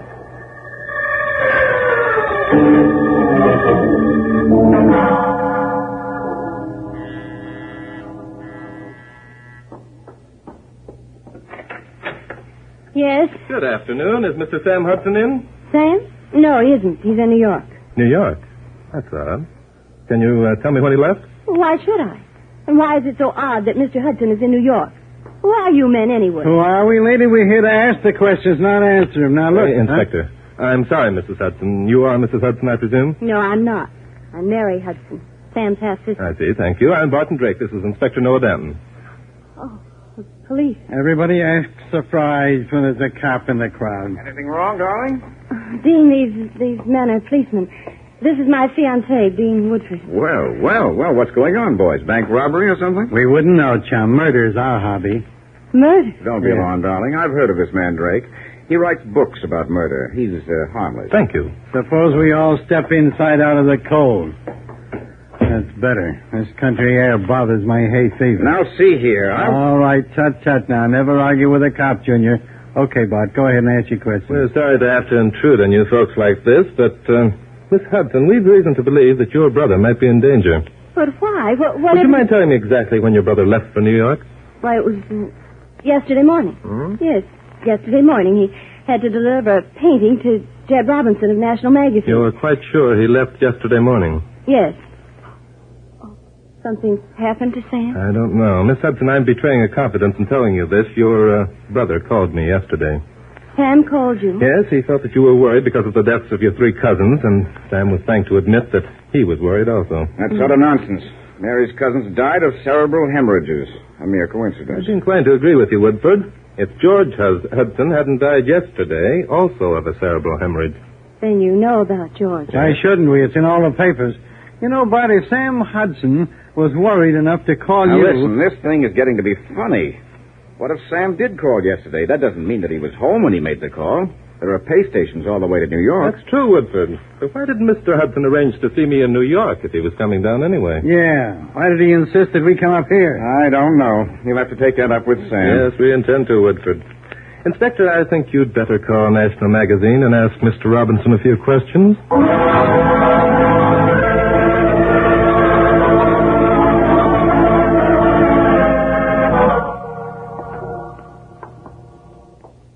Look here, Drake. It just happens that Mary and I are engaged to be married, and I feel that I have the right to protect her. Do you think she needs protecting, Woodford? The way you're acting, yes. I always say give a guy enough rope and he'll hang himself.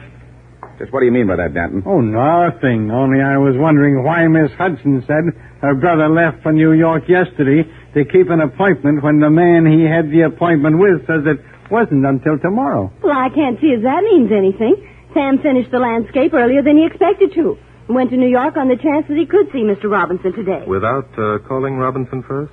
How Sam arranges his appointments is no concern of mine. Or yours. You're right, darling.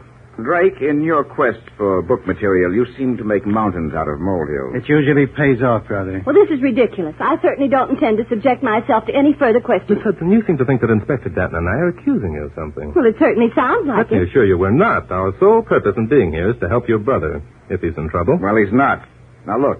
If it's being paid that you two are worried about, I'll give you a check myself, and you can go on home. Well, now, that's mighty thoughtful of the young man, Bud. Yes, it is, Inspector, and I think we'll take him up on it. Huh? We can make out that check for $150, Woodford. What? You don't mean... Yes, I think we're wasting our time here, Inspector. If Huh? anything had happened to Sam Hudson, we'd have heard about it before But now. look, it was only... Write out your check, Mr. Woodford. When Hudson returns, he can give us a ring if he's still worried. What? Look, you said this yourself on the train. Yes, that's right, 150. Thank you, Woodford. We're sorry to bother you folks. Come along, Inspector. There seems to be one time when we've gone on a wild goose chase.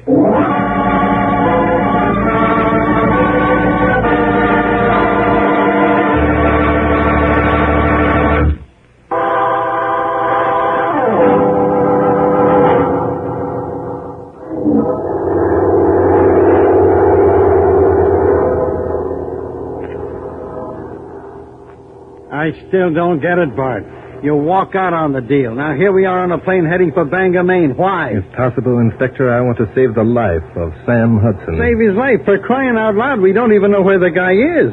What the heck are you talking about? Something you said on the train, Inspector. Of my say? Yes, you said if a man died of a cerebral hemorrhage, he hasn't been murdered. Well, that's true. You can't force a man to have a brain hemorrhage, can you? I don't know. But the undertaker who buried Elliot Hudson when he died 6 months ago might give us the answer.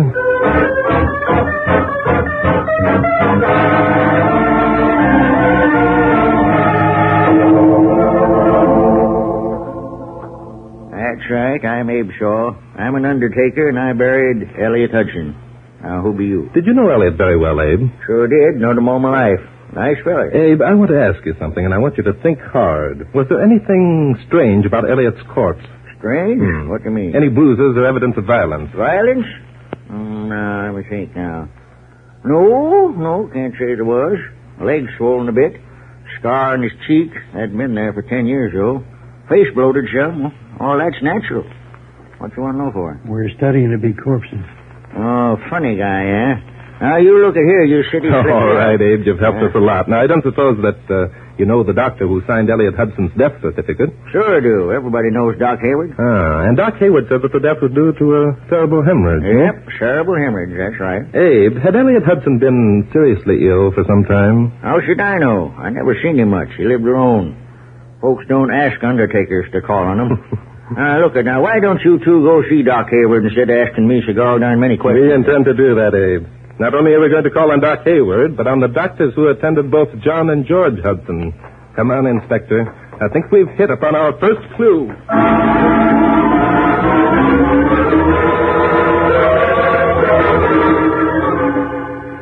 There's just one more question I'd like to have you answer, Dr. Hayward. Did you ever know a case in which a cerebral hemorrhage had been induced? Certainly not. Such an idea is preposterous.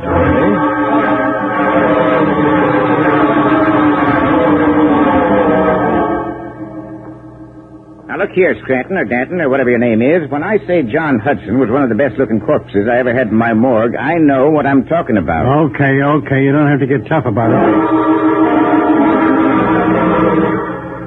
That's all I can tell you, Mr. Drake. John Hudson died naturally of cerebral hemorrhage, and I'm sure of it. Thank you, Doctor.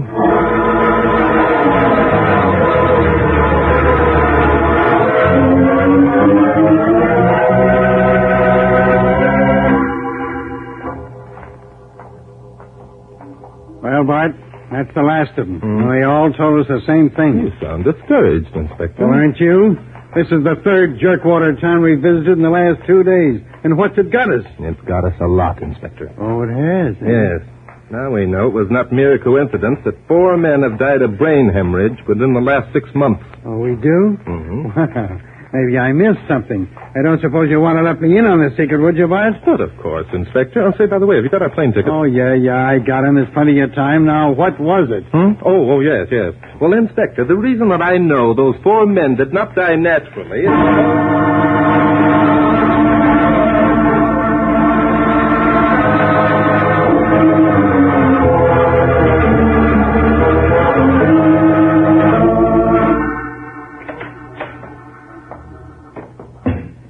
Dean, Yeah?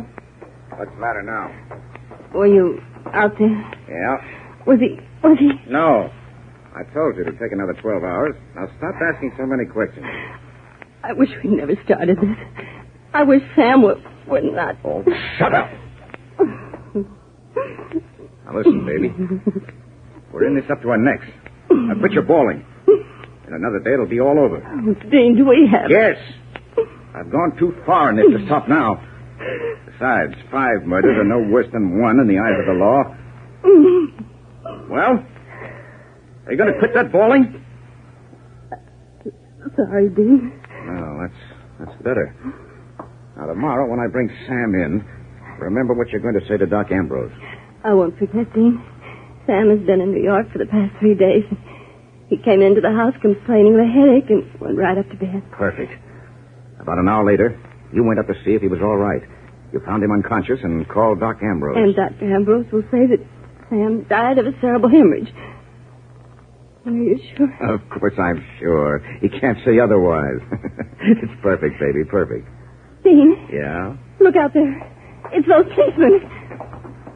What the devil are they doing back here? Oh, Dean, I'm scared. Now, quit that. Get hold of yourself. Yeah, it's them, all right. They're coming in here. Dean, could they have found anything out? No. Now, remember that. There isn't a chance that they could find out a thing. They'll probably pretend that they have, and we've got to play the game. All right, Dean. Come on. Let's see what they want. Sorry, Miss Hudson, to have to intrude upon you again so soon, but certain things have come up. Now, just a minute, Drake.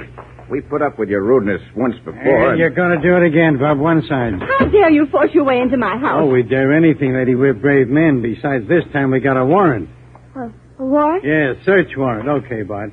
Where do you want to begin? Suppose you take a quick look around the house, Inspector. I'd like to ask these people a few questions. Good idea. You need me just yet. Right. Mr. Drake, I absolutely refuse to answer any more questions. That's up to you, Miss Hudson. However, after I tell you the information and the evidence that we've collected, you may change your mind. Evidence? Don't listen to him, Mary. He's trying to trick you. I don't think I'll have to resort to tricks, Woodford. Miss Hudson, I suppose you know that 4 of your cousins have died of cerebral hemorrhages during the last 6 months. Yes, I know about it. Why? And, of course, you know that there was a sum of money handed from one to the other. I can't see as that concerns you. Oh, but it does, Miss Hudson, because the last one to receive the fortune was, or would have been, your brother Sam, and Sam is my client. Well? In the event of Sam's death, you would inherit the money, isn't that true? Yes, it's true.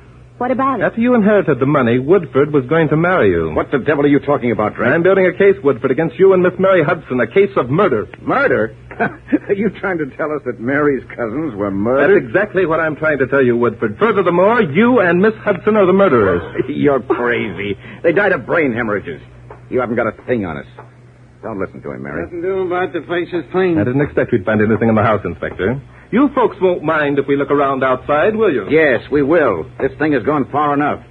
Now, you two get out of here. Take it easy, pal. Holding a gun on an officer of the law is a serious offense. Forcing your way into a private residence is also a serious offense.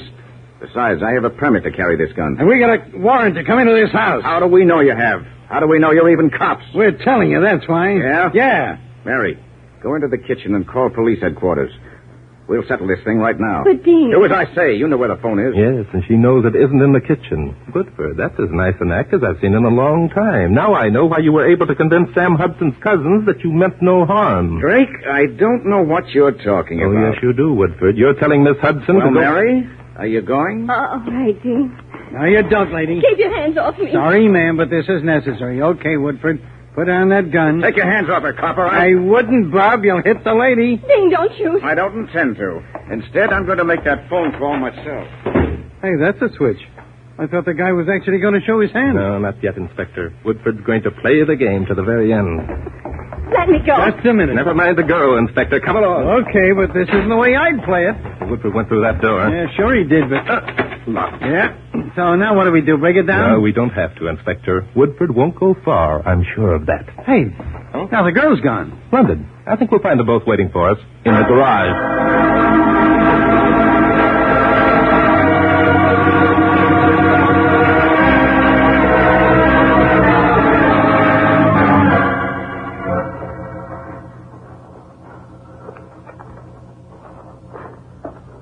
There's the garage, Inspector. Yeah. And you still think those two will be waiting for us inside? Mm-hmm. I'm positive of it, Inspector. Why? Because Woodford still has hopes that he's committed a perfect crime. Here's the garage door, Inspector.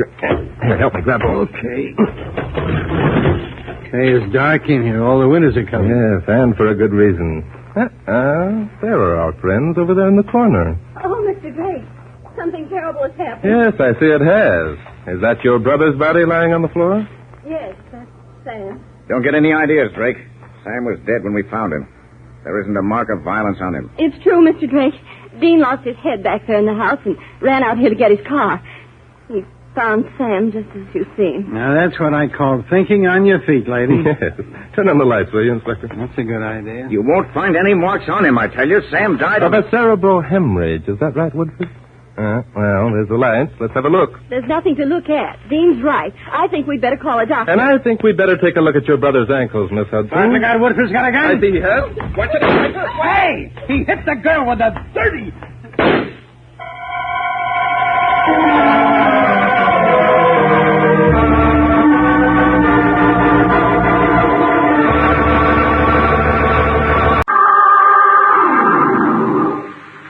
Mystery is my hobby.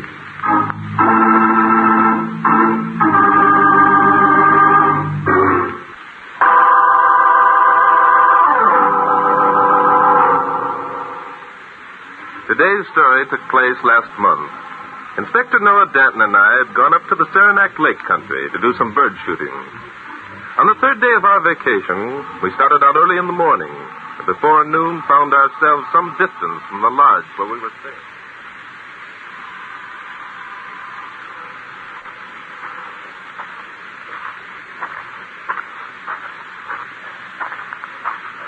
Getting tired, Inspector? Me? Tired? Heck no. I never get tired. Phew. Let's stop and rest a minute. All right, Inspector. There's a log we can sit on. Yeah, good idea. This is better. Say, Bud. Yes, Inspector. How far do you figure we've walked since morning? Oh, not very far. Well, we've certainly come a long way. Yes, and I think we might as well face it now as later. Huh? Face it?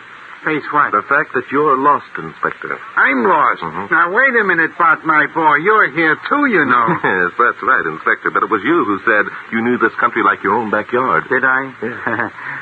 Bart, I've a confession to make. Oh, that's Inspector. What? I haven't a backyard. Very amusing, Inspector. Well, let's get going. Get going? Where? If we're going to be lost, I'd rather be lost sitting still. We could build a fire. We cut through that heavy growth over there. Looks like good partridge cover. Well, all right. But I still think we ought to send up a smoke signal or something. Inspector, I'm beginning to think that you're a pioneer at heart. Yeah. I'm Daniel Boone without the whiskers.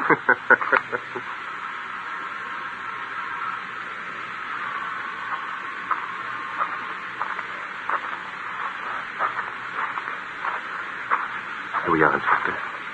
You got your gun ready? Yeah. Hey, this is a regular jungle, isn't it? Yes, but it's excellent bird country.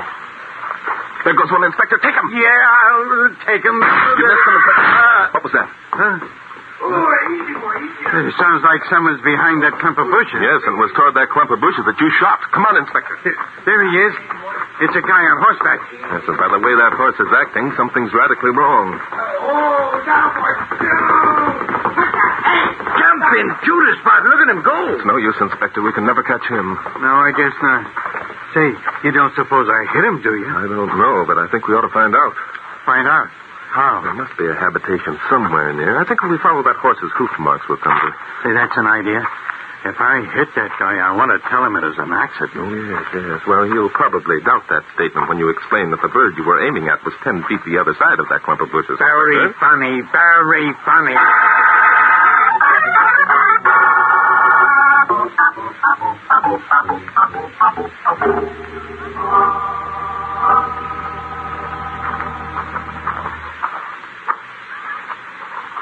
Jumping Judas, boss. My dogs are so tired they're going to begin barking in a minute. Don't get discouraged, Inspector. It can't be much farther. No? No. You've been saying that for the past 2 hours. There it is, Inspector. You can tell those dogs of yours that it won't be necessary to bark now. What? Oh, a house, eh? That's right. Hey, that's quite a place, isn't it? Big enough to be a hotel. Yeah, it looks to me more like a private residence. Some rich man's hunting lodge, maybe. Yeah, I guess you're right. Those buildings in back must be the stables. Yep. Well, there's no doubt this is where our horseman lives. Shall we go up and make ourselves known, Inspector? Good idea. I hope they got an automobile. Listen. Huh? Oh, is there anyone who can hear me? Oh, sounds like someone's in trouble. Mark! Oh, who are you? Is there something wrong with? Yes. Will you help me, please? Something's happened to Chris. Chris? Chris Pomeroy. He's a friend of ours. He shot himself. Shot himself? Well, now, that's right up our alley. Never mind, Inspector. Lead the way, miss. We'll be glad to do anything we can. Oh, thank you. Come with me. When did it happen, miss? I don't know. Not very long ago. Mark and I were out for a walk. When we got back, I found Chris. Well, was it we or was it I? It was I. This is the room here. He's over there in the chair. Yes, I see. You, please stay here, miss. Come along, Inspector. Yeah, I'm coming. Got through the temple. Do you recognize him as our horseman, Inspector? Could be. He must have been sitting here by the window reading. There's a book in his lap. Yes, and there's the gun on the floor. It looks like suicide, all right. Doesn't it? Do you really think so, Inspector? Naturally. Don't you? I'm not sure yet. Not sure. But look, Bart, there are powder burns on the guy's face. That proves that the gun was held very close to Pomeroy's head when it was fired, doesn't it? It sure does, yeah. It also proves that he pulled the trigger himself. Oh, why, Inspector? Why?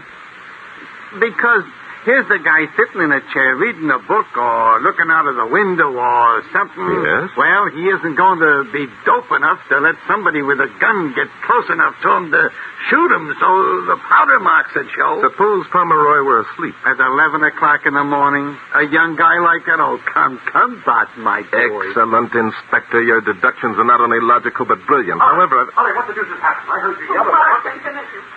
Mark, it's awful. What's awful? Who are these men? Who's that in the chair? Chris, Mark. He shot himself. Chris shot himself. Who are you? Come on, Inspector. I'm sorry we haven't had a chance to introduce ourselves before now. I'm Barton Drake. This is Inspector Noah Dent. Hi. Drake, the criminologist? Yes, that's right. The inspector and I were out bird shooting. We became temporarily lost. Temporarily, he says. That guy killed me. But I still don't understand what... The inspector fleshed a partridge, took a quick shot, and a horseman galloped out of the cover. We followed the hoof marks. A horseman? Oh, then it must have been Chris. Chris, that man over there, Miss Essex? Yes. How did you know my name? I'm afraid your publicity has caught up with you. You're Polly Essex, this gentleman's your brother Mark, and your father is Calvin Essex, the publisher. That's right, but how did you know? Oh, Drake knows everything. That's entirely untrue, Inspector, but your pictures appear frequently in the society columns of the newspapers. By the way, are there other guests staying here with us? Yes. Glenn Douglas is here. He's a friend of Mark's. Dad and Mother are coming up tonight. Why do you ask? Because one of you murdered Chris Pomeroy.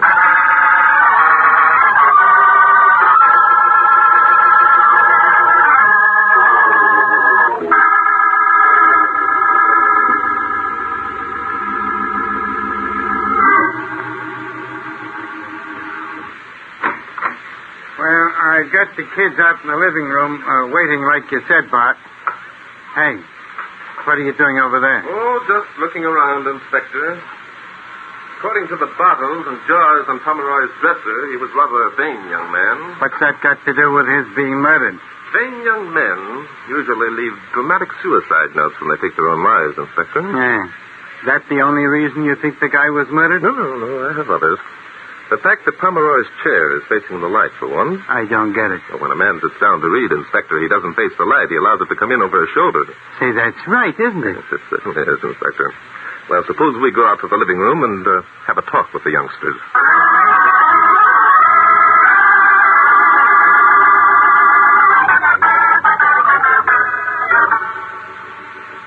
I'm telling you, Drake, I don't like this. Well, neither do I, Essex.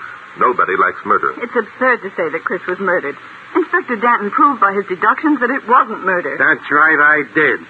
Didn't I? Mm-hmm. Inspector Danton was merely stating facts that seemed obvious to him at the time. I have every respect for his opinion. That's mighty fine of you, Bart, old boy. But now, in the excitement of the moment, Inspector Danton overlooked a number of things.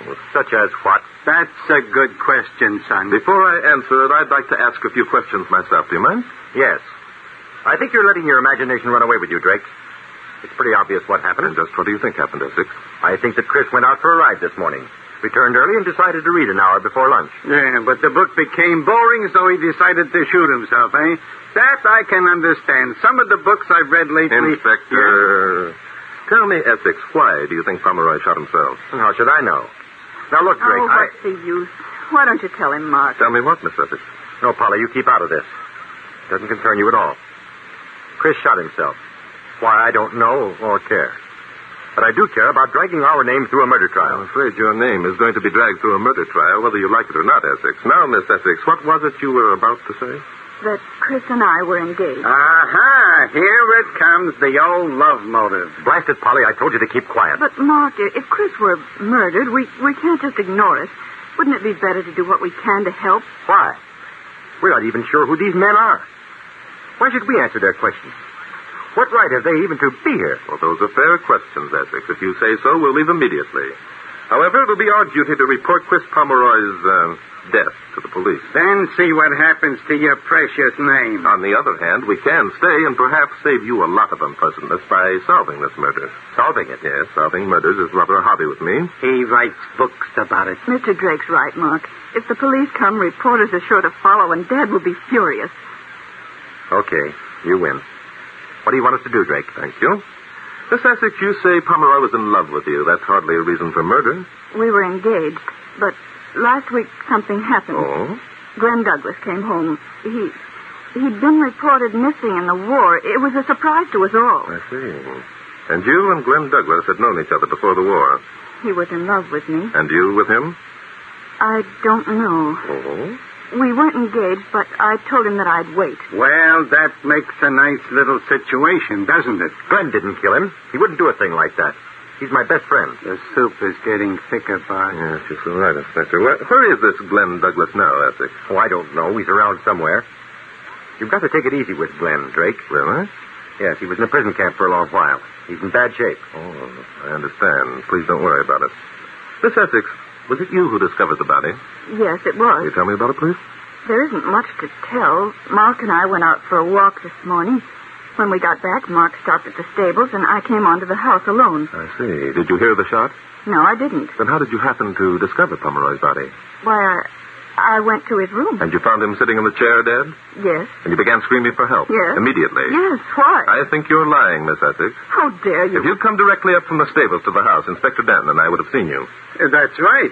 We came up that way ourselves. Also, I do not believe that you took a morning stroll with your brother when two young men, both of whom were in love with you, were eager for your company. I concur. Very unnatural indeed. And lastly, Miss Essex, I don't think you went to Pomeroy's room unless you had some definite purpose in mind. I resent your saying that, Mr. Drake. I'm sorry, Miss Essex. Frankly, I think you know who murdered Chris Pomeroy. I think you saw whoever it was, and you're trying to shield him.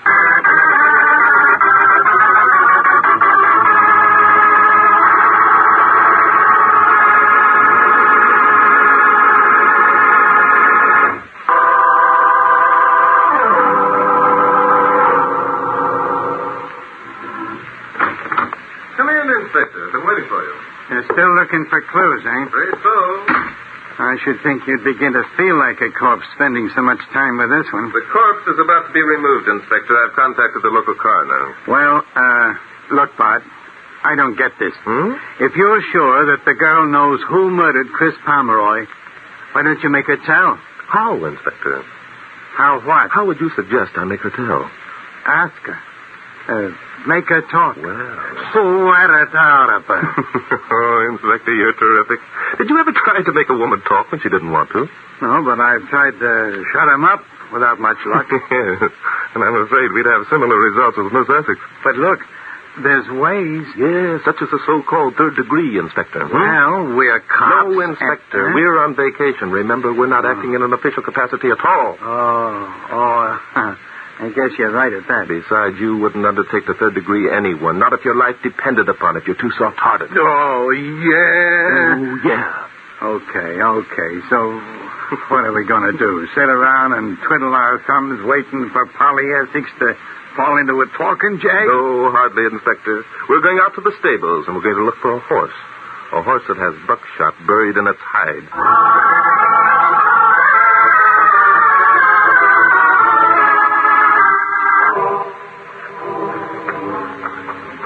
I guess this must be the stables, Inspector. Yeah, looks like it. I'll open the door. It's kind of dark in here, isn't it? Yes, our eyes have become accustomed to the darkness in a minute. Hey, there's a horse right over there. Yes, and someone's with it. Let's get over there, Inspector. What the devil's he doing with that jackknife? Unless I'm greatly mistaken, he's picking buckshot off of that horse's Come hide. on over. Guess I haven't met you two men. My name's Glenn Douglas. Oh, yes, Douglas. I'm Barton Drake. This is Inspector Noah Danton. Hi. I'm glad to know you. Are you guests of Polly and Mark, too? Well, not exactly, The Bob. inspector and I were out bird shooting, and we just dropped by. Oh, I see. Say, then you were the ones who We're responsible for the buckshot you're picking out of that horse. I'm afraid we are. Did the horse suffer any? No, didn't do him a bit of harm. Good.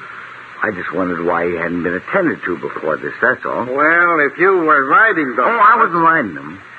It was Chris Pomeroy. You mean you don't know what happened? Just a minute, Inspector. Are you sure it was Chris Pomeroy who was riding that horse, Douglas? Oh, yes. Both Polly and I saw him. Mm-hmm. Did he see you? See us? I don't think so. Why? It might be important. Douglas, I'm going to tell you this because you're bound to find out sooner or later, and there's some questions I want to ask. Chris Pomeroy is dead. Dead? Yes. Polly and Mark Essex think that he committed suicide. The poor devil. But we happen to know Just a minute, Inspector. Huh? Douglas, you don't act particularly surprised that Pomeroy committing suicide. Do you know of any reason why he should take his own life? No, that is We'd appreciate anything you can tell us. But if he committed suicide, I don't want to say anything that would besmirch his character. Then there is something. Oh, well, not exactly.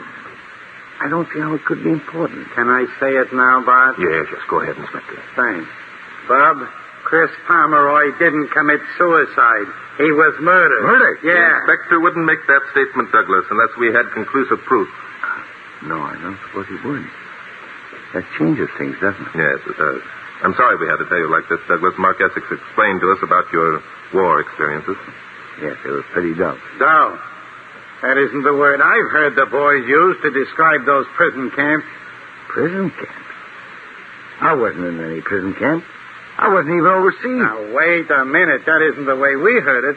Young Essex told us that you had a heck of it. That's just one of Mark's stories.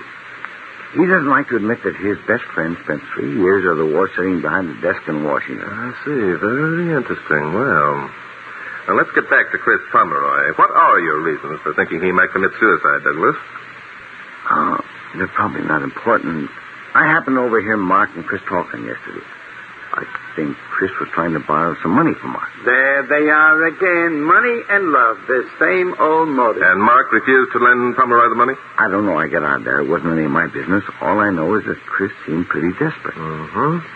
Douglas, will you come up to the house with the inspector and me, please? Oh, sure. Thank you. Inspector, I think that now we can be pretty sure who it is that murdered Chris Pomeroy.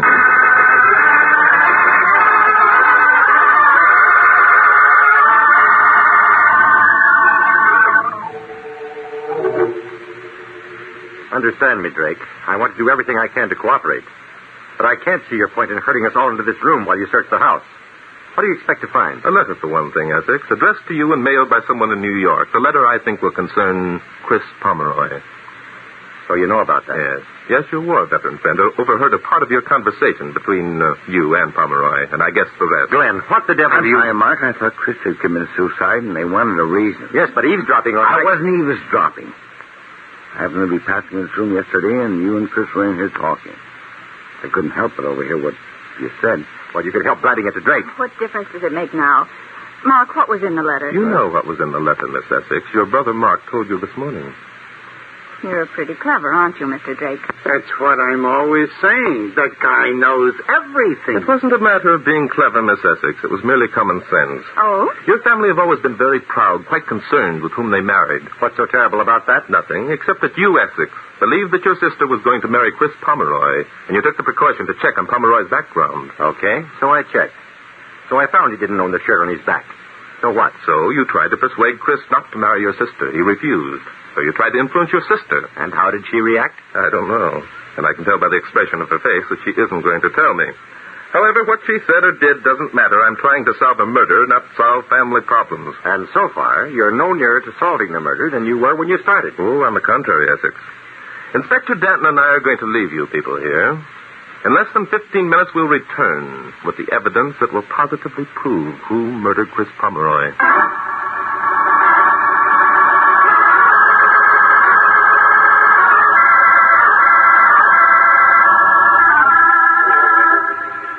Well, Bart, here's the last bedroom. Yep. And so far, we found nothing. Patience, Inspector. I can practically guarantee that what we're looking for is in this bedroom. Whose bedroom is it? I haven't the faintest idea, Inspector. Then, when we find what we're looking for, how are you going to know who owns it? Fingerprints, Inspector. Now, just take a look in this closet. Say, Bart. Yes, Inspector? I'm probably kind of dumb, but I still don't see why Chris Pomeroy let anyone get close enough to him to press the barrel of a gun against his temple. Nothing in the closet. You're not dumb, Inspector. Let's take a look in this wardrobe. Bart. Yes, Inspector. Look, the door to the hallway's opening. By Jove, so it is. I didn't expect this. Look out! The guy! He's got a gun!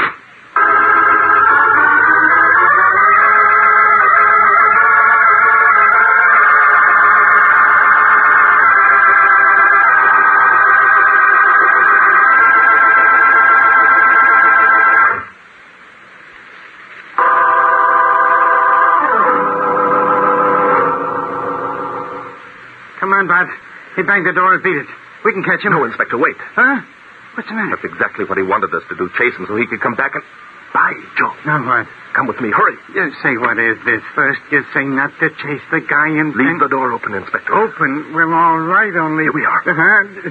Look, this is just another bedroom across the hall. Get inside. Quickly now. But look, Bart. We were in this room a little while ago. Keep quiet, Inspector. We'll peek through this crack in the door. What's going to happen? Keep quiet. Okay. Coming now. Yeah. Someone's coming along the hall. I'm not saying anything. He's crossing to the other bedroom. Yeah. And the doors are all open for him. Come on, Inspector. Don't make any noise. Oh, don't worry about me. The hall's empty. He's gone into the other room and closed the door. Who is it, anyway? The murderer, Inspector. You don't say. Have you your gun ready? Yeah, I got it right here in my hand. Good. Come on. All right, Douglas. What's that? What's that gun, Douglas? Oh, you're not going to take... Oh, no!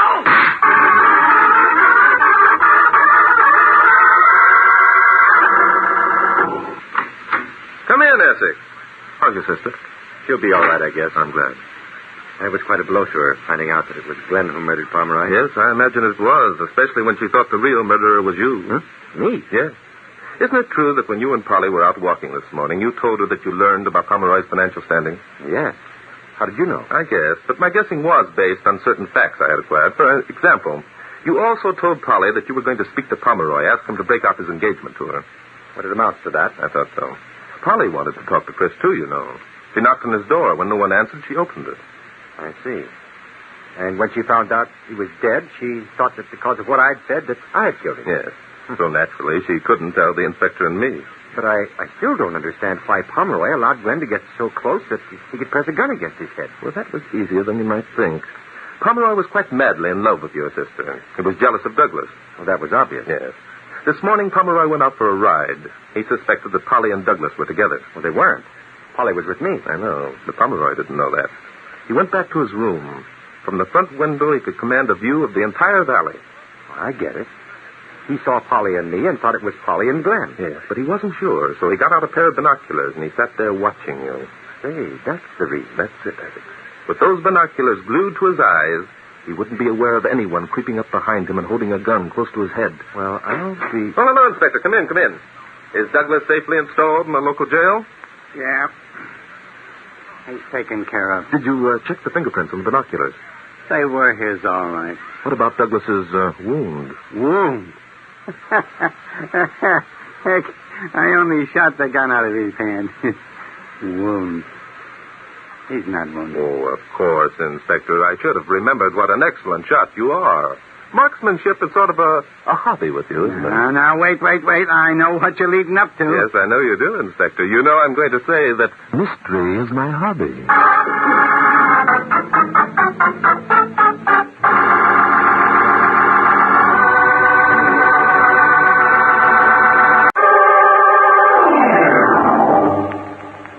mystery is my hobby.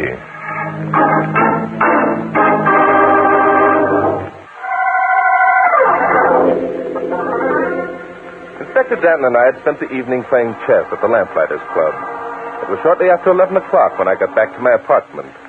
Almost at once, the telephone began ringing.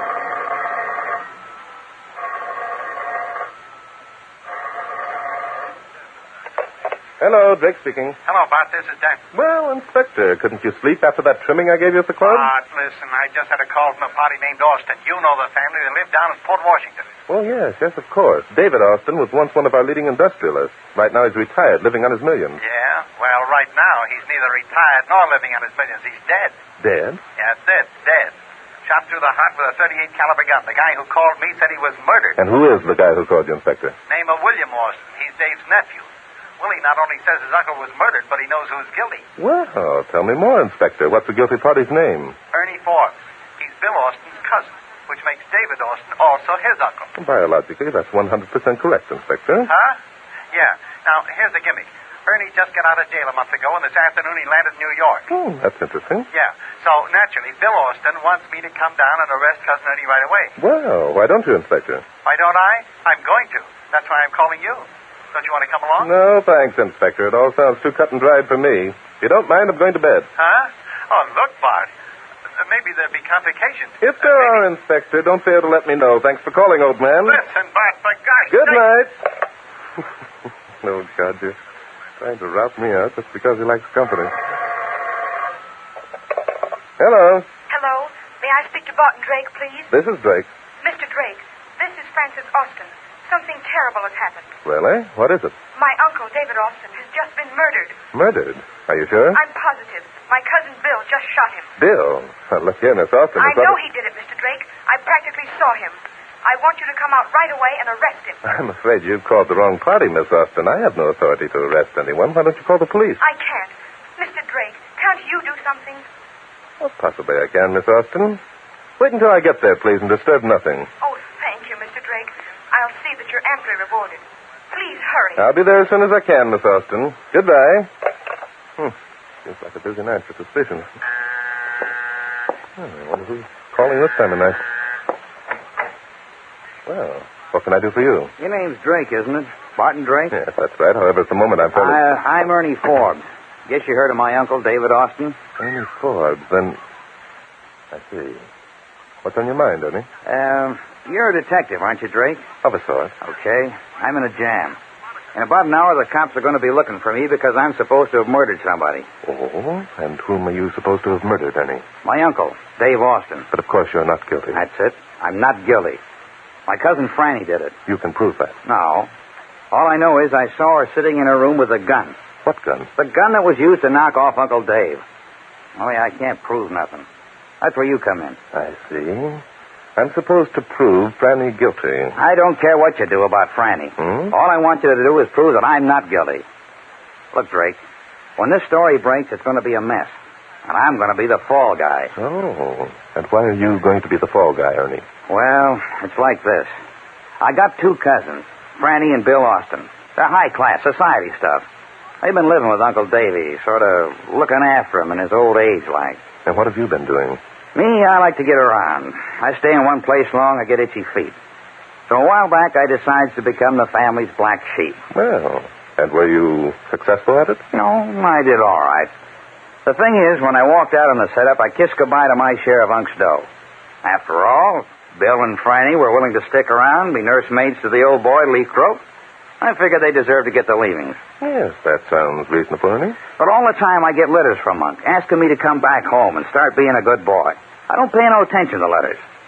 Till the one that come last week. There was something special in that letter? Yeah. Unc is scared, he says. He needs me. Scared? Of what? Scared he was going to be knocked off. It seems, according to the letter, Bill and Franny got tired of waiting for him to kick the bucket and decided to help things along. Them things sometimes happen, you know, Drake. Indeed they do, Ernie. Please go on with your story. Well, frankly, I wouldn't have given the matter another thought. Except that in this letter, Unc says if I'll come home and be his ever-loving nephew, he'll boot Franny and Bill out and give me the dough. So you decided to abandon black sheeping and come home and become your uncle's ever-loving nephew. Well, who wouldn't when there's $5 million in the kitty?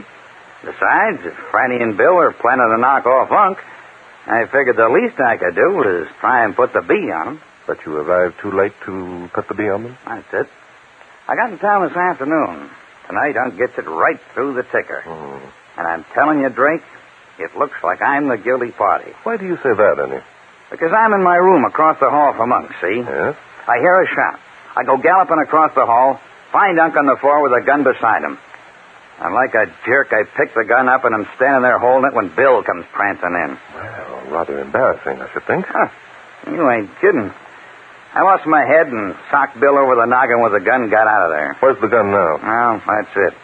I must have dropped it in the excitement, which is a fact I discover after I get outside the house. So you decided to go back? Yeah. Only, when I get to the top of the stairs, I see Franny going into her room, and she's got the gun. So naturally, you assumed that it was Franny who'd murdered Uncle David. Yeah. Now, look, Drake. During the past 5 years, I haven't been what you might call a saint. With my background and my fingerprints on that gun and Bill's testimony, I got a feeling that I'm up a tree. Yes, you certainly are, Ernie. Have you the letter that your Uncle David wrote you? Yeah, sure. Got it right here. Go ahead, read it. Thank you. My dear nephew Ernest, I hope that this letter reaches you soon enough. Let's see. And in conclusion, I urge you to return to New York as soon as possible to take your rightful place in my household. Well, it's all there, as you said, Ernie. However, I'm afraid this letter will help very little in your efforts to prove yourself innocent. What do you mean it won't help? Look, if Uncle asked me to come back... Yes, I know, but since the letter is typewritten, how are you going to prove that your uncle wrote it? Never thought of that. See? Drake, you're supposed to be a detective. How am I going to beat this rap? I haven't the slightest idea, Ernie. I see. Okay, Drake, take a look at this. Well, that's rather a large roll of bills. There's $2,000 in that roll, Drake. It's every dime I own. Get me out of this jam and it's yours. I think I can see your point, Ernie. Your uncle's fortune is worth $5 million. You think the 2,000 against $5 million are pretty good odds. Yeah. $2,000 in my life against $5 million in your reputation. Is it a deal, Drake? It's a deal, Ernie. Only frankly, I think you're being pretty much of a fool.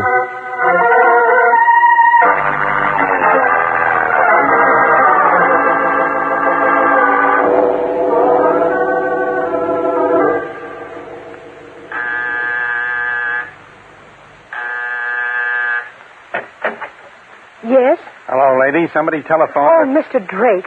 Thank goodness you... Good heavens.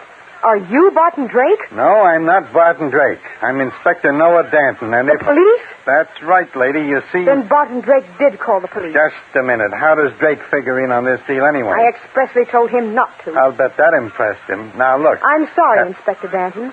I'll not have you coming here and cluttering up the house. The next thing we know, there'll be reporters. Now, whoa, just a minute, lady. Back up. Now, I'm going to clutter up the house whether you like it or not. And maybe there'll be reporters here, too. Will there? We'll see about that. All right, we'll see. Now, where's the body? And where's this Bill Austin and Ernie? And who are you, by the way? How did you know about Ernie? I didn't tell Barton Drake. Stop talking about Drake. He isn't coming. Now, do you answer my questions or do I go looking myself? That won't be necessary, Inspector Denton. I'll answer your questions. Huh? Are you Bill Austin? Yes, it was I who called you. Fran, what's all this talk about Barton Drake? Never mind about Drake. You certainly had your nerve calling the police, Bill. I suppose you thought that would divert suspicion from yourself. Oh, Fran, for heaven's sake, stop being so ridiculous. Come along upstairs, Inspector. I'll show you how it happened. That's a good idea. So one of you thought Cousin Ernie did the shooting, and one of you thought Cousin Bill did it. Who does Ernie think is guilty? He'll probably accuse me. Although, of course, that's utter nonsense. Oh, sure. Where's this Ernie now? Well, if we knew Inspector Denton, I think our troubles would be over. This is the room here. Okay, you two stay here. Let me look around. That's Austin on the floor, eh? Yes, as you can see. Now, never mind. I can see all right. Where's the gun? I have it in my room. I rather thought you'd want to see the gun, Inspector. What? You mean you picked it up? Of course. How else do you think I got it to my room? Well, I'll be... Look, let me get this straight. Who else touched that gun? Bill did. After I heard the shot, I came running in here and found Bill standing over Uncle David's body with the gun in his hand. Naturally, I suppose that it was he who had shot Uncle David. There's just one thing wrong with that story. Before Fran got here, I came in and found Ernie standing over Uncle David's body with the gun in his hand. Well, that's just dandy. 3 sets of fingerprints on the lethal weapon. My. Now tell me, Bub, what did Ernie do when you caught him red-handed like that? He hit me with the gun and ran. I was only out a minute. When I came to, the gun was lying on the floor. I picked it up and started out after Ernie and met Fran here coming in. And, of course, Fran told you which way Ernie had run because she must have met him in the hall. No, I didn't. I was asleep in my bedroom when the shot came. It took me a few minutes to collect my senses enough to realize what had happened. Listen. What's the matter with you? A car stopped out in front of the house. I'm going to see who it is. Who in the world would be coming here at this time of night? It's Ernie. He just got out of a cab. Well, what do you want us to do, Inspector Denton? We'll just sit tight and see what happens. Turn off those lights, Austin. Okay. You two get up against the wall there. Let me handle this. This is something I can't figure at all. What's Ernie doing back here unless he's as innocent as a newborn babe? He's after his gun. That was your own theory, Inspector. Yeah, I know. Only that theory's cockeyed when you stop to think that... There's someone in the hall outside. Okay, you two, keep behind me. All right, Ernie, get your hands up. No tricks. Now turn on those lights, Austin. Right. Well, Inspector, you certainly look determined with that gun in your hand. Bart, what's that devil? Bart, are you Barton Drake? Yes, I am. I imagine you're Miss Austin, and this must be your cousin Bill. Now, just a minute. Bart, what kind of a gag is this? It's no gag, Inspector. Ernie asked me if I'd check up on a few facts concerning his uncle's Ernie, death. is he here? Sure, I'm here. You see, Drake? I told you if I came back, they'd be laying for me. Why not? From where I sit, you're the guilty party, Bub, and it's my Just duty a minute, Inspector. Have you a warrant for Ernie's arrest? No, Does but... the evidence you have indicate he's any more guilty than Bill or Fran? Well, Is Ernie's motives any stronger than that of his two cousins? Maybe not, Sorry, Inspector. Ernie's my client, and I must warn you that I will be forced to take steps if you arrest him without sufficient evidence.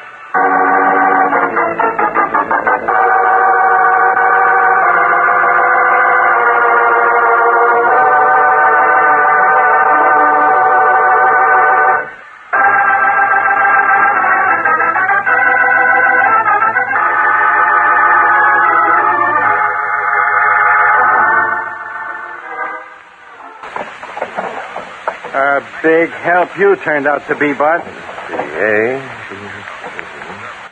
What are you fishing through that filing cabinet for? Yeah, here we are. Let's see now. When I asked you to come out here with me, you said you couldn't. Sorry, Inspector. Too cut and dry. Ernie offers you a slice of dough and you... Here we are. What do you mean, here we are? Why don't you answer my question? What's the idea of telling me you'll take steps?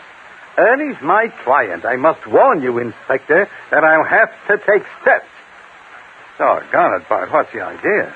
Oh, sorry, Inspector. Did you say something? Oh, no, I didn't say a thing. Not a thing. Good. Inspector, see that package of letters lying on the desk? Sure, I see them. I'm not blind. Those letters, Inspector, were written by David Austin to his nephew Ernie, urging Ernie to abandon his wayward habits and return to New York. So what? These papers that I have just removed from David Austin's filing cabinet are carbon copies of some of those letters. Now, isn't that remarkable? Anything unusual? Well, no. Some of them are upside down, some of them are coming loose, and some of them are practically missing. What's unusual? Inspector, this is important evidence. It proves that my client Ernie had good cause to be here in this house tonight, doesn't it? Bart, have you suddenly gone crazy? What? What's proving that got to do with anything? And what's all this hocus-pocus about your client Ernie? Look, are you with me or against me on this case? I'm placing this evidence in your hands, Inspector. I suggest that you peruse carefully. I'm warning you of the consequences if you don't. That's the second time you've warned me, and I'm sick of it. Splendid. Pick up those letters and come along, Inspector. Okay. I'll be along. Ah, there you are, Ernie. Well, Bill, too. When did you get back, Bill? Back? Back from where? I haven't been any place. Bill Austin, that's a lie. I saw you out on the corridor only a few minutes ago. Are you crazy? Ernie and I have been sitting here ever since Drake and Danton left us. Haven't we, Ernie? Yep. Haven't budged an inch. The idea. You're both lying. Never mind, Miss Austin. It isn't important. Oh, come in, Inspector. Have you got the letters? Yeah, I got them right here in my pocket. Good. Ernie, we found carbon copies of some of the letters your uncle wrote you. I'm glad to say that proves you were telling the truth. Well, Natch, you didn't think I'd lie to you, did you? Not I, Ernie, but others might. Now then, if Bill and Fran knew that your uncle was writing you letters requesting that you return to the family fold, it would give them both a good motive for murder, wouldn't it? That's what I figured. Well, the idea. What the devil are you talking about, Drake? I'm talking about the possibility of your murdering Uncle David, Bill, before he had a chance to change his will in Ernie's favor. You're going to have a fine time proving that. Yes, possibly you're right. By the way, Miss Austin, your uncle had a secretary, didn't he? Yes, of course. Her name is Pauline Milford. She came here to the house every day to take dictation. Mm-hmm. May I have her address, please? What do you want Pauline's address for? What's she got to do with it? Oh, it's nothing important, Bill. Tomorrow, the inspector and I will want to ask Miss Milford some routine questions. You were about to give us Miss Milford's address, Miss Austin? It's 32 West Acorn Street. But I don't see... 32 West Acorn, thank you. Well, Inspector, it turned out to be a cut-and-dried affair after all, didn't it? No. I think you're way off the beam. Now, look. Inspector, why do you always hate to see a case solved without dramatics? You know as well as I do that when we check the fingerprints on that gun, we're going to find that David Austin shot it. Do I? I don't think so. And I'll tell you why I don't think so. Inspector, tell me later. We've inconvenienced these people enough as it is. I suggest that you all go to bed and get some sleep. We'll call you in the morning and let you know what the fingerprints show. Come along, Inspector. All right, I'm coming, but if you think...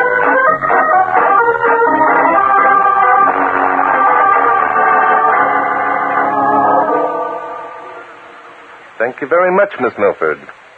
Yes, I understand. Yes. We'll be at your apartment in 15 minutes. Goodbye. Now, let's see. 32 Acorn Street is 4 blocks north and 2 east. All right, Inspector. Start her up and let's go. What were you doing in that drugstore? Oh, I was making a telephone call, Inspector. Oh, you were? Yes. I called Miss Pauline Milford. Pity to get her out of bed at this time of night. I suppose I'm a sucker for asking. What were you calling Miss Milford for? I asked her if you and I might borrow her apartment until 8 o'clock tomorrow morning. Naturally, she agreed. That's where we're going now. Oh, so that's where we're going now? Right. That's what you think. I'm driving this car, don't forget. So you are, Inspector. Otherwise, we wouldn't have gone through that red light. Gone through that... By golly, in a minute, Bud. I'm going to sound off. There's just so much of this sort of stuff I can take, even from you. What is it you want to know, Inspector? Plenty.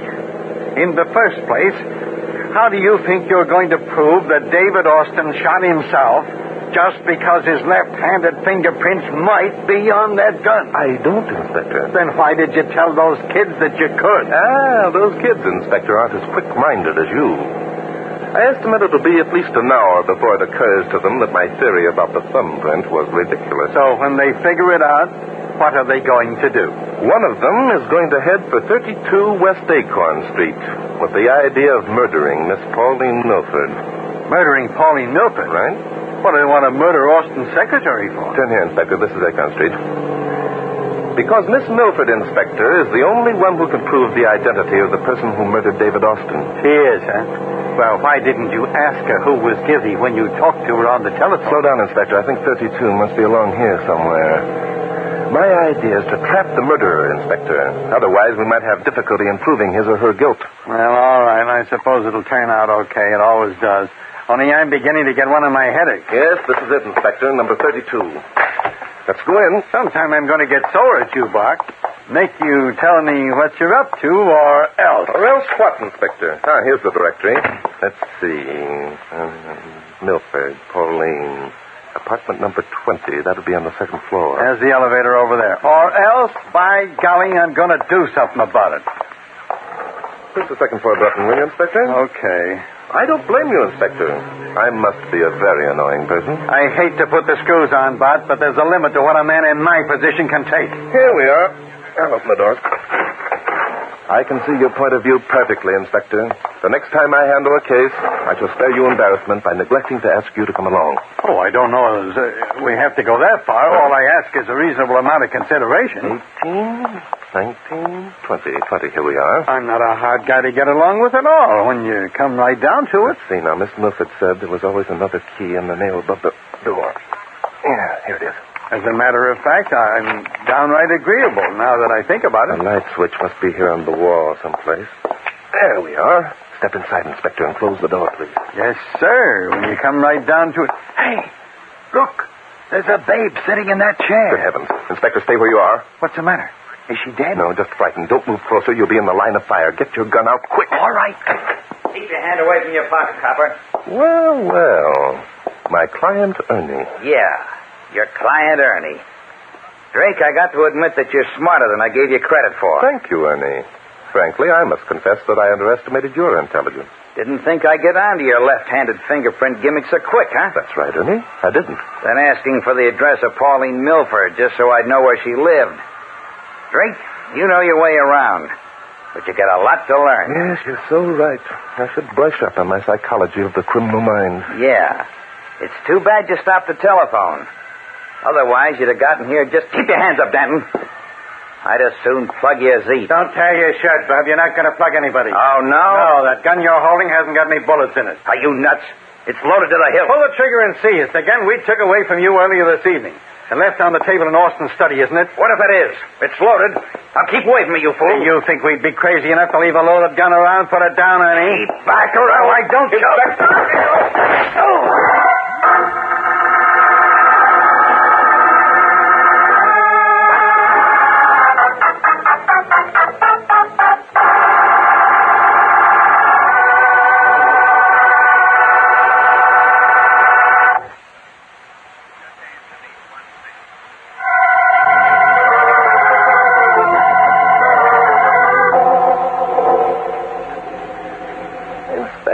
You're not concentrating. I'm tired.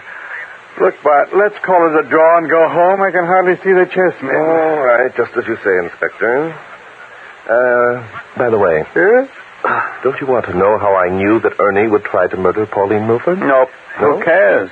He didn't murder her, and he's confessed to killing David Austin, so what difference does it make? In the first place, I knew that David Austin was left-handed because the stamps in the letter he wrote to Ernie were turned up in the upper left-hand corner. So what? When a right-handed person affixes a stamp to an envelope, it's the lower right-hand corner that turns up because the corner is rarely moistened. Oh, I'm sleepy. Therefore, I knew that the last letter Ernie received from his uncle was written by a right-handed person. That made me suspicious that Ernie had written that letter himself. Is that a fact? And since that was the only letter in which Uncle David had promised Ernie part of his inheritance, I assumed that Ernie had followed up those first letters with one of his own. That bed of mine will certainly feel good. It remained then for me to prove that Uncle David had never written a letter promising Ernie part of his inheritance. Yeah, sure. And naturally, the only one who would know that would be his secretary, Miss Pauline Milford, since all the letters were typewritten. Do you follow me, Inspector?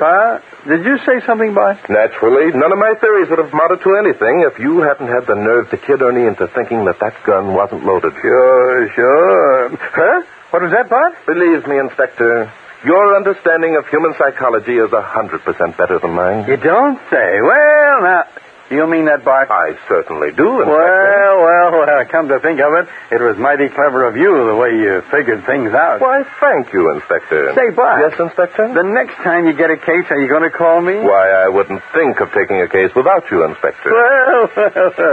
Well, Bud, you're a very nice guy. Do you know why I think so? No. Oh, yes, I do. Of course, Inspector. Why? Mystery is my hobby.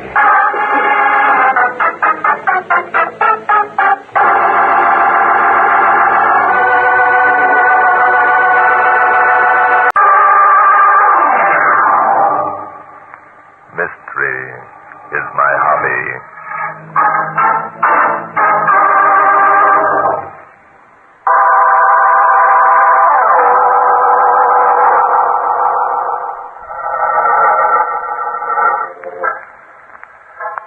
The story began on a cold, blustering day last winter. For several months, Inspector Nordanton and I had been trying to track down a gangster known as Duke Hensler. Duke operated a murder syndicate, and up to now had skillfully evaded all the traps we'd set for him. That very night, a telephone call came in, and we learned that on the day before, Duke had paid a call at a modest dwelling on the outskirts of the city.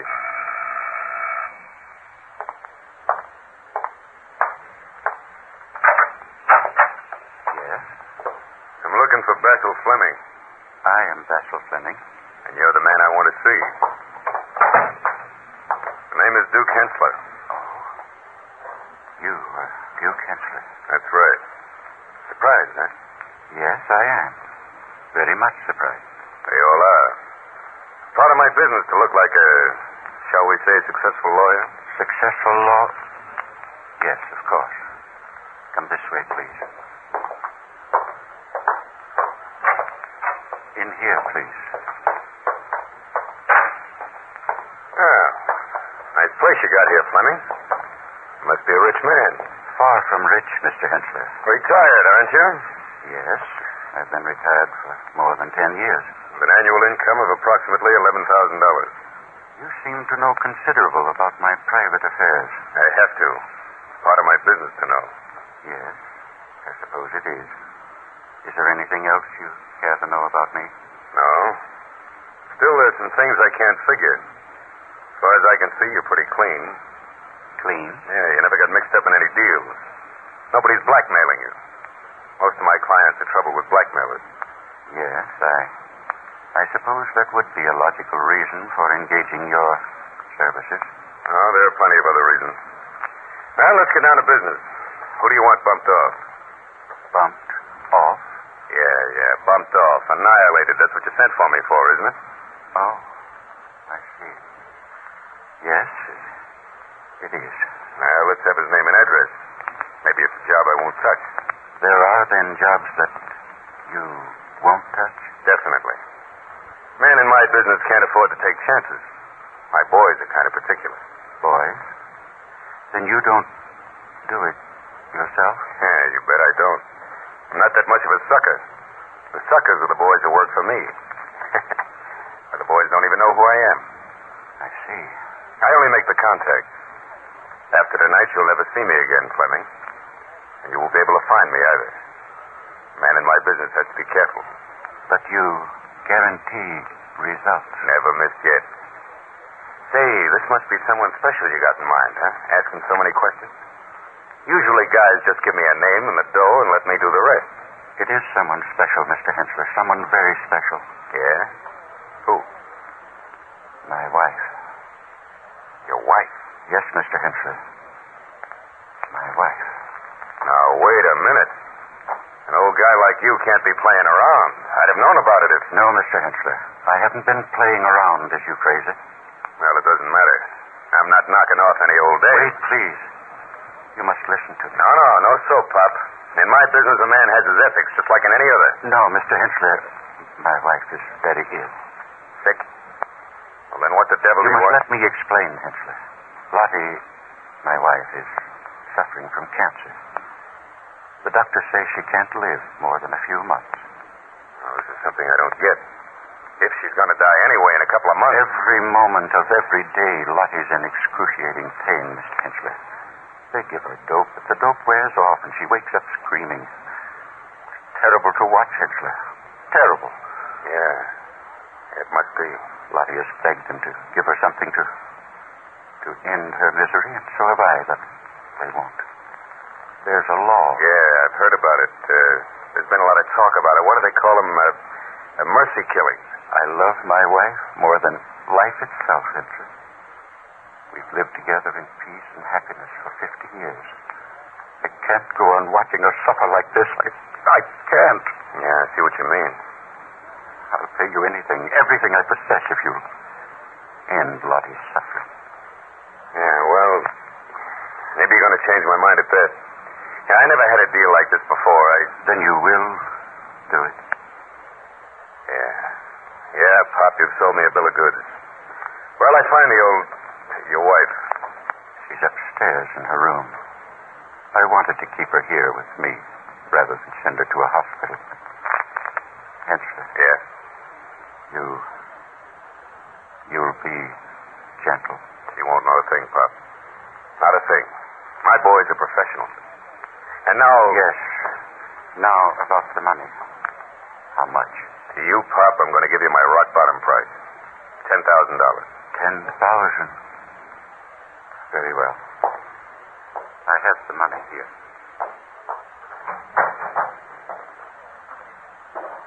I think you'll find it all here. Thanks, Pop. I won't even bother to count it. I trust you, see? Mr. Hensler. Yeah, Pop. When? Maybe tonight. Maybe tomorrow. You'll have some visitors, see? Oh. Don't worry. Everything will be taken care of. So long, Pop.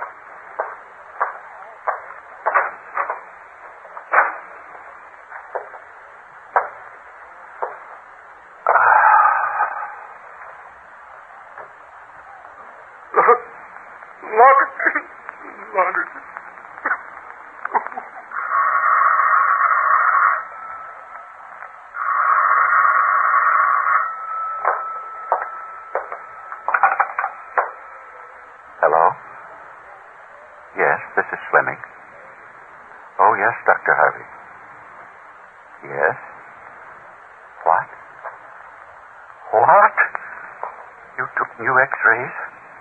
And you feel sure that with an operation you can save Lottie's life? Oh, my God. Forgive me. Hensler! Hensler! Hensler! Wait, Hensler!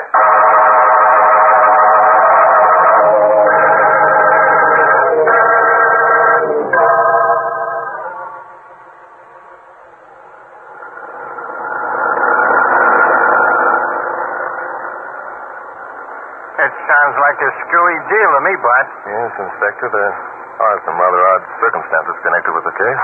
Who was it called you, anyway? That was Fleming himself.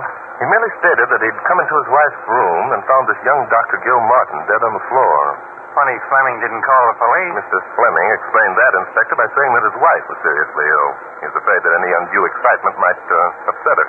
Well, if a guy being murdered in her bedroom didn't upset her, he shouldn't worry about a couple of cops being around. Well, you see, Mrs. Fleming was under the influence of an opiate when the intern arrived, Inspector. She didn't know about the murder. Intern? Yes, Dr. Gil Martin. He's an intern at the Long Meadows Hospital. He come with the ambulance that was to take Mrs. Fleming to the hospital for an operation. It still doesn't make sense. Why not? No motive. That, Inspector, is why I disregarded Basil Fleming's request and brought along a cop. Oh, Bart, you're wonderful. You know, sometimes I suspect you of thinking of me as a human being. Oh, calm, Inspector. You know very well that I became convinced long ago that you have at least half a dozen human qualities. There must be some reason why I like this guy.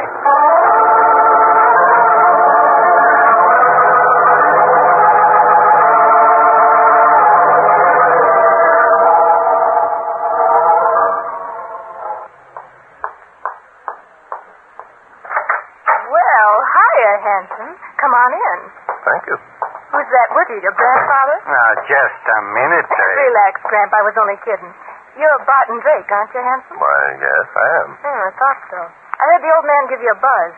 I've seen your pictures and read a couple of your books. You're a pretty smart cookie. Well, thank you. And who are you? Me? Oh, I'm May Hamilton. I was the old lady's nurse. What do you mean, was the old lady's nurse? I got canned about an hour ago. Well, that hasn't seemed to upset you very much. You bet it hasn't. I was sick of the job anyway. And now that Gil's been knocked off... Gil? Yeah, Gil Martin, the intern. Him and me trained at the same hospital. He was my boyfriend. Well, now, think of that. She's all broken up about it, isn't she? Oh, corpses are okay when they happen natural, but... Oh, Gil didn't die natural. Geez, just looking at him give me the screaming memes. No, sir, I'm getting out of here just as soon as Charlie arrives. And who's Charlie? Charlie Butler. He's my other boyfriend. Them two sure hated each other. Oh, wait till Charlie hears what's happened to Gil. He'll sure get a laugh out of that. I'll bet. It seems to me that you have rather an amorous existence, Miss Hamilton. Amorous? Hmm. Hey, you wouldn't be calling me names, would you, handsome? Anyway, as soon as I got the can, I buzzed Charlie and told him to pick me up here. Oh? Miss Hamilton, I thought I told you to leave this house. Now, skip it, chum. I'm not leaving till Charlie gets here. Pertinent woman. I beg your pardon, gentlemen. I'm Basil Fleming. I presume you are Barton Drake? Yes, I am, and this is Inspector Noah Benton. Hiya. Oh, the police. Mr. Drake, I specifically... I'm sorry, Mr. Fleming, but I asked Inspector Danton to come along as a personal favor. And it's a lucky thing he did. Why do you say that, Inspector Danton? Well, this babe here has given us more motives for a murder in the last 5 minutes than we've had for a week. Listen, Flatfoot, are you saying I had anything to do with Gil being knocked off? Yeah, you want to make something out of it? Why, you... I think the inspector means, Miss Hamilton, that he'd like to ask you some further questions. Will you please not leave the house until we've had a chance to talk to you again? I'm leaving the house when Charlie gets here, and no one's stopping me. No? Well, you try it and see how far you get there.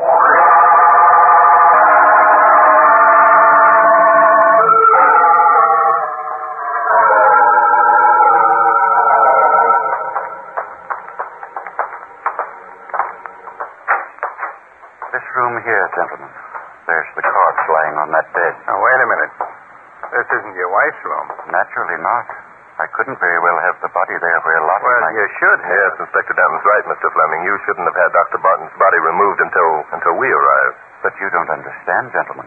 If Lottie had awakened and found a dead man in her room... Your wife was under the influence of opiates, wasn't she? Even so, I didn't want to run the risk of her waking up. Dr. Harvey quite agreed with me. Dr. Harvey? Dr. Leslie Harvey. Yes, sir. He's our family physician and an old friend. I see. He arrived shortly after the ambulance. When he learned what had happened, he helped me remove Dr. Martin's body to this room across the hall. And where's this Dr. Harvey now? He's returning tomorrow to take Lottie to the hospital. He wanted her to have a day's rest after what happened. Did Dr. Harvey say what he thought had caused Dr. Martin's death? He said it appeared that death was due to poisoning. Poisoning? Dr. Harvey wasn't sure. He said the exact nature of death would have to be determined by the police. And then he walked out before the police arrived. Dr. Harvey is a very busy man, Mr. Drake. Was it Dr. Harvey who recommended Miss Hamilton to care for your wife? No. Help is so very hard to get these days. One has to take most anyone. Yeah, that's just what you got, Father. How long has this Miss Hamilton been here? She came on duty this morning. This morning? Say, that gives me an idea. Yes, Inspector? Don't you get it, Bart? It's as plain as the nose on your face. Hamilton had these two guys in love with her. Doc Martin knew she was coming to work on this case, so he got assigned to the ambulance that was sent for Mrs. Fleming. I see. But before taking Mrs. Fleming away, he decided to poison Miss Hamilton because she wouldn't marry him. Yeah, that's it. It'd be easy to make it seem like Hamilton had drunk the poison by mistake. Yes. And they probably decided to have a friendly drink while waiting for Mrs. Fleming to wake up, and she switched glasses on them. Sure, it's simple. Oh, Inspector. No, I'm afraid you're all wrong. Huh? Why? Why? Because it's too simple. In the first place, there wouldn't likely be deadly poisons lying around. Nor would there be any liquor for that friendly drink that you speak of. Nor would it be natural for one, even as crass as Miss Hamilton, to suggest a toast over her patient's sleeping form. Well, it could have happened, but jumping Judas, what's that? Sounded as though Miss Hamilton's in trouble. Come on, Inspector.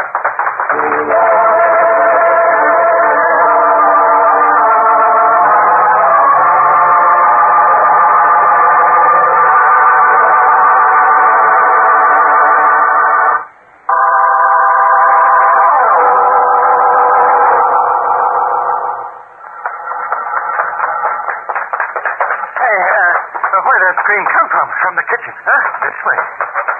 Good heavens. Jumping Judas, look at that guy lying there with a knife in his chest. It's young Butler, Miss Hamilton's other boyfriend. And there she is, lying on the other side of the table. Yeah, it's the nurse, all right. Is she dead, Inspector? No, only fainted. There's no doubt about Butler being dead. That knife penetrated his heart. What a horrible sight. Do you recognize the knife, Mr. Fleming? Why, yes, I do. It belongs here in the kitchen. Come on, Babe. Up on your feet. You're all right. What happened? Suppose you tell us. Charlie. Where's Charlie? Oh, no. So you recognize him, do you? Oh, yes. As a mackerel. Oh, Charlie. Charlie, why did you come here? Now, Miss Hamilton. Miss Hamilton, suppose you tell us exactly what happened. Oh, I don't know. I came into the kitchen a little while ago and he was lying there. Just like that, eh? I think I screamed and then I must have fainted. I don't know.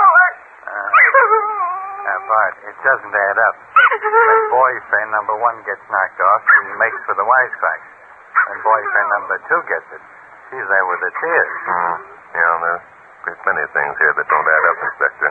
Look, I want you to take Miss Hamilton into the library and stay there with her until I get back. Where are you going? Mr. Fleming and I, Inspector, are going to call on Dr. Lester Harvey.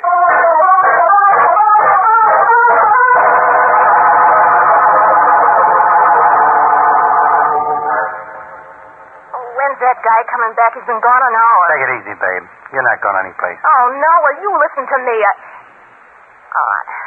I'm sorry, Inspector. What's the matter? I shouldn't have spoken that way. I must be upset. Yeah. Inspector Danton. Well? Did anyone ever tell you you were a striking figure of a man? Oh, what? So strong and masculine looking.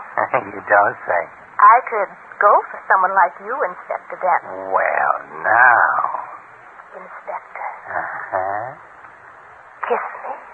Nuts. Listen, babe, you're not kidding me. Now take your arms from around my neck and go over there and sit down. Why, you dumb Bradford, Anything wrong, Inspector? No, everything's just dandy. What are you grinning about? Nothing, Inspector. Absolutely nothing. I hope you and Miss Hamilton haven't been bored. Now, listen, Bart, if you think... Oh, not at all, Inspector. Not at all. Miss Hamilton, I'm sorry I kept you waiting so long. Skip it, Handsome. For a minute, I almost had Grant acting human. Sure. What's the verdict? Not very good, I'm afraid. Mr. Fleming and I went on a wild goose chase. Couldn't locate Doc Harvey, eh? No, Harvey's out of town for the weekend. Miss Hamilton, I suppose you've been wondering why I insisted that you remain in this house. I've spent more exciting hours. The reason, Miss Hamilton, is that you're in danger of being murdered. Murdered? Me? Say what? I'm positive that you're scheduled to be the murderer's next victim. Oh, now, wait a minute. Nobody's mad at me. I haven't done anything. That's just the point. The murderer intends to prevent you from doing anything. Oh, for crying out loud, can't you stop him? I hope so, with your help, Miss Hamilton. What do you want me to do? The murderer knows you're in this room. He thinks you're alone. I propose that the inspector and I step behind that door. Hey, roll back up. You're off the beam, Handsome. If you think I'm going to set myself up as a clay pigeon for a nut with a gun, you're crazy. Then, what are you going to do, Miss Hamilton? Why, I'm going to get out of here. Oh, so? Yeah, right now. You got any objections? No, not at all. Well, then. Say, who is this screwball who's got a yen to give me the work? I'm not sure yet. All I know is that he's not far away this minute. In this house, you mean? Or outside, waiting. For me? Yes. I see. You're a cool one, Drake. Okay, so I got my choice of being a clay pigeon or a dead herring. You're a very brave girl, Miss Hamilton. Skip it. What do you want me to do? Sit down. Relax. Pretend complete surprise if you have a visitor. Inspector Danton and I will be behind that closet door. Safe and sound, huh? Everything depends on you, Miss Hamilton. The person who comes into this room will reveal himself to be the murderer in one of two ways. He'll either tell you... Or he'll shoot me and explain things afterward, huh? Barton Drake, you're wonderful. Okay, let's go. Hamilton, you're a sucker. But so what?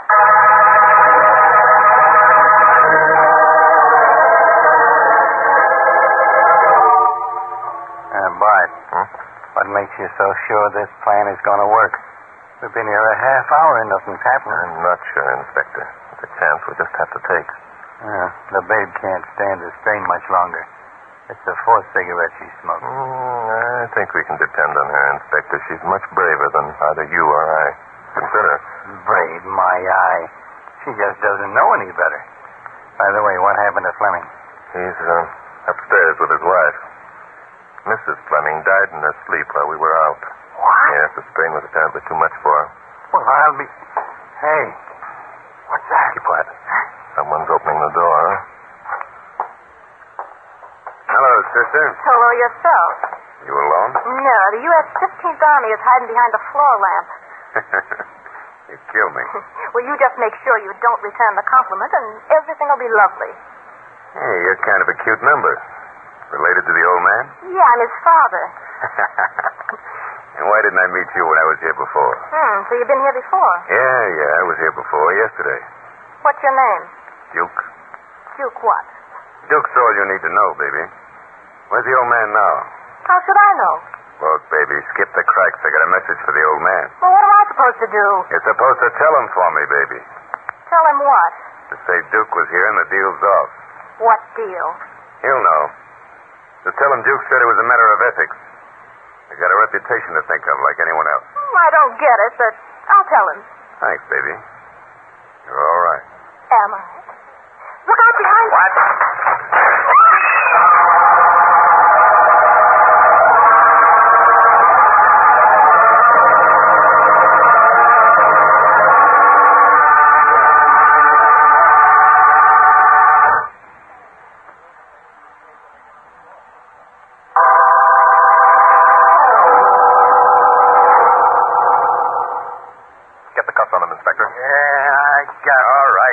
Quit shoving me. Well, Duke, you're a prize we've been after for a long time. Tucker, you can't prove a thing on me, not a thing. Oh, so? Well, I'm afraid you're wrong, Duke. Basil Fleming is quite dead. Dead? Yeah, you shot him. We both saw it. So did the girl. Hey, what happened to the babe? She made a quick exit, Inspector. Really can't say I blame her. So she didn't have anything to do with the murders, eh? Not a thing, Inspector. Then who was it? Fleming. Fleming? But he... Yes, I know. You see, Fleming had hired Duke here to dispose of Mrs. Fleming. That sounds crazy. No, Inspector, it isn't. Mrs. Fleming was suffering from cancer. Fleming only wanted to end her misery. Unfortunately, after he hired Duke to take care of the matter, Dr. Harvey called and held out some hope for his wife's recovery. But Fleming couldn't get hold of Duke to call off the deal, eh? That's right. So it drove Fleming mad. He became suspicious of everyone who came to the house, thinking that Duke had sent them. And he figured the only way he could stop him was to kill him himself. Yes, the poor devil's warped brain became obsessed with that one thought. My suspicions became aroused when Fleming identified Charlie Butler as Miss Hamilton's boyfriend. Now, there was only one way Fleming could have known that. Charlie himself had to tell him. But Fleming didn't believe him. He knifed him in the kitchen while we were in here talking to Hamilton. That's right, Inspector. And then Duke, he had to return to protect his reputation. And Fleming almost got him, too. Well, now ain't that cute? All tied up and ready for delivery, eh? Just a couple of smart cops. Yes, that's right, Duke. You know, Duke, there's one thing about you I can understand perfectly. Yeah? That's why you worried about your reputation as a head of a thriving business. Is that so? Mm-hmm. You see, in a way, you and I were running in competition. We were on opposite sides of the fence. Murdering was your business, and it's murderers like you that make mystery my hobby.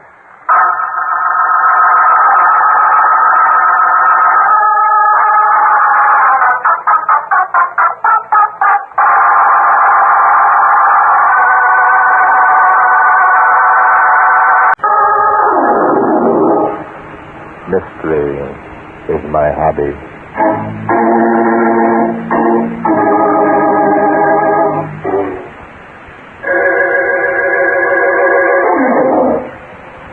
Today's story took place here in New York early last month. In a third-floor apartment located in the upper 80s, a young woman stood near a window, furtively peering down into the street. See anything? Yes. Peter just came in with the glass. Just wait a minute. Okay, honey. Well, this is it. Remember now, stay in the kitchen. Make him come to you out there. I'm scared. What if Peter suspects? What if our plans don't work? What? They'll work. They can't help it work. Now, Peggy, don't start crying, baby, now. Remember how much depends on this. Remember all our weeks of planning. But now the time is near. I'm so afraid. Forget it. We can't turn back now. If we found me here, it would be worse than if we didn't go further. Oh, you're right. You're always right.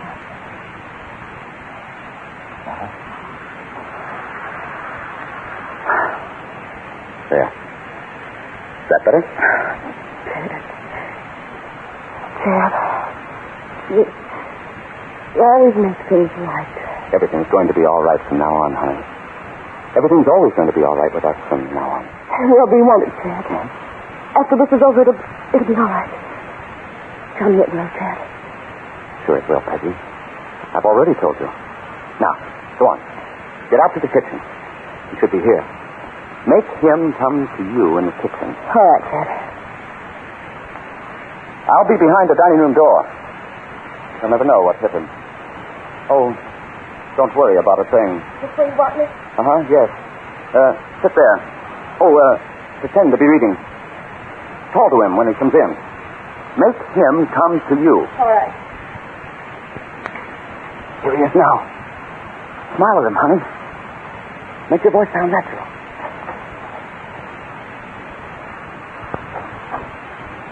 Is that you, Peter? I'm out here, out in the kitchen. Peter.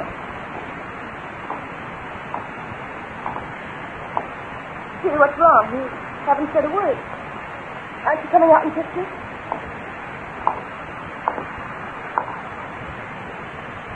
What are you saying? What you... That'll take care of him. Daddy. Get hold of yourself. Now, unplug that gas hose in the floor heater while I move this body. Go on.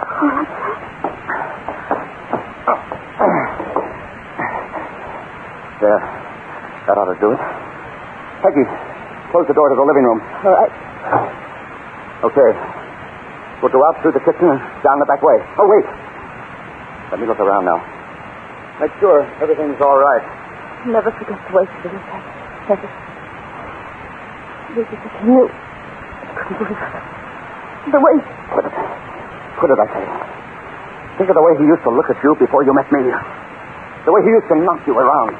You're right. Hey. Sorry. Yeah, that's better. Now, let's see now. Book open on the table. Half-filled glass of liquor. Good. Honey, it's a perfect setup. Perfect. Why, we haven't got a thing to worry about. Can't we go now, Chad? Why do we have to stay here any longer? Suppose Peter comes through. Sure, honey, sure. We're leaving right now. Wait for me over there near the back door. What are you going to do? I'm going to turn on the gas. Go on now. All right. Here we go, Peggy. This is it. That does it. Come on, Peggy. Let's get out of here.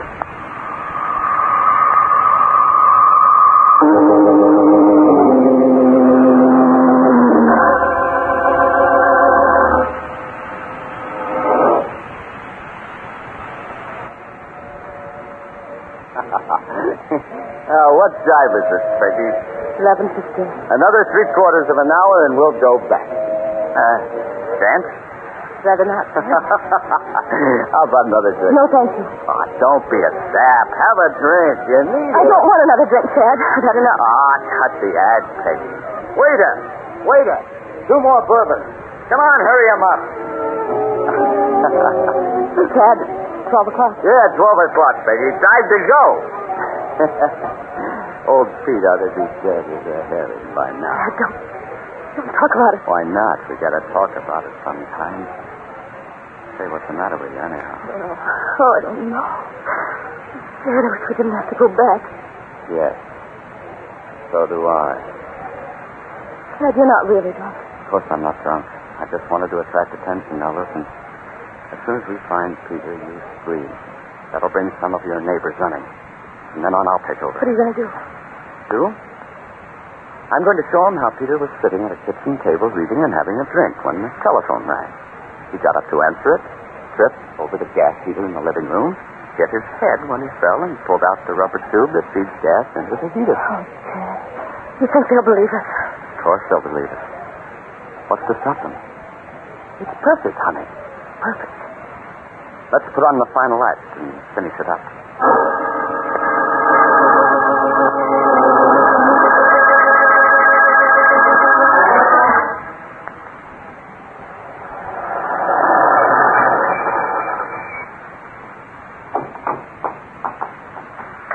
Steady, Peggy. This is it. I'm all right. Shall we ride up in the elevator? It's only 2 flights. Sure we will. You always do, don't you? Sometimes I walk. Here we are. Tonight you're riding. It'll look more natural. Dad, I'm scared. For God's sake, quit saying you're scared. I'm sick of hearing it. Here we are. Go ahead. Dad, there's a light under the door. Someone's in the apartment. Nonsense. You probably left the light burning in the living room. No, I didn't. I'm sure I didn't. What'll I do? Oh, what'll I say? Just act natural. Remember, you don't know anything. When they tell you about Peter, put on an act. Start crying. Carry on. Right, I'll try. Now, come on. That's the stuff. Come on now.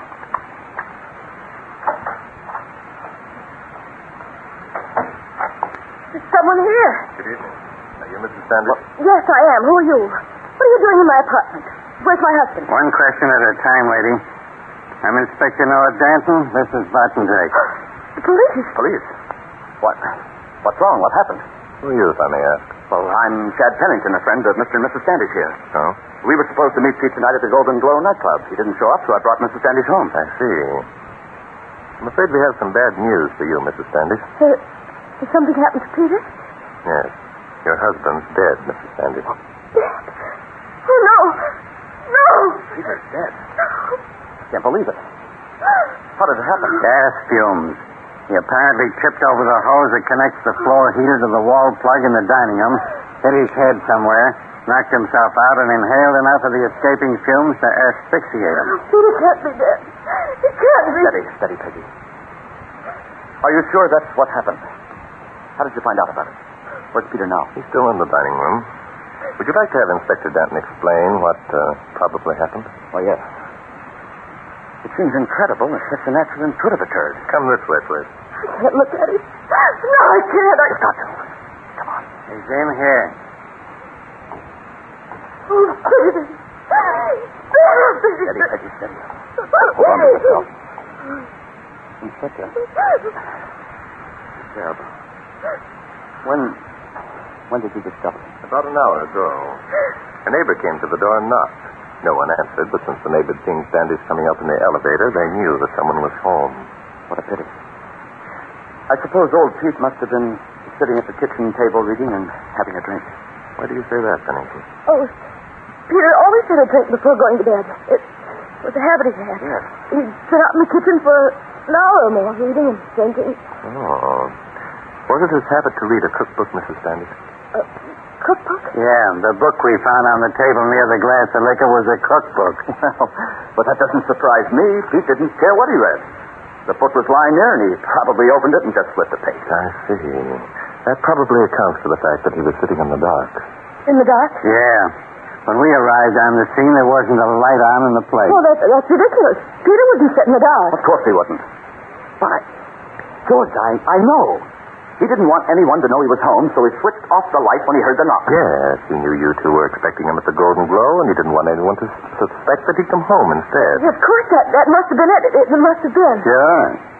I told you somebody could answer all those questions for us, Bart. Mm-hmm. However, there's that business about the heater being on. Heater being on? The inspector was disturbed, Mrs. Standish, when the neighbor who came in told us that the button near the wall plug that turns on the gas was in a non-position. Yeah.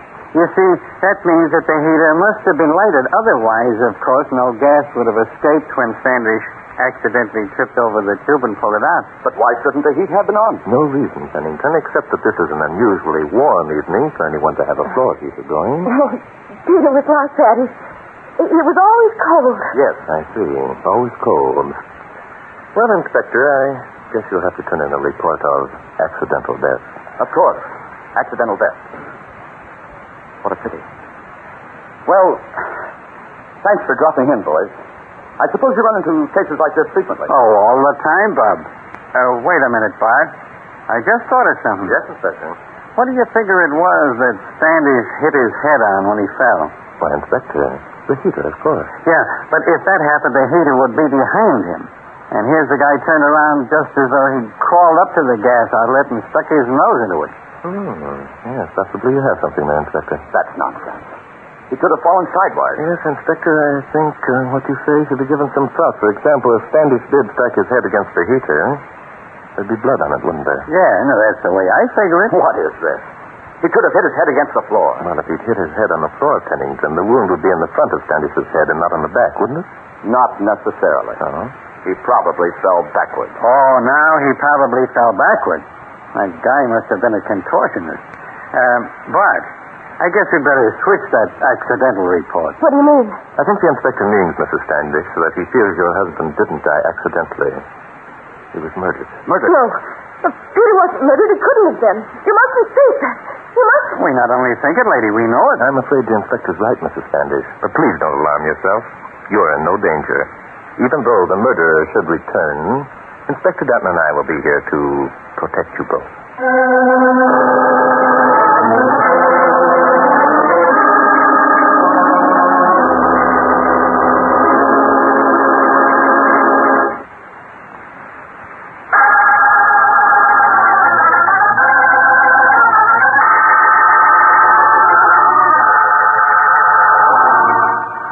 Oh, Bart, what do you think? I think we have a couple of murderers in the next room, Inspector. Well, then, what are we waiting for crying out loud? We're waiting for one of them to break down and confess, Inspector. Confess? Are you kidding? No, not at all.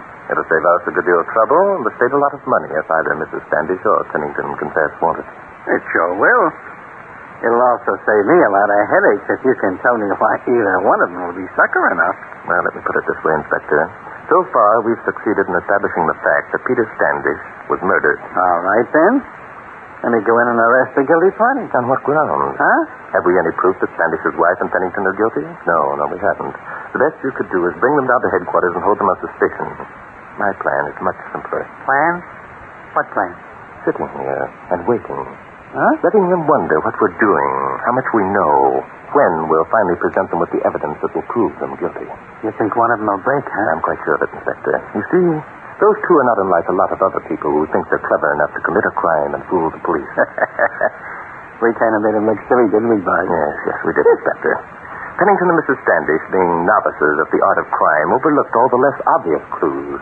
But my guess is they were careful to provide alibis for what they thought would be the clues we'd check on first. Such as what? Well, they probably made sure they were seen at the Golden Glow nightclub. And I imagine if we checked, we'd find that Standish had actually arranged to meet them there. So you figure we'd be wasting our time if we checked all those things, eh? Yes, definitely. Our two suspects are not hardened criminals, Inspector. They're just a couple of ordinary human beings. I don't think we'll have long to wait. Maybe not. But when medical examiner Ryan's report comes, and when we hear from the fingerprint boys, I figure we ought to do something. Oh, we will, Inspector. We will. But in a psychological manner. Psychological manner? Yeah. We'll play what is known, Inspector, as the waiting game.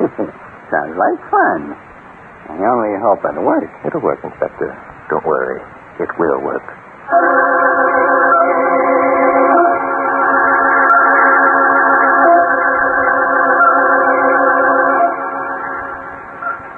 Dad, Yes? how long has they been in there? Oh, I don't know. A couple of hours, I guess. Why don't they come out? Why don't they question us some more? Waiting's got to increase. Forget it, Peggy. I've told you 100 times. We haven't anything to worry about. Now relax.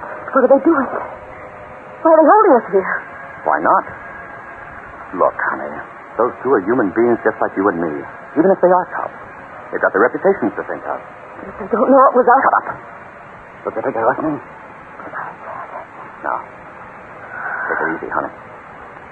If they want to play a waiting game, we'll play it, too.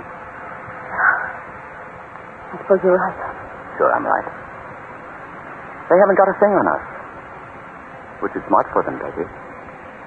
Too smart.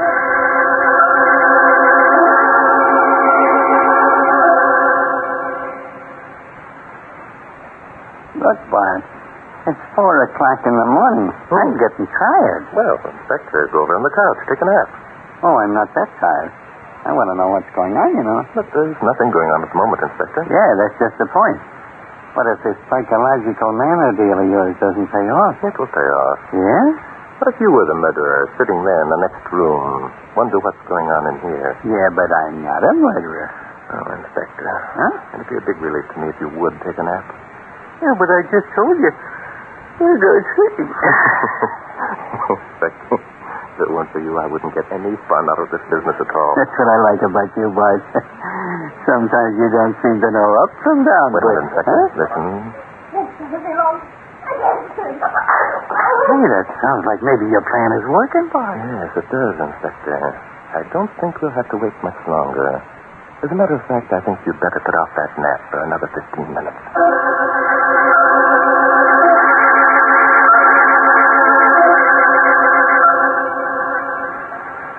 Fool. What if they heard you say that? I hope they did. I hope they did. I didn't know it was going to be like this. I hope it... I had to. Get hold of yourself. That's what they're waiting for. For one of us to break. Not knowing what they're doing.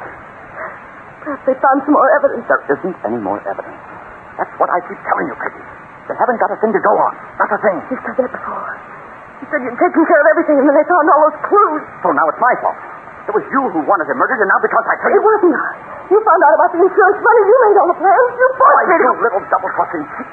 It was you who first put the idea into my head. And now you're trying to sell me down the river. That's not true. I'm not... Oh, Chris. Let's not quarrel. Quarrel.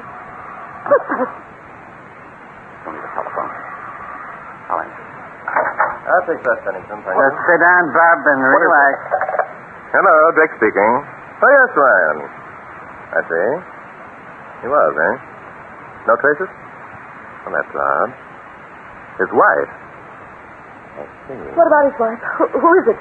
What's he saying about him? Now, lady, what are you getting jumpy about? Nothing. I'm not jumpy. Why should I be jumpy? Maybe plenty of reasons, maybe none. What's the story, Bart? This looks serious, Inspector. Yes? Mrs. Standish, are you quite sure you were at the Golden Glow tonight? Of course we're sure. We were both there. We can prove it. You hear me? We can prove it. How, Pennington? Because we were seen. I got drunk and made a lot of noise, and people looked at us. Well. So you got drunk and made a lot of noise, and people looked at you. Well. What do you mean? Well. Oh, what is this? What are you trying to do? Nothing, Bob. Nothing. What are you getting excited about? You haven't a thing to worry about, remember? That's the fingerprint expert, Inspector. I'll answer. Hello, Dick speaking. Oh, yes, Mac. What did you find? Is that so? On the swinging door between the kitchen and the living room, eh? By Jove. I can't believe it. Okay, thanks, Mac. Pennington, were you here earlier in the evening? Yes, why? I came up to get Peggy. Whoops, wait a minute, Bob. You told us that you met her at the Golden Glow. I didn't. I said we all arranged to meet here. You'd better check that with your notebook, Inspector. Yeah. Let me get up my little black book here. I don't care what your little black book says. I know what I said. Who got to the Golden Glow first, you or Mrs. Standish? She did. She was there when I got... But you just said you called to Mrs. Standish here. I did. I mean, we left here together. Nope, my little black book says otherwise. I don't care, I tell you. Those fingerprints couldn't have been mine. They couldn't. What fingerprints, Pennington? The ones in the swinging door. Why couldn't they have been yours? Did you wipe yours off? I mean, there weren't any to wipe off. You mean, Pennington, that you were here, but that you didn't go out into the kitchen? Yes, that's exactly what I mean. Then how could you leave by the back way? The back? Who said we left by the back way? Peggy, she just told us. I didn't say a thing. But you did leave by the back way, didn't you, Mrs. Standish? Yes, but what difference does it make? Sad? Shut up, Peggy. Don't answer them. Don't say a word. Was the swinging door to the kitchen open or closed, Pennington? When?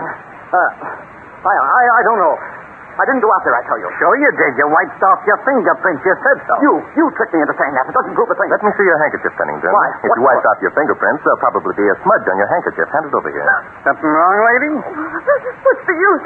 What's the use? Shut up, Peggy. Well, Pennington. I haven't got a handkerchief. Oh, you haven't? What if there are smudges on it? I could have gotten there some other way. We can check that easy enough. Let's see your handkerchief. I haven't got one, I tell you. Sorry, Pennington. You also left your fingerprints on the button of the gas heater. No, he didn't. He couldn't have. It was I. It was you who what, Mrs. Standish? It was her who turned on the gas, of course. She didn't. Don't let him trick you, Peggy. Keep quiet. So that's how it was. Pennington slugged the guy and the babe turned on the gas. Who pulled the tube from the wall socket? And who swung Standish's body around after he was knocked out? What did you hit him with, Pennington? It was a lead pipe. I found a pipe. You're a liar. It wasn't a fight. Oh, so it wasn't a pipe. Then what was it, Pennington? None of your business. It wasn't anything. You haven't got a thing on me. Did you know that Standish was dead before the gas reached his lungs? He wasn't. He was breathing. Who says so? I do. How do you know? Don't stop it. I can't stand it anymore. We did it. We killed him. Shut up, you fool. No, I'm going to tell him. I've got to. Shut up, I said it. We murdered him. We thought we could get away with it. We wanted him to.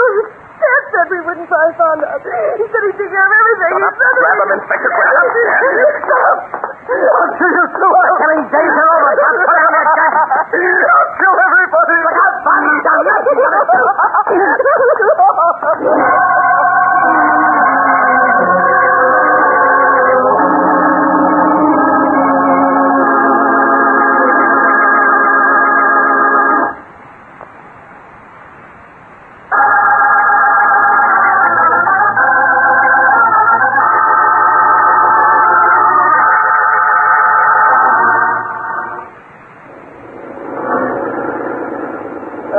Let me out at the corner, Inspector. I'll walk the rest of the way. Okay.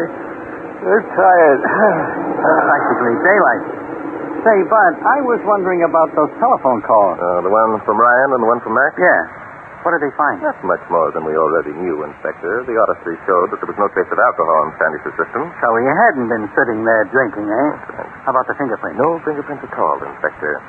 Pennington must have worn gloves, a fact which he'd probably forgotten. It seems to me like he forgot a lot of things. One of the main things he forgot, Inspector, was that he was new at the business of crime. He had the usual layman's lack of respect for the police, and we used it to advantage. You know, when this story breaks in the newspapers, a lot of people might learn a lesson. I doubt it. Well, I guess that about winds up everything. Yes, guess it does, Inspector. Well, good night. Good night. Hey, Bart. Yes, Inspector. What are the folks who read this story going to think when they realize that you're not a cop either? I guess we'll have to tell them, Inspector, that mystery is my hobby.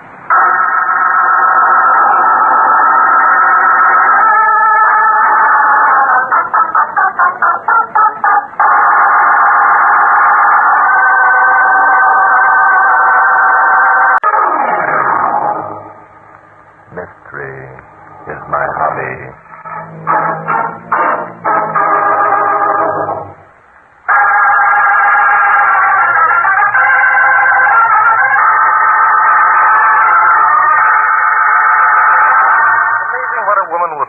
Possess a mink coat. Inspector Danton and I had this brought sharply to mind one day last fall. A woman named Norma Luther had been found shot to death in the living room of her home in the town of Monte Vista. Inspector Danton had gone up to investigate and had phoned for me to join him. I just stepped from my car when a voice called to me. Just a minute there. Oh, hello. You must be Officer Culver. I'm Barton Drake. Oh, hello, Mr. Drake. Inspector Danton's waiting for you inside. Thank you. How are you, Bart? Morning. Hello, Inspector. Got something interesting? Could be. At least it's messy. Want to see the corpse? Yes, if you don't mind. Okay, but don't say I didn't warn you. Over here on the couch. I'll just hold back the sheet. Oh, face completely blown away. Go ahead, Inspector. Cover her up again. Yeah. That'll make me happier, too. You're sure she's Mrs. Luther? Sure, I'm sure. The ring on her finger checks, so does her dentistry, also a fingerprint. Fingerprint? Sure. I had them taken off the pots and pans in the kitchen. Also a toilet article. I see. From what you told me over the phone, it's generally agreed that Mrs. Luther committed suicide. Yeah, there's just one thing wrong with that theory. Oh? She didn't commit suicide. You sound sure of yourself, Inspector. I am. Come over here. Right. You see this double-barrel shotgun? Mm-hmm. This is the shotgun with which Mrs. Luther was supposed to have killed herself. Oh. When Polly Randall, a neighbor, came in, she found Mrs. Luther sitting with the gun across her knees. One barrel of the gun had been discharged, and Mrs. Luther's face was blown away. So it was Polly Randall who decided that Mrs. Luther committed suicide, eh? Why not? Polly isn't a detective. People who aren't detectives just jump to conclusions about these things. Naturally. Did Mrs. Randall have any other reason for her conclusion jumping? Oh, sure. There was a note on the floor written by Mrs. Luther stating that she had decided to take her own life. Well, have you the note? Natch? Here. Take a look at it. Thank you. Ethan, I cannot stand this any longer. Every other woman in our crowd has a mink coat. I'd rather commit suicide than to have to face them again. Norma. Well, is Ethan her husband? Yeah, he's a traveling salesman. Right now, he's on a trip up in the northern part of the state. I see. It sounds screwy, eh, Bart? Yes, it certainly does, Inspector. A woman who actually commits suicide because she can't have a mink coat is a rare woman indeed. Yeah, that's the way I figure it. Now, here's the switch. She didn't. Didn't what? Commit suicide because she couldn't have a mink coat. Come over here. Take a look at this. Well, a mink coat. That's right, a mink coat, and it belonged to Mrs. Luther. Are you sure, Inspector? Yeah, Bart, don't keep asking me if I'm sure. Of course I'm sure. We found the box in which the coat came. We checked with the department store where the coat was bought. Well, who bought it? They don't know or care. The clerk who sold it had an acute attack of appendicitis and was taken to the hospital last night. He's still groggy from the ether. He doesn't remember anything. So Mrs. Luther craved a fur coat and got one and still committed suicide. Nope, I just got through telling you she didn't commit suicide. Look, don't you remember? I said Polly Randall came in and found Mrs. Luther sitting in a chair with a shotgun across her knee. Yes, I remember that, Inspector. Well, then, let's face it. Nobody could blow their brains out with a shotgun and then face the gun across their knees, now could they? It doesn't seem likely, does it, Inspector? No. On the other hand, it's possible that the gun could have fallen into that position when Mrs. Luther pulled the trigger. Yeah. There's about one chance in a zillion that could have happened. Well, we mustn't overlook that zillionth chance, must we, Inspector? No, and we mustn't overlook the fact that it's physically impossible for anyone to point a shotgun at his own noggin and pull the trigger. All right, Inspector, you've got me. This is murder. Now tell me, you've figured everything else out and done a very good job at it. Who murdered Mrs. Luther? Bard. Sometimes, very often, in fact, you kill me. But why, Inspector? Why do you think I got you up here? Look, I don't know who murdered Mrs. Luther. If I did, I'd let you read about it in the newspapers. Now, do you want to work on this case, or do you want to? All right. Suppose we go over and have a talk with this neighbor, Polly Randall. I think she might have some interesting answers to our questions, Inspector.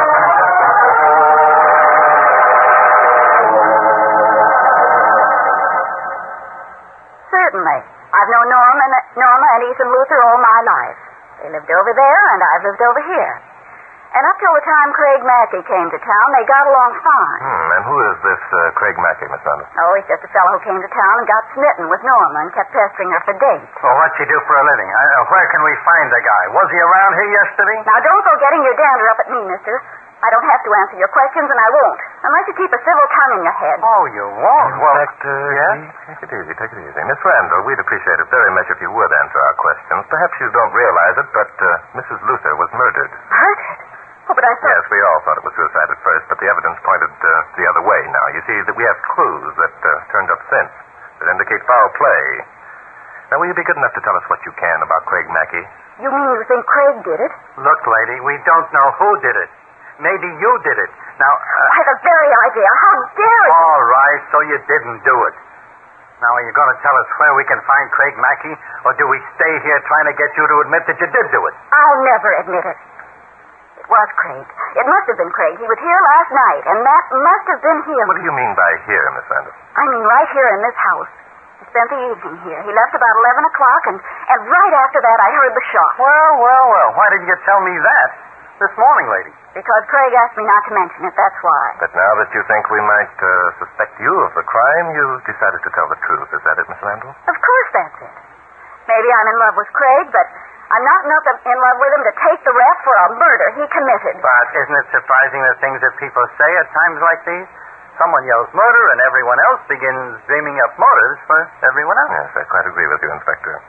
Well, Miss Randall, where can we find this Craig Mackey? Down at the Monte Vista Dam. He's a construction engineer. Oh? And while you're talking to him, you can tell him that I know all about the fur coat. He makes me sick thinking he can get away with that. Are you referring to a mink coat that belongs to Mrs. Luther, Miss Randall? Of course I am. Craig bought it for her. I know one of the girls who works in Hobson's department store, and she told me. What? We'd be wasting our time talking to anyone else. This paper's got all the answers right here. It does seem so, doesn't it, Inspector? Miss Randall, Does Mrs. Luther's husband know that Craig Mackey bought her a mink coat? Well, if he doesn't, he will as soon as he gets back from his trip up north. Norma's been yowling for a mink coat for years. But won't he be a bit annoyed that another man bought it for her? Are you kidding? He wouldn't even ask where it came from, so long as it shut Norma up and he could have a little peace. Now I've heard everything. Lady, if you've got any more tidbits of information, you're going to spring on us. Get him over fast, will you? I'm getting a little dizzy. I told you I wasn't going to answer your questions, and I'm not. You're not fooling me. I know how you policemen are always incriminating people. Well, I'll be... Miss Randall's been very helpful, Inspector. Let's not bother her anymore. I suggest that we go down to the Monte Vista Dam and have a talk with Craig Mackey, shall we? Right now, anything seems like a good idea. Let's get out of here.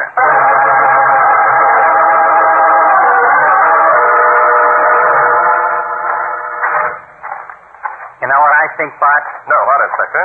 That babe was lying in her teeth. She found herself in a spot and began thinking them up as she went along. Well, if you're right, we won't find her at home when we get back. She knows we can easily check her statements. I don't know how we're going to check screwy statements like she made. What's the matter? I think that shack must be the field office of the construction company. Let's go up and find out. Okay. I hope this Craig Mackey won't be as nutty as the dame he's been playing around with. Yes, the sign on the door says Mackey Construction Company. Well, let's go in. Hello. Are you gentlemen looking for me? If you're Craig Mackey, we are. I'm Mackey. What can I do for you? We're from police headquarters, Bub. We got a few questions we want to ask you. Police headquarters? Yeah. Oh, then you must be investigating the death of Mrs. Luther. Routine checkup, I presume? You might call it that. What's your story, Mackey? Story? I haven't any story. If Mrs. Luther wants to shoot herself, that's her business. It doesn't concern me. Well, now, how do you like that? Mrs. Luther didn't shoot herself, Mackey. She was murdered. Murdered? Well, that makes things... Are you implying that I murdered Norma Luther? We're not that subtle, Bub. Why'd you shoot her? Why did I... Come, gentlemen. Do you think if I murdered Norma Luther, I'd be sitting here at this desk now? It'd be smart of you to do just that, Mackey. I suppose you can account for your whereabouts last night? Of course I can. I spent the evening in town playing poker with some of the boys who work here in the dam project. Mm-hmm. You didn't call at the Luther home at all? I'll give you an indirect answer to that question.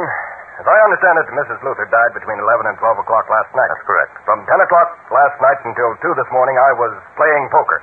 Where I was before then is nobody's business. Oh. I'm afraid we'll have to make it our business, Mackey. Polly Randall claims you spent the evening with her. Yeah. She says you left her place around 11 o'clock. And right after that, she heard the shot. She knows darn well I wasn't at her place last night, and she knows why. Why, Mackey? Because someone else was there, that's why. Oh, this is getting interesting. Who was it, Bub? Ethan Luther. Luther? Norma Luther's husband? Yeah, Norma Luther's husband. They've been playing around together for years. How do you know that? Norma told me. She also told me she was through with him. Well, Bart, it looks to me like we stumbled on a true romance. So you arrived at your sweetie's all unsuspecting last night and found her in the arms of a next-door neighbor. Is that right, Bub? Crudely, that's right. Tell me, Mackey, did you have any particular reason for going to Miss Randall's last night? I don't get it. Apparently Miss Randall wasn't expecting you, or she wouldn't have been entertaining Luther. So I wondered if you had a surprise for her. A present, perhaps? Yeah, to be more specific, a fur coat. How do you know about that? Oh, we know lots of The fur coat was found in Mrs. Luther's home, Mackey. We think it was because of that coat that Norma was murdered. Oh, that's crazy. I bought the coat yesterday at Hobson's. What's wrong with that? You bought it for Polly Randall, didn't you, Mackey? So what if I did? But when you found her entertaining Luther, you decided to give it to Norma. First, however, you let Polly see what you had, thereby making your revenge sweet. You're pretty clever, mister. My guess is, Mackey, that Luther was hiding in another part of the house while you were showing the coat to Polly. You knew he was there, but he didn't know you knew it. You still haven't got anything on me. One more question, Mackey. Is your father, David Mackey, president of this construction company? Sure he is. Why? Nothing. Thank you. Come along, Inspector. We've an errand to do in town, and then we're returning to the Luther home.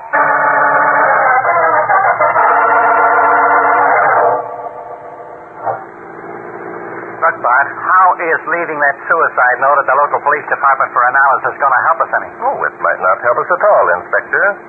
However, we've a lot of loose ends to clear up before we solve this case. It's all solved as far as I'm concerned. Craig Mackey's our man. Oh, then you think Mackey was lying, too? Sure I do. They're all lying. Look, this guy Mackey comes to town, see? He's a good-looking kid, and the babes go for him. He gets acquainted with this Norma Luther and falls for her, only he doesn't know she's married. And then hubby appears on the scene.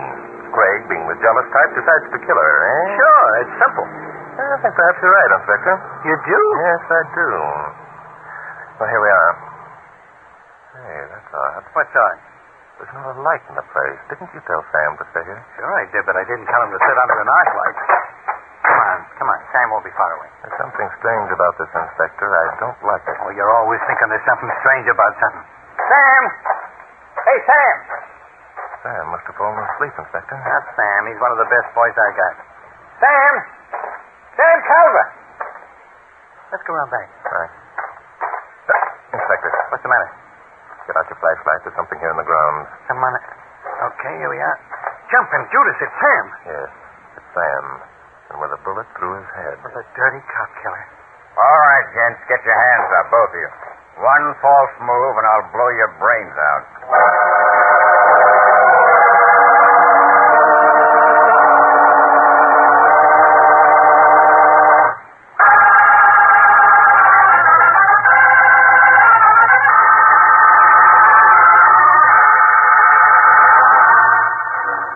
Get your hands up, both of you. One false move and I'll blow your brains out. I think we'd better obey. The gentleman sounds as though he means business. That's smart talk, mister. Trouble is, it's going to take more than smart talk to get you out of this murder rap. Murder rap?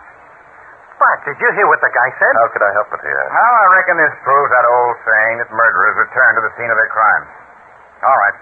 Inside the house, both of you. Just a minute. Let's not argue. The man with the gun is always the boss. Well, mister, like I said before, you got sense.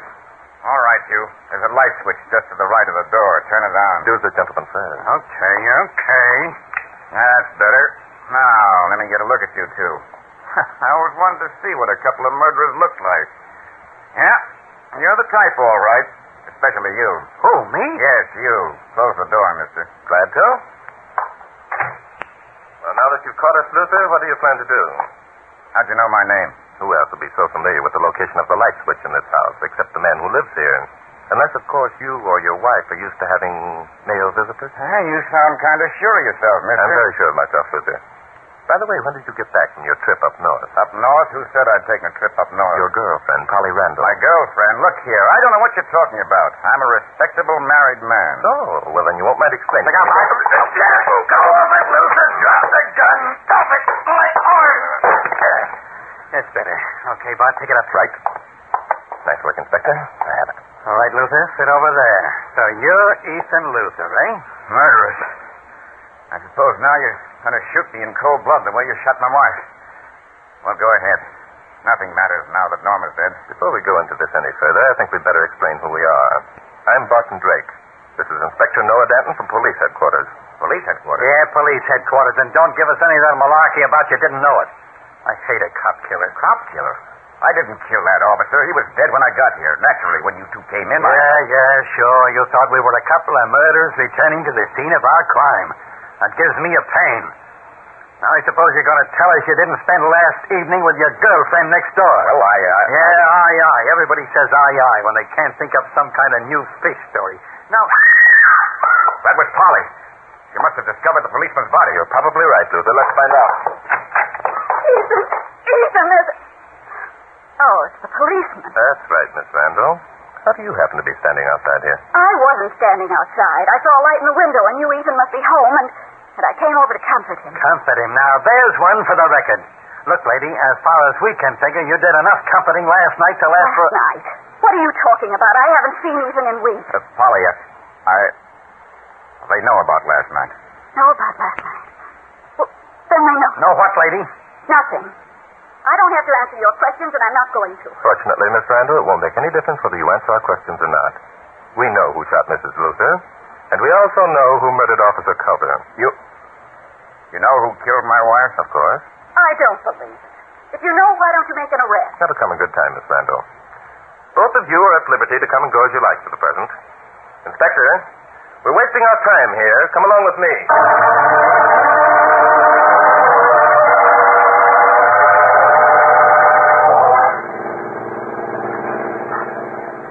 Look, Bart, weren't you being a little optimistic when you told those two last night that you knew who the murderer was? Oh, well, possibly, Inspector. However, I think we justified my optimism with that inquiry at Hobson's department store. Yeah, I know it was about the fur coat. Yes. I was just wondering how many fur coats a store of that size carried in stock. So the coat was ordered especially for Craig Mackey from New York. Yes, and paid for by him in cash. So now we know young Mackey bought the coat. Inspector, in a town of this size, there wouldn't be many $5,000 coats carried in stock at any store. It was just reasonable to suppose that if a sale were made, the front office would know about it. Yeah, I suppose you're right. You got some other plans in mind? Oh, yes, definitely. I'm going to stop at the police headquarters now and pick up that note we left for analysis. And what am I going to do? You, Inspector, are going out to the dam project and pick up young Mackey and bring him out to Polly Randall's house. Unless I'm greatly mistaken, we'll find both Polly and Ethan Luther waiting for us there.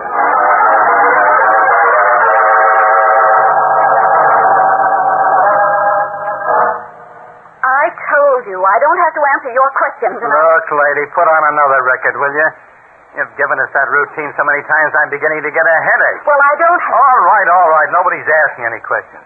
Now, keep quiet, will you? Okay, Bart, let's get this over with. All right, glad to, Inspector. Mackey, we've checked and found it was you who bought that Mink Coat at Hobson's department store. So what? I've already admitted that I bought it. But you didn't tell us you paid cash for it. Your father has an account at Hobson's. You've always used it before. Why didn't you use it this time? I didn't want to. Well, that's fair enough. You didn't want your father to know that you were buying $5,000 coats for your girlfriends. In a moment, I'm going to prove that that's an important piece of evidence. That I've got to see. You will. Luther, you admitted that you came here to Miss Randall's the night before last instead of going home after you returned from your trip up north. If it's any of your business, yeah. We're making it our business, Junior. Answer the questions and never mind the ad-lib. You don't have to answer the questions if you don't want to, Ethan. There she goes again. Hey, keep quiet, will you? I won't keep quiet. I'll talk if I want to. Oh, yeah? Yeah. Well, go ahead and talk then. Who's stopping you? I won't talk. I don't have to. Oh, my gosh. Bart. Miss Randall, perhaps you'd like to explain to us why we shouldn't accuse you of murdering Norma Luther. Accuse me? That's right. Well, I certainly will explain it. I was right in this house every minute, that's why. And how do we know that? Because these two men were with me, that's why. Oh, both of them? All the time? Ethan came first. He dropped in to say hello on his way home. Just sort of neighborly like, eh? Yes, just sort of neighborly like. While he was here, a knock came at the door. Luther stepped into the next room. Why? Because he thought it might be someone who'd get the wrong impression. That's why. Oh, my. Was this new arrival Craig Mackey, Miss Randall? Yes, it was. Craig had a mink coat in a box. He showed it to me and said he was going to give it to Ethan's wife. And what did you say? I said, isn't that nice? But I thought it was very sweet of him. Well, I'm a cross-eyed woodchuck. And then what happened, Miss Randall? Craig put the coat back in the box and left. Ethan came out of the other room. We talked a while, and then he went home. And then? Craig came back. How long did Craig stay, Miss Randall? Until 11 o'clock. I went to the door with him. As we stood there talking, we heard a shot. Or thought we did. Yeah, the last time you told that story, you were sure. I was sure. Only Craig said he thought it was the backfire of an automobile or something. But you didn't think so? No. After Craig left, I went over to the Luthers and found Norma dead. I screamed. I'll bet. Was Luther there? No, I ran home and called the police. And that's all I'm going to tell you, so you needn't ask me any more questions. Can we count on that? You've told us quite enough, Miss Randall. Well, Mackey, what have you to say? There's nothing more to say. Polly's told it all. I see. Luther, how about you? Well, what about me? Did you get home before Mackey left your wife? No. You found her then, trying on the fur coat. You became raging mad and asked her who'd given it to her. She laughed in your face, so you picked up a shotgun and shot her. Oh, that's a lie. I didn't. You can't prove it. Oh, yes, I can prove it. In the first place, that suicide note that we found on the floor lying beside your wife's dead body was written a year ago. What? How did you know? That was easy to prove. By a chemical analysis at local police headquarters. She wrote that note a year ago hoping that you'd break down and buy her a coat. Smart guy, huh? Yes, smart guy. But you laughed at her. However, you kept the note.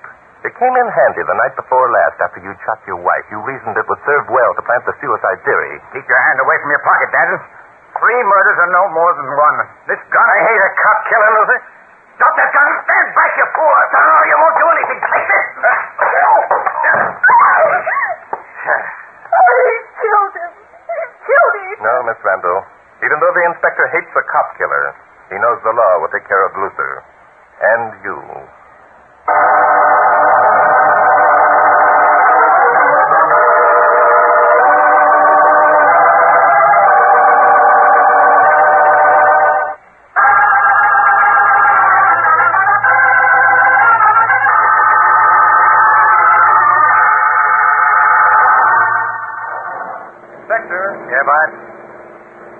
safe thing for you to do, jumping Luther when he was holding that gun. Well, I hate a cop killer. Yes, so do we all, Inspector. And Luther was more than a cop killer. Yeah, to my dough, none of that bunch was much good. And that reminds me. Yes, Inspector. You told Mackey that you were going to prove that the fact that he paid cash for that link was important evidence. And you never did. I didn't have to. Huh? However, if you'd like to know why I thought so, I'll be glad to explain. I hate to seem curious, but go ahead. The way I looked at it, Inspector, the solution to the whole case hinged on that mink coat. Why? If Mackey had charged the fur coat to his father's account, it wouldn't have been terrifically important to him. But since he paid cash for it out of his own pocket, it was tremendously important. I don't get it. Well, Inspector, it's like this. A man who pays $5,000 for a mink coat isn't going to give it to someone he doesn't expect to live very long, especially when there was no chance of him getting it back. Say, that's right, isn't it? If Mackey had figured on murdering Norma Luther, he wouldn't have given her the coat. By golly, that's a fact. You have it, Inspector. So when both Luther and Mackey confirmed Polly Randall's story that she was at home until after 11 o'clock, I knew it had to be one of those two men who had murdered Norma. And since Mackey had bought the coat, it was reasonable to assume that he wouldn't murder the one he gave it to. That's terrific. You know, sometimes I think you ought to warn people in advance. They'd give up more easily. Warn them? About what, Inspector? About what, he asked. Oh, you mean warn them that mystery is my hobby.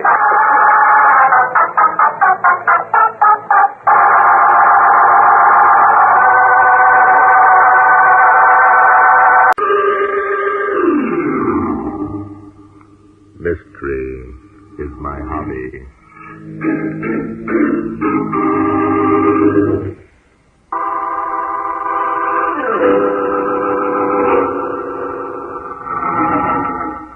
Our story begins on a cold, blustery day last winter.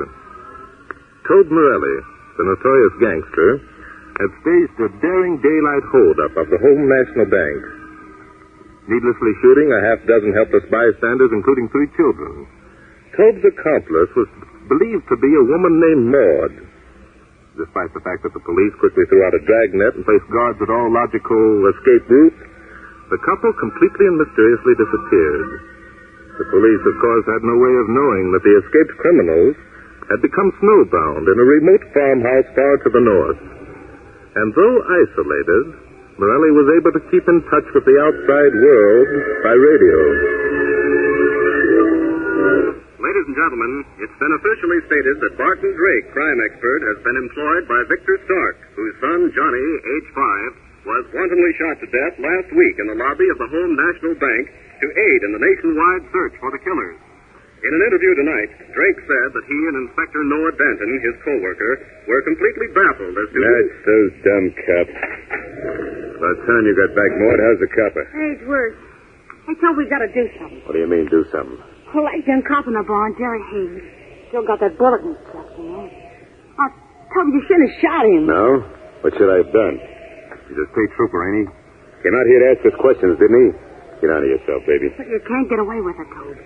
They'll follow the footsteps of Jerry Haynes in the snow. In this storm, don't be a dope. Haynes was way off his beat.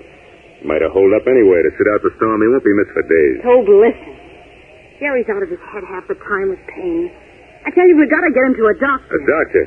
You gone crazy or something? No, I'm not crazy, but Jerry's got a fever. Give him some of that medicine the old lady down the road brought up. It's a laugh. She thinks it's me who's sick. Tobe, will you listen to me? Yeah, these corn crackers. Tell them anything, they believe it. They even think we're relatives of old man Botkins, who used to own this dump. Dumb cluck. Tobe, I'm going to bring Jerry inside. Bring him in? Yeah. Listen, so we bring him inside. So old lady Roth and her husband come busting in here, and we hear a guy yelling every time he gets a twinge of pain. Don't be a dope. But Tobe, it's cold out there in the barn. Forget it. Copper's all right. You got him wrapped up in blankets, haven't you? Yeah, Then relax. We got our own selves to think about. The guy won't die. But that's just it, Toby will. He will die unless we get him to a doctor. Then let him. What do we care? Come on, have a drink. Forget the copper. I can't forget him, Toby.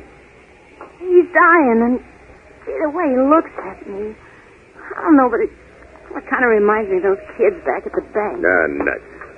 I'll get some music. Lighten things up around here. Oh, Tobe. Yeah? Tobe, let's give ourselves up, huh? Was that you said, baby? Why, I just said let's give ourselves up. Well, they'll get us sooner or later. They always do. And then there's Gary and... Now listen to me, my blue-eyed pet. We're in this together. We're in it up to our necks. We're both seeing it through. Just because you happen to fall for that baby-faced cop ain't gonna make no difference, see? Ah, you're crazy. I didn't fall for I got him. other plans for that copper, or I would have finished him off long ago.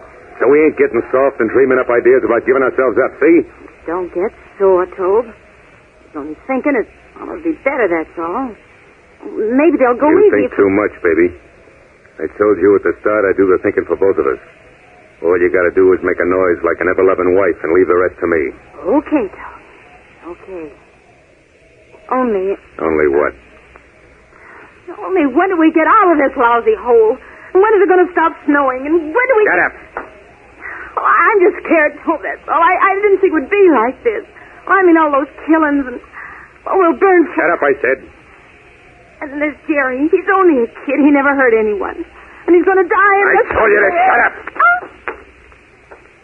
Oh, Tobe, don't. So you don't like the way things are going, huh, pet? Now, ain't that too bad? Well, you won't like this either. Oh, don't hit me again, Tobe, please. Tobe. Oh, let go of my arm. What are you going to do? I'm going to teach you that Tobe Morelli don't take no lip from no dame. Land of Goshen. What weather. I declare I never saw the like. Clarence, close the door. It's already closed. Well, I declare so it is. Now then, where's... Oh, there you are, Mr. Morelli. Hello, Mrs. Ross. Quite a snowstorm we're having. Worst in 30 years. Why, Mrs. Morelli, you're as white as a sheet. Is anything wrong? No. No, I'm all right, Mrs. Ross. Oh, there. Now, you look peaked. Now, if there's anything I can do... No, please, I'm quite all right. Oh, you don't look all right to me. Now, you come on into the kitchen. Leave her alone. She's all right. Well, I declare. You man. Oh, now, come on. Don't you mind him, dearie. You just come along with me. I said leave her alone. Well, can't a body make a suggestion? Hey, Sherry, how about that new medicine you brought along for Mr. Morelli's cold? Well, I declare I almost forgot. It's in my bag here. Hey, Sherry's a great hand for curing folks. She makes her own medicines out of herbs she digs in the summer. Oh, yes, here we are. Here. I call it Sarah Ross's Cure-All. Get me a spoon, dearie, and we'll give some to your husband now. Oh, yeah, of course. My cold's all better. Oh, no, it isn't. Your voice is still hoarse. Now, one dose of my Cure-All will fix it up in jig time. Here's a spoon, Mrs. Ross. Thank you, dearie. Now, I'll just pour a little of this... I'm all right, I tell you. Oh, I'm the one to decide that. Now, open Now, listen, I don't want any of that stuff. stuff. Give in, son.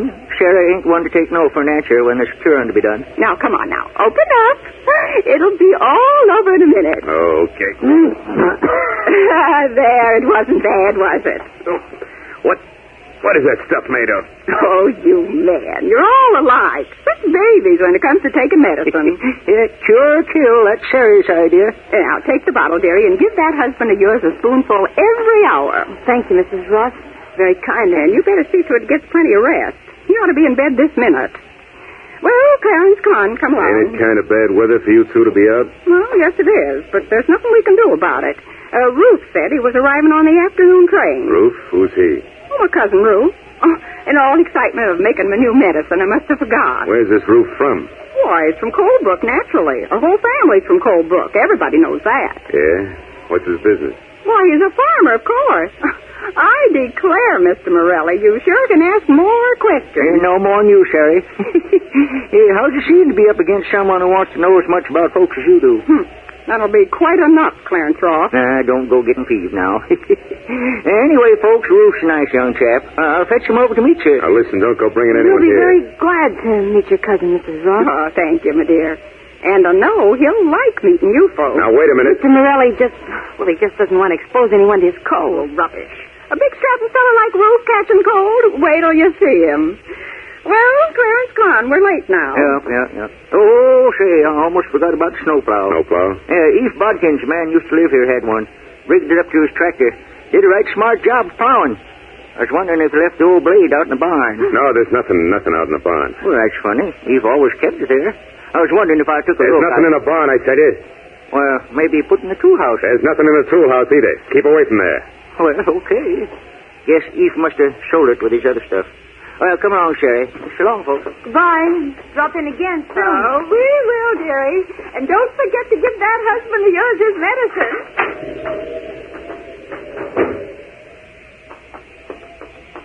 You told Kenny see him? Yeah. They got a horse and sleigh. Do you think they suspect anything? Yeah, they ain't as dumb as they act. Who are you calling? Listen and find out. Operator, give me the railroad station.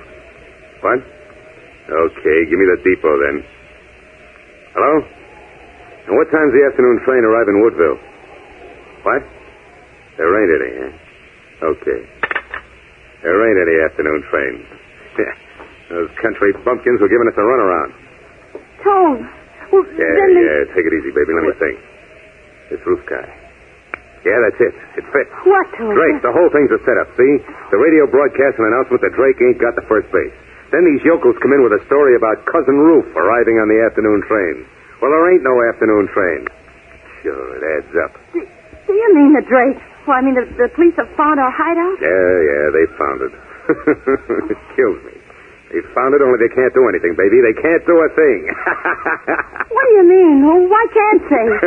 Oh, Tobe, what are you laughing at? I'm laughing because those dumb cops thought they could put one over on Tom Torelli. Listen. I'm listening. You know why they don't come busting in here? No. Because that kid Cop's here, see? He came out of his own accord. We ain't even holding him prisoner. He can leave any time he wants. Drake figures Hames is still alive, and he's afraid of what might happen if he shows his hands. It kills me. Baby, we're sitting pretty. Oh, Tobe, you don't know what you're saying. If the police know we're here... Skip it, baby, skip it. You go out in the barn and bring that copper in. Bring Jerry in? Tobe, do you mean... Yeah, bring the copper in here where it's nice and warm. And you can give him some of old Lady Ross's cure-all medicine. Oh, Tobe. Hey, that's wonderful. Yeah, bring the copper in here where I can keep an eye out. They'll find out they can't put anything over on Tom Morelli. I'm too smart for them two rubes. Wait till Barton Drake finds out what I got in mind for them two rubes. It kills me.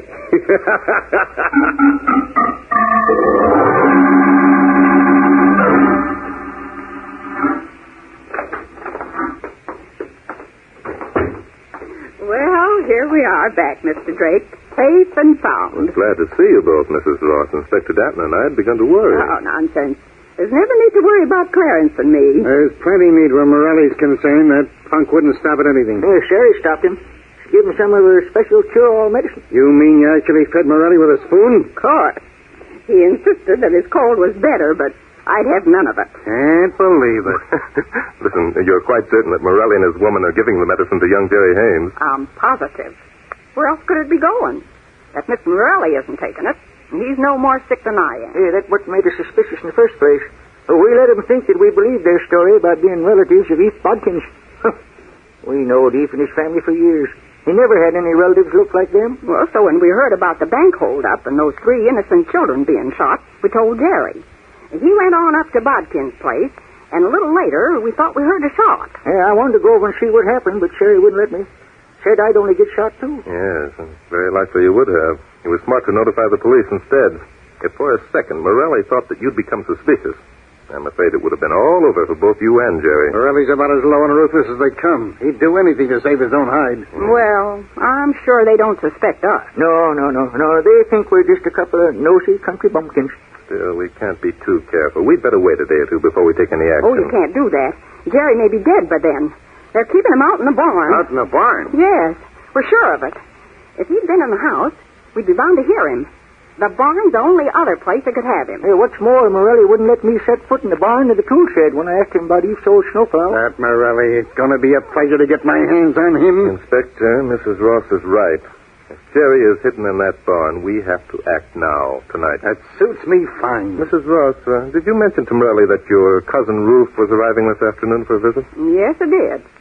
Furthermore, I told him that we were bringing Rufe over to see him. Splendid.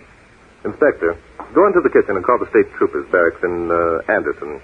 Be careful what you say. This phone's on a party line. Tell them the time is 8 tonight. I'll take care of it. Don't worry.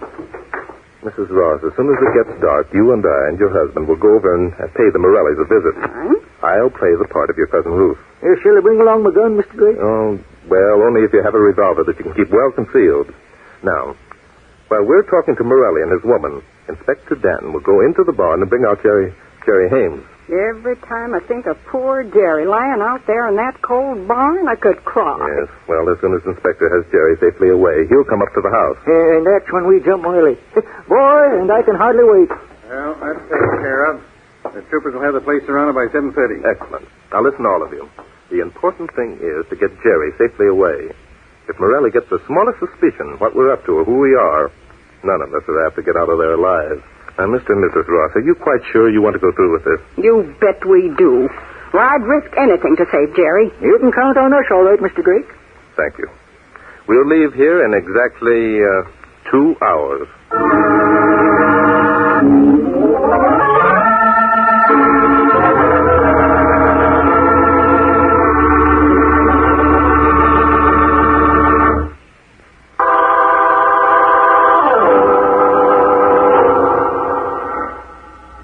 At 6 o'clock tonight, police headquarters had no clues that would indicate the whereabouts of the bank robbers and child murderers. Barton Drake, crime expert, who has been assigned to the case, made a final statement to the press tonight in which he declared that both he and Inspector Noah Danton had abandoned the search at least until some contact... Barton Drake, that two-timing copper stooge. Thinks he can put one over on Tobe Morelli. Did you see anything outside, Tobe? Plenty. Lucky thing we'll be getting out of here tomorrow. Bottle's almost empty. Toby, are they out there? Who? Well, Drake and Inspector Noah Danton. Not yet. Nobody out there, baby. But about 24 state troopers. Tobe! Yeah, 24 state troopers. Get that, honey? 24. That's what Tobe Morelli rates. Tobe, what are we going to do? Do? Why, honey, ain't you got it figured out yet? Toby, you're not going knock to... off Hames? No, baby, I ain't going to knock off Hames. Not unless it comes to a showdown. What do you mean, showdown? I mean this, baby. Hames is laying there in the next room, see? He's alive. Outside, the snow stopped and it's nice and quiet. So quiet that if a man stood in the open doorway and yelled, he'd be heard a mile or so away, maybe. Stood in the doorway and yelled? Well, who are you going to yell to? I ain't, baby. Drake is. Them Rosses are going to bring him up here, see? They're going to introduce him as Cousin Ruth. It's a laugh. Barton Drake playing a country rube. Tobe, tell me. Look, what is Drake... Just this, baby. I'm holding a gun on Hames, see? Right smack at his head. Then I tell Mr. Barton Drake to call off his dogs or else. Get it, baby? You'd shoot a helpless man just to save your own skin? That's it, baby. I'd shoot a helpless man to save my own skin, and Drake knows I would. Why? Because I'm Tobe Morelli. That's why I got a reputation. Tobe Morelli, you're rotten. Baby, you're getting out of line. You know that? You're getting out of line, and I don't like it, see? I don't care what you like. No dame talks like that to Tobe Morelli. Nobody, see? Oh. That's just a sample, baby. Just a... What's that? It's them. It's the Rosses and Cousin Lou. Okay, baby, this is it. And listen, be smart. Life's sweet, baby. Remember that. Life's sweet. Okay, Tobe. I'm standing here where I can see through to the next room where Hames is. Go let him in. Mrs. Morelli, he's here. Ruth's here. And we brought him right over. Yeah, that's fine, Mrs. Ross. Won't you come in? Hello, Mr. Ross. Oh, hello there, Miss Morelli. Where's that sick husband of yours? What? How you doing, old-timer? How are you? How are you mean? Taking all that cure-all medicine yet, huh? This is Ruth, Mrs. Morelli. Say howdy, Ruth. Howdy, ma'am. Howdy. How do you do? And that sick-looking critter over there is Mr. Morelli. So that's Cousin Ruth, eh? Howdy, Mr. Morelli. Ruth just couldn't wait to meet you folks. Is that so? Yeah, made us bring him right over. Howdy, folks. Hey, can't he say anything beside howdy? Not much, I reckon. Well, Ruth never was one to talk much. Makes his words count, though, don't you, Ruth? Yep. See what I mean? Yeah, I see, all right. Well, where do we go from here? Why, Mr. Morelli, what you mean? So now Ruth's had a gander at me and my old lady. What do we do? Well, I thought we might just sit and visit a while. So that's the gimmick, eh? Gimmick? Please sit down, Mrs. Ross, and you gentlemen, too. Oh, thank you, dearie. Hey, come on over here, Morelli, where we can be sociable together. Huh? I'm staying here. Well, if you don't want to be polite. Tell us about yourself, Ruth. Been a farmer very long? Yep, all my life. That's so. Never done nothing else, huh? No. Never thought you'd like to be, a detective, maybe, huh? The idea. Roof, a detective. Yeah, Morelli, you sure think up some funny ones. Yeah, I'm a very funny guy. How about it, Roof? Detective's out of your line, huh? Well, I declare, Mr. Morelli, you're embarrassing Cousin Roof with those silly questions. Yeah, I can see I am. Seems like you can't talk no more. Lost your tongue, Roof? Don't stop it. Shut up, baby. Well, come on, Roof, say something. What was that? Just what you think it was, honey. Sit still, Barton Drake. Good gosh, he knows. Yes, I'm afraid he's known all along. You bet I have, Drake. The great Barton Drake. I wish now I'd grabbed him this morning. Be careful, Mr. Ross. Morelli would just as soon shoot that gun that he's holding as not. That's right. Tell him, Drake, you're smart. You know that Tobe Morelli don't stand for no fooling. Well, Mr. Morelli, you might as well know it now as any time. You haven't got a chance of escaping. The house is completely surrounded by state troopers. You don't say, dearie. My. All right, Morelli. What's the deal? See, Drake, he knows. He's heard of Tobe Morelli before. Well, the deal is this, Drake. Open that door and yell out to your bloodhounds to go home. Why, the idea. Don't you do any such thing, Mr. Drake. Don't worry, Sherry. Mr. Drake wouldn't do that. And if I refuse, Morelli? You won't refuse, Drake. 'Cause why? 'Cause right in there in the next room where I can see him is that poor, helpless state cop. You folks wouldn't want anything to happen to him, now would you? Why, you dirty... Stand back, Ross. I'd have half a mind to box your ears, Mr. Morelli. Try it. Well, Drake? Morelli, I didn't think even you could sink that low. That ain't half as low as I can sink. Come on, get moving. And if the troopers obey my orders, then what? Then more than me takes the sleigh and gets out of here. And young Hames? Kid goes with us. Oh, no. To the next town. You can pick him up there tomorrow morning. How can you expect us to believe that? How do we know that you won't murder Jerry? You don't. You take it or leave it. Scoundrel. He's right, Mrs. Ross. We have no choice. Okay, Morelli, you win. I'll open the door. Hear that, Morelli? Don't shoot, Inspector. Young Hames!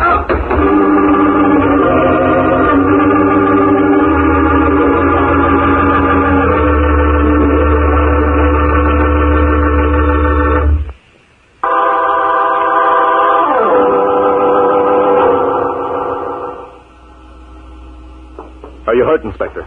No, I guess not. Just grazed me. Cop, by that time you got a break. Next time you ain't going to be so lucky. You brute. I only wish I'd brought along my double-barrel shotgun. All right, Drake, time's getting short. Get to that door. What's the deal, Bart? Morelli wants me to order the state troopers out of the place. If I refuse, he's going to shoot young Haines. Why, that dirty... Are you going to do it? No, Inspector, I don't think I am. Listen, cut out the kidding, Drake. I'm not kidding, Morelli. But, Mr. Drake, if you don't do as he said... There's no other way, Drake. I think there is. What the devil are you talking about? You try any funny stuff and I'll... Morelli, there's one thing you overlooked. There's one weak point in your whole plan. You're crazy. It's the best gag I ever dreamed up. Is it? Does Maud think so, too? Maud? What are you talking about? She's a woman, Morelli. Murdering in cold blood is out of her line. How about it, Maud? What Tobe does don't make no difference to me. Oh, yes, it does. If it didn't, you'd have let young Hames die. Instead of that, you nursed him and kept him alive the way a woman should. Ah, you're crazy. Do what Tobe says. If I don't, Maud, Morelli's going to murder that kid in there. He's going to shoot him in cold blood. The way he shot down those innocent children at the bank. You think you could stand by and see that happen, Maud? Yeah. Call off the troopers, you fool. Hames is young, Maud. He's clean and honest. He's the kind of boy you might have fallen in love with and married if you hadn't met up with Drake, I'll knock you off. Morelli's got the same plans for you that he has for Hames, Maud. You know too much. You'll be in his way after you've served his purpose. I don't believe it. Why, Tobe... You're a woman, Maud. You didn't want to get mixed up in all this killing, did you? Morelli promised you there wouldn't be any killing. You kept that kid alive because giving life is a woman's job, not taking Stop it, stop it! Get it, Drake, right where Hames is getting... You see, Maud? He's going to shoot Jerry in cold blood, the boy you nursed back to health and fell in love with. Oh, no. Keep back, Drake. You're standing very close to Morelli, Maud. You could knock that gun out of his hand. This is it, Maud. I'm going after Morelli. It's up to you. Drake, you lousy cop! You got him, Inspector. Yeah. He's out cold. How about the girl? She's dead. Morelli shot her. Oh, the poor dear. She wasn't at all bad. Poor kid. She deserves something better than that. No, on the contrary, Inspector. I think Maud knew what she was doing. This is the way she wanted it. The way she wanted it? Why, you mean that... Yes. Maud knew Morelli would shoot her, but she saved the life of young Jerry Hames. I think Maud planned it this way. Jerry's in here. He's going to be all right. Oh, thank heaven. Thank heaven. Well, Inspector, you better go out and tell Captain Melvin that everything has turned out satisfactorily. Okay. Oh, Bart. Yes, Inspector. Bart, well, sometimes I might have kidded you some. I mean, well, I never saw anything much braver than the way you walked toward Morelli. Oh, come, Inspector. You know there was only one reason for that. Yeah, I know. Murder. That's it, Inspector. Mystery is my hobby.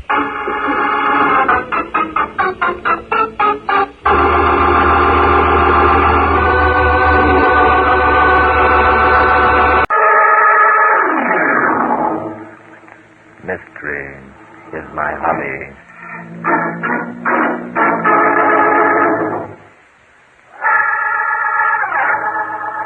Good afternoon, ladies and gentlemen. This is Barton Drake speaking. For today's drama, I've selected case history number 63 from my book, Mystery is My Hobby. I call it The Mystery of the Burning Light. Kirk Orson, a friend of mine, had invited me on a cruise in his yacht. Among the passengers were a group of show people and their agents. We set sail in the early evening, and about 9 o'clock, something went wrong with the electric wiring system. So, without lights, we headed for a small cove where we planned to anchor until morning.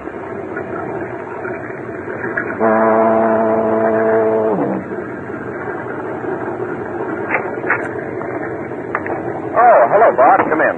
Hello, Kirk. Everything all right? Oh, I think so. According to my reckoning, we should be entering the cove right now. You're quite a navigator. In this fog, I'd be lost in no time. The answer to that is a good compass, a chart, and being able to recognize the sound of certain bell buoys and foghorns. I've been here a good many times before. It's a pity the lights had to go out. Rather ruined your plans for the weekend, didn't it? Oh, I suppose so. Still, I'm not too unhappy about it. Oh? I'm just as well pleased we're not going out. This gang we have aboard aren't as congenial as they might be. I guess I invited the wrong combination of people. Yes, I've noticed a certain restraint among them. Restraint? Mm-hmm. All I've heard since we started is a series of violent outbursts of anger. What's the answer, Kirk? Oh, it's this Dixie Randolph business. Gavin Trist, who handles the advertising account for Mallory P., signed Dixie for the Pinky Michael show just yesterday. Oh, is that bad? Well, I guess so. It seems that Gav had promised a job to Ellen Niles. And then at the last minute, Luke Mallory, who owns the tea company, saw a movie of Dixie and wired Gavin to sign her on. That's tough on Ella, but if you're in show business, you have to expect that sort of thing. Well, the only trouble is that Ellen Niles is a 100% better singer than Dixie, and everyone in the trade knows it. That's right. Then why did Gavin Trist hire her? Oh, there are two answers to that. He wants to pacify Mallory. The Mallory account means a $5 million billing for Trist's agency. He'd do anything not to lose it. I see. And what's the second reason? Gavin hasn't got guts enough to stand by his own convictions and tell Mallory that Dixie Randolph would ruin the Pinky Michael show. Oh, well, I guess we're in far enough. I'll signal the engine room and still the engine.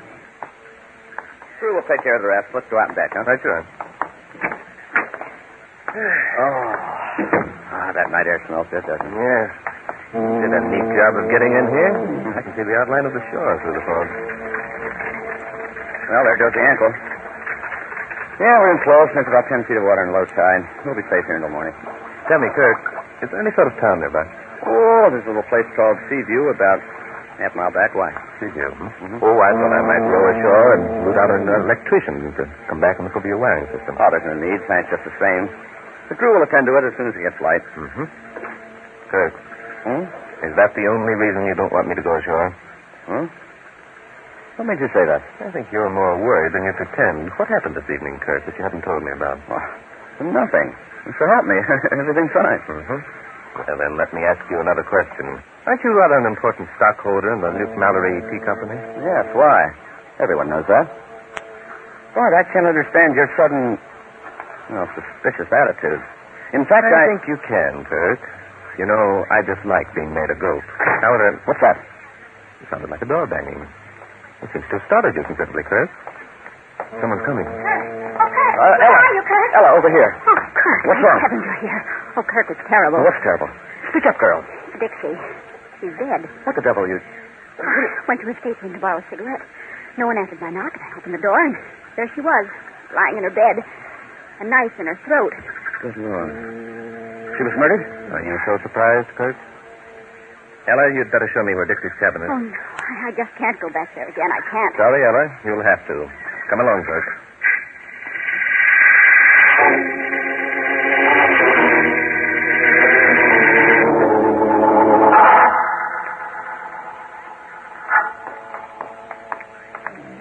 safe cabin. Very well. You can go back to your own cabin now if you like, Ella. Kirk, come inside with me. All right. Oh, the light switch is just to the right over there. Never mind that. The lights aren't working. I'll strike a match. Well, not a pleasant sight, is she? Ghastly. Bart, this is terrible. Yes, it is. That's rather a small knife. Could have belonged to a woman. Light another match, will you, Kirk? Huh? Oh, yeah, sure. Shall I light the candle? No, never mind. If she's fully dressed, no signs of a struggle. Don't touch that book, Kirk, or anything else. Look, I was only going to put it back on the table. She apparently was reading and dropped off to sleep. Yeah, the candle's burned more than halfway down. Bart, whoever murdered her must have blown the candle out. What are we going to do? Right now, we're going outside and close up the stateroom. Come along. But you're going to do something, aren't you? Not now. Not until Inspector Danton gets here. Inspector Danton? But look here, Bart. Yes, I know, Kirk. Look, you rather suspected that this murder was going to take place, didn't you? Of course not. Is that why you invited me on this cruise? You hoped I'd be able to solve the crime without having the police in, Don't you realize, Kirk, I haven't the authority to do a thing without a policeman or someone connected with the police department? Bart, so help me. You're way off the beam. Hmm? Naturally, I don't want a scandal if it can be helped. Naturally not. Tell me, Kirk, will your ship-to-shore radio work without electric current? Yes, it's a battery set. Well, that's good. What are you going to do? I'm going to contact Inspector Danton. In the meantime, I think you'd better say nothing about this to anyone. The fewer people who know about it, the less trouble we'll have in apprehending the guilty party.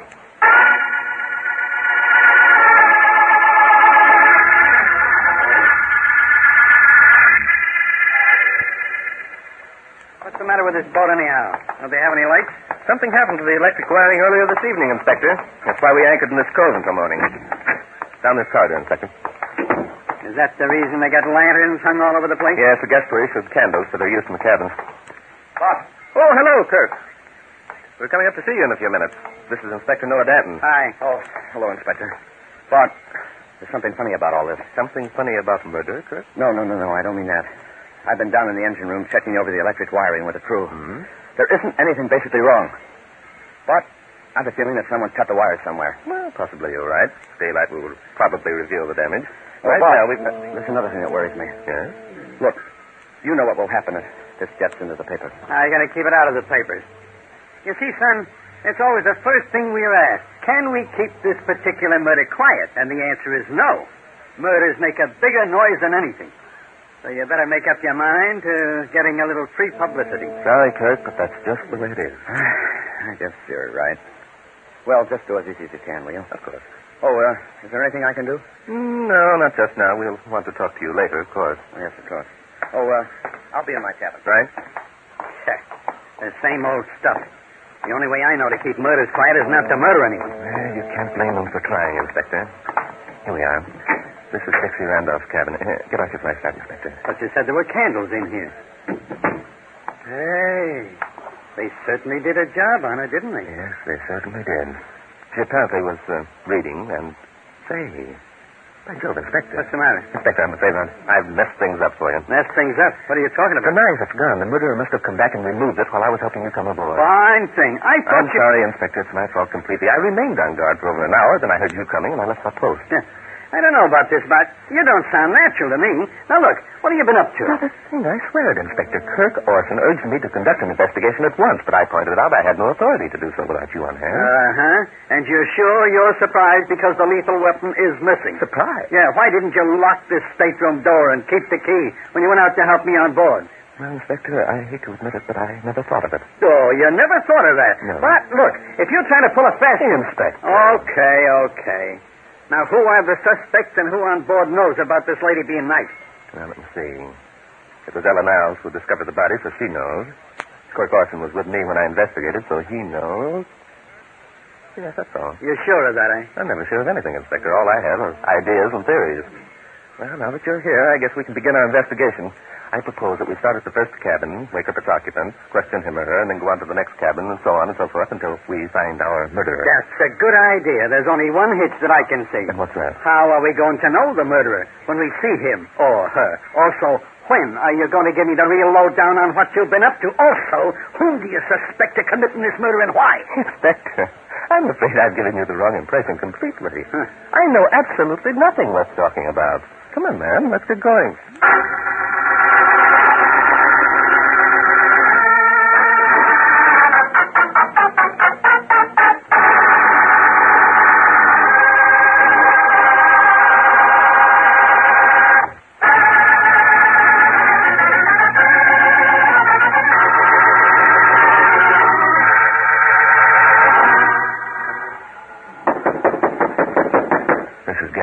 Cabin. I think we'd better question him first. Yes?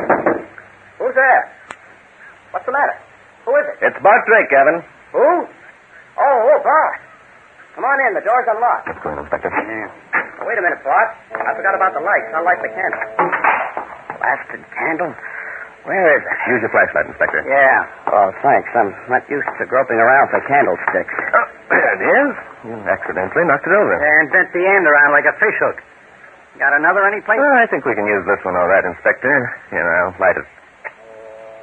There we are. Well, thanks. What's up, Bart? Who's this with you? Oh, I'm sorry. This is Inspector Noadan. Inspector, meet Gavin Triss. Hi. Inspector? Do you mean a police inspector? Say, what's happened anyway?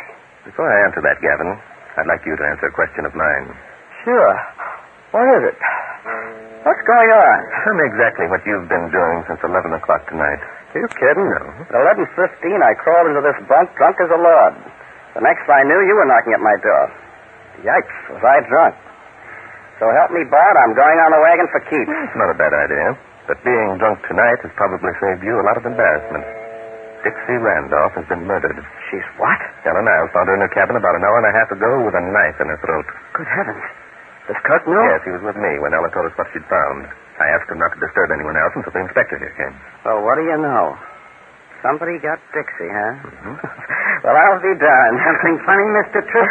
I'm sorry, Inspector. You know, I couldn't help but think of what a hole this gets me out of. How do you figure that?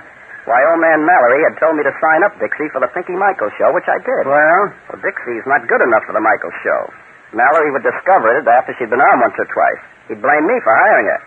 Not a good idea to argue with the old man. He might even be so sore he'd fire you, eh? Yep, right, he might. Why? Nothing. I was just thinking that gives you a good motive for murder, that's all. Why, you... Don't get excited, Gavin. The inspector doesn't overlook any bets. That's why he's considered top man in the Sure, but if he's accusing me of... He's not accusing you of anything. Now, calm down. I want to ask you one more thing. Yeah? What's that? What were you and Kirk and Ella quarreling about earlier this evening? Huh? Quarreling? What do you mean? I think you know exactly what I mean. You'd be wise to tell me what you can. We'll find out anyway, the hard way. Okay. It was about this Mallory business. Mm-hmm. I was alone in my cabin when Ella... Well, Gavin, time we had a long talk. Oh, hi, Ella. Come on in. All right. Now, tell me, what you're all steamed up about? Oh, don't stall, Gav. You know what I'm steamed up about. Why'd you do it? Do it? Do what? Oh, quit acting, Gav. You're not fooling anyone. Dixie just told me you signed her for the Michaels show. Well, you fool. You're cutting off your nose to spite your face. Why, Dixie won't last on that show 2 weeks. She'll make you and Luke Mallory the laughing stock of the trade. Why, she'll... All right, Ella. That's enough. Oh, is it? Well, I'm glad you came in, Kirk. I've got something to say, and no one's going to stop me from saying it. I've just learned that I'm the victim of the dirtiest double-cross... No one's double-crossed you, Ella. I happen to know that Dad's telling you the truth. Mallory would... And I happen to know that you're in love with Dixie Randolph, Kirk Orson. I happen to know also that she thinks you stink. You're handing her this Pinky Michaels job as a shut-up.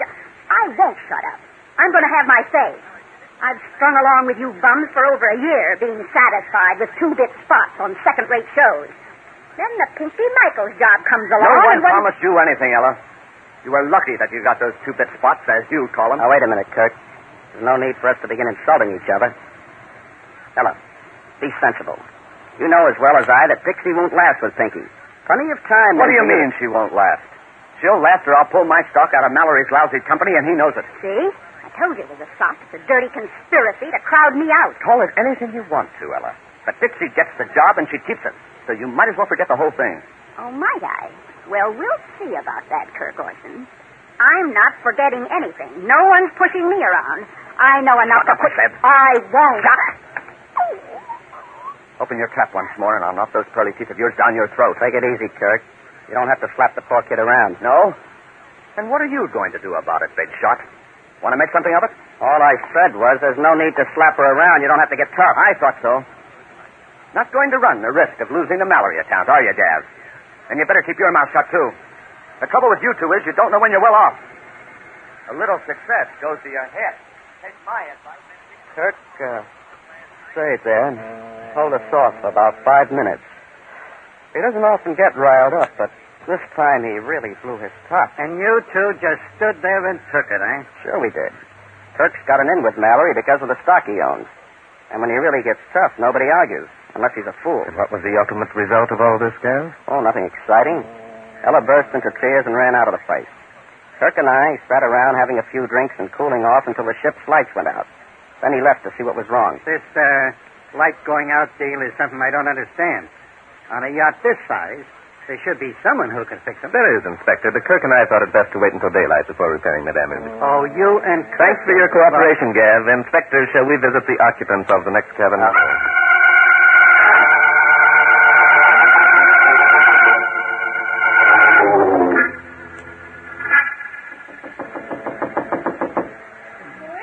It's Kirk, Ella.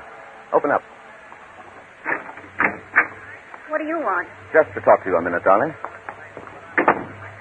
Drake and Inspector Danton are questioning everyone on board about Bitsy's murder. Well? They'll be here in a few minutes. What are you going to tell them? What do you mean? I've already told Bart all I know. Have you? Bart's pretty sharp, Ella. Sooner or later, he's going to ask you, how come you could see Ditsy when you went in to borrow the cigarettes? What in the world are you talking about? The lights were out, darling. It was pitch dark. Yet you came running up to us and said you'd found Ditsy lying in her bed with a knife in her throat. Oh, you fool. What are you trying to do? Make me out a murderess now? You've done everything else to ruin me. Only asking. It was pitch dark and... So it was pitch dark. So I did the most natural thing in the world. I struck a match. Sure you did. You struck a match. Very natural. What happened to the burned match, honey? Oh, for goodness sake. I threw it away. Did you think I swallowed it? Oh, so you threw it away. Where? Kirk, in heaven's name, what are you trying to prove? Nothing, beautiful, nothing. I'm just saying that Drake will go looking for that match and he won't find it. Why? Because you didn't strike a match. Because you knew that Ditsy was lying on the bed with a knife in her throat. Because you didn't need a light. You think that I... I'm only thinking this. I was with you and Bart when you told us about Ditsy. I went down to the cabin with you.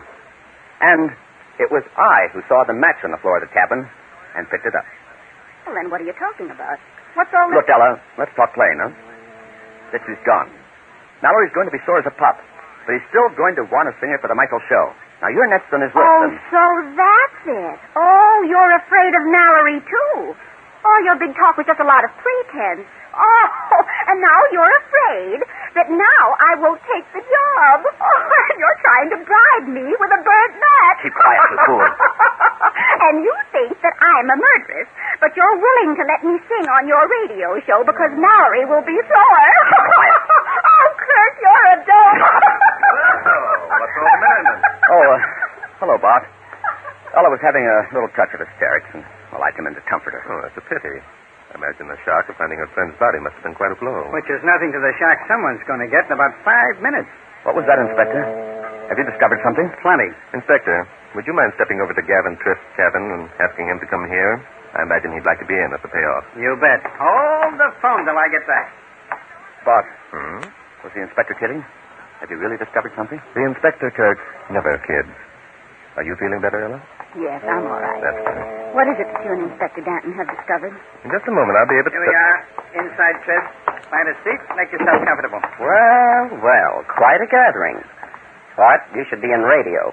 You have a sense of the dramatic. I am in radio, Gav. I do a show called Mystery is My Hobby. And a very good show it is. I'm in it.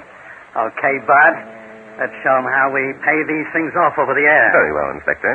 First of all, I want to tell you, Kirk, that we found it necessary to question only 5 of your guests before we found our man. I suppose that means that one of us is the guilty party. That's right, Gav. It does. And I'm sorry, all 3 of you are my friends. So was Ditsy, wasn't she, Bart? Come on. Get it over with. I'm anxious to see if my guess is correct. Are you referring to the match that you picked up in Dixie's cabin when we went to investigate? Yes. How'd you know that? I saw you pick it up. So that clears up that point, doesn't it? Now, Inspector, would you like to explain about the knife? Not much to explain. The guilty party came back and swiped it. We figure he must have tossed it over the side, which is fine with us. We're in shallow water here. Tomorrow a diver can find it easy. Oh, well, then there'll be no doubt. The fingerprints. I'm afraid, Ella, that the fingerprints will be obliterated. However, fingerprints won't be necessary in this case. Now, that clears up mystery number 2. Mystery number 3 is the fact that the lights went out at a most opportune time. Now, don't tell us that had something to do with the murder. It had a great deal to do with solving the murder, Gavin. If we hadn't been forced to put in at this coal, we wouldn't have been able to get hold of Inspector Denton. And that was important. Go ahead, Bart. Thank you. Bart, it was you who fouled up those lights. That you are, Kirk. I hate to have to admit it, but I eavesdropped on the conversation between you, Ella, and Gavin this evening. But why did you disrupt the lighting system? Don't ask him to explain that. Bart has hunches, and usually they pay off. At least this one did. Let's stop beating around the bush. Who do you think murdered Dixie, Pot? It isn't a case of thinking. It's a case of knowing this time. You all had strong motives. But since it was Ella who... I didn't do it. I didn't. If you say I did, you're crazy. Take it easy, Ella. Quit acting. I was going to say, Ella, that since it was you who discovered the body and reported the murder, your innocence is fairly well established. Oh, then you don't Even think... as good an actress as you wouldn't have dared run such a risk. You would have taken time to compose yourself and study your lines. So that reduces the group of suspects to Kirk and me. Bart, don't let anyone ever tell you you're not a good showman. No, never has, Bob. Kirk, I don't admire your principles, but since you were with me from the moment you left Gavin's cabin after your argument with him and Ella, until Ella reported her discovery, you couldn't have been guilty of murdering Dixie. So, I'm it, huh? You're it, Gav. You want the proof? No, I don't want the proof, wise guy. You won't do anything. There we are. Keep your hands off. Hey, it's a gun buster, and it's sticking right into your ribs. Okay. You don't have to get tough. I quit. It's better. Nice work, Inspector. Thanks. Sorry, Gavin. Murderers always get caught, don't they?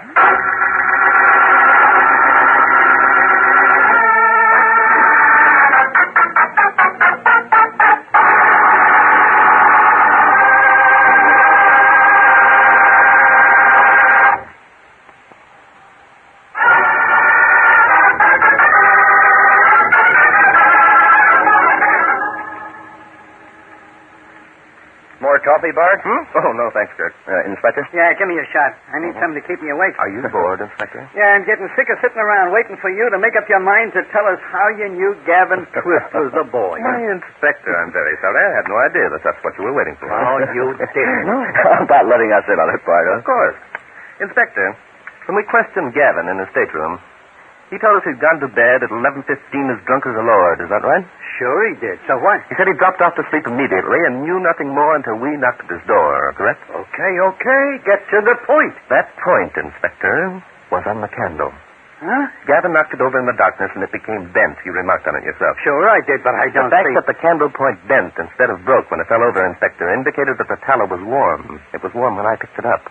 And the only way the tallow could be warm was because the candle was burning before we knocked at Gavin's door. By gosh, that's right, isn't it? By gosh, it is, Inspector. And that meant that Gavin was lying, didn't it? Yeah, it did. Well, that clears up the last of the mysteries. All I can say is it's a lucky thing you were invited on this cruise, Bart. No telling how things might have turned out. Why, Inspector? Why? Why, because... Oh, you mean because mystery is my hobby.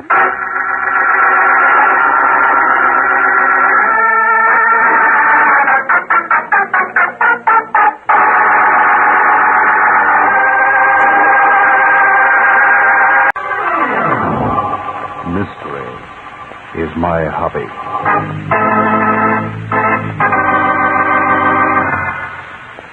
Ladies and gentlemen, Barton Drake speaking. For tonight's drama, I've selected case history number 115 from my book, Mystery is My Hobby. I call it The Case of the 65 Women. Now, do not worry, ma chérie. Many times I have fought the Boche, and each time I have returned victorious. But your good fortune, mon brave Capitaine, it will not hold out forever. It is not my good fortune, Annette. It is my skill. Oui, I know. But just the same, I have brought you something. Something to guard and protect you while you are fighting in the sky. Anything of yours, my dear wife, I will gladly carry. It is the medal of Saint Christophe. Here, take it and wear it forever next to your heart. Merci, ma chérie. And now one petit kiss, huh? Oh, you will be so careful. We do not be afraid to run. And now I go, eh? I will be here waiting, Maurice. Let us Saint Christophe protect him. Bring him back to me. Bring him back.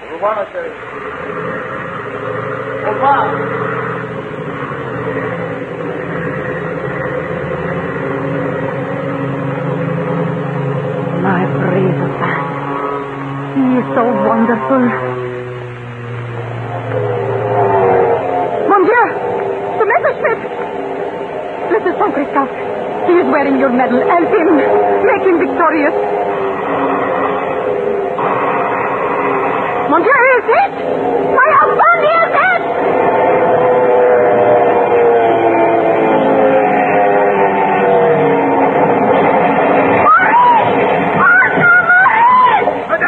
Madame, do not go near Ferret. But my husband, he is there. He's at his side. I am sorry, madame, but anything in that plane will be burnt to a crisp.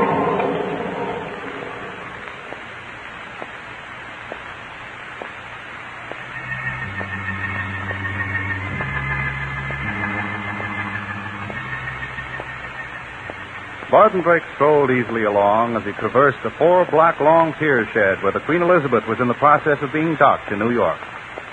Inspector Noah Danton, huddled to his ears in his heavy overcoat, which gave scant protection against the icy draft that penetrated the walls of the barn-like structure, took a hop, skip, and a jump to catch up and get in step.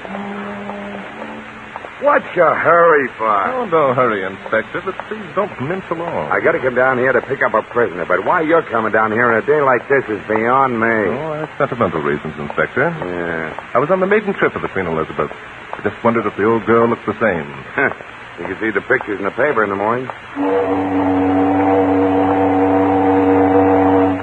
She's docked, Inspector. Better hurry. We still have nearly a block to go. Oh, I'm in no rush. The fellow I'm after isn't going anywhere. That is, except with me. Who is this chap you're picking up, Inspector? Full by the name of Burlingame Birdie. An Englishman? Obviously. Only he made the mistake of floating some fake stocks in New York. And you had him extradited. Yeah. Traded him for a Brooklyn mug who slit a dame's throat in Piccadilly Circus. So there's lend-lease and crime, too, eh, Inspector? Well, as far as I'm concerned, England could have kept this guy. To each his own, eh? I see what you mean. Now, here we are. Look at her, Inspector. Isn't she beautiful? Which one? There's a bunch of dames coming down the gangplank. Not the dames, Inspector. The ship, the Queen Elizabeth. Yeah, it's a pretty good-looking tub. I'll have to bow to your astute perception, though, Inspector. The young ladies you mentioned are also very beautiful. And get a load at the load of them. Oh, must be a theatrical troupe. 50 or 60 at least. Probably on that in the French ballet. You know them, Inspector? No. I saw them on the passenger list. We always look over those things down at headquarters. An excellent idea, too. Hey, by George, look at that redhead. You look at her. I'm going aboard and pick up my prisoner. You go ahead, Inspector. I'll wait for you here, but let her be. This is where our beauties seem to be congregating. Be for ballet, I suppose. Be back in a minute, Bart. And while you're waiting, you might practice up on your adagio. Back to the customs inspector, please. Open your baggage, please. Open your baggage, young lady. You will hurry with the customs, will you not, monsieur? I wish to get mes enfants to the hotel. Well, with the dispatch as possible, madam. I don't guess we'll have any trouble. Not with you French. But no. My poor country would have nothing to, as you say, smuggle into your rich land. Yeah, I'm sure of it, madam. Monsieur! Yvonne! Look at Yvonne! Yvonne? Which one's Yvonne? She's falling! Hey, wait a minute. See where you're going. To that poor girl, mister, and don't try to stop me. What's the matter, Annette? What's the matter with this girl? I don't know, monsieur. Only will not someone stop this horrible, horrible thing? Yes, you're right. It is horrible, Annette. Yvonne is dead.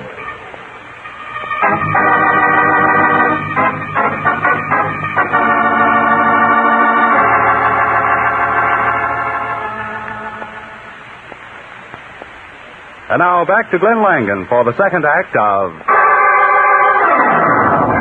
Mystery is My Hobby.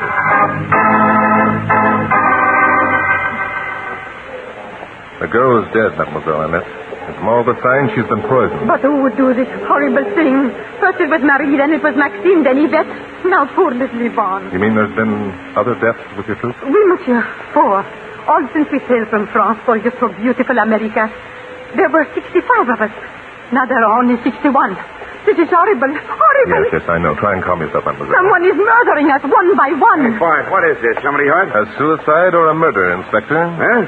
Well, now, I'll just take over. Yes, I should think you should. Mademoiselle Annette, this is Inspector Denton of the New York Police. Bonjour, monsieur. What's that? Just good morning, Inspector. Oh, brother, she got eyes. I say, old boy, couldn't you deposit me at your station house or something? I still have my sea legs, you know. No, you're staying with me, buddy, old boy. Handcuffed right to my arm. It's been so embarrassing, you know. Sure, I know, but I'm not turning you loose. That's how I gave the boy, how you gave the boys a slip the last time. Oh, very well. You're a prisoner, Inspector? Yep, Burlingame Birdie. This is Barton Drake. Charmed, old boy. Thank you. Now, what's this about a murder, Bart? I didn't say it was murder. Now, don't start getting technical. Who was killed? This young lady, Inspector, her name was Yvonne. Oh, poor Yvonne. I admired her, you know. You knew her? Oh, goodness, no. Just traveling companions, old boy. To trip over, you know. Well, don't just stand there, monsieur. Monsieur Drake, please tell your gendarme to do something. Of course, mademoiselle. Inspector, hadn't you better start your investigation? Sure. How was she killed, Bart? I suspect poison, Inspector. Where's this girl's baggage, Miss Annette? Right here on the bench. She was waiting for the customs inspector. Yeah, we'll just have a look here. Well, your girls have an excellent wardrobe, mademoiselle. Yes, monsieur. We managed to salvage a great deal from the war. Hey, Bart, what's this? What, Inspector? This bottle. Well, read the label, Inspector. Read the label. Belladonna. Hey, that's poison stuff. Yes, I know it is, but it's also widely used by theatrical people for their eyes. Eyes? Yes, Inspector. It dilates the pupils, makes the eyes look large and shiny. Then, Yes, I'm certain Yvonne used it. Also, our friend Annette here. But of course, monsieur. Okay, so Yvonne did use belladonna in her eyes. She could have swallowed some, too. That'd have killed her. She'd have had to swallow a great deal more than's gone from this bottle. It's a very weak solution, too.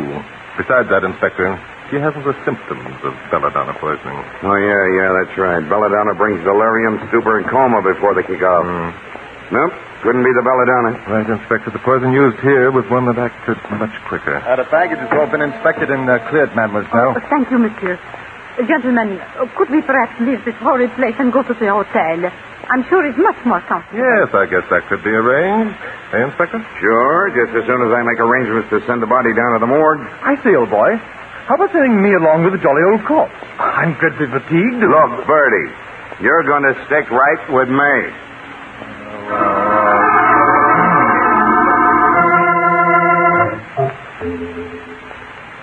Excellent accommodations you have here, mademoiselle. How did you manage it? What with the housing shortage and all?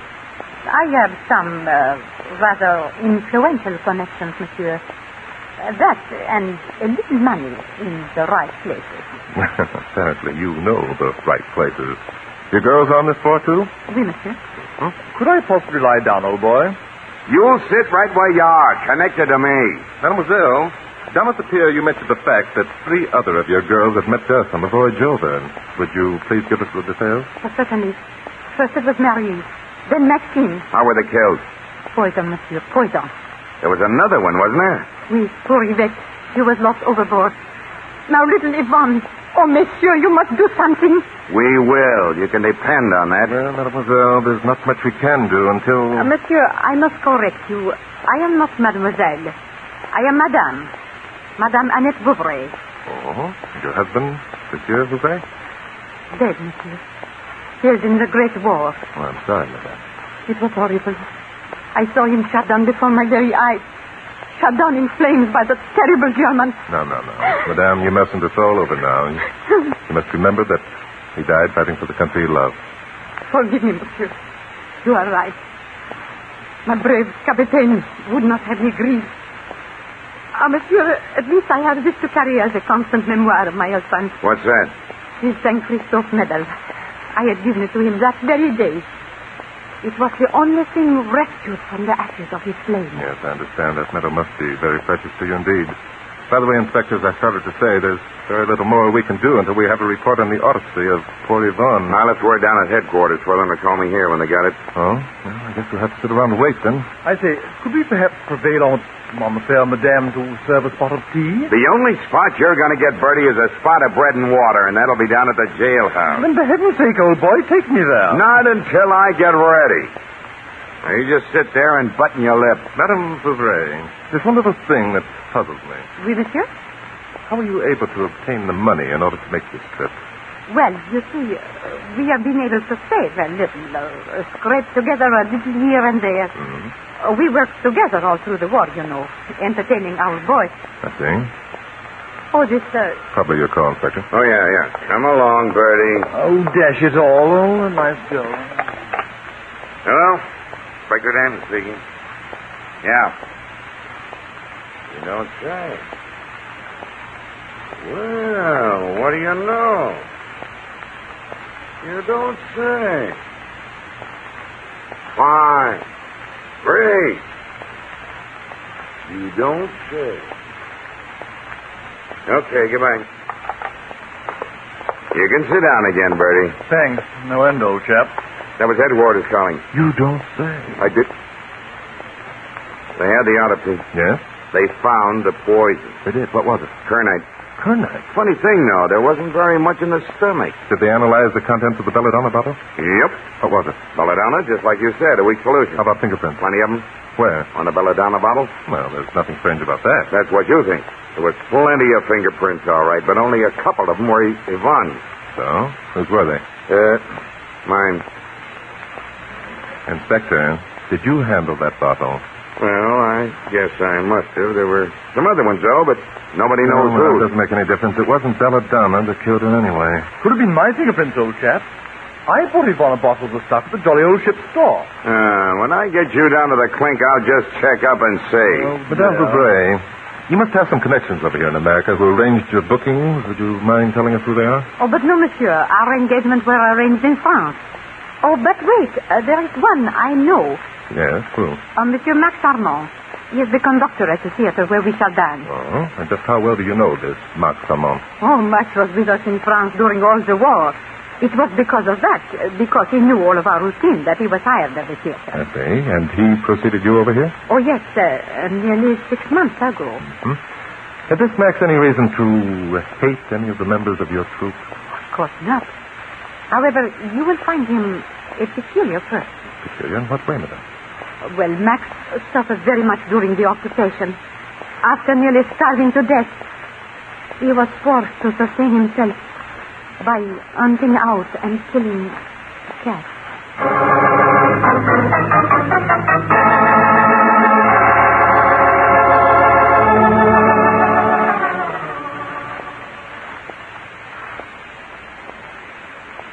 And now back to Glenn Langan for the third act of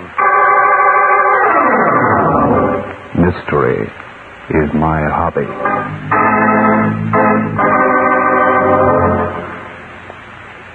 Now, gentlemen, we will try the second movement. Allegro agitato, if you please. There must be armor in there. Yes, Inspector. Maestro, one moment, please. Oh, what is it? Why, you? Can you not see I'm very busy? I just wish to speak to you for a moment, monsieur. I have not the time for rehearsing the ballet. Now get out, get out, get out. Just a minute, you. I'm Inspector Noah Danton of the New York Police. The police? Yeah. Oh, well, what do you want? I guess I will talk to you. Gentlemen of the orchestra, as your Monsieur Petrello says, take 5. Yeah, that's much better. The police, eh? It was that pig of a Madame Vouvray who sent you to me, was it not? As a matter of fact, it was. No, God. If it were for me to kill anyone, it would be she, not my poor little Yvonne, Maxine, Marie, Yvette. How did you know those dames were killed? I was to meet the boat. I've seen the captain. Oh, my poor enfant. Apparently you don't care much for the fair Annette Vouvray. She's a pig. And to think that to her I was one time so much in love. You and she were in love? All my life she has brought me nothing but misery. Now this... Oh, monsieur, this is too much. Yes, well, you tell us something about this misery. First, she throws me under for this Captain Vouvray. Yes? What do you mean by that? It was for love of his money that he yielded me. He was a very rich man. But his money could have done Madame Vouvray very much good after the Germans came. So it would seem, monsieur, but I do not know how she did it. But all through the occupation, she lives a life of, O'Toole? Riley. Inspector. She's a mercenary, greedy, money-loving pig. Yeah? Then if you hate this Madame Vouvray so much, How come you took this job directing the orchestra for a ballet? A man has to work in order to eat. You mean you're so wonderful, America? So you knew all these girls that have been killed, eh? Monsieur. And you hate this Annette girl? Very much, monsieur. I don't suppose that you could have engineered all this business so that she would have to break up her company and go back to France? Now, could you, Armand? Oh, but certainly But you said you'd like to kill this Annette, now, didn't you? I do not know. Maybe I did. Well, would you? Would you? Yes. Yes, yes. Then maybe you poisoned Marie and Maxine on the boat. But I wasn't on the boat. Then maybe you had the poison shipped to them while they were still over in France, mailed them some candy or something. But I didn't. Well, I can't figure out how you pushed the other gal overboard when you weren't on the boat. How did you do that? Inspector, don't you think you're acting a bit silly? You'll let me handle this part. I got this guy on the run. All right. It's your funeral. Here's you mean. I got it. You had a Confederate on that boat. You paid somebody to push the girl over. Now, who would that be? How do I know? Maybe Burlingame Birdie here. Me? Huh, don't be an ass. Oh, getting your damn rip up, am I, too, huh? Maybe that's just what happened. I think I'll just arrest you for murder, Mr. Max Armand, and take you down to headquarters where I can sweat the truth out of you. Inspector, I can't let you do that. Why not? You haven't one shred of evidence. Oh, haven't I? Just take a look at this Armand's eyes, will you, Bart? Yes, go on. See how big and shiny they are? Well, I got a hunch this Armand fella's using belladonna, too. Right, George, I believe you're right, Inspector. Well, you can chalk one up against me. I hadn't even noticed. What do you think now? Maybe it wouldn't be a bad idea to bring him along, and we'll all go back and have another talk with the fair Annette. Now, wait a minute. By Jove, I'm getting sick and tired of all this. Shut up, Bertie. I'll just handcuff Armand to your other arm. Here. Come over here, Armand. You're making a big mistake, monsieur. Welcome, old chap. Join the jolly old chain.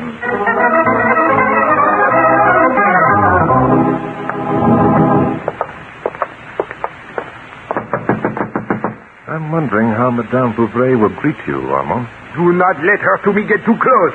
I will spit her into face. Oh, I say, that is disgusting. Shut up, Bertie. Oh, you are back, Monsieur Drake. Well, and you have brought Maxie with you. Come in, please. Name of a name. It is to you I have to thank for all this, huh? Oh, what is the matter with poor Max, Monsieur? The handcuff? If I could see you alone, Madame. Oh, certainly. However, I have nothing but my boudoir. That'll do. Come on. You will have the chair, Monsieur. I'll sit on the bed. Thank you. A drink, Monsieur. I have some very fine cognac here on the dresser. Thank you very much. Don't mind if I do that. You know, you're very beautiful, Annette.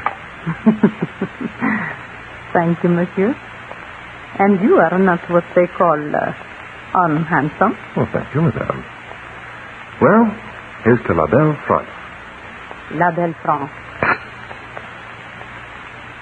Now, Monsieur, would you please to tell me why you have my poor Max in chains? The good inspectors arrested him for the murder of Mademoiselle Yvonne. No, Monsieur. Yes, Madame. Oh, but poor Max. But, I can't believe it. He is so bitter. He imagines he has been wronged so terribly. Oh, but how could he have done those murders, those on the boat, I mean? That's something for the inspector to figure out, I'm afraid. Oh, you Americans. You are so brave, so clever. At last, now it is all finished. My girls are safe again. Yes, ma'am. They're safe. I can guarantee you there will be no further murder. Monsieur, do you mind if I kiss you? Not at all. I think I might rather like it. Monsieur Drake. One moment, please, Annette. Your eyes. My eyes? Yes, when I kiss you, I'd like to see your eyes, all wide and shining like they were this morning when I first met you. But, Monsieur... Perhaps a few drops of belladonna? Belladonna? Yes, it's in your bag here. I'll get it for you. No, Monsieur. You must not touch... Touch the bottle, I won't, my dear. I'm much more careful than the inspector. I'll just use my handkerchief, open the bottle, and smell it. Monsieur! Mm-hmm. Just as I suppose. My dear, I'm afraid we're going to have to dispense with that kiss. Come on, the inspector's waiting. Very well. I go. Come, Madame Bouvray. All right, ready to go, Bart? Yes, Inspector, we're quite ready. Huh? Madame Bouverie coming too? Yes, indeed, Inspector. You may add her to your list. But what? Why? Smell this, Inspector? Yeah? Be careful. Don't touch the bottle fingerprint, you know. I won't. Whew. Smells like dead rats. Doesn't it, Inspector? Hey, that's Kernite. Huh? What's it doing in a belladonna bottle? Inspector, do you always believe what you read on the label? Well, I'll be... Don't say it. There's still a lady present. And now if you have another handcuff, we can put the Theranet on the end of your line. Oh, no, you don't. I've had enough of this silly business, and I can't stand any more. You're not going to add another link to this chain. What can you do to stop me? I'll confess, that's what. Confess to what? To something more serious than selling silly old fake stocks. And you'll have to extradite me back to England. Oh, yeah? Huh? I'm wanted in London for murder. Murder? Right. I'm not Burlingame Bertie at all. I'm really Jack the Ripper.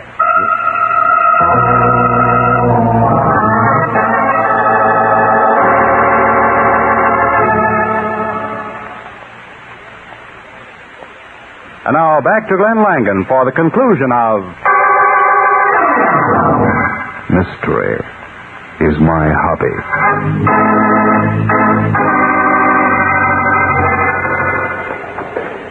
Come along, Bertie. We got to make that boat. Oh, right. I wouldn't miss it for the world. Oh, it's too bad you had to confess. I was just beginning to like you. I was sort of attached to you myself, old boy. Bart, you were sure right about that belladonna bottle. The one you took from Madame Bouverie was full of Kernite. Mm-hmm. And there were fingerprints all over it. Who? Madame Bouverie's. And who else's? Yvonne's? Mm-hmm. Exactly. You see, Madame Bouverie substituted her bottle of Kernite for Yvonne's belladonna. After the murder, while the bags were open for inspection, it was a simple matter for her to switch back to the original bottle. Well, what I can't see is how Madame Bouverie got the girls to take this stuff. The autopsy didn't show a drop of it in the stomach. Through their eyes, Inspector. Their eyes? Yes. The girls themselves put it in their own eyes, thinking it was belladonna. One drop of Kernite in the eye will kill in just 3 seconds. Yeah. What made you suspicious of the redhead in the first place? The troop's extensive wardrobe, for one thing. You know that while the Germans held France, they confiscated everything of any value, especially clothing. Well, to be able to hang on to all that stuff, somebody in the troop had to be a collaborationist. Well, what made you think it was Madame Bouverie? Because she lied to me, Inspector, when she showed me that St. Christopher's medal that she claimed her husband carried to his death in the burning aeroplane. Oh, how could you tell that? Because in a fire that hot, that medal would have been melted into a nugget. And there wasn't a sign even of a burn on it. All right, so what? What has Madame Bouverie's being a collaborationist got to do with all these killings? Don't you see, Inspector? No, I don't see. The girls knew her for what she was and were threatening to turn her over to the authorities. Very simple, isn't it? It's about ready to sail, Inspector. You better get your prisoner aboard. Oh, yeah. Guess I had. Goodbye, Bertie. Bless you, dear boy. You know, you aren't fooling me a bit, Bertie. You're not guilty of those murders you confessed to. I'm not? And what makes you think that, old boy? Oh, it's simple, old boy. Because mystery is my hobby.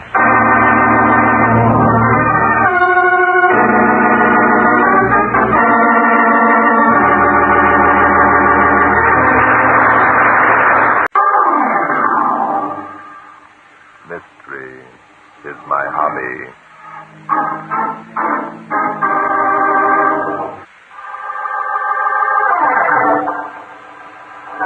Today's story took place here in New York only last week. K.O. Brown, lightweight boxing champion, was defending his title against a virtually unknown contender named Lefty Ross. The inspector and I were lucky enough to get ringside seats.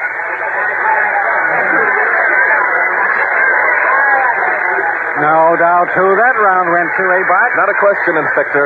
Young Lefty Ross doesn't be doing so well, does he? Well, I said right along the kid wasn't ready to meet K.O. Brown. Yeah, you're right. That fathead manager of his, what's his name? Niall Sampson, yeah.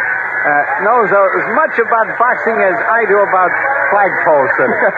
Was flagpole sitting the chief sport when you were a boy, Inspector? Oh. Look, Inspector. There comes Sampson now. Yeah. I suppose he's going to give young Ross some fatherly advice. Probably. You know, if I had Sampson's reputation, I'd crawl into a hole and I'd just pull it in after me. You don't think much of Sampson, eh, Inspector? I'll say I don't. Hey, what's going on over there in K.O.'s corner? It looks as though a private fight of its own has started among the spectators. Uh-oh. Here comes a policeman. They'll have it settled in no time. Sometime I'd like to go to a prize fight and see all the fighting done in the ring. Here we go, Inspector. Round 2. Yep. Hey, you want to make a little side bet on who takes it? Right. 10 even says Lefty Ross takes it. Are you kidding? That's a sucker bet. 10 even, Inspector. Take it or leave it. Okay. It's a deal. Sucker. That's all right. We'll see. Hey, what's the matter with K.O.? He's laying down on the job. You've got that twisted, Inspector. Young Ross is waking up on his feet. Look at that. Hey, you bum! Get in there and fight! You tell him, Inspector, he needs all the support he can get. My golly. Samson must have given the kid a shot in the arm or something. Either that or K.O. was up late last night. Don't let that boy slow. Come on, Lefty. My money's on you. What a sight. K.O.'s driving. This is something I never expected to see. You and 2/3 of the crowd, Inspector. Look, K.O.'s down. Down. He's up. Like a light. Get back to your corner, Lefty. Let the referee count. He's counting. He's counting. Don't worry about your dog. Stop cutting.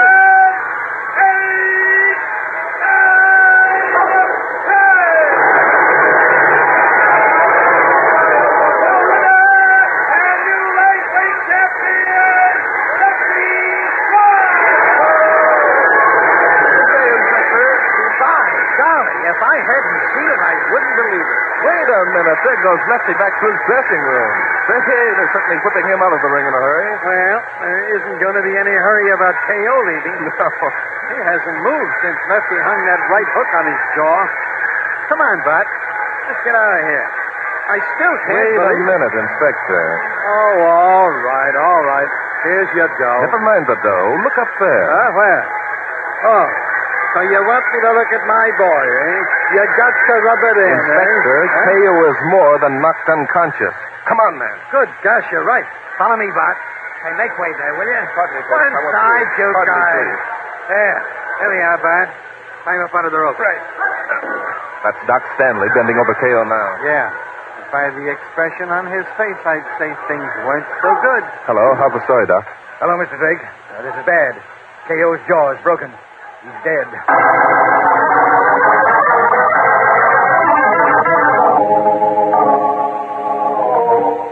Look, Bart, if you think you're going to smell a murder out of this one, you're crazy.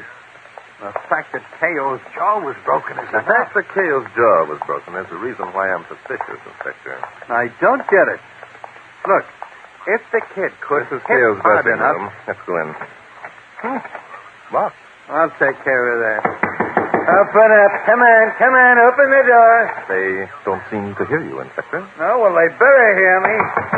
Hey, open this door in the name of the law. Who is that? Well, how do you like that? Who is it they want to know? The police! Open this door out! It's about time. Oh, the devil... There's Lefty in the rubbing table, Inspector. Let's go over. Come on. Yeah. There's Samson with him. One side, Brad. Oh, gentlemen. What's on your mind? Plenty. What's the matter with the kid? What do you think? A couple of rounds of being slugged by a pug like K.O. don't do a kid like Lefty here no good. You mean that Lefty's out? He was out on his feet when we took him from the ring. By the look of those red welts on his body, he took more of a beating than I thought. Hey, take it easy, kid. Take it easy. You'll be all right. Is that the reason you hurried him out of the ring, Samson? Sure. Don't do no good to let them things get around. So I figured right, eh? The kid wasn't ready to meet K.O. But you shoved him in just the same. He got in a lucky punch and... Take it easy, Flatfoot. You stick to your snooper and I'll stick to my prize fight. Oh, yeah? Yeah, what the devil reason you got busting in here anyway? Plenty. Now, Inspector, listen. please. Samson, would you mind stepping over here in the corner a minute? Bring along those gloves, Inspector. All right, Samson, let's go. Say, what kind of a gag is this? Look, I got to tend to the kid. It'll be just as well if the kid doesn't hear what we have to say for the moment. Okay. What's on your mind? Doc Stanley just finished examining K.O. He's dead. Dead? What do you mean he's dead? He stopped breathing. What do you think we mean? Now, wait a minute. What's it got to do with me? What are you needling me for? K.O. died as a result of a beating he took from your boy, Sampson. His jaw was broken. What do you mean beating he took from my boy? That's a laugh.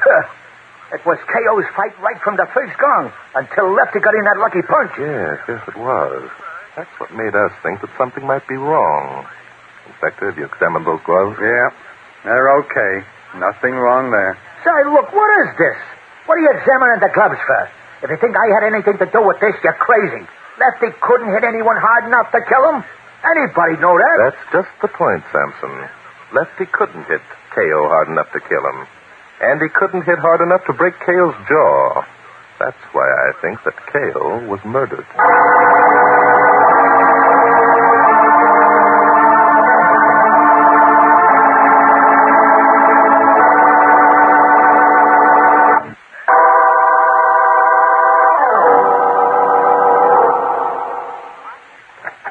Lefty. Oh, hello, Donna. Lefty, you didn't win. Yes, I won. I'm the new lightweight champion. Oh, darling. Darling, now we can have... Lefty, what's wrong? But you haven't heard? Haven't I heard what, honey? I've just been sitting here waiting. K.O.'s dead. Dead? Darling, what are you saying? He's dead. He died because I hit him too hard. Honey, you're joking. How could he die because you hit him too hard? That's ridiculous. They think I had my gloves padded. They think I murdered him. They let me go because they couldn't turn up any evidence, but I can't leave town. The idea. The very idea of thinking that you... They're coming up here to ask me questions. They think I did it. They think I'm a murderer. Oh, darling, don't. Of course you didn't do it. Of course you're not a murderer. I must be. They said K.O. died from blows he received in the ring. He examined my gloves. They thought the gloves had been padded. Look, darling, be reasonable. You couldn't have hit him that hard. And even if you did, it wouldn't be your fault. Lefty, your gloves weren't padded. I don't know. I don't remember. It's all confused in my mind. Maybe they were padded. Oh, there they are now. I've got to get out of here. You're doing nothing of the sort. You stay right where you are. This is the silliest thing I ever heard of. Yes? Sorry to intrude, Mrs. Ross. You are Mrs. Ross, aren't you? Yes, I'm Mrs. Ross. If you're the police, Lefty has already I'm Barton told me... Drake. This is Inspector Noaden. Hi. Hello, Lefty. Hello, Mr. Drake. Now, see here, Mr. Drake. It's utterly ridiculous to think that Lefty could have hit Yes, that. I know. We don't believe Lefty's capable of delivering a blow hard enough to kill any man any more than you do. But still, you've accused him of murder. Not yet we haven't, lady. It's like this. If K.O. died as a result of the blows he received, the gloves had to be padded. Padded? Yeah.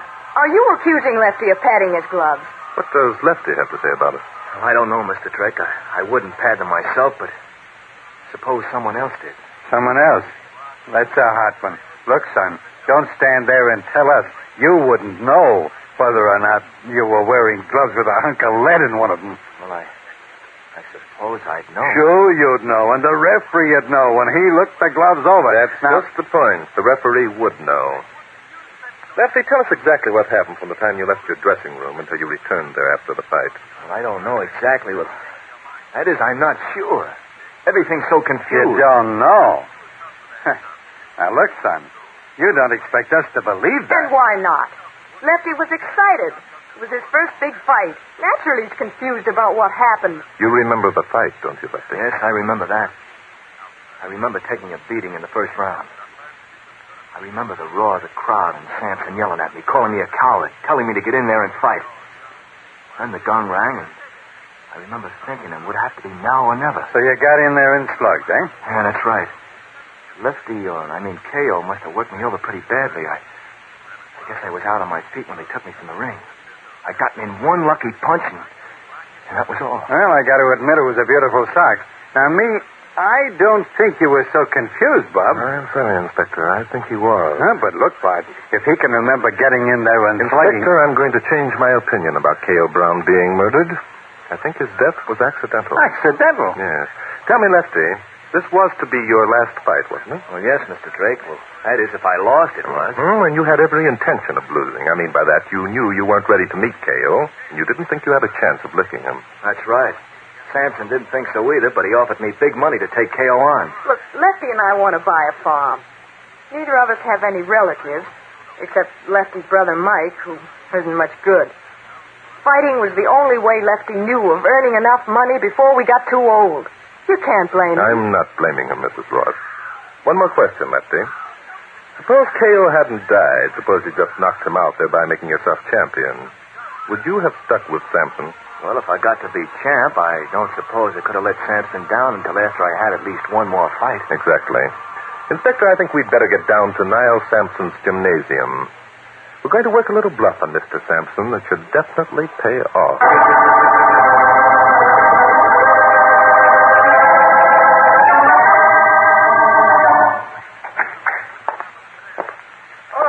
You, Drake, still snooping around, huh? That's right, still snooping around, Sampson. Well, are these two hairy gentlemen your bodyguards? That's it, Drake. My bodyguards. They get paid to see that no harm comes to me. You understand? Yes, perfectly. Drake, you're smart. All right, boys, relax. Now, what's on your mind, Drake? A little matter of murder, Sampson. That's rather a new line for you, isn't it? Let's say it's out of my line entirely, chum. I see. Meaning, of course, that you didn't murder K.O. Brown. I didn't lay a hand on him. And I can prove it. Can you prove that you didn't pad one of the gloves worn by Lefty Ross with a pair of brass knuckles or worse? Ah, that's a laugh. I suppose next you're going to tell me I had the referee in my pay. I think you would if you could, Sampson. Failing in that, you resorted to the next best thing. You padded the glove yourself. You did it between round 1 and 2. Sure, just walked up, stuck a hunk of iron in a glove with everyone looking on at me. No one was looking at you, Sampson, because everyone's attention was attracted to the fight among the spectators that started near K.O.'s corner. You're reaching for something that ain't there, Drake. Can I help it if a couple of drunks get to slapping each other around? You helped this one. You paid the drunks to do it. Inspector Danton just took them down to headquarters, where I feel reasonably sure he'll persuade them to confess. What? Why, you could... Well, now that we've cleared up that point, perhaps you'd like to confess to patting Lefty's glove. Look, Drake, you're too smart for your pants. Why don't you go have a talk with Lefty? I just came from there. And I suppose he told you that between round 1 and 2, I come up and stashed a slug in his glove. No, I'm sorry to say he didn't. Which blows your theory wide open, don't it? Listen, that kid's on the level. He wouldn't let me pull a fast one like that even if I wanted to. I'm quite aware of that, Sampson. That's the reason I'm going to hunt through your desk for a bottle of scopolamine tablets. You saying I drugged the kid? That's what I'm saying, Sampson. Now, wait a minute. Let me get this straight. I drugged the kid so he wouldn't know I was loading his glove. But he was still in good enough condition to knock out K.O. You sound triumphant, Sampson. Yeah, triumphant. Yeah, that's a good word. I think you're a little bit wacky if you expect anybody to believe that crackpot story. Now get out of here. I got things to do. I'm afraid you'll have to postpone the things you have to do, Sampson. Keep away from that desk, Drake. Afraid of what I might find, Sampson? I'll tell you how afraid I am. Boys, lock the door. I wouldn't do it, boys. Inspector Danton will be back here any minute, and he won't be alone. So what if he is? I'm telling you to get out of this office or else. Sorry, Sampson. You've been training fighters for years. You ought to understand this. Boy, you lousy. Get him, boy. Okay, if that's the way you want it, come on. Oh, you will, will you? Give it to him. Open the door. Take care of Drake. Come on, boys. Let's get out the back door. What Danton don't know won't hurt him. Hey, you get back out of sight. Open up or I'm shooting this box of blazes. Wait a minute, Inspector. I'm at you. Something Judas spot. Look at your face. They did a job on you, eh? Yes, it feels that way, Inspector. Well, what did you let them lock the door for? I was busy at the moment. Well, anyway, the bluff worked. Sampson thought sure as heck I was working over some of his boys down at headquarters. I'm afraid our bluff missed fire entirely, Inspector. What do you mean? I heard every word Sampson said. The trouble is you didn't see what I saw. You see something special? Very special, Inspector. Just as Sampson and his boys reached the rear door, it opened and a man came in. Sampson yelled at them to get back out of sight. Well, who was it? Lefty Ross.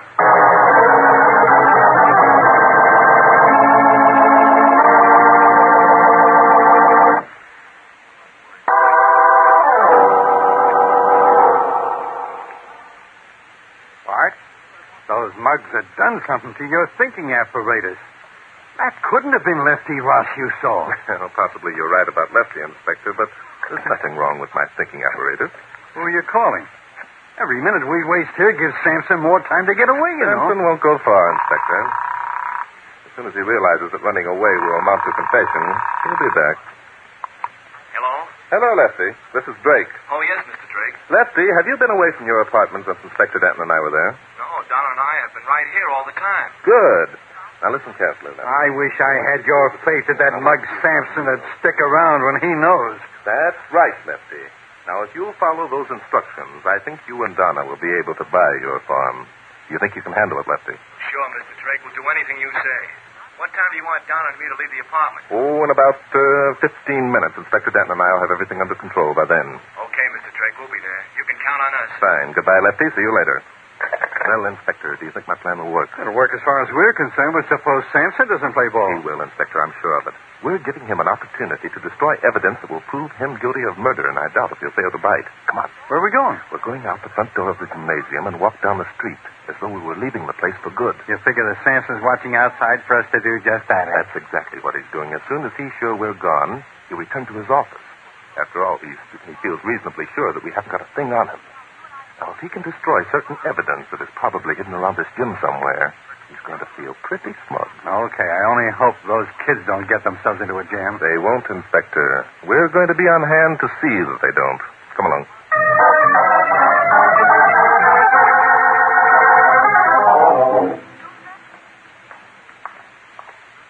Lefty, what if Mr. Drake's plan doesn't work? Oh, it'll work, Donna. Drake knows what he's doing. It's the only chance I have of escaping a murder charge. Oh, this is Sampson's office here. Aren't you going to knock? No, let's surprise him. Hey, what the... Oh, it's you, kid. And a little woman, too. Well, come right in. Come in. Hello, Niles. I dropped by to tell you I was quitting the ring. Oh, you did? Now, just a minute, kid. You ain't walking out on me just when I made you champ, are you? Yes, I am. That fight wasn't on the level, and you know it. You better back that statement up with a few facts, kid. I don't like it. I didn't think you would, Niles, so I got the facts. All the facts I need. Yeah? Such as what? Well, I talked to some people who saw the fight. They said I took quite a beating in the first round. They said it? Don't you know yourself whether you did or not? No, I don't. That's what I wanted to ask you about now. Everyone I talked to said K.O. land-basted me all over the place. They said that mostly he went after my face and head. Is that a fact? Yeah. And when I heard that, I began to wonder why I didn't have any marks or bruises on my face at all. Oh, so that's it, huh? Well, now, ain't that a shame? Kid, it's just a lucky thing my boys are here. They can just take care of your predicament without no trouble at all. Boys, the kid here figures he ought to have some marks on his face and head to show he's been in a fight. Lefty, look out. They're going to beat you up. Now, Mrs. Ross, don't you worry. My boys will give Lefty what he wants, and then we'll all sit down and have a nice little talk about whether or not the kid's going to walk out on Niles Simpson. No, leave him alone. Get it to him, boys. He asked for it. Keep away from me, you mugs. All right, you punks. Get away from him. Sit still, Samson. Bart, go over there and frisk him, will you? Glad to, Inspector. Hey, what is this? What's the idea? In case you're really wondering, Sampson, we'll let Lefty's brother Mike give you the details. Why, you can't prove a thing by him. Not a thing. What's my brother Mike got to do with this, Mr. Drake? Quite a lot, son. It was Mike who fought K.O. Brown yesterday, not you. That's impossible. No, that's not as impossible as you might think, Mrs. Ross. You see, before the fight, Lefty was given a scopolamine tablet. Scopolamine? What's that? It's a new drug, Lefty. It puts the patient in a semi-conscious state. Some psychiatrists use it as a substitute for hypnotism. Well, I can't believe I wasn't actually in that ring. You don't remember the fight? You said so yourself. Well, it's all confused. I'll tell you why you can't remember it, Lefty. Samson had a loudspeaker rigged up in your dressing room. You heard the fight, and Samson kept yelling at you to get in there and slug. And someone else kept whacking you with a wet towel, which accounted for the welts on your body. It was your brother who was actually in the ring. He looked enough like you so that no one noticed the difference. And between rounds 1 and 2, Samson came up and patted one of Mike's gloves while everyone's attention was attracted to the fight near K.O.'s corner. Mike had been training for weeks. It wasn't much good, but he had enough stuff to last 2 rounds, which was all Samson wanted. Yeah, but why? why did Samson go to all that trouble? The answer to that is obvious, Mrs. Ross. Lefty was going to quit the ring, but Samson knew if he won the championship, he'd feel morally obligated to stick for at least one more bout. And maybe Samson could work the same gag again. Okay, boys, you got me. That's just the way it happened.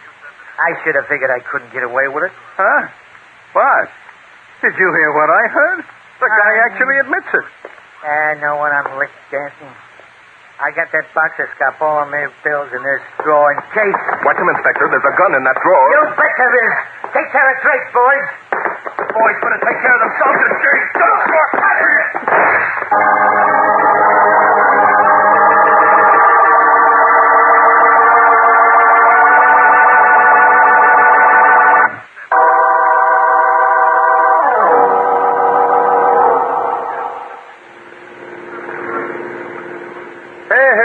Pull up here, Inspector. The Rosses live in that apartment house. I know it. I've been here before. That's right. I don't know how Lefty and I can ever thank you two for all you've done That's for fine, Mrs. Ross. It's the sort of thing that the Inspector and I enjoy. Eh, Inspector? Oh, sure. We had a heck of a time. Say, look, Bart, I've been figuring... Just a minute, Inspector. Huh? Were you going to say something, Lefty? Well, yes, I was. Well, what if no one had noticed, Mr. Drake? Well, I mean, Samson never let me have much publicity. Do you suppose That he was kept trying... you undercover on purpose? Yes, I do. The fewer times your picture appeared, the less likelihood of anyone recognizing Mike when he stepped into the ring. I guess you're right. Mike and I look almost exactly alike. Did you know it wasn't me in the ring, Mr. Drake? No, as a matter of fact, I didn't. Oh, then how did you guess? What gave you the idea that something was wrong? It was your name, Lefty. My name? Of course. You got your name for being left-handed, didn't you? Yes, I did, but... K.O. Brown was knocked out by 2 rights to the heart and a right hook to the jaw. That's it. That's what I was trying to figure out. Bart, hand me over $10. $10, Inspector? Sure, you bet me 10 even on that second round. I don't understand, Inspector. I bet you 10 even that Lefty would take the second round, remember? Well, sure I remember. But Lefty didn't take it. It was his brother Mike who took it. You proved it yourself. Now, give me my $10. You will. All right, you got me, Inspector. I stuck my chin out on that one. Here you are. Thanks. Glad I happened to think of that. By the way, Bart, there's a fight at the Gardens next week. So? Now, look, I'll bet you 15 bucks. No, you don't, Inspector. Not a chance. From now on, I'm betting on only one thing, and that is... mystery is my hobby.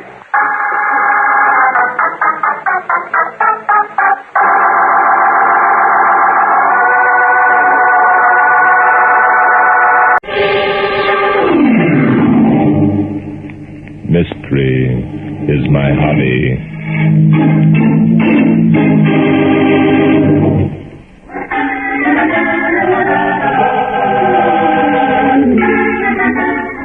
A Mrs. Sally Anders had been found dead in the kitchen of her home in the town of Walkerville. An autopsy revealed that she died of poisoning. Fred Anders, her husband, accused of murdering his wife, had escaped capture. For the past 10 days had been a fugitive from justice. On the evening of the 10th day, I had an unexpected caller at my apartment. Yes? Are you Barton Drake? Yes, I'm Drake. Will you come in? Yeah. You alone here? Yes, I'm alone. Sit over there, please. I'll talk from here. As you like. Well? Well, what? You said that you talk from here. What would you like to talk about? I guess you don't know who I am. Oh, yes, I'm quite aware of who you are. You're Fred Anders, wanted for the murder of your wife, Sally Anders. You're a cool one, Drake. I heard you were pretty clever. Now, you Fred Anders, what are you going to do about it? Nothing at all. As long as you keep your hand in the pocket of your jacket. That's smart. I've got a gun in this pocket, Drake. I haven't the slightest doubt of it, Mr. Anders. I guess I will. Sit down. Fine. There's a comfortable chair. I'll sit over here where you can keep your eye on me. Yes. It's a good idea. Maybe you're wondering why I dropped in on you like this, huh? I suspect that your purpose is to tell me you didn't murder your wife. Yeah?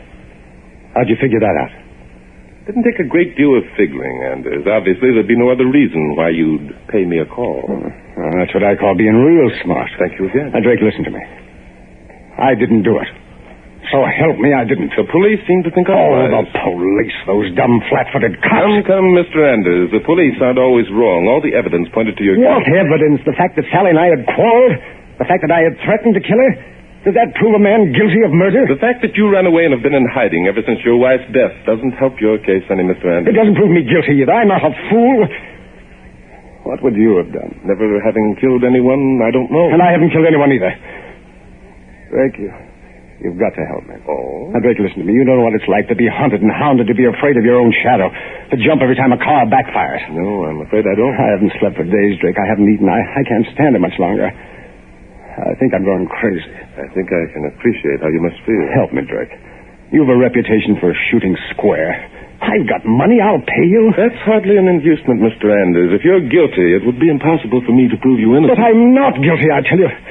Would I take a chance in coming here if I were? Would I be willing to risk everything on the one hope that you'd give me a break? No, Mr. Anders, I don't think you would. Well, then you believe me, huh? For the moment, I'll withhold my opinion, and I'll give you a chance to prove your faith in me. I'll do anything. Believe me, I will.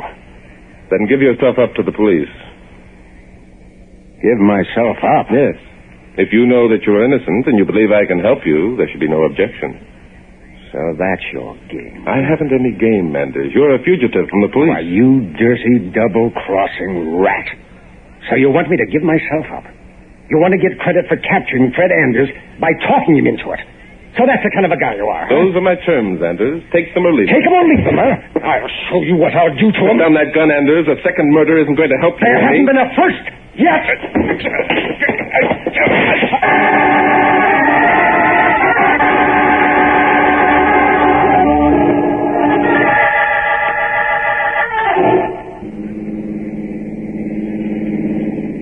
Now, look, Bart.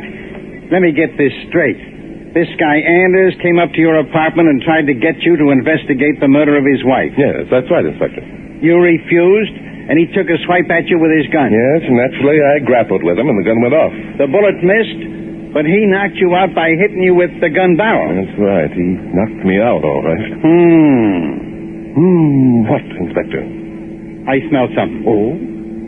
You know what you should have done the minute you came to your senses? No, I don't. What, Inspector? You should have called the police and reported what had happened. After all, Anders is a fugitive from I did call the police and reported what happened, Inspector. Huh? What do you mean? You said yourself that you called me the minute you woke I up. did, Inspector.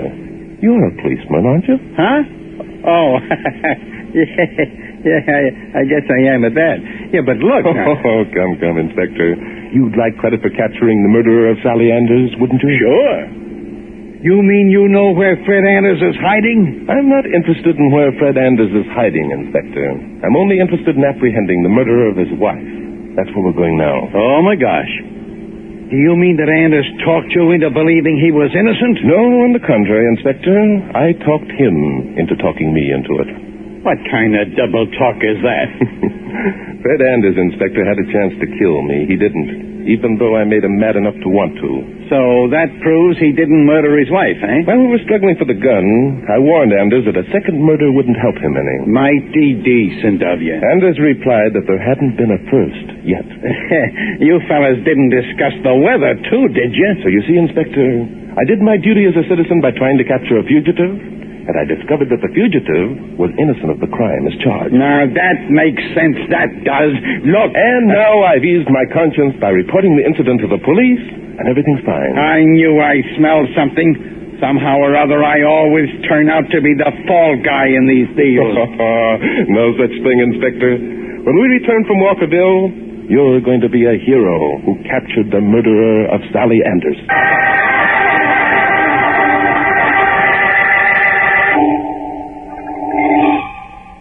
What are we stopping here for?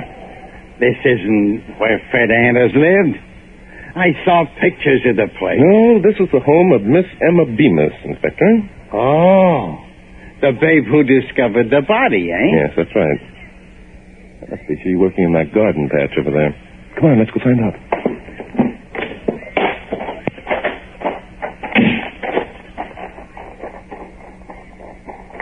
Well, she sees us coming.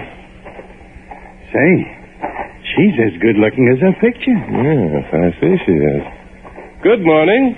Are you Miss Emma Bemis? Oh, my goodness. You must be strangers around here.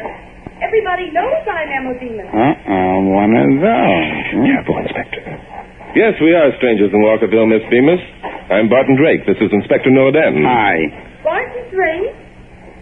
What a wonderful name. Well, what's the matter with that? And that name's been in our family for years. Look out, you're stepping right in my petunia bed. Oh, you big Now, hungry... don't get excited. I'm not stepping on your doggone petunias. Oh, big feet. Now I'll have to plant the whole plot over Well, again. for God's sake, how did I know? Stand over there, Inspector. You'll be all right. I'm all right anyhow. Of course you are. Miss Bemis, would you mind... Yes, Barton? You don't care if I call you Barton, do you? Not at all. Emma? Here we go again. It's such a lovely name. Yes. Miss,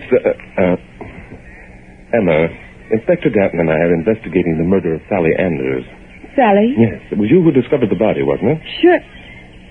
I mean, yes. Say, wait a minute. Are you two gentlemen officers? Well, yes. In a manner of speaking, we are. And you've come on a wild goose chase. It was Fred, Sally's husband, who murdered her. Who says so? Ebenezer Prengle says so. He's our chief of police. I guess I ought to know since it was I who discovered the body. Well, look, lady, just because you discovered the I was body... the most important witness at the coroner's inquest. Yeah, but... My picture was in every newspaper in the country. So what? My picture's been in the newspapers, too. But they called me the beautiful Miss Bemis, who lived next door. I was known as Dandy Danton, the Beau Brummel of Delancey Street. Inspector. Emma, would you mind telling us the exact circumstances under which you discovered Sally Anders' body? Circumstances? There weren't any circumstances. I just went over there and found it. Oh. Well, what was your reason for calling on the Anders that morning? Reason? No reason. I just decided to call on them the way neighbors do. That's no answer. Well, it should be. Sally and I had a cup of coffee together most every morning of the week. Oh, poor Sally. Why, poor Sally? Why poor Sally? Yeah. Well, how would you like it if your husband was always threatening to murder you? I haven't got a husband. Oh, dear Inspector. Emma, are we to understand that you knocked on the Anders' door? When no one answered it, you opened the door, walked in, and found Mrs. Anders lying on the floor? Oh, no. No, it wasn't like that at all. Oh? The door was locked. That's what made me suspicious. Well, I see. No one ever locks their doors in Walkerville. Naturally, I knew something was wrong. Naturally. And what did you do? Do I have to tell, Barton? I'd appreciate it if you would, Emma. Would you, Barton? Pardon me, if I'm in the way. Now, just keep your big feet out of the petunias, Inspector, and everything's going to be all right. Oh, is that so? Now, as you were saying, Emma, what did you do when you found the door locked? I looked through the keyhole. Well, you little rascal. And you saw Sally Anders' body lying on the floor? Yes. It was right there in front of the door. Oh. And then what did you do? Well, I screamed, naturally. I'll bet. And I suppose somebody heard you screaming and summoned Chief Prengle? That's exactly what happened. My, you're clever, Barton. Yeah, clever. Emma, let me tell you about the time... All right, Inspector. Huh? Emma, thank you very much for answering all our questions. You've helped us immeasurably. Oh. Now, come on, Dandy Danton. Get your big feet out of the petunia bed. We've got work to do.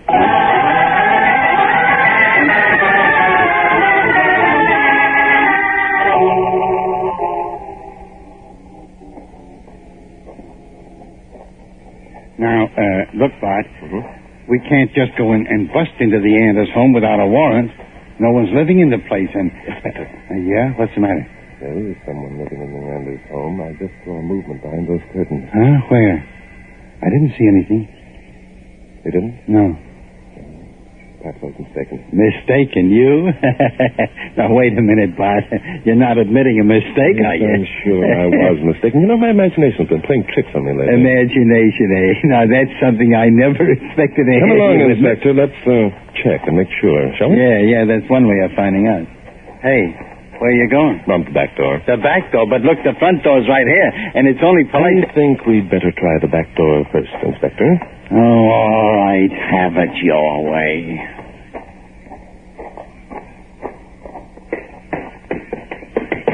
Say, the place is kind of run down looking, isn't it? Yes. It hasn't been occupied since the day of the inquest. I'll knock.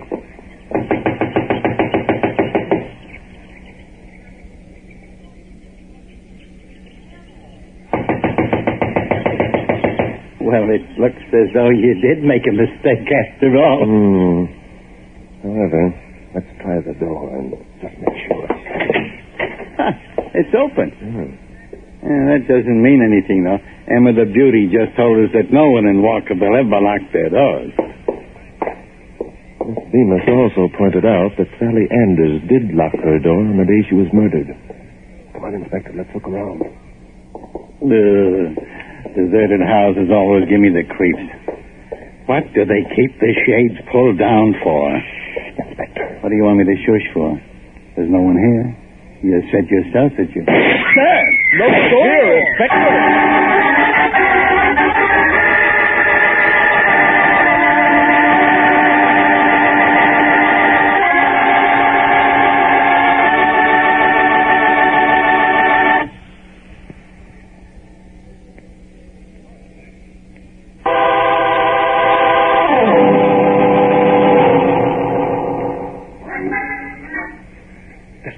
Yeah, it came from upstairs. Take it easy, Inspector. This may be a trap. Yeah, it might be at that. Well, the upstairs hall is deserted. Expected it would be, didn't you? Oh, sure, yeah. Whoever fired the shots must be behind one of those doors. Yes. Let's try them one at a time. This one here will be number one. Were you looking for someone? Who the devil are you? I'm Carol Anders. Who are you, please? Who are we? Did you get that far? I couldn't very well help but get it, Inspector. Miss Anders, you must be a relative of Fred Anders. Of course. I'm his sister. Now, what is it you want? What do we want? What do you think we want with everyone yelling and shooting off guns? Shooting off guns? I don't believe I understand. Don't believe you want... No, whoa, wait a minute. You mean you didn't hear any shots? Of course I didn't. I haven't the faintest idea what you're talking about. Well, I'll be a monkey. Furthermore, if you don't leave at once, I'll call the police. The police? I'm the police now. Look. Inspector, Miss Anders, I'm Barton Drake. This is Inspector Noah Danton. Hi. Yesterday, your brother called on me in my apartment You're and asked Barton Drake? Yes. But I thought that... Well, you thought what? I'm glad to know you, Mr. Drake. Now that the formal introductions are over, I'd like to know which one of us is nuts. I heard a shot. I heard two shots. Just a minute, Inspector. Huh? Miss Anders, you can only have one purpose in being in this house. You believe your brother is innocent. Oh, I do. I know he didn't kill Sally. And you hope that if you spend some time here, you'll find something that will substantiate your belief? Yes, there must be something. There must be. Yes, there is, Miss Anders. There's a good deal. It just occurred to me what it is. Inspector, I want you to pay Chief Ebenezer Prengle a visit. Ask him to let us have a copy of the report on the autopsy that was performed on Sally Anders. But wait a minute, Bart. There was a shot. Two shots. A scream. I heard him. You heard him, too.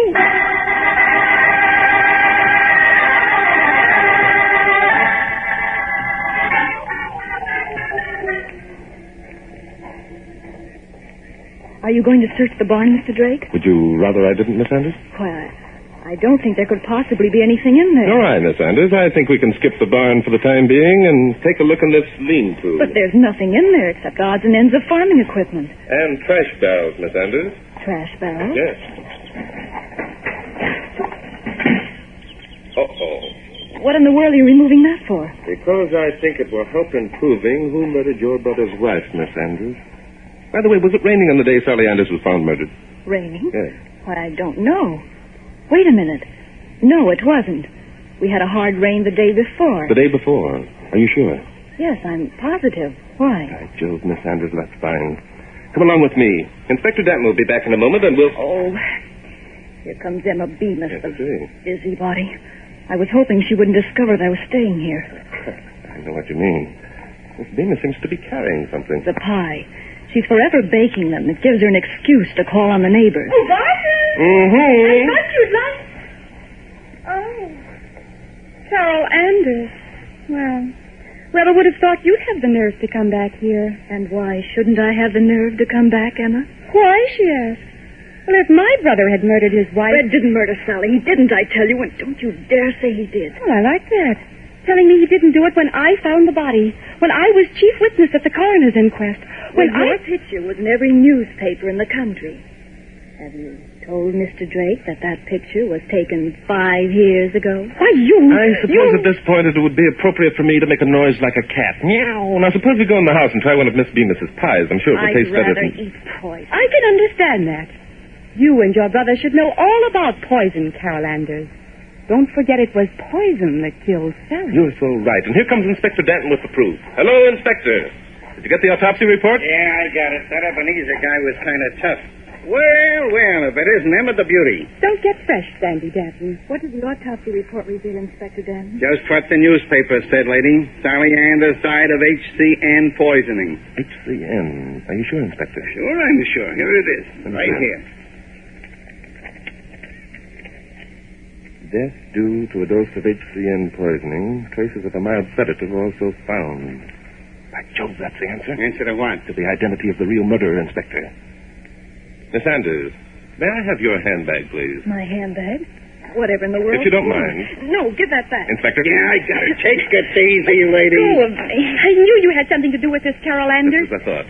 Miss Anders, have you a permit to carry this gun in your handbag? Isn't any of your business whether I have or not. So I wasn't nuts. I did hear some shots.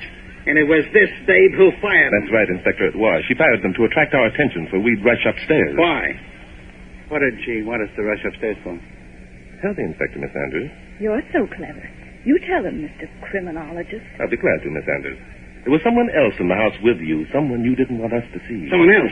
Then it must Miss have been... Anders shot her gun and screamed so that we'd rush upstairs and give that other person a chance to escape. Fine thing. So we let the murderer run out from under our noses, eh? You're so clever, Mr. Drake. On the contrary, Inspector, the other occupant of the house didn't escape.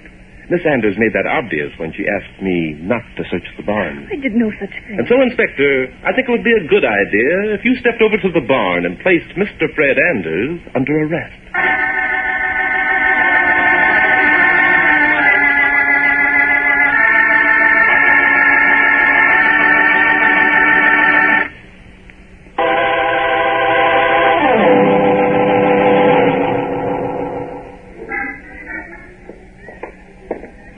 Okay, Anders, inside. Shoving me, Danton. Well, Drake, this makes your double-cross 100%, doesn't it? Sit down, Anders. Miss Bemis was just about to cut one of her famous pies. Not for him, I wasn't. Oh, Fred, I'm sorry. Never mind, Carol. It was no fault of yours. Well, Drake, go ahead and make a hero out of yourself by sending an innocent man to the chair. I don't intend to send an innocent man to the chair, Anders. In fact, I don't intend to send a man to the chair at all. What do you mean by that? I mean, Miss Anders, it wasn't a man who murdered Sally Anders. It was a woman. Then it must have been Carol. She was the only woman mixed up in the ugly business. Wait a minute, Emma, my beauty. You were around and you're a woman or you've been overacting. The idea. That's right, Inspector. Emma was around. It was she who administered the poison. See? How dare you say such a thing? Oh, Bart's a great hand at saying daring things, eh, Bart? Sit still, Petunia. I mean, Emma. Anders, before you left the house on the morning of your wife's murder, did you quarrel with her? Well, sure. Yes, I'm not denying that. What were you quarreling about? Why, what difference does it make? A lot. You'd been having a romance with Emma Bemis, hadn't you? Hadn't you? Not really. Emma and I were just friendly.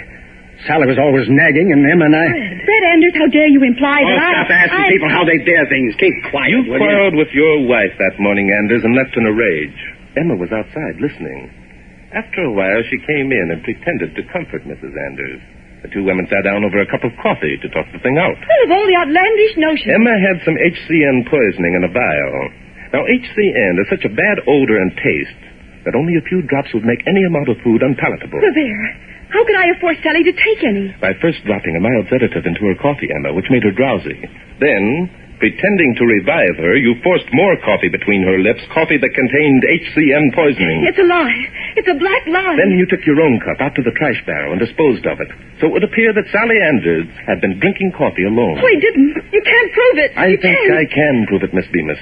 It had rained the day before. On the morning of Sally Anders' murder, you worked for a while in your petunia bed. Some of the soil clung to your shoes.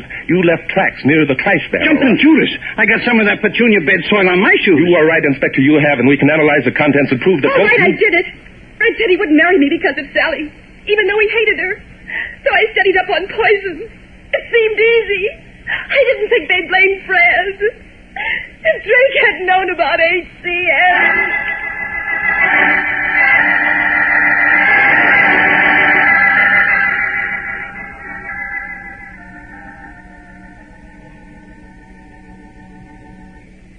Well, Bart, here we are back at the Lamplighters Club. Mm-hmm. How about a game of chess?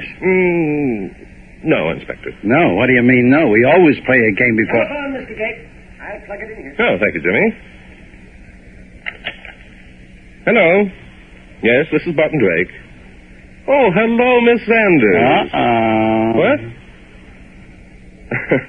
You've been wondering what aroused my suspicions when Emma told me she peered through the keyhole and saw Sally. Yeah, I'd like to know about that, too. Well, it was obvious she was lying, Miss Sanders.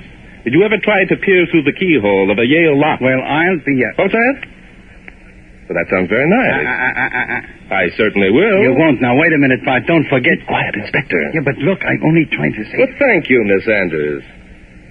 I know I'll enjoy it. Oh, you won't. It'll be a bust. Oh, what a pity. He's gone. No, I can't do that. You see, mystery is my hobby.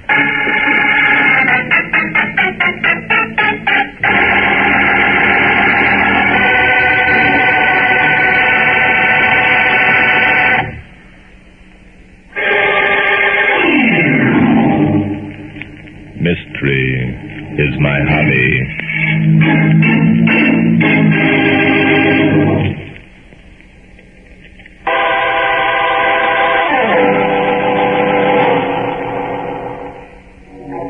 Today's story took place one evening last October. It was Indian summer, and I had gone out for a stroll after dining alone at the Lamplighters Club. Suddenly, a young girl rushed up and threw her arms about my neck. Darling, how are you? I beg your pardon. Well, after that, I'm sorry I'm not the man you were looking Pretend that you know me. I'm being followed. Followed? By whom? She's behind you, leaning against the bank building. Oh, no, don't turn around. Oh? There's a policeman on the corner. I'll call Oh, him. no. A policeman would only make things worse. Come, walk along with me. Here, I'll take your arm. He must be convinced that we're old friends. This is rather an amazing experience. Would you mind telling me your name? It's Claire Wesley. You've probably heard of my uncle, Howard Wesley. Mystery is my hobby.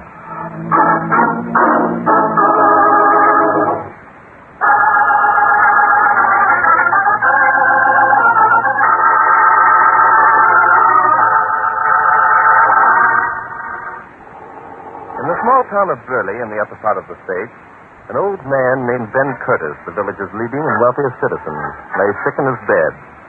Millie Curtis, Ben's young and beautiful wife, was his only attendant.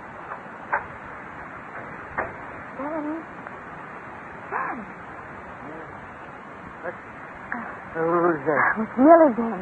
Time for your medicine. Oh, medicine.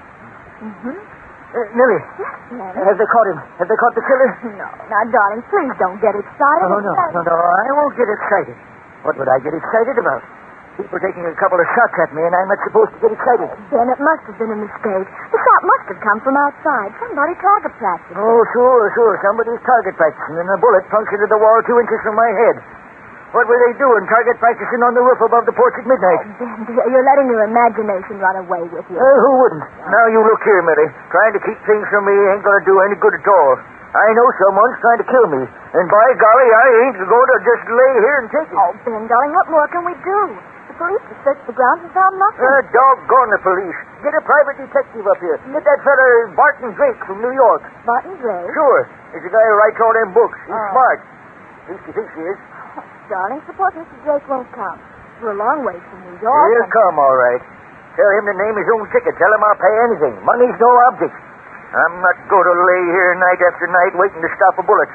You get Barton Drake. All right, Ben, I'll call him. But I don't think it will do any good. It'll do plenty of good. I've read his books, and I know. Doggone it, that guy will do anything for money.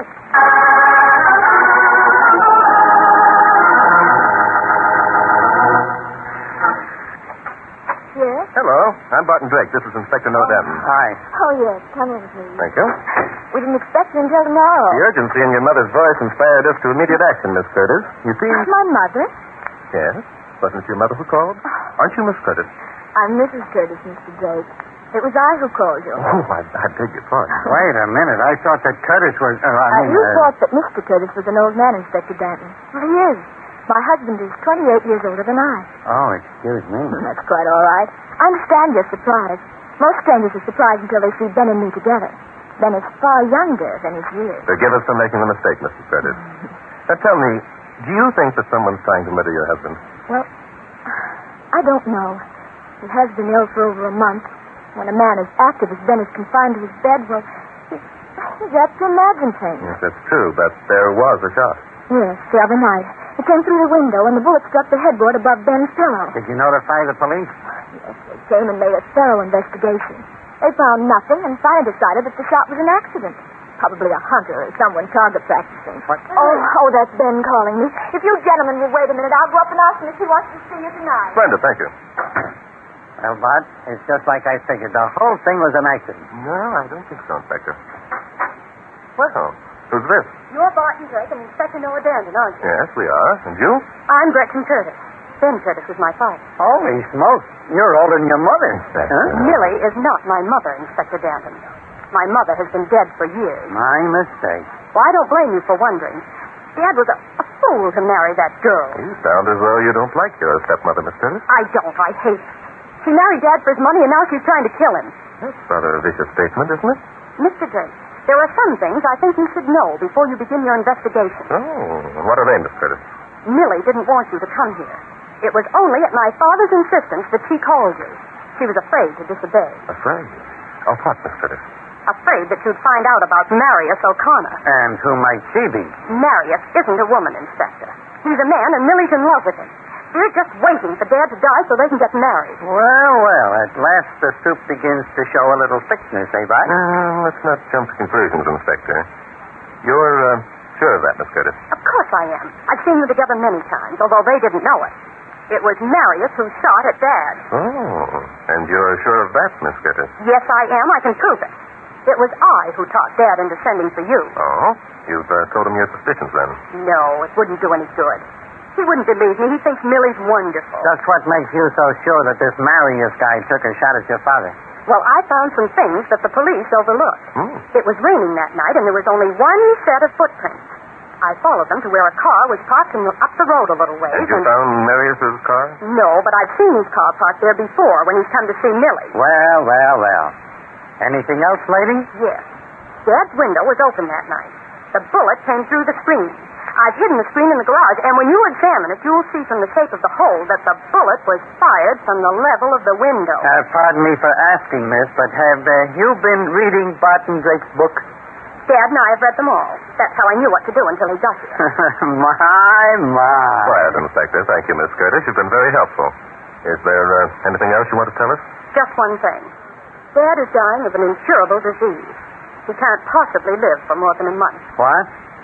Well, if that's the case... Millie doesn't know about it, Inspector Danton.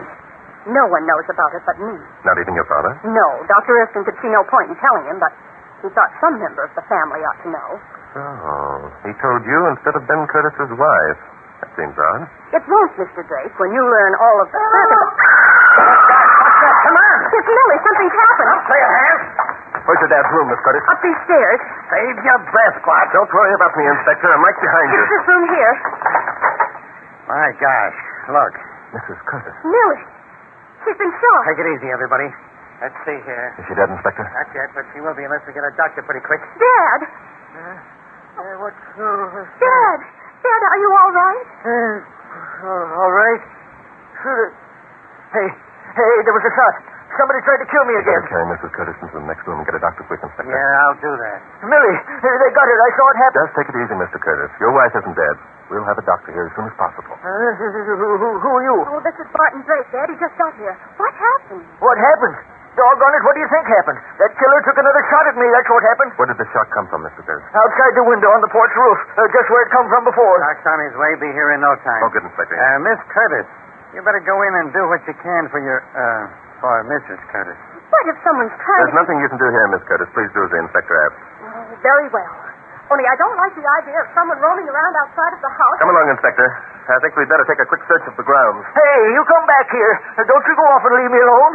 Doggone it, Drake, what do you think I'm paying out my good money for? I assume that you're paying it in the hopes that we can catch your would-be murderer, Mr. Curtis. Obviously, he isn't in this room, so I think we'd better look outside. Sure, but Come on, what if he let's go, climbs up Inspector. on the roof Yeah, again? let him lay. Another shot at me. Doggone it, I'm paying for protection, and that's what I expect to get. Now... Cantankerous old buzzard, isn't he? Yes, I'm frightened to death. However, if anyone's lurking about the grounds, I think we ought to know about it. Just for the record, Inspector, let's take a look at the ground under the porch roof. You think maybe there was someone on the porch roof, eh? At the moment, it seems like the only possibility. Throw your flashlight around here, Inspector. Okay. This ground's as hard as rock. No footprints would show up here. No, you're quite right. Well, let's take a look at that trellis. Huh. That's as good as a ladder if a guy wanted to climb up onto the roof. Look. Solid as heck. Don't shake it too hard, Inspector. Hey, Listen, come in here. Somebody's climbing up the terrace. There's a dumb bunny seat. listen, Inspector, listen. Listen, doggone it, where are you, girl? Where's that policeman? Well, Gretchen seems to have wandered off somewhere. Yeah, she's supposed to be in the next room with the door open. Say. He is right, Inspector. It's all right, Mr. Curtis. There's nobody down here but us. We'll be right up. But look, what? Shouldn't... No. I'm beginning to get some ideas, Inspector. And the answer to them is inside the house, not outside. Come on.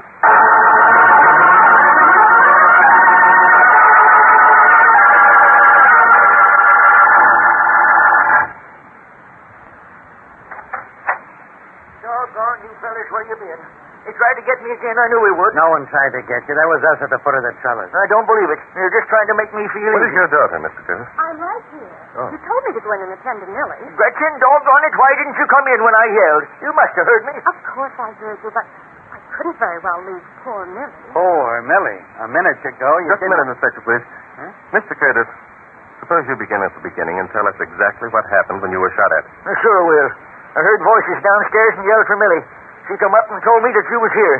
We talked a while, then Millie went into the bathroom to get me a drink of water. It was then I seen him. You saw whom? Well, the killer, of course. He was standing on the room outside the window. Yeah, on the roof out there. I yelled and rolled over as best I could. I guess the yell must have scared him. He missed me complete and hit Millie, who was just coming out of the bathroom. Mm-hmm. Did you recognize the man outside the window, Mr. Curtis? Nope, I ain't very strong. When I started to roll over, it made me kind of dizzy and I fainted. I see. Gretchen, where were you when your father called down and asked his wife to come upstairs? Where was I? Why, I was in my room across the hall. Hmm. Well, in that event, I think you can add to the story you told us downstairs by naming the person who's trying to murder your father.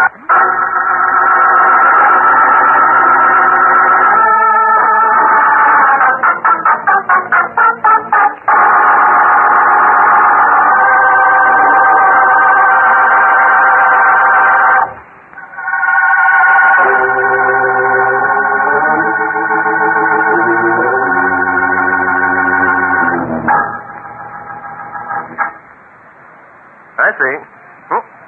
Oh, yes. Yeah. All right. Thank you very much, Mr. Burke. Goodbye. Oh, hello, Inspector. What did Dr. Erskine have to say? He thinks Mrs. Curtis will live. Lucky thing we could get hold of him so quickly. Yes, isn't it? It almost seems as though he were waiting for the call, doesn't it? Has that crack got some special meaning? Time will tell, Inspector. Time will tell. Yeah, time. Now, how about explaining what you meant when you said Gretchen could name the guy who was trying to knock off her old man? I think she will, Inspector, before we're through. Yep, that's the kind of answer I expected. Oh, round and round we go. Well, here's one for you. Doc Erskine says that Millie was shot at close range. What? Is he sure? Nope, only a guess. And the way I figured, he's guessing wrong. Why, Inspector? If Millie was shot at close range, there'd be powder burns. True. There weren't any? Nope, not a sign of any. The bathroom door is next to the door to the hall. If someone stepped into Ben's room from the hall, just as Millie came from the bathroom, He'd have to shoot her at close range. Look, Bart, I've already explained it couldn't be a close-range shot because there weren't any powder burns. On the other hand, the killer could have come through the window and followed Millie into the bathroom. Excuse me, Mr. Drake, for interrupting your train of thought, but you're way off the beam. What was that, Inspector? I said you're off the beam. Nothing that you've said adds up. The killer was after Curtis, remember? Besides, Curtis would have seen the guy if he'd come in through the window. I don't think so. Curtis had fainted, you know. Oh, by the way, is anyone with Millie now? Yep, both Doc Erskine and Gretchen are up there with him. Good. She shouldn't be left alone. I've just talked with Ralph Burke, Curtis's lawyer. He says that Millie and Gretchen are named as equal heirs to the old man's will. Which gives both of them a motive for murder, eh? How do you figure that, Inspector? Why? Because if one of them dies, the other will get the whole caboodle, won't she? Yes, but it's the old man that our murderer is trying to dispose of, remember? Oh, yeah, that's right, isn't it? Say, nothing about this case makes much sense, does it? Oh, no, I think it makes a lot of sense, Inspector. Come on, let's go out in the garage and have a look at that screen with the bullet hole in it.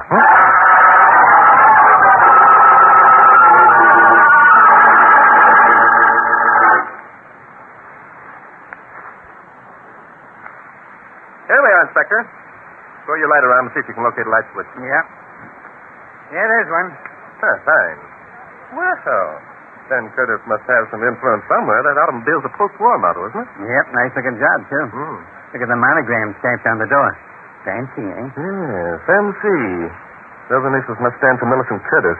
Probably a present from Ben to his wife. Old guys who marry young girls are always going haywire like that. Well, let's look for the screen.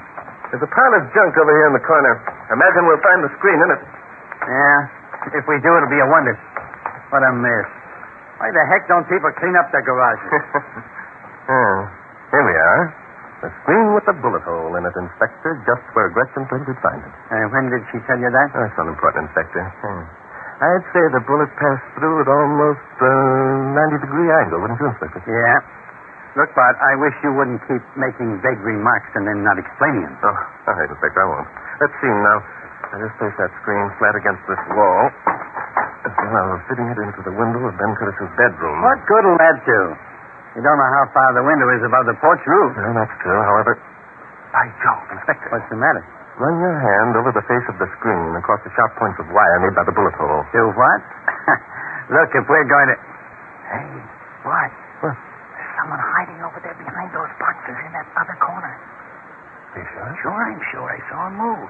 Look, I'll wander over that way like I'm hunting for something. You stay here. All right, Inspector. You better keep your gun handy. Yeah.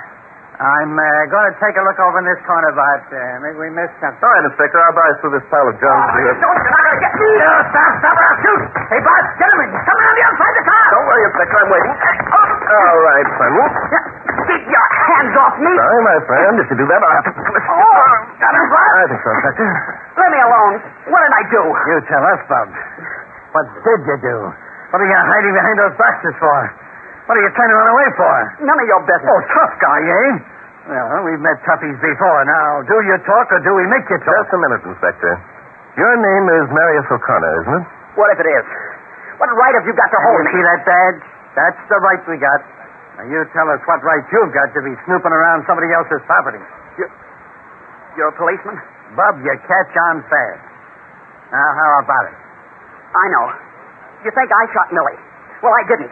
You'll never make me say I did. How did you know Millie had been shot, Marius? Why, Yeah, I'll tell you how you knew. You climbed up on the roof and tried to plug her husband. That's a lie. I didn't.